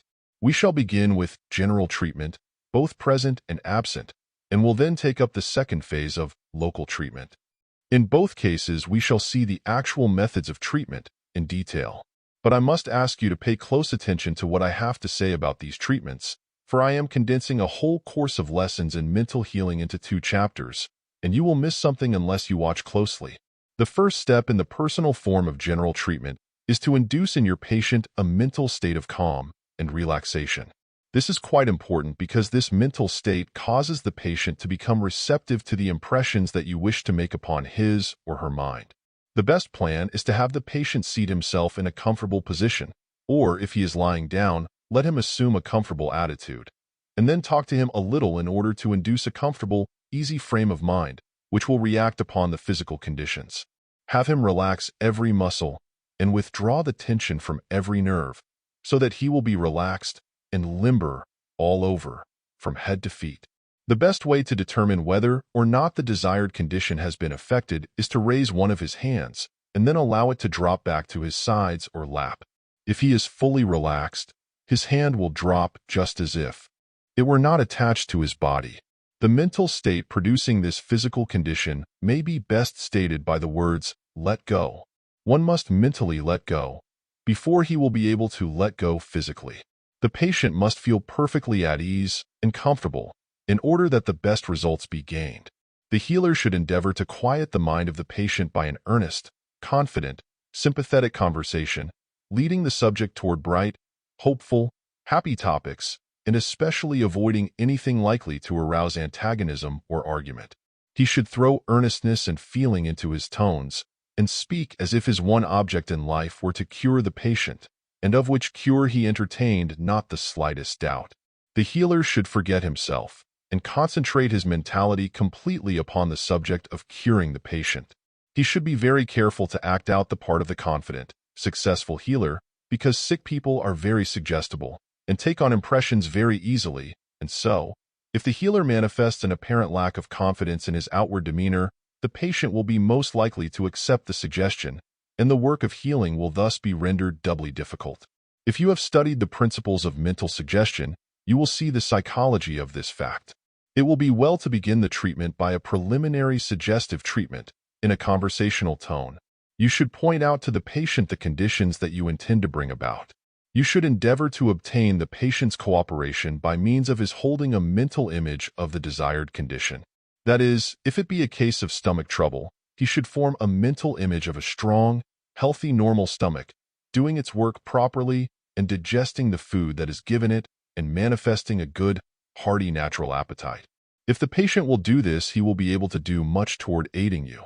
You should then tell him that his stomach is strong, strong, strong, speaking the words with intense feeling and force, and that normal conditions are reasserting themselves under the power of the mind.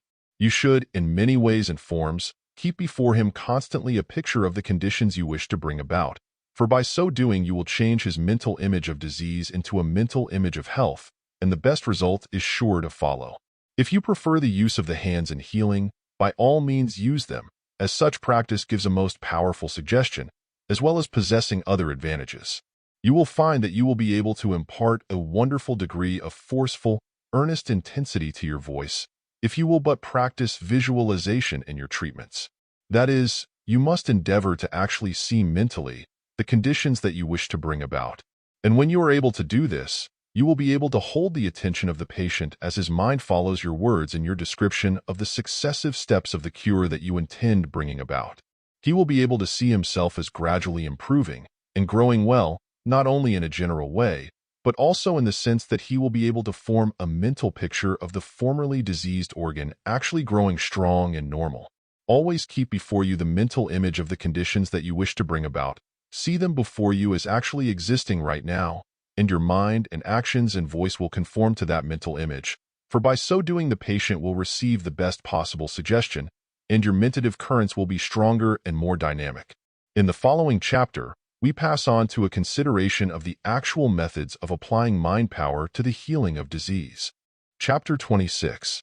Mental Healing Methods. And now to the actual work of mental healing by mentative currents. In this work, I must again repeat my injunctions given in the preceding chapter regarding the holding of the proper mental image in the mind of the healer. In the degree that the proper mental image is held, will be the degree of success in the treatment. Visualization is the keynote of this form of mental healing, and the healer should devote himself earnestly to acquiring the art of visualizing. You must be able to see the patient as healed, and the organs, parts, and cells as functioning normally and properly. Cast aside all negative thought and doubts, and throw yourself earnestly into the work before you. You will find that as the ability to visualize is acquired, there will come to you a feeling of strength and power, and a sense of certainty about your work. The process of transmitting the mentative currents is not especially difficult or strenuous. In fact, this part of the work seems almost automatic. All that you will have to do is to concentrate your full attention upon the mental image that you have visualized, and earnestly desire that the picture materializes, and do not bother at all about the currents, for the latter will begin to flow freely without any voluntary effort on your part. Occasionally, you may throw a little willpower into the work, in order to stimulate the healing process, but ordinarily the unconscious use of the desire force will accomplish the result. It is not necessary to use the strenuous effort that so many mental healers employ in giving treatments. This is all waste energy and tires one out without any corresponding advantage to the patient. The clear-cut mental image produced by the practice of visualization performs the work for you, as I have said, almost automatically. The more realistic your picture is made to appear to you, the greater the force sent forth, and the greater the degree of success will you have in your healing. Some excellent healers have found that they gained additional force if they would add to their mental picture or image the picture of the mentative currents actually leaving their minds and traveling toward the patient, and then enveloping and surrounding the latter. One very good healer has told me that she always can see, mentally, the patient being bathed in a perfect stream of her mind power. One feel that this lady is right, and that by adding this feature to the mental image very good results may be obtained. The student of these lessons will find this last image easy to produce if he will remember what we have said about thought forms. I do not advise too long treatments, for I believe that the best results are obtained in a treatment extending over, say, not more than 15 minutes. Jan should then leave the patient with a few earnest words of encouragement and hope, bidding him aid in your work by keeping the proper mental images of health before him, and especially avoiding all fear and worry. The above process of giving a mental treatment may seem very simple to those who have not practiced it, but you will find that it contains the real essence of the healing process without the fringe and trimming. And more than that, you will find it wonderfully efficacious. It will do the work. You will never begin to even faintly realize the virtue of such a treatment until you begin to practice it. You will then find yourself so filled with such a sense of power, strength, and healing force that you will seem like another person. And your patient will likewise feel an immediate benefit. I might write page after page, giving you directions about the treatment, but after I was through, it could all be boiled down into the plain, simple directions already given you. I have given you the basis of the practical treatment. You may add the trimmings yourself if you feel that you need them. This same basis you will find to underlie all of the treatments of the various sects and cults, after you have trimmed off the fancy additions, high-sounding words, and metaphysical terms. I have studied all these forms of treatment and know just what I am talking about when I say this to you. And now for the absent treatments, along the lines of general treatment. There is practically no difference in the methods. The principal additional process is that of the healer endeavoring to form a mental image of the patient, as if he were right before him in person. If you have ever seen the patient, you may easily reproduce his mental image. But if you have not seen him personally, you can form a mental image of a man or a woman, without filling in the details of personal appearance, and the result will be similar. You will find the following method will help you in the treatment. Sit down in your chair, after drawing up another chair right before you, but about 2 or 3 yards distant. Then picture your patient as sitting in this other chair, and use your imagination to the fullest in this respect. Many practitioners of successful mental healing actually feel that the patient is sitting before them in this form of treatment. Then with your patient sitting before you as a mental image, talk to him just as if he were present in person, using the same words, tones, and manner. Throw yourself earnestly into the idea of a personal treatment and endeavor to forget that miles are between you. By so doing, you will be able to start the mentative currents flowing freely in his direction, and he will be affected by them and will obtain the best results. I have been told frequently by persons who have taken this form of healing from some of the world's best mental healers that they could almost see the healer before them. They could certainly / his presence very distinctly. This talk to the distant patient should consist of the same calming, quieting, soothing suggestions at first, followed by the positive, stimulating, forceful suggestions given afterward. Follow the precise instructions given for use in personal treatments, and you cannot go astray. There is no difference, in reality, between personal treatments and absent treatments. If you will remember this and act upon it, you will have the key to the matter. And then, after the suggestive talks, you should then give the same silent mentative treatment as indicated in my instructions regarding personal treatments. You should form the same kind of mental image and proceed just the same in every particular. Even bid him goodbye, as you would in a personal treatment. If you have set a time for the absent treatment, your patient should place himself in a comfortable, relaxed position. But this is not necessary. It is not necessary for the patient to even know the hour of treatment. All that he needs to do is to open his mind, receptively, to the treatment that you are to give him some time during the day. That is, he should express his mental willingness, and thus take off the resistance of his will which otherwise would have to be overcome. The healer who wishes to give absent treatments should study carefully the portions of this work relating to telementative induction, the currents, thought forms, etc. Remember, please, that all the work of mental healing is done along the lines of mentative induction, just as is the work of all forms of mentative influence. There is but one great law underlying all of these forms of manifestation, and if you understand the fundamental principle, you will be able to reproduce any or all of the manifestations of it. The instruction regarding mental healing is not confined to this chapter alone. It must be gained from a study of all these chapters, for the reasons just stated. Strive always to acquire a clear knowledge of the underlying principles, and you need not worry about the details of operation or manifestation. And now, just a word about self-healing. Along these lines, there is no difference between self-healing and the healing of others. Here is a good method, simple and efficacious. All that is necessary for you to do is to imagine yourself as a patient coming to yourself for treatment. Suppose your name is John Smith, and you wish to treat yourself along the lines of the general treatment. All you have to do is to let the central mind part of you, or the I, proceed to treat the body of John Smith. Talk to John Smith just as if he were an entirely separate individual. Tell him what he should do, and what he should know, and what you expect to do for him. Give him the same suggestions that you would give another patient. Talk up to him, and tell him just what you mean to do for him, and what he has got to do himself. Then give him the silent treatment, just as you would another patient. Even give him the parting words, just as you would a patient. In short, treat him first, last, and all the time as you would another patient. You will be surprised to note how efficacious this plan is. This method is original with myself, so far as I know.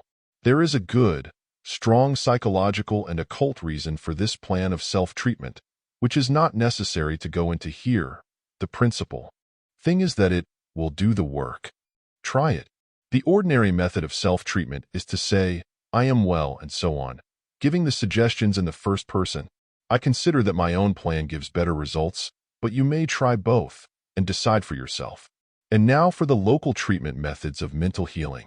These are very simple also, so simple that I fear some of you will undervalue them. But do not deceive yourselves, good friends. The simplicity represents years of hard work along experimental lines, and is really the boiling down of many methods far more complicated and technical. It is the essence of the thing again. I wish that I could have obtained this information as easily as you are doing, but I couldn't, for I had to work it out for myself in connection with other experimenters and investigators. The underlying theory of this local treatment in mental healing is, that there is mind in every cell group, organ, and part of the body, and 2, that the mentative energy in such mind is negative to that in the central mind of the individual and consequently yields to its positivity when properly applied. That is the whole story in a nutshell.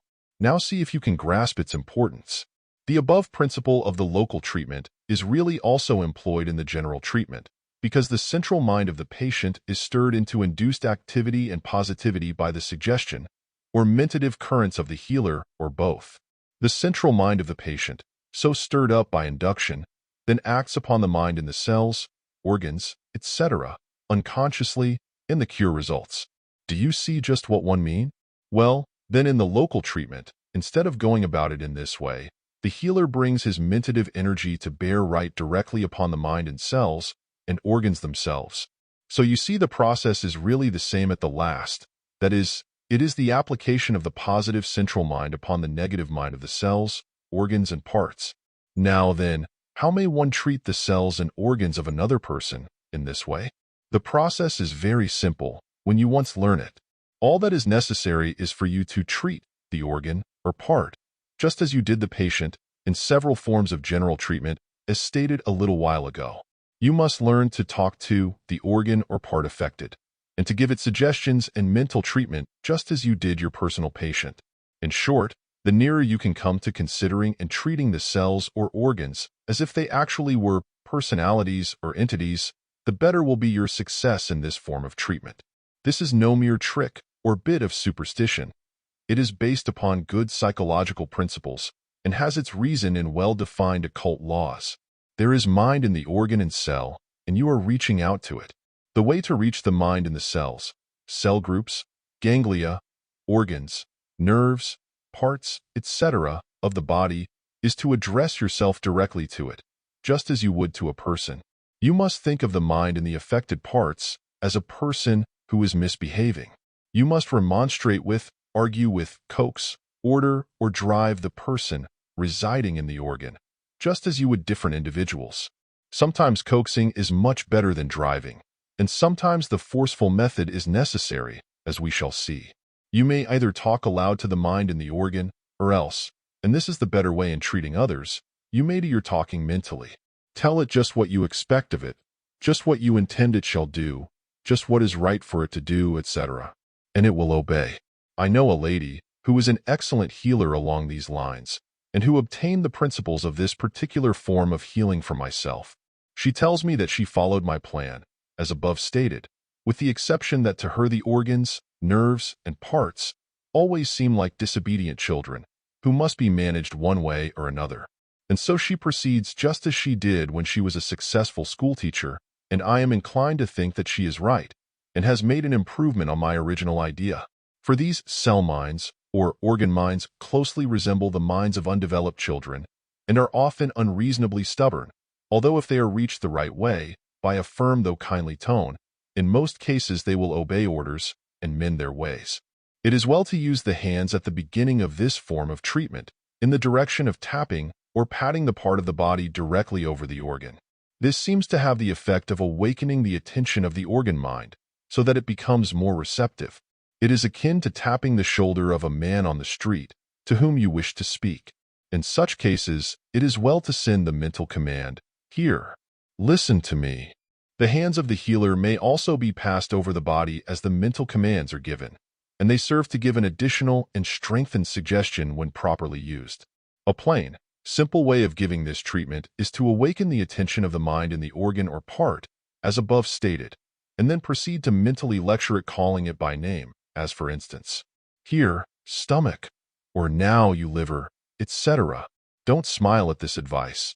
Just try it on yourself, and you will stop smiling.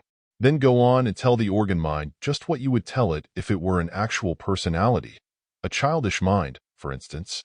You will soon find how quick the organ mind is to awaken to your words and to act upon your suggestions or orders.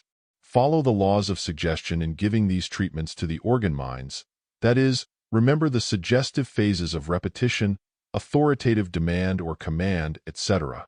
Don't be afraid, but start in to give the organ mind a piece of your mind, and it will obey you. Dr. Paul Edwards, one of the world's most famous mental healers, whom I met quite often a number of years ago when he was living in Chicago, informed me that the result of his practice has taught him that there was a great difference in the intelligence of the mind in the several organs. For instance, he believed that the heart was very intelligent and quite amenable to mild, gentle, coaxing suggestions and advice or orders, while on the other hand, the liver was a most mulish, stubborn, obstinate organ mind, which had to be driven along by the sharpest and most positive suggestions. I have since investigated along this line, and I am now fully convinced of the correctness of Dr. Edwards' theory in this respect. I have found the heart to be very gentle and obedient, as he said, and I have moreover found it needed but the slightest word to attract its attention. I have found the liver to be brutish, stubborn, and obstinate, and needing the most forceful, insistent methods, something like driving a stubborn donkey along the road. I have also found the liver to be lazy and sleepy, and needing much effort to rouse it into a receptive condition. The stomach I have found quite intelligent, particularly if it has not been brutalized by stuffing, and it will readily respond to the treatment. A peculiar thing about the stomach is that it seems to like jollying or flattery. Tell it how good a stomach it is, and how well it can do its work, and how much you trust it to run things right for you, and lo, it proceeds to make good and justify your praise and commendations. The nerves respond readily to this form of treatment along gentle coaxing lines. The circulation of the blood may be increased to certain parts or restrained in this way. In this way, the blood can be swept all over the body, creating a pleasant glow, or it may be drawn away from an aching head or a feverish brow. The bowels respond readily to a firm, kind treatment, in which they are to be told to move regularly, it being well to name a certain time at which you expect them to establish a regular habit, in which case be sure to keep your appointment with them and give them a chance. The organs peculiar to women will respond quite readily to this form of treatment. Regular menstruation has often been established by treating the proper parts in this way a month ahead, and keeping it up every day until the regular period. In this case, it is also well to fix a date. Suggestions of firm, now, be firm and strong have relieved many cases of womb weaknesses. Profuse menstruation has yielded to commands of slow, now, easy, easy, not so free a flow, etc. There are no fixed forms of treatment along these lines. You must acquire the knack by practice. The proper words will suggest themselves to you. The thing to do is to know what you want done, and then command the organ mind to do that thing using the same words that you would use in talking to a real person in the place of the organ. You will soon acquire the art, by a little practice. Those who have treated a large number of persons in this way have told me that the mind in the organs and parts seems to instinctively recognize the healer's power over them. Just as a horse or dog will recognize men who are accustomed to managing animals of their kind, so will these organ minds instinctively recognize their master in one who has studied this art of mental healing along these lines. Remember always that you are mind talking to mind, not to dead matter. There is mind in every cell, nerve, organ, and part of the body, and in the body as a whole. And this mind will listen to your central mind and obey it, because your central mind is positive to it. The organ is negative to you. Carry this idea always with you in giving these treatments, and endeavor to visualize the mind and the organs, etc., as clearly as may be, for by so doing you get them in better rapport with you, and can handle them to better advantage. And also remember that the virtue lies not in the mere sound of the words that happen to reach the organ or cells. They do not understand words as words, but they do understand the meaning behind the words. They recognize the mental state of which the word is the outward symbol. But without words it is very hard for you to think or clearly express the feeling. And so by all means use the words just as if the organ minds understood their actual meaning, for by so doing you can drive in the meaning of the word and induce the mental state conditions necessary to work the cure. While this local treatment is adapted especially to personal healing, still it may be also used to great advantage in absent healing, by combining it with the regular general form of absent healing. That is, after giving the general absent treatment, proceed to place yourself in rapport with the organ mind in the patient, and then talk to it just as you would if the patient were actually present. Visualization will enable you to do this effectively. I have heard of some wonderful cures having been effected by the use of this form of local treatment in absent healing, in connection with the general treatment. And in case of self-healing, this local treatment acts with wonderful force. One can, of course, talk up to his own cells and organs just as he can to those of another, and with equal effect if he goes about it right. This opens up a wonderful field for self-healing. The methods and practice of local treatment in self-healing are precisely similar to those used in treating others. I am personally acquainted with a lady who has learned to make her body obey her perfectly. If the body looks tired or droopy or lacks freshness and beauty, she just talks up to it and tells it how much she thinks of it and how much she appreciates all that it is doing for her, etc., and at the same time encourages it to manifest activity and interest, etc. The result is that the next morning after the treatment she will find that all of her suggestions have been accepted and acted upon by the body, and that the latter looks fresh, active, and beautiful, manifesting all the appearance of youth and perfect health. I have heard of women managing to retain their youthful appearance in a similar manner. I have known men to coax up their bodies, when under the strain of unusual work, with the best of results. In fact, I believe that in this form of treatment of one's own body there are possibilities as yet undreamt of by the race. Perhaps this hint may start some investigator to exploring the field to the limit. I have not found time to carry my investigations along this line quite as far as I would have liked. There is a great unexplored field here. Here is a chance for some fine work for the students of this book. And now I seem to have reached the end of this chapter. Remember, please, that within its pages I have condensed information sufficient to have filled a good-sized volume or two. Read it carefully and do not let the simplicity of my methods lead you to ignore the wonderful possibilities open to those who will practice them. I have not cared to dress up my treatments and methods in fancy garb for the purpose of bewildering the eye and creating an impression upon the foolish and childish minds of those who run after these things. I do not want a following of this sort. I want, rather, the earnest, sympathetic cooperation of my students who appreciate the virtue in these apparently simple methods. As I have said before, these simple methods and forms of treatment represent the work and experience of myself and others extending over a number of years. They are the boiling down of many systems and the result of my own experiments.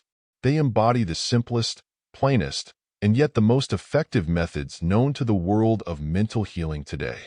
Take my word for this. I base this statement upon 8 active years of earnest, patient, careful investigation, experiment, and study along these lines under circumstances with which few are fortunate enough to be favored. I say these things not in the spirit of boasting or booming my own wares, but merely that you may understand just what is behind and under these simple forms, methods, and treatments. You will notice, I hope, that in order to practice these methods of mental healing, you are not required to join anything, nor asked to connect yourself with any new religion or semi-religion.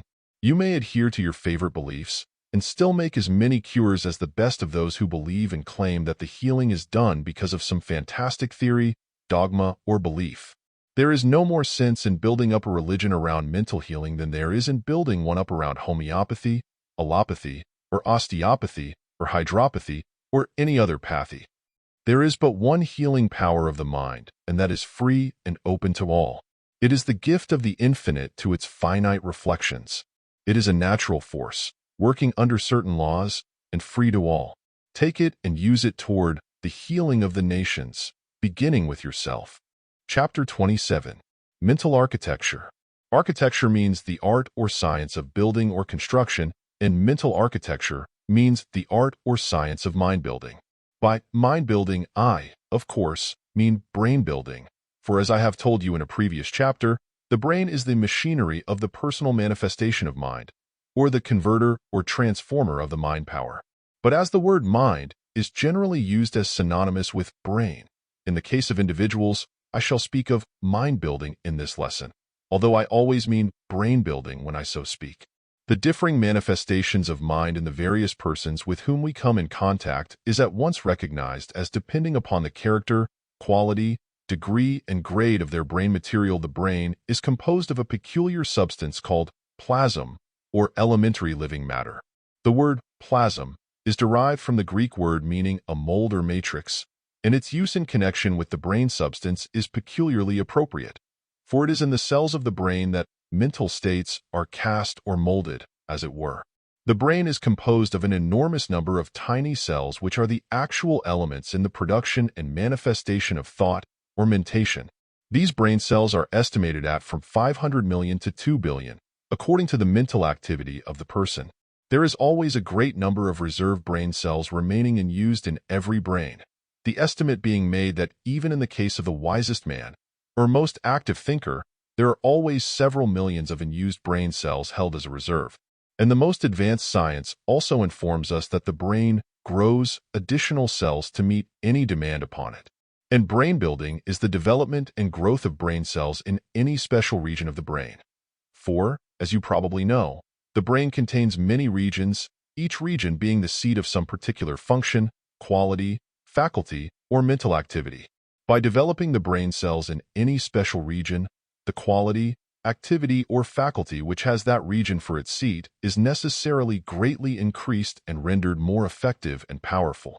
The investigators along the lines of phrenology have long since recognized the fact that brain centers or regions could be developed by proper exercises, etc., and the textbooks on that science give us many interesting facts regarding the same. These cases show us that not only is an individual able to develop and cultivate certain qualities of mind on the one hand, or restrain them on the other, but that also the very outward shape and size of the skull manifests a corresponding change, for the bony structure accommodates itself very gradually to the pressure of the increasing number of cells in some particular center or region of the brain. It is a fully demonstrated scientific fact that a man may make himself over mentally if he will but devote the same degree of attention, patience, and work to the subject that he would in the case of a desired development of some part of the physical body, some muscle, for instance. And the processes are almost identical in the case of muscle and brain center. Use, exercise, and practice along the lines pointed out by those who have investigated and experimented along the particular line. Professor Elmer Cates, of Washington, D.C., one of the most remarkable men of this age, has given to the world an account of some remarkable experiments along the line of brain growing, the experiments having been tried upon various animals. He tells us that his early experiments along this line were in the direction of training dogs to develop some one particular sense, that of seeing or hearing particularly. He would specially train a certain number of the animals according to his methods, and at the same time would keep a like number of the same animals of the same age, etc., without any extraordinary use of the particular faculty in question, and still a similar number without the opportunity of using that faculty at all. At the end of a certain time, he would kill some of the animals belonging to each class, and upon examining the brains of each, he made the discovery that the number of brain cells, in the regions of their brains in which the sense or faculty was manifested, showed a startling difference, depending upon the degree of use and exercise of the particular faculty. His specially trained animals showed a much greater number of brain cells than had ever been found in animals of the same breed and age. Professor Cates continued these experiments over a number of years and obtained some remarkable results. He specially trained the faculties of some of his dogs so that they were able to distinguish between 7 shades of red and a like number of green shades. I have not the time here to speak at length of the wonderful results of Professor Gates' experiments, but he has firmly established the scientific fact that brains may be grown at will if the person will apply himself to the subject with sufficient zeal and ardor. I have conducted a number of interesting experiments, not with dogs or through vivisection, however, which have proven conclusively to my mind that the entire natures, dispositions, characters, and faculties of people may be entirely changed by intelligent psychological methods along the lines of suggestion or autosuggestion, accompanied with certain other methods to be mentioned in this lesson. The great school of New Thought, people of the various sects, cults, and associations have been doing some excellent work along these lines during the past 10 years or more. Their systems of affirmations and denials really developed or restrained their brain centers, and desirable qualities were increased and developed and undesirable ones were restrained. But the mere use of affirmations, autosuggestions, or even strong, positive suggestions given by another forms only 1/3 of the work necessary in order to produce the best results. It is all very well to assert, I am brave, I am industrious, I am active, etc., etc., but if the work stops there, it remains only 1/3 done.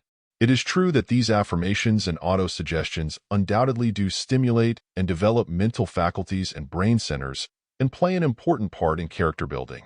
But in order that they be used to the best advantage, there must be visualization, and there should be a certain physical acting out of the mental suggestions or affirmation. There must be seeing and doing as well as saying. You will remember what I said in my lesson on mental suggestion regarding the fact that mental states take form in physical action, and its twin truth that physical action produces mental states. It is a case of action and reaction in both instances.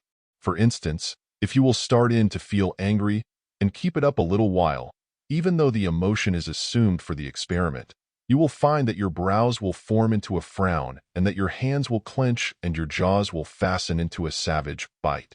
You know this to be true, of course. But then, on the other hand, if you will assume the above-mentioned physical characteristics accompanying anger and will keep them up earnestly for a short time, you will find yourself actually feeling angry.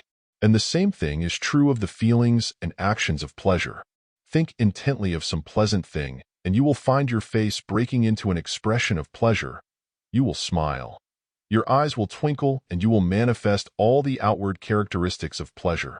And on the other hand, if you will throw yourself into the part, and will smile and manifest all the outward signs of pleasure, you will find yourself beginning to feel bright, cheerful, and happy in a short time. I have seen a sign bearing the simple word, smile, in big letters, cause people to change their mental states in a few moments. They would take the suggestion, and being amused at the sign, they would begin to smile. Then the smile's physical actions would react upon their minds, and they would begin to feel good, and so on. I defy anyone to manifest the physical actions of any particular emotion or feeling, earnestly and actively, for a short time, without the corresponding mental state actually manifesting itself. Go into a business house manifesting the outward signs of good nature, confidence, self-reliance, etc., and you will not only impress others by suggestion, but you will also impress yourself, and you will begin to actually feel the thing that you have been acting out. Go into the same place manifesting the outward appearance of failure, lack of confidence, fear, etc., and not only will your suggestions be taken up by the others, but you will sink deeper and deeper into the mental state you are acting out. I have known people to acquire a masterful, confident, reliant character by a systematic and persistent acting out of the part, their second nature, so acquired, growing stronger than their original nature. The exercise of the faculty in this way developed the brain cells in the proper area, and the people were, indeed, made over. I know men who, when feeling blue or discouraged, will always force a smile to their faces, and in a short time they will regain their accustomed or desired cheerful state. I have known at least one man to rouse feelings of stern determination by similar methods. This man was in a position in which there would frequently arise the necessity for the manifestation of the most determined sternness and an almost angry display of will. The man in question was by nature a good-natured, easygoing, kindly person, and he found it almost impossible to manifest the desired qualities upon the occasions mentioned. But one day he was roused to a state of intense determined sternness by a most annoying exhibition of careless action in the office, which, although soon settled, left him with the physical reflex of the mental state just experienced. Before this physical condition had passed away, there arose, unexpectedly, a case of genuine necessity for the exhibition of the stern, determined action mentioned in the first place. Meeting the man to whom this attitude must be manifested, our man found that, much to his surprise, he displayed a wonderful degree of the desired trait, and gave the other man a talking to that made his hair stand on end, and brought the desired result instantly. No one was more surprised at this occurrence than our man, and after it was all over he tried to figure it out, and did. He came to the conclusion that when he was manifesting the physical conditions of the mental state, it required but a trifling effort to induce the state itself. In fact, the state came almost automatically. He had discovered, by accident, a well-established psychological law, and he made use of it ever after. Thereafter, whenever he had to work himself into a state, as he called it, he would walk about his office a few moments before he would see the other man, and during his walk he would bite hard and protrude his jaw. He would frown and clench his fists and make his eyes glare, etc., etc., and before long he would feel himself in the proper mood to see the other man and give him the necessary laying out. The plan worked like a charm. I almost dislike to tell you the sequel, however. Our good-natured, easy man so developed these opposite qualities by this practice that in a few years he was known as a man to be dreaded by those who had occasion to receive treatment at his hands, and his whole nature seemed to have changed, and even his best friends would then hesitate to call him easy or good-natured. He had made himself over, that's all. And from this story you may build up a whole process of character building if you have sufficient imagination and ingenuity, for the principle is the same in all cases. Character is plastic and may be molded at will by intelligent methods, but it takes more than holding the thought to do it. One must learn to act out the part desired until it becomes second nature. I wonder how many of you will realize what a wonderful field is here opened out for you if you will follow the idea taught by the past few pages. How many of you will realize that I have herein given you the secret of making yourselves over? I wish that I could fairly pound into you this truth. When I think of what many of you are, and then of what you might be, if you would realize the inner truth and importance of what I have just told you, well, then, I feel like printing the tale in big, black-face type in capital letters, so that I could make you read it. I think that the facts and principles above stated are self-evident and need little or no backing up by authorities. But I think I will give you a quotation or two to help fasten the idea in your minds. Professor Halleck says, "By restraining the expression of an emotion, we can frequently throttle it. By inducing an expression, we can often cause its allied emotion." I wish that every one of you would commit the above words to memory. They are golden. By expression, Professor Halleck, of course, means the physical manifestation or expression, the physical action which springs from the emotion. Professor William James has this to say along the same line. Refuse to express a passion and it dies. Count 10 before venting your anger, and its occasion seems ridiculous. Whistling to keep up courage is no mere figure of speech. On the other hand, sit all day in a moping posture, sigh, and reply to everything with a dismal voice, and your melancholy lingers. There is no more valuable precept in moral education than this, as all of us who have experienced know. If we wish to conquer undesirable emotional tendencies in ourselves, we must assiduously, and in the first instance cold-bloodedly, go through the outward movements of those contrary dispositions which we wish to cultivate. Smooth the brow, brighten the eye, contract the dorsal rather than the ventral aspect of the frame, and speak in a major key. Pass the genial compliment, and your heart must indeed be frigid if it does not gradually thaw. Aren't those words fine? Read them over several times, so as to be sure to grasp their full meaning. If you wish to cultivate a quality in which you are deficient, you must think about it, dream about it, concentrate upon it, live it out in your thoughts as a daydream or mental picture. Hold the visualized mental image of it always with you, and last, and equally as important, if not more so, act out the physical manifestations of it. Play the part out. Act your part earnestly, ardently, constantly, eagerly, steadily. On the other hand, if you wish to repress a quality, the best way to do it is to cultivate the opposite quality, and the undesirable quality will be crowded out. If you wish to get rid of darkness in a room, you don't have to shovel it out. Just open the windows and let a little sunshine in. Professor James has told you the same thing in the quotation given a few moments ago. It is psychological law. Kill out the negative by cultivating the positive. That's the rule. But don't forget to act out the part. What is called autosuggestion, or self-suggestion, is one of the most active agencies employed in mind-building. Autosuggestion covers all the various forms of affirmations, denials, statements, etc., employed by the several New Thought schools, and is the underlying principle of all forms of self-impression. Self-impression would be a better name than any of these terms, for it describes the process exactly. One impresses his mind with certain ideas, suggestions, feelings, and mental states. There is a dual aspect of mind which enables one to play two parts at the same time, viz. I, the part of teacher or master, and 2, the part of scholar or pupil. One may charge his mind with the task of waking him up at a certain time in the morning, and he wakes up. Or he may charge his mind to remember a certain thing, and he remembers it. This form of self-mastery may be carried to great lengths, and one may bid his mind collect data regarding certain subjects from amidst its heterogeneous collection of mental odds and ends of knowledge, and then bid it combine the information into a systematic form, and the mind will so act and the combined information will be at hand when needed. I find myself doing this, almost unconsciously, when I start to write a book. Fact after fact and illustrations appearing at their proper time and place. The field of self-impression has just had its outer edges explored. There is a great region of mentation here awaiting some of you. And so, this autosuggestion is a case of says I to myself, says I. And the queer thing is that if you will impress your mind sufficiently, strongly, and with sufficient repetition, you will find it taking the impression and acting upon it. Repetition is a great thing in autosuggestion. You remember the case of the man who told a certain lie so often that he got to actually believe it himself. Repeated autosuggestion works along the same psychological lines. Hearing a thing impressed upon it sufficiently often, it takes it as a fact and proceeds to act it out accordingly. Constant affirmation and statement, made to oneself, will manifest in actual conditions.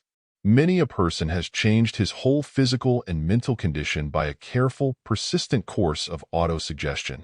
Of course, if one combines the mental image or visualization process with the autosuggestion, he will obtain a doubly efficacious result.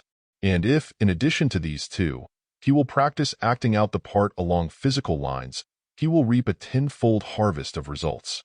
These three forms combined, employed and persisted in, will work miracles in anyone. For instance, if one suffers from fear in meeting other persons, an abnormal timidity or bashfulness, commonly called self-consciousness, the first thing for him to do is to brace himself with constant affirmations or autosuggestions of fearlessness, Then he should visualize himself as absolutely fearless. Then he should endeavor to reproduce the physical appearance and outward demeanor and acting out of the part of the fearless man. And thus will he gradually develop into that which he desires. His ideal becomes real, his dream a fact, his feelings actions, his actions feelings. And this rule and example will hold good along the whole line of personal qualities or characteristics. All come under the rule. The same principle works in all cases. Get the principle, and you have the secret of the whole thing. But here I am going to suggest a little variation along the lines of autosuggestion, which I have found to act admirably in this class of cases. The ordinary autosuggestion or affirmation works along these lines, viz. One affirms or suggests to himself something like this: I am fearless, I fear nothing, I am courageous, I am filled with confidence, etc., etc. Now this in fine. No one who knows anything about the subject will dispute the fact that a man holding the thought that I am fearless will be filled with courage and will manifest the qualities that he is claiming for himself. It is the old tried and oft-taught plan of affirmation or autosuggestion that has worked wonders for so many people, and I positively advise you to follow this plan of holding the thought and making the affirmations or autosuggestions in the first person when you are going into action. As a bracer, it is unexcelled, but there is something else not so old, and here it is. You will see in the previous chapter, entitled Healing Methods, in that part devoted to self-healing, I tell you to imagine yourself as John Smith, or whatever your name may be, that is, as a separate person, and then to treat him as such, just as you would a patient. Well, this plan also works admirably in cases of character building by autosuggestion. While the I am, etc. plan is good as a bracer, and when going into action, still this last-mentioned plan of mine operates far better when it comes down to steady treatment of oneself for mental failings, weaknesses, and character building. Just try both plans yourself and see if I am not right, but practice my plan a little until you acquire the knack before finally deciding the matter. Here is how it works in practice. Suppose you wish to cultivate fearlessness in place of the fear thought that has bothered you so much. Well, in addition to the mental image of visualization and the never-to-be-forgotten acting out the part, you wish to try autosuggestion. The old way, you remember, was to claim to yourself, I am fearless, etc. Now my new way of treating yourself is to imagine that you are treating some other person for the same trouble. Sit down and give a regular treatment. Imagine yourself as sitting before your personality, the central mind giving a treatment to the John Smith part of you, the individual treating the personality. The individual, that's you, says to the personality of John Smith, here, John Smith, you must brace up and do better. You are fearless, fearless, fearless. I tell you, you are fearless. You are courageous and brave and bold. You are confident and self-reliant. You fear nothing. You are filled with strong, positive mind power, and you are going to manifest it. You are going to grow more and more positive every day. You are positive this minute. Do you hear me? Positive this very minute. You are positive, fearless, confident, and self-reliant right now, and you will grow more and more so every day. Remember now, you are positive, positive, positive, fearless, fearless, fearless, etc., etc., etc. You will find that by this plan you will be able to fairly pour in the positive suggestions to the John Smith part of you, and the latter will take them with the same effect as if there were two persons instead of one. And there are two persons, according to the occult teachings, the individual and the personality. This plan will afford a welcome variation to the monotonous I am this and I am that methods which have caused so many once ardent followers of the new thought to throw up the whole matter in disgust. This wholesale, I am this and that, business has tired many a good soul who thereby let go just when in sight of attainment. To such and to all others I would say, try this new plan. Learn to actually treat yourself by this method, and you will be surprised at the rapid progress you will make as compared with the old plan. But don't forget to impress upon the John Smith part of you that he must hold the mental image or visualization, and that he must start right in to act out the part. Don't let him get away from this. Insist upon it. Cross-examine him about it before each treatment and hammer it into him hard. For as our colored brother would say, he sure needs 'em all to carry him through. Now, please experiment with this method on yourself and find out its wonderful possibilities by your own experience. Don't rest with my say-so, but prove it for yourself. When once you have found out just what this method will do for you, you will wonder that you had never thought of it before. You will cultivate a sense of individuality which will recognize the personality as a plastic something that can be molded and shaped at your will by this treatment. And best of all, you will learn to know that the individual is you, and you are the individual, and that the personality is merely something that belongs to you. When you have reached this stage, you will have called to your hand the forces of the great mind power, and will indeed have a right to call yourself positive and an active center of power in the great ocean of mind power. And all this will have been brought about by this new plan of, says I to myself, says I. Is it not worthwhile? Then start in to make yourself over as you will. Chapter 28. Making over oneself. Now comes the question, in what respect shall I make myself over? And this is a question that I cannot answer for you, because each one of you would have to be answered differently, and I would have to understand the requirements of each particular case before I could so answer. But, after all, each and every man or woman who studies these chapters has a very good idea of his or her particular strong or weak points of character. Each one knows just about what qualities need to be strengthened and built up, and just which ones need to be restrained. Every person knows his shortcomings in the lines of personal qualities or character, for he or she has been forced to this knowledge by coming in contact with the world. If you are considering the question of character architecture in your own case, I would advise a strict self-examination with a pencil and paper, in which you must set down the degree of development of each particular quality without fear or favor toward yourself. When you have done this, you will know just how to proceed. You will have given yourself a mental diagnosis. I herewith give you a general list of qualities, etc., as an aid in this work of self-examination as a basis of mental architecture. In using it, ask yourself the question, what degree of this quality do I possess? And answer the question on honor. Below I give you a list of the faculties usually given in works on phrenology, which will aid you very materially in preparing your report on yourself.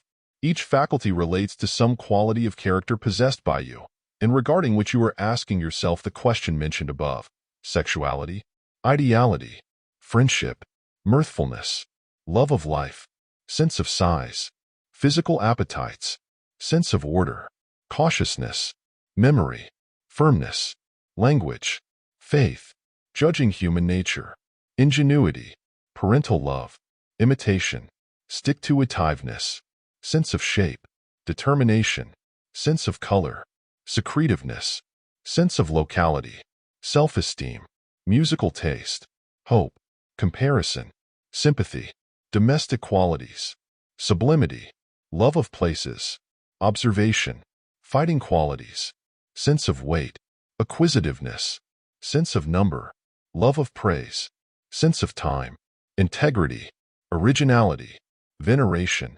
agreeableness. Every one of the above-mentioned faculties or qualities may be increased or decreased by the practice of the methods given in this lesson: autosuggestion, visualization, and acting out the part.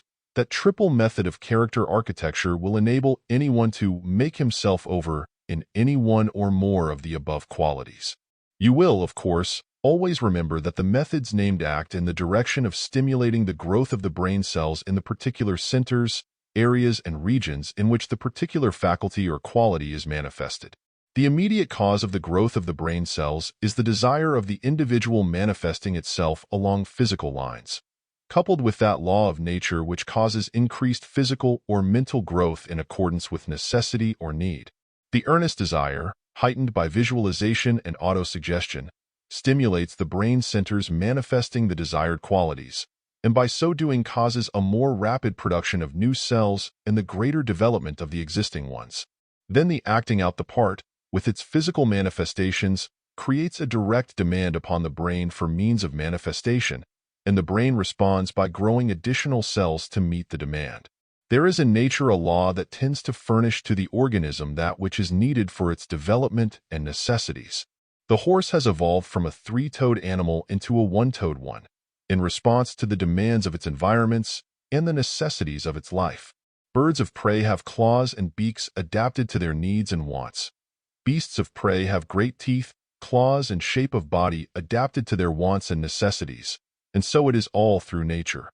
But remember this, that animals constantly change as their environments alter, for nature always is ready to supply that which is demanded by the necessities of the organism.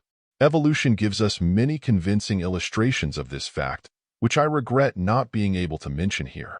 If a part of the body is brought into unaccustomed use, it becomes tired at first, and then nature sends to its relief increased nutrition and development, so that in time it can meet the new requirements with ease.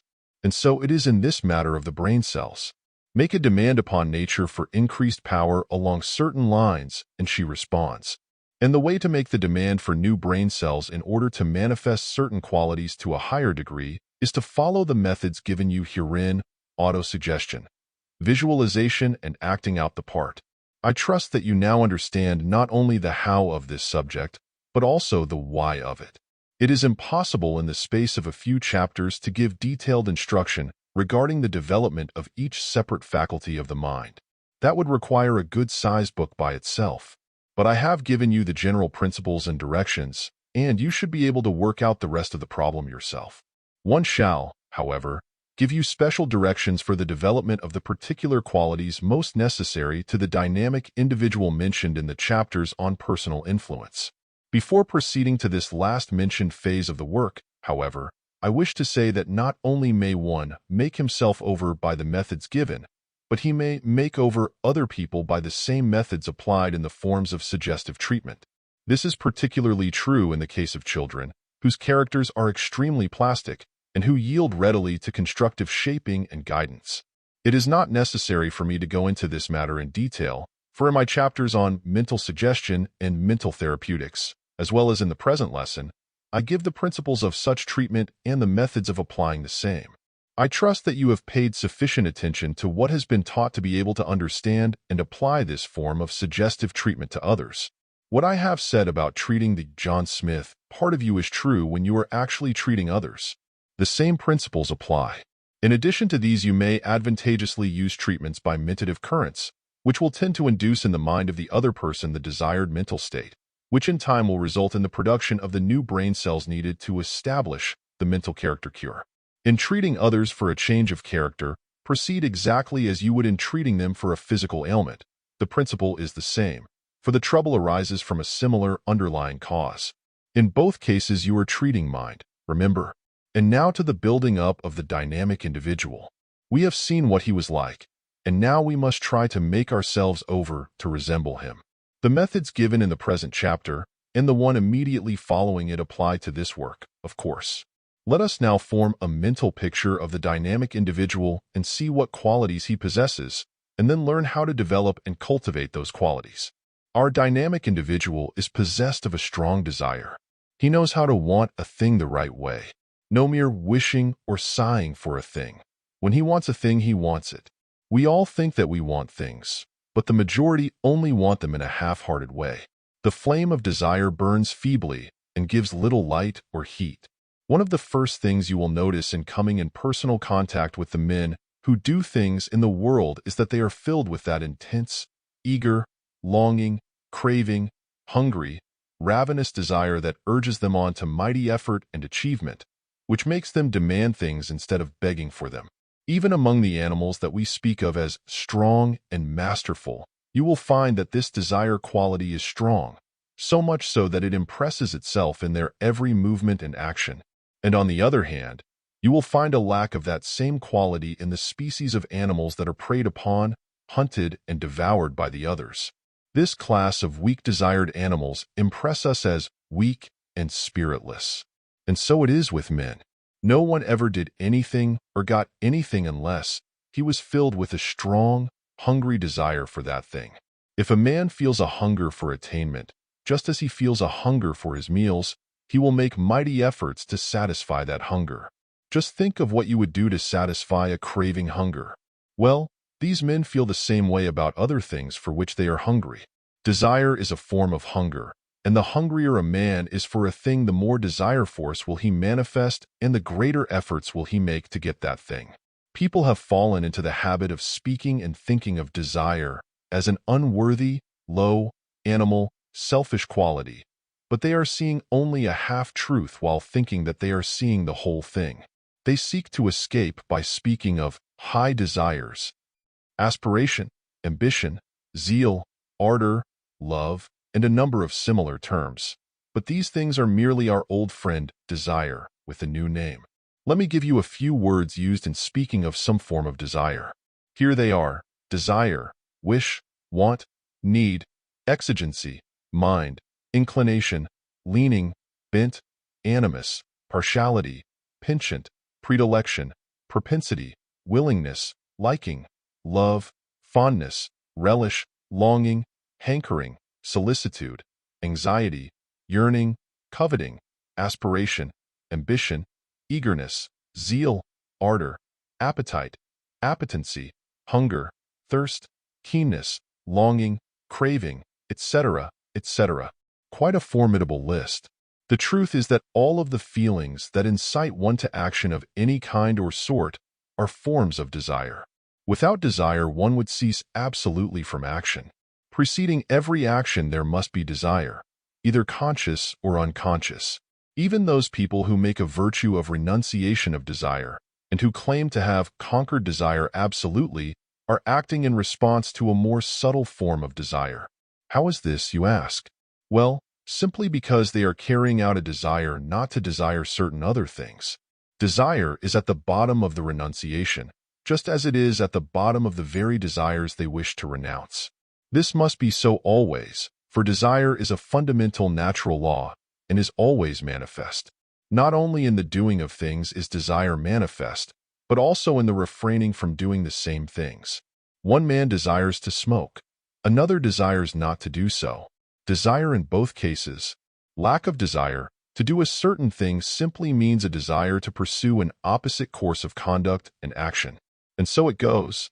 Desire is manifest in every action and refraining from action. So long as one has the capacity for action, nothing has ever been done, created, or manifested without desire. The very atoms manifest desire in their combinations. And so, all the universe has been built up through the operation of the law of desire and the law of will, both of which are phases of the one law. Desire underlies all life. It rests in the very heart of life itself. And the greater the manifestation of vitality, the greater the force of desire. But remember always that there are wise desires and unwise desires. And the dynamic individual learns to distinguish between the wise and the unwise desires, between the good and the bad ones, and governs himself accordingly.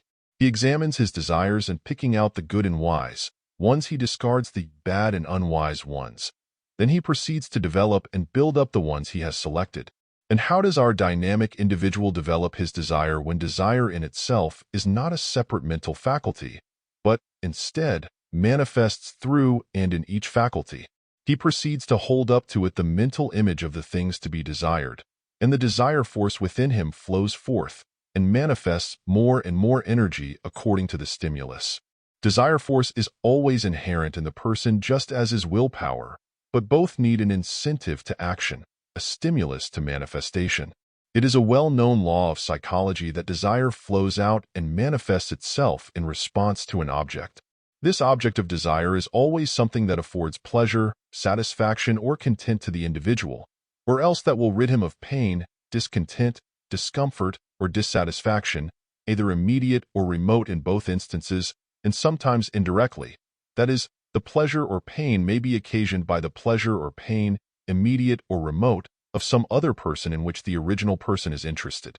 The clearer the mental image of the object of desire, the greater will be the degree of desire manifested, all other things being equal.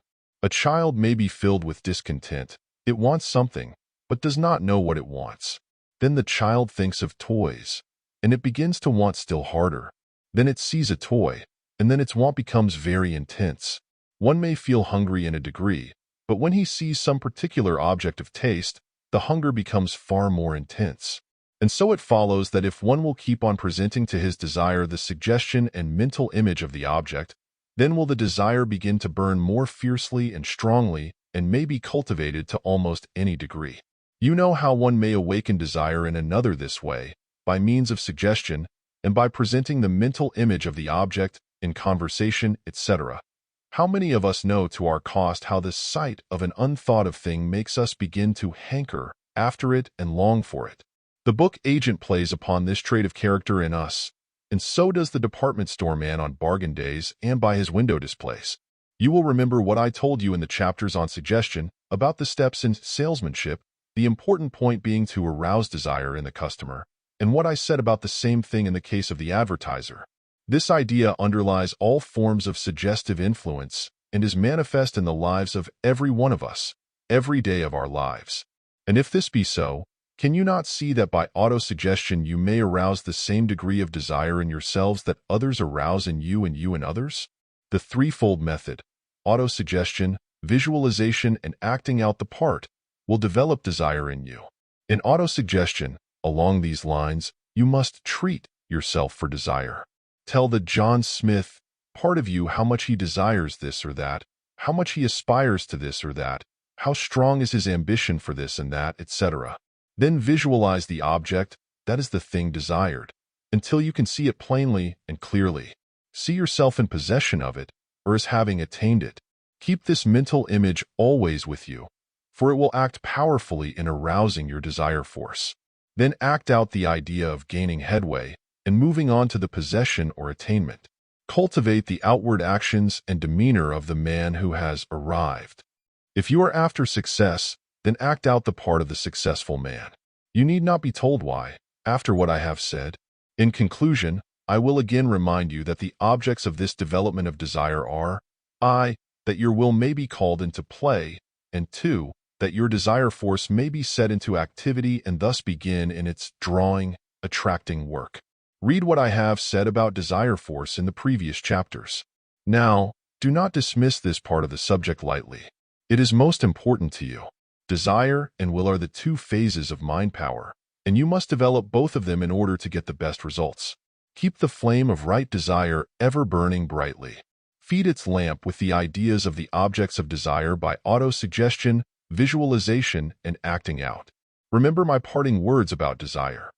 The first thing in the direction of doing things, or getting things, is to want the things hard enough. A strong, ardent, keen desire will clear away the undergrowth of the path of success. It will attract you to the people and things needed for its satisfaction, and will attract to you the people, things, circumstances, environments, etc., needed for its satisfaction. Desire is the soul of the law of attraction. And now let us consider the second attribute of our dynamic individual. It is willpower. Our man is an example of luing will. He is filled with the force of action. He is determined. He keeps his will on an object just as a machinist keeps his chisel on the hard metal, letting it bite in deeper and deeper until the desired impression and end is obtained. I have told you how the will is always set into operation by the urge of desire. When you develop and cultivate desire, you are doing much to cultivate willpower. So I need not repeat this part of the process. I have just told it to you under the head of desire. But there is another feature about the use of will which I must call to your attention. It is the feature of its determined application and manifestation. It is all very well to have a strong will, but it will avail you nothing unless you learn how to apply it. The secret of the resolute will lies in determination and persistency. And the first thing to be acquired is the capacity for attention. Writers on psychology will tell you that a tenacious attention is one of the strongest factors of a cultivated will. That is it. You must acquire tenacity of attention. You must acquire the art of patiently dwelling upon a thing until you accomplish your purpose. You must learn to do things thoroughly and completely. You must learn to concentrate your will upon a thing and not allow it to be distracted or to wander off until you do what you set out to do. You must cultivate stability, decision, perseverance, tenacity, and stick-to-itiveness. And you can do all of these things by the triple method given in these chapters. Each quality is capable of cultivation and development in the same way. You can do these things if you want it hard enough. First, stir up your desire to accomplish the task, then will that you shall do it, then do it. Thousands of others have done these things, and so may you if you are an individual and are not a mere personal shadow. I shall now give you some advice regarding will development, to which I ask you to pay close attention. The first obstacle to be overcome in the work of cultivating willpower is to overcome the old habits of weak will and to replace them by new habits of strong will. This question of habit is a most important one, for we are all more or less slaves to habit. Habit is second nature, which is often much stronger than our ordinary natural impulses. In order to develop the dominant will, you must cultivate some new habits, and of these things I shall now speak. The following rules for the development of new habits will prove of great benefit to you, if you will study them carefully and then put them into practice. Rule I. Get control of your physical channels of expression and master the physical expression connected with the mental state you are trying to develop. For instance, if you are trying to develop your will along the lines of self-reliance, confidence, fearlessness, etc., the first thing for you to do is to get a perfect control of the muscles by which the physical manifestations or expressions of those feelings are shown. Get control of the muscles of your shoulders that you may throw them back manfully. Look out for the stooping attitude of lack of confidence. Then get control of the muscles by which you hold your head up, with eyes front, gazing the world fearlessly in the face. Get control of the muscles of the legs, by which you will be enabled to walk firmly as the positive man should. Get control of the vocal organs, by which you may speak in the resonant, vibrant tones which compel attention and inspire respect. Get yourself well in hand physically in order to manifest these outward forms of will, and you will clear a path for the mind power to manifest itself, and will make the work of the will much easier. But it takes will to do these things, and you must be prepared to use it. Keep your attention on these outward forms of expression until you acquire the habit and make it second nature. Rule 2. Learn to concentrate. By so doing, you will be able to focus your will upon any object desired, and thus get the greatest effect. In using the will, endeavor to make it one-pointed, as the Orientals say. That is, have for the object of the will some one main object, and then focus the will firmly upon that object. Cast from your mind all ideas and thoughts not in harmony with the one idea upon which you are concentrating your will. In the beginning, it will be well to avoid all persons, environments, etc., calculated to distract you from the main idea. But after a bit, you will be able to interpose a resistance to these distracting things and banish them from you by a mental command. While acquiring will in this way, you will find that it often takes even more will to turn away from these outside objects than to follow your main object. You must learn to master these temptations, even if in so doing you find it necessary to act like Ulysses, who made his companions stop up their ears with wax, lest they be fascinated by the song of the sirens. Rule 3. In acquiring a will habit, use every occasion in order to repeat the effort of the will along the lines of the habit. Give your will much exercise. Every time you do a certain thing, the easier does it become to repeat it, for the habit becomes more firmly established. Habit is a form of impression, and the oftener you sink the dye of the will into the wax of the mind, the deeper is the impression. Exercise, exercise, exercise, practice, practice, practice. Rule 4. The greatest struggle is at the beginning of the practice or formation of a new will habit. Here one has to fight with all his might, but the first battle well won, the after fights moderate and finally become mere skirmishes. Hence it behooves one to gird on his armor firmly and grasp his sword with strength at this first fight. Let one stop smoking or drinking, for instance, and he will find that 3/4 of the entire struggle is condensed in the fight of the first week, if not the first day. Remember the case of Rip Van Winkle with his, "Well, this glass don't count." He never could get started. And beware of a single slip at the start, for such slips weaken one more than he can regain in a whole day of success. After having made up your will to acquire a habit, you must not allow a single slip for this reason. A well-known writer on the subject has compared these slips to a ball of cord which one is endeavoring to wind. Each drop of the ball unwinds more than many windings can replace. Rule 5. Endeavor to fix the habit as a strong mental impression by any and every means that suggest themselves to you. For when this habit becomes firmly impressed upon your mind, you will find it most natural and easy to act along its lines, and most difficult to break away from it or to act contrary to it. You are building second nature, remember. Rule 6. Look before you leap, and be sure you're right, then go ahead. Always take a good look at a thing before plunging in. Give it the benefit of your judgment, and do not be carried away by the judgment of others. Use your reason and judgment, that's why you have them. But after once having decided a thing is right for you to do, then you must learn to go ahead to the finish. Learn to place your hand upon the plow and look not backward. Learn to control your willpower and do not let it leap into action until you are sure it is right to do so. And all of this means rigid self-control and mastery of one's moods as well as one's passions and emotions. Guard yourself against yourself, and also guard your desire from the influences of others, for through your desires your will is called into action.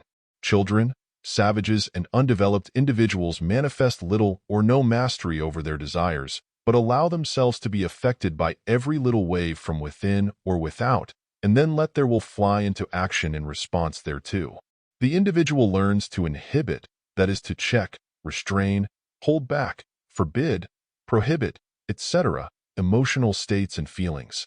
By so doing, he will hold his willpower under control for use when it is advisable. Pull the trigger of your willpower yourself after you have taken deliberate aim and at some object worthwhile. Do not allow others to pull it for you, nor do you, yourself, pull it in response to a whim, a dare, an unrestrained feeling. A useful rule along these lines is given by Professor Hofting, who says, even if we cannot prevent a feeling from arising, we may possibly prevent it from spreading by inhibiting the organic movement which accompanies it, the indulgence in which augments it. In other words, restrain the physical action and the feeling dies. This idea of physical expression and acting out runs shoulder to shoulder with the idea of mental states all through the subject of psychology. Rule 7. Keep the mind filled with mental pictures of the thing which you wish to become a habit, for by so doing you are constantly adding oil to the flame of desire, and desire is the cause of the manifestation of will. The feminine desire asks, and the masculine will seeks to gratify the request of his mate in any direction indicated by her. Therefore, the more she sees what she wants, the more she asks, and the more she asks, the more eager does he become to please her. The apple was shown Eve, then she told Adam it was good and asked him to take a bite, and then Adam ate and the mischief was done. But this rule works for good as well as for bad. It's a poor rule that won't work both ways. But the principle is the same in both good and evil cases. Rule 8. Act out the habit as often as possible and as well as possible. Learn to go through the motions until the part becomes perfect and easily performed. I needn't tell you students the reason for this again. It should be an old story with you by this time. Rule 9. Practice doing disagreeable things. This will strengthen the will wonderfully, for reasons that should be apparent to every student. What would be the condition of your muscles if you never had to use them? And what will be the condition of your will if you never have to exercise it by doing something unpleasant or disagreeable? Anyone, even the weakest, can do a thing along the lines of non-resistance. Pleasant, agreeable things, without opposition or resistance. But it takes a true man or woman, a true individual, to do things against resistance from without or from within. And when one has learned to master himself, that is his own moods and feelings, then he is able to master the outside world. And not until then, either. Therefore, often set yourself an unpleasant or disagreeable task to perform, for by so doing you acquire mental muscle, which is but another name for will. Professor James, the eminent psychologist, advises his readers to systematically exercise themselves in the direction of doing some particular things or no other reason than that they would rather not do it. Even if the task be nothing more than rising and giving up a seat in a streetcar when you want to retain it very much indeed. Professor James compares this exercise to the paying the premiums on insurance on one's property. One is laying up reserve resources for a day of need. He tells us that a man who trains himself in this way can be counted upon in any emergency. He may count on himself to manifest willpower. As Professor Halleck says, in speaking of such a man, while another would be still crying over spilt milk, the possessor of such a will has already begun to milk another cow. The men who have attained great success have, in nearly every case, so trained their wills that they can undertake a difficult or disagreeable task with a minimum of effort. They have acquired the habit. When one learns to say yes or no to himself, he can say yes or no to others with the greatest force. Rule 10. Cultivate fixity of purpose. The man of strong will must learn to see an object ahead of him and then to want it hard enough, and then to fix his will upon it and hold it there, while he moves to it in as straight a line as possible. But no matter how he may have to swerve from his straight line of approach by unforeseen obstacles, nor how many times he may stumble, he still always remembers what he is after, and he keeps after it. The shifting, changeable, weathercock sort of men manifest but little will and accomplish little or nothing. The successful men are those who know what they want and never forget it. It may take them some time to find out just what they do want, but when once they find it out, they hold firmly to it to the end with an invincible determination and unswerving purpose. And these qualities always win in the long run, if for no other reason than because so few possess them and the majority of men get tired of the struggle and drop out of the race. It's the fellow with these staying qualities that pulls through in the end, no matter how much of a start the others may have had on him in the beginning. Concentrate and cultivate stick-to-itiveness. Chapter 29. Mind Building. I shall now briefly run over the mental faculties most necessary to be developed by the man who wishes to gain the dynamic qualities. I shall add a few words of advice regarding the development of each of the said faculties. 1. Continuity. This faculty has been so named by the phrenologists and defined as the faculty that enables a man to stick to it until it is done, that gives him patience to complete his task, that gives him stability. Its lack makes a man restless, changeable, shifting, disconnected, scattered, unstable, and unreliable. To cultivate this faculty, follow the threefold method in the direction of concentrating, dwelling upon, and sticking to a matter once undertaken, doing thorough work, and fighting to make a change. 2. Vitality. This faculty is defined by phrenologists as the one that makes a person tenacious of life, and which causes him to fight off death, sickness, or weakness. This is a necessary faculty for the dynamic individual to develop, for by so doing he not only becomes stronger, but also imparts a certain quality of strength and resistance to his personality that will be felt by others. As an example, contrast the fight for life in an animal of the cat family, and then the lack of it in a sheep or rabbit, then think which of them is more respected and regarded in the world of animals. By all means cultivate that resolute fight for life that is manifested by all strong creatures. Try the threefold method along the lines of holding on to life and manifesting the will to live. 3. Combativeness. This phrenological faculty manifests in the direction of resistance, opposition, courage, boldness, defensiveness, defiance, spirit, self-protection, determination, let me alone, get out of my way, etc. It goes with all strong characters. It is true that its perversion renders one a nuisance and a quarrelsome and brawling person, and such state is to be avoided. But its absence makes of one a human doormat, and the world proceeds to wipe its feet on him. The dynamic individual must have this faculty well developed and also well controlled. It must be the case of the soft voice and the big stick, of which we have heard so much of late. The world loves the brave man and hates a coward. And this means mental bravery and mental cowardice, principally, in these days of mental struggle. By all means learn to stand up like a man, and looking the world firmly and calmly in the face, say in the words of the old verse, "Come one, come all, this rock shall fly from its firm base, as soon as I." Don't be a brawler, but don't be a weakling. Avoid the rabbit and sheep mental attitude. Develop this faculty by the threefold method, along the lines of debate, argument, mental conflict, mental resistance, asserting your individuality, insisting upon your rights, self-confidence, self-assertion, and I can and I will. 4. Destructiveness. This name is not well chosen, in my opinion, by the phrenologists, but I shall not attempt to change it here. It is used by them to indicate the faculty that manifests in determination to overcome obstacles, beating down resistance, brushing away barriers, making headway, pushing to the front, clearing away underbrush, pushing through the crowd, holding your own, etc. Its perversion renders one a hated man, and one who is not sufficiently regardful of the rights of others, and whom it becomes the duty of society to restrain. But still it is a quality that is needed by the dynamic individual, lest he allow himself to be walked over with impunity, outraged, and treated with contempt by the world, or which will cause him to be pushed aside and imposed upon.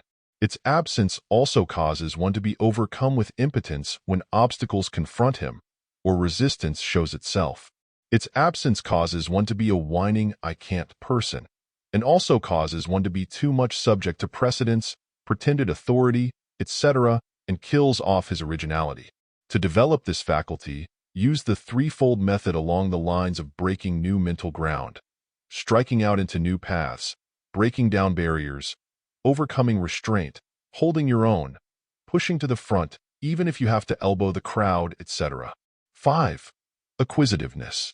This term is used by phrenologists to indicate that faculty which manifests in getting, acquiring, possessing, drawing to oneself, obtaining and securing desired things, etc. It may be perverted into miserliness, penuriousness, meanness, hoggishness, etc., but nevertheless its proper use and development is necessary. Unless one has a desire to have and hold, he will not be apt to make any progress in the world. One must want to get things before he will act energetically. And so far as money is concerned, while I freely admit the evils of an extreme greed and desire in this respect, yet I am just as fully convinced that a man must possess a certain amount of this money-wanting quality in order to make him an active center offeree. For when one wants money, he really wants the things that money buys. Money stands for nearly all that is necessary for a man's well-being and sustenance. Money in itself is nothing, and a man is a fool who loves or seeks it for itself. But it is also a symbol of almost everything else, and without it he can get practically nothing else. So, just as I think it justifiable and proper for a plant to desire and seek, and draw to itself the sustenance of the soil, air, water, and sunlight, so do I think it proper, desirable, and praiseworthy for a man to desire, and insist upon drawing to himself the proper sustenance of life. And money means just that, to the sane man, and nothing more. The people who decry this desire for money are principally those who either have failed to accumulate money themselves, by reason of lacking the necessary qualities. The really unfortunate ones do not join in the condemnation of the desire, or 2. Those who have inherited money of which they did not know the labor, excitement, or satisfaction of making for themselves, and who therefore grow righteously disgusted at the money which they did not have to use their heads or hands to acquire. These people are like those who take no exercise and get indigestion at the sight of a good dinner, while those who have worked well come to the dinner with a good appetite and cannot understand the sick feeling of the others. It is a law of nature that makes both of these classes of people sick at the sight of that for which they have not worked, or 3. That class of parasites who live by hard work of others, doing nothing themselves and deeming themselves far above those muckers, or money grubbers, who work and toil and labor to support these parasites. People are all after money, every blessed mother's son and daughter of them, in one way or another. What is the use of denying it? Someday we may have better economic conditions. I pray to God that we may. But until that time all of us must chase the nimble dollar to the best of our ability. For unless a man does this thing, then shall he not eat, nor be clothed, nor have shelter, nor books, nor music, nor anything else that makes life worth living for one who thinks and feels. Therefore I feel justified in saying to you, develop a normal degree of acquisitiveness if you wish to amount to anything in the world's work.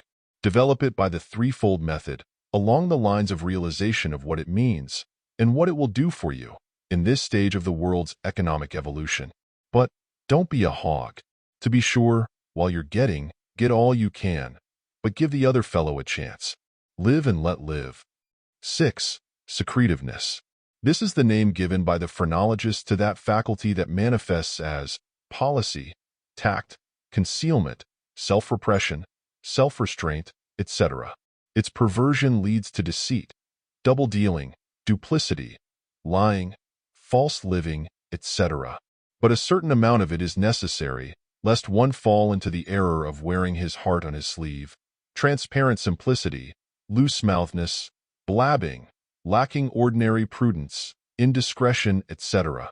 Develop this faculty by the threefold method along the lines of tact, diplomacy, reticence, cautiousness, politeness, etc., the main object being to acquire the faculty of keeping your own secrets, keeping your affairs to yourself, avoiding that leakiness that has ruined so many men and women.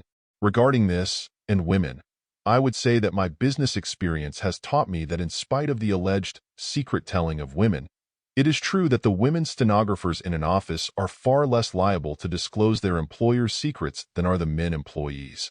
And then again, while a woman may have a tendency to pass on a secret, still she knows how to keep certain secrets that concern herself, or the man she loves, or the child she loves, in a manner, and in ways that cause a man's hair to rise in bewilderment. 7. Cautiousness. This faculty manifests in carefulness, prudence, watchfulness, foresight, judgment, etc. Perverted, it leads to timidity, irresolution, etc. But a certain amount of it is necessary. One should learn to use judgment and reason to be sure he is right before going ahead. If deficient in this quality, develop it by the threefold method along the lines of care, prudence, watchfulness, thought, use of judgment, etc., and by looking before you leap. If you have too much of it, restrain by similar methods along the lines of boldness, daring, don't worry, take a risk on it, etc., and a general spirit of not crossing a bridge until you come to it. 8. Approbativeness. This faculty manifests in a desire for approval, praise, flattery, fame, show and ceremony connected with one's personality, etc. It is seen frequently in a perverted sense. Very few of us need to develop this quality. We have enough, or more than enough of it already. If you wish to restrain this faculty, you may use the threefold method along the lines of indifference to public approval or opinion. What does it matter anyway? They say. What do they say? Let them say. Do not worry about it. Your friends will not care, and your enemies will persist anyway, so what's the use? What care I for the opinions of the crowd, anyway? They are 95% fools at the best, etc., etc., etc. Learn to live your own life and stand upon your own feet. Other people would like to even breathe for you if you would let them, but say scat to them and shake them off when they bother you. You've got to live your own life, and why bother with the people who are always telling you, you mustn't do it this way, do it as I say, when their own lives are glaring examples of the folly of their way? Pick out a right object, follow a right course, and let the crowd mind its own business if it will, and if it won't, forget it. You will find it ready enough to shower favors upon you when you finally succeed. And do not be deceived by its praise or flattery. The same people who are singing your praises today will damn you tomorrow if occasion offers. They are throwing roses at you now. Tomorrow they may throw rocks with equal grace and delight. Don't be a slave to the crowd or its opinions. Make yourself master of it, if you would rule it. It is managed through its selfish fears and interest, rather than through its love. It has a mean trick of turning on the thing it loves, and tearing it to pieces, just as a female spider devours her mate. But when it fears, well then, it lets you alone. Not high spiritual teaching, perhaps, but a bit of worldly wisdom. Shake off the crowd from your heels. You mind your own business, and tell it to do the same. And look it in the eye while you are telling it too. It will understand you, if you don't truckle to it, but never cringe to it, else it will rend you to pieces. 9. Self-esteem. This is the faculty of self-respect, self-reliance, self-love, etc.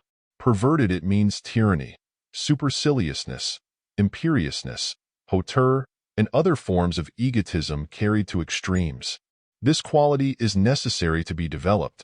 Normally, one must learn to respect himself, value himself, rely upon himself, love himself, hold his head high, look the world in the face, believe in himself, and take his own place in the world without false modesty or shrinking.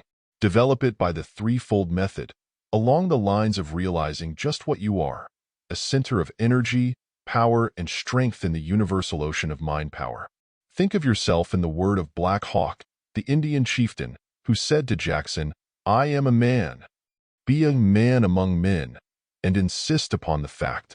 Learn to say, "I am." Feel that back of and under you is the great ocean of universal mind power, and realize that you are of and in this wonderful thing.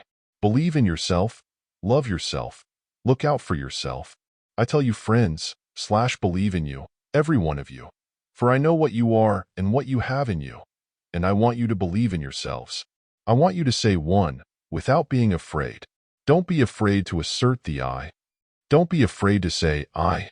Say I, I, I, I, I, I, until you begin to realize what a wonderful thing that I of you is, after all. Recognize the ego as a center of power, and stop all this foolishness about being a worm of the dust. Don't be meek and humble like Uriah Heep.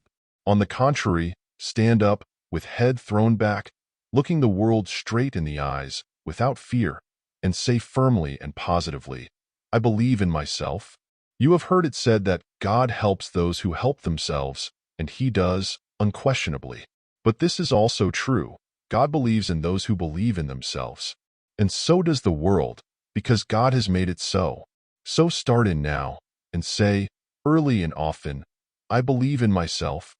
10. Firmness. This term does not have to be defined. You all know what it means. It is the faculty of stability, fixity, decision, perseverance, tenacity, manifestation of the determined will. Too much of it may make you mulish and stubborn, but very few of you have too much of it along the right lines. You need to develop it by the threefold method along the lines of putting your hand to the plow and looking not backward, sticking to your original plans despite the talk of others, resisting tendencies to sidetrack you. This is the faculty that keeps the will to the task, like the chisel to the metal, until the work is done. Be firm as a rock against which beat the storms, but which yields not an inch, nor is it hurt a particle. Have a mind of your own, and hold to what you believe is right. See your object, and march straight to it, firm in your determination and purpose. By all means develop the faculty of firmness. 11. Hope. This is the faculty of expectation and anticipation. It gives us one of the three features of success, earnest expectation. You must believe in your success and must earnestly expect it. Cultivate hope and earnest expectation by all means. Be not a mere dreamer or visionary through excessive hope, but cultivate desire. Then develop earnest expectation, then will to act. Each of these features is necessary to the great three. Develop it by the threefold method, along the lines of looking on the bright side, visualization, looking aloft, not worrying, and belief in the efficacy of earnest demand accompanied by earnest work. Visualization is the greatest incentive to hope and earnest expectation. When you can see the thing done in your mind's eye, you have started to build in earnest. The rest is a mere matter of detail and work. 12. Mirthfulness. This is the faculty of humor. By all means cultivate the sense of humor. It will save you from more follies and ridiculous positions than anything else. And cultivate the cheerful spirit, for it will make life easier for you, and will lubricate the machinery of work and endeavor. It will also make friends for you, and will tend to remove the obstacles which the world throws in the way of people who are sour, disagreeable, and grouchy. Smile, and the world smiles with you. Frown, and you get a frown. Develop this faculty, by all means, by the threefold method, along the lines of humor, joy, cheerfulness. And so, now I have called your attention to the faculties most prominent in the dynamic individual. I have not spoken of his religious or moral faculties, because these lessons are dealing with another part of his makeup. But do not imagine that the qualities named here have no connection with the religious or moral life. There is nothing that I have recommended here that will not apply as well to the minister as the businessman, to the priest as well as the salesman. The same mental qualities that make a bad man great and strong will make a good man great and strong. Morals are one thing and degrees of strength another. Good men may be strong or weak. Bad men may also be strong or weak. And in the degree of strength will be the degree of influence, for good or evil, that a man will manifest. With this in mind, I think that it would be a great thing for the world if someone were to distribute this book among the good men of the world. The evil men have a knowledge of the subject already. In closing this chapter, let me remind you that these mental states, cultivated and developed as I have shown you, will manifest themselves in your outward manner and demeanor as mental suggestions to those with whom you come in contact. The symbol will spring from the inner reality.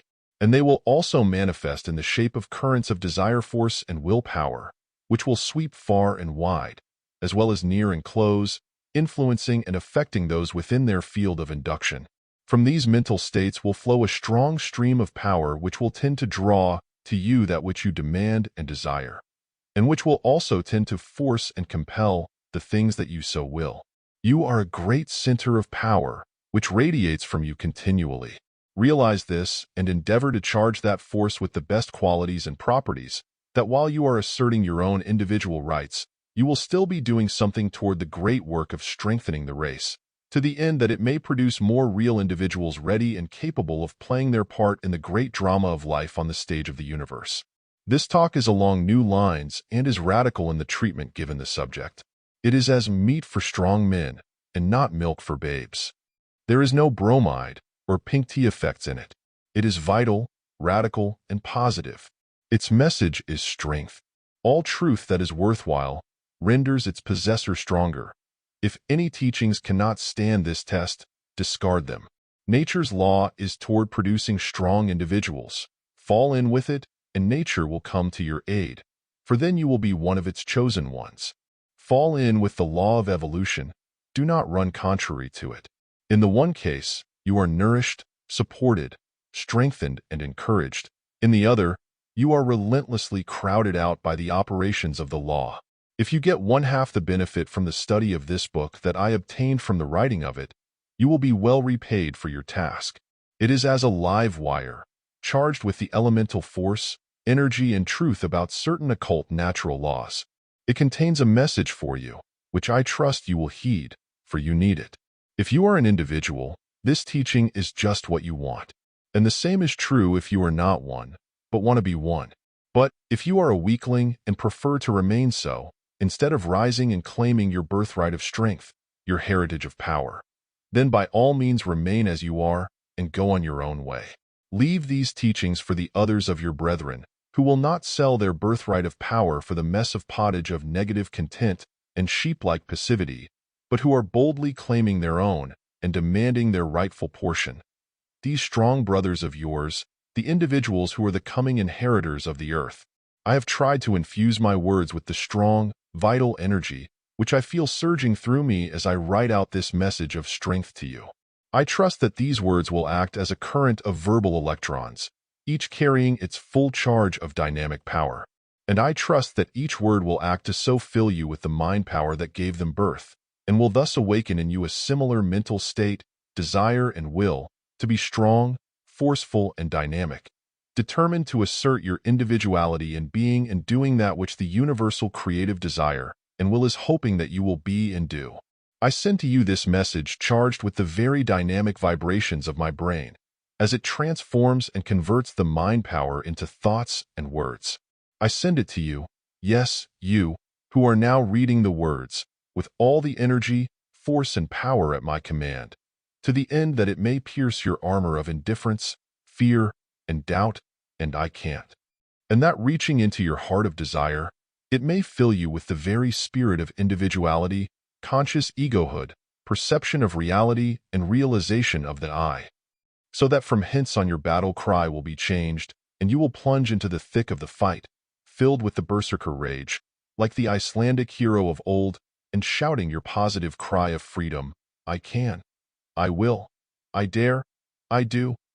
You will mow your way clear through the ranks of the horde of ignorance and negativity and reach the heights beyond. This is my message to you, the individual,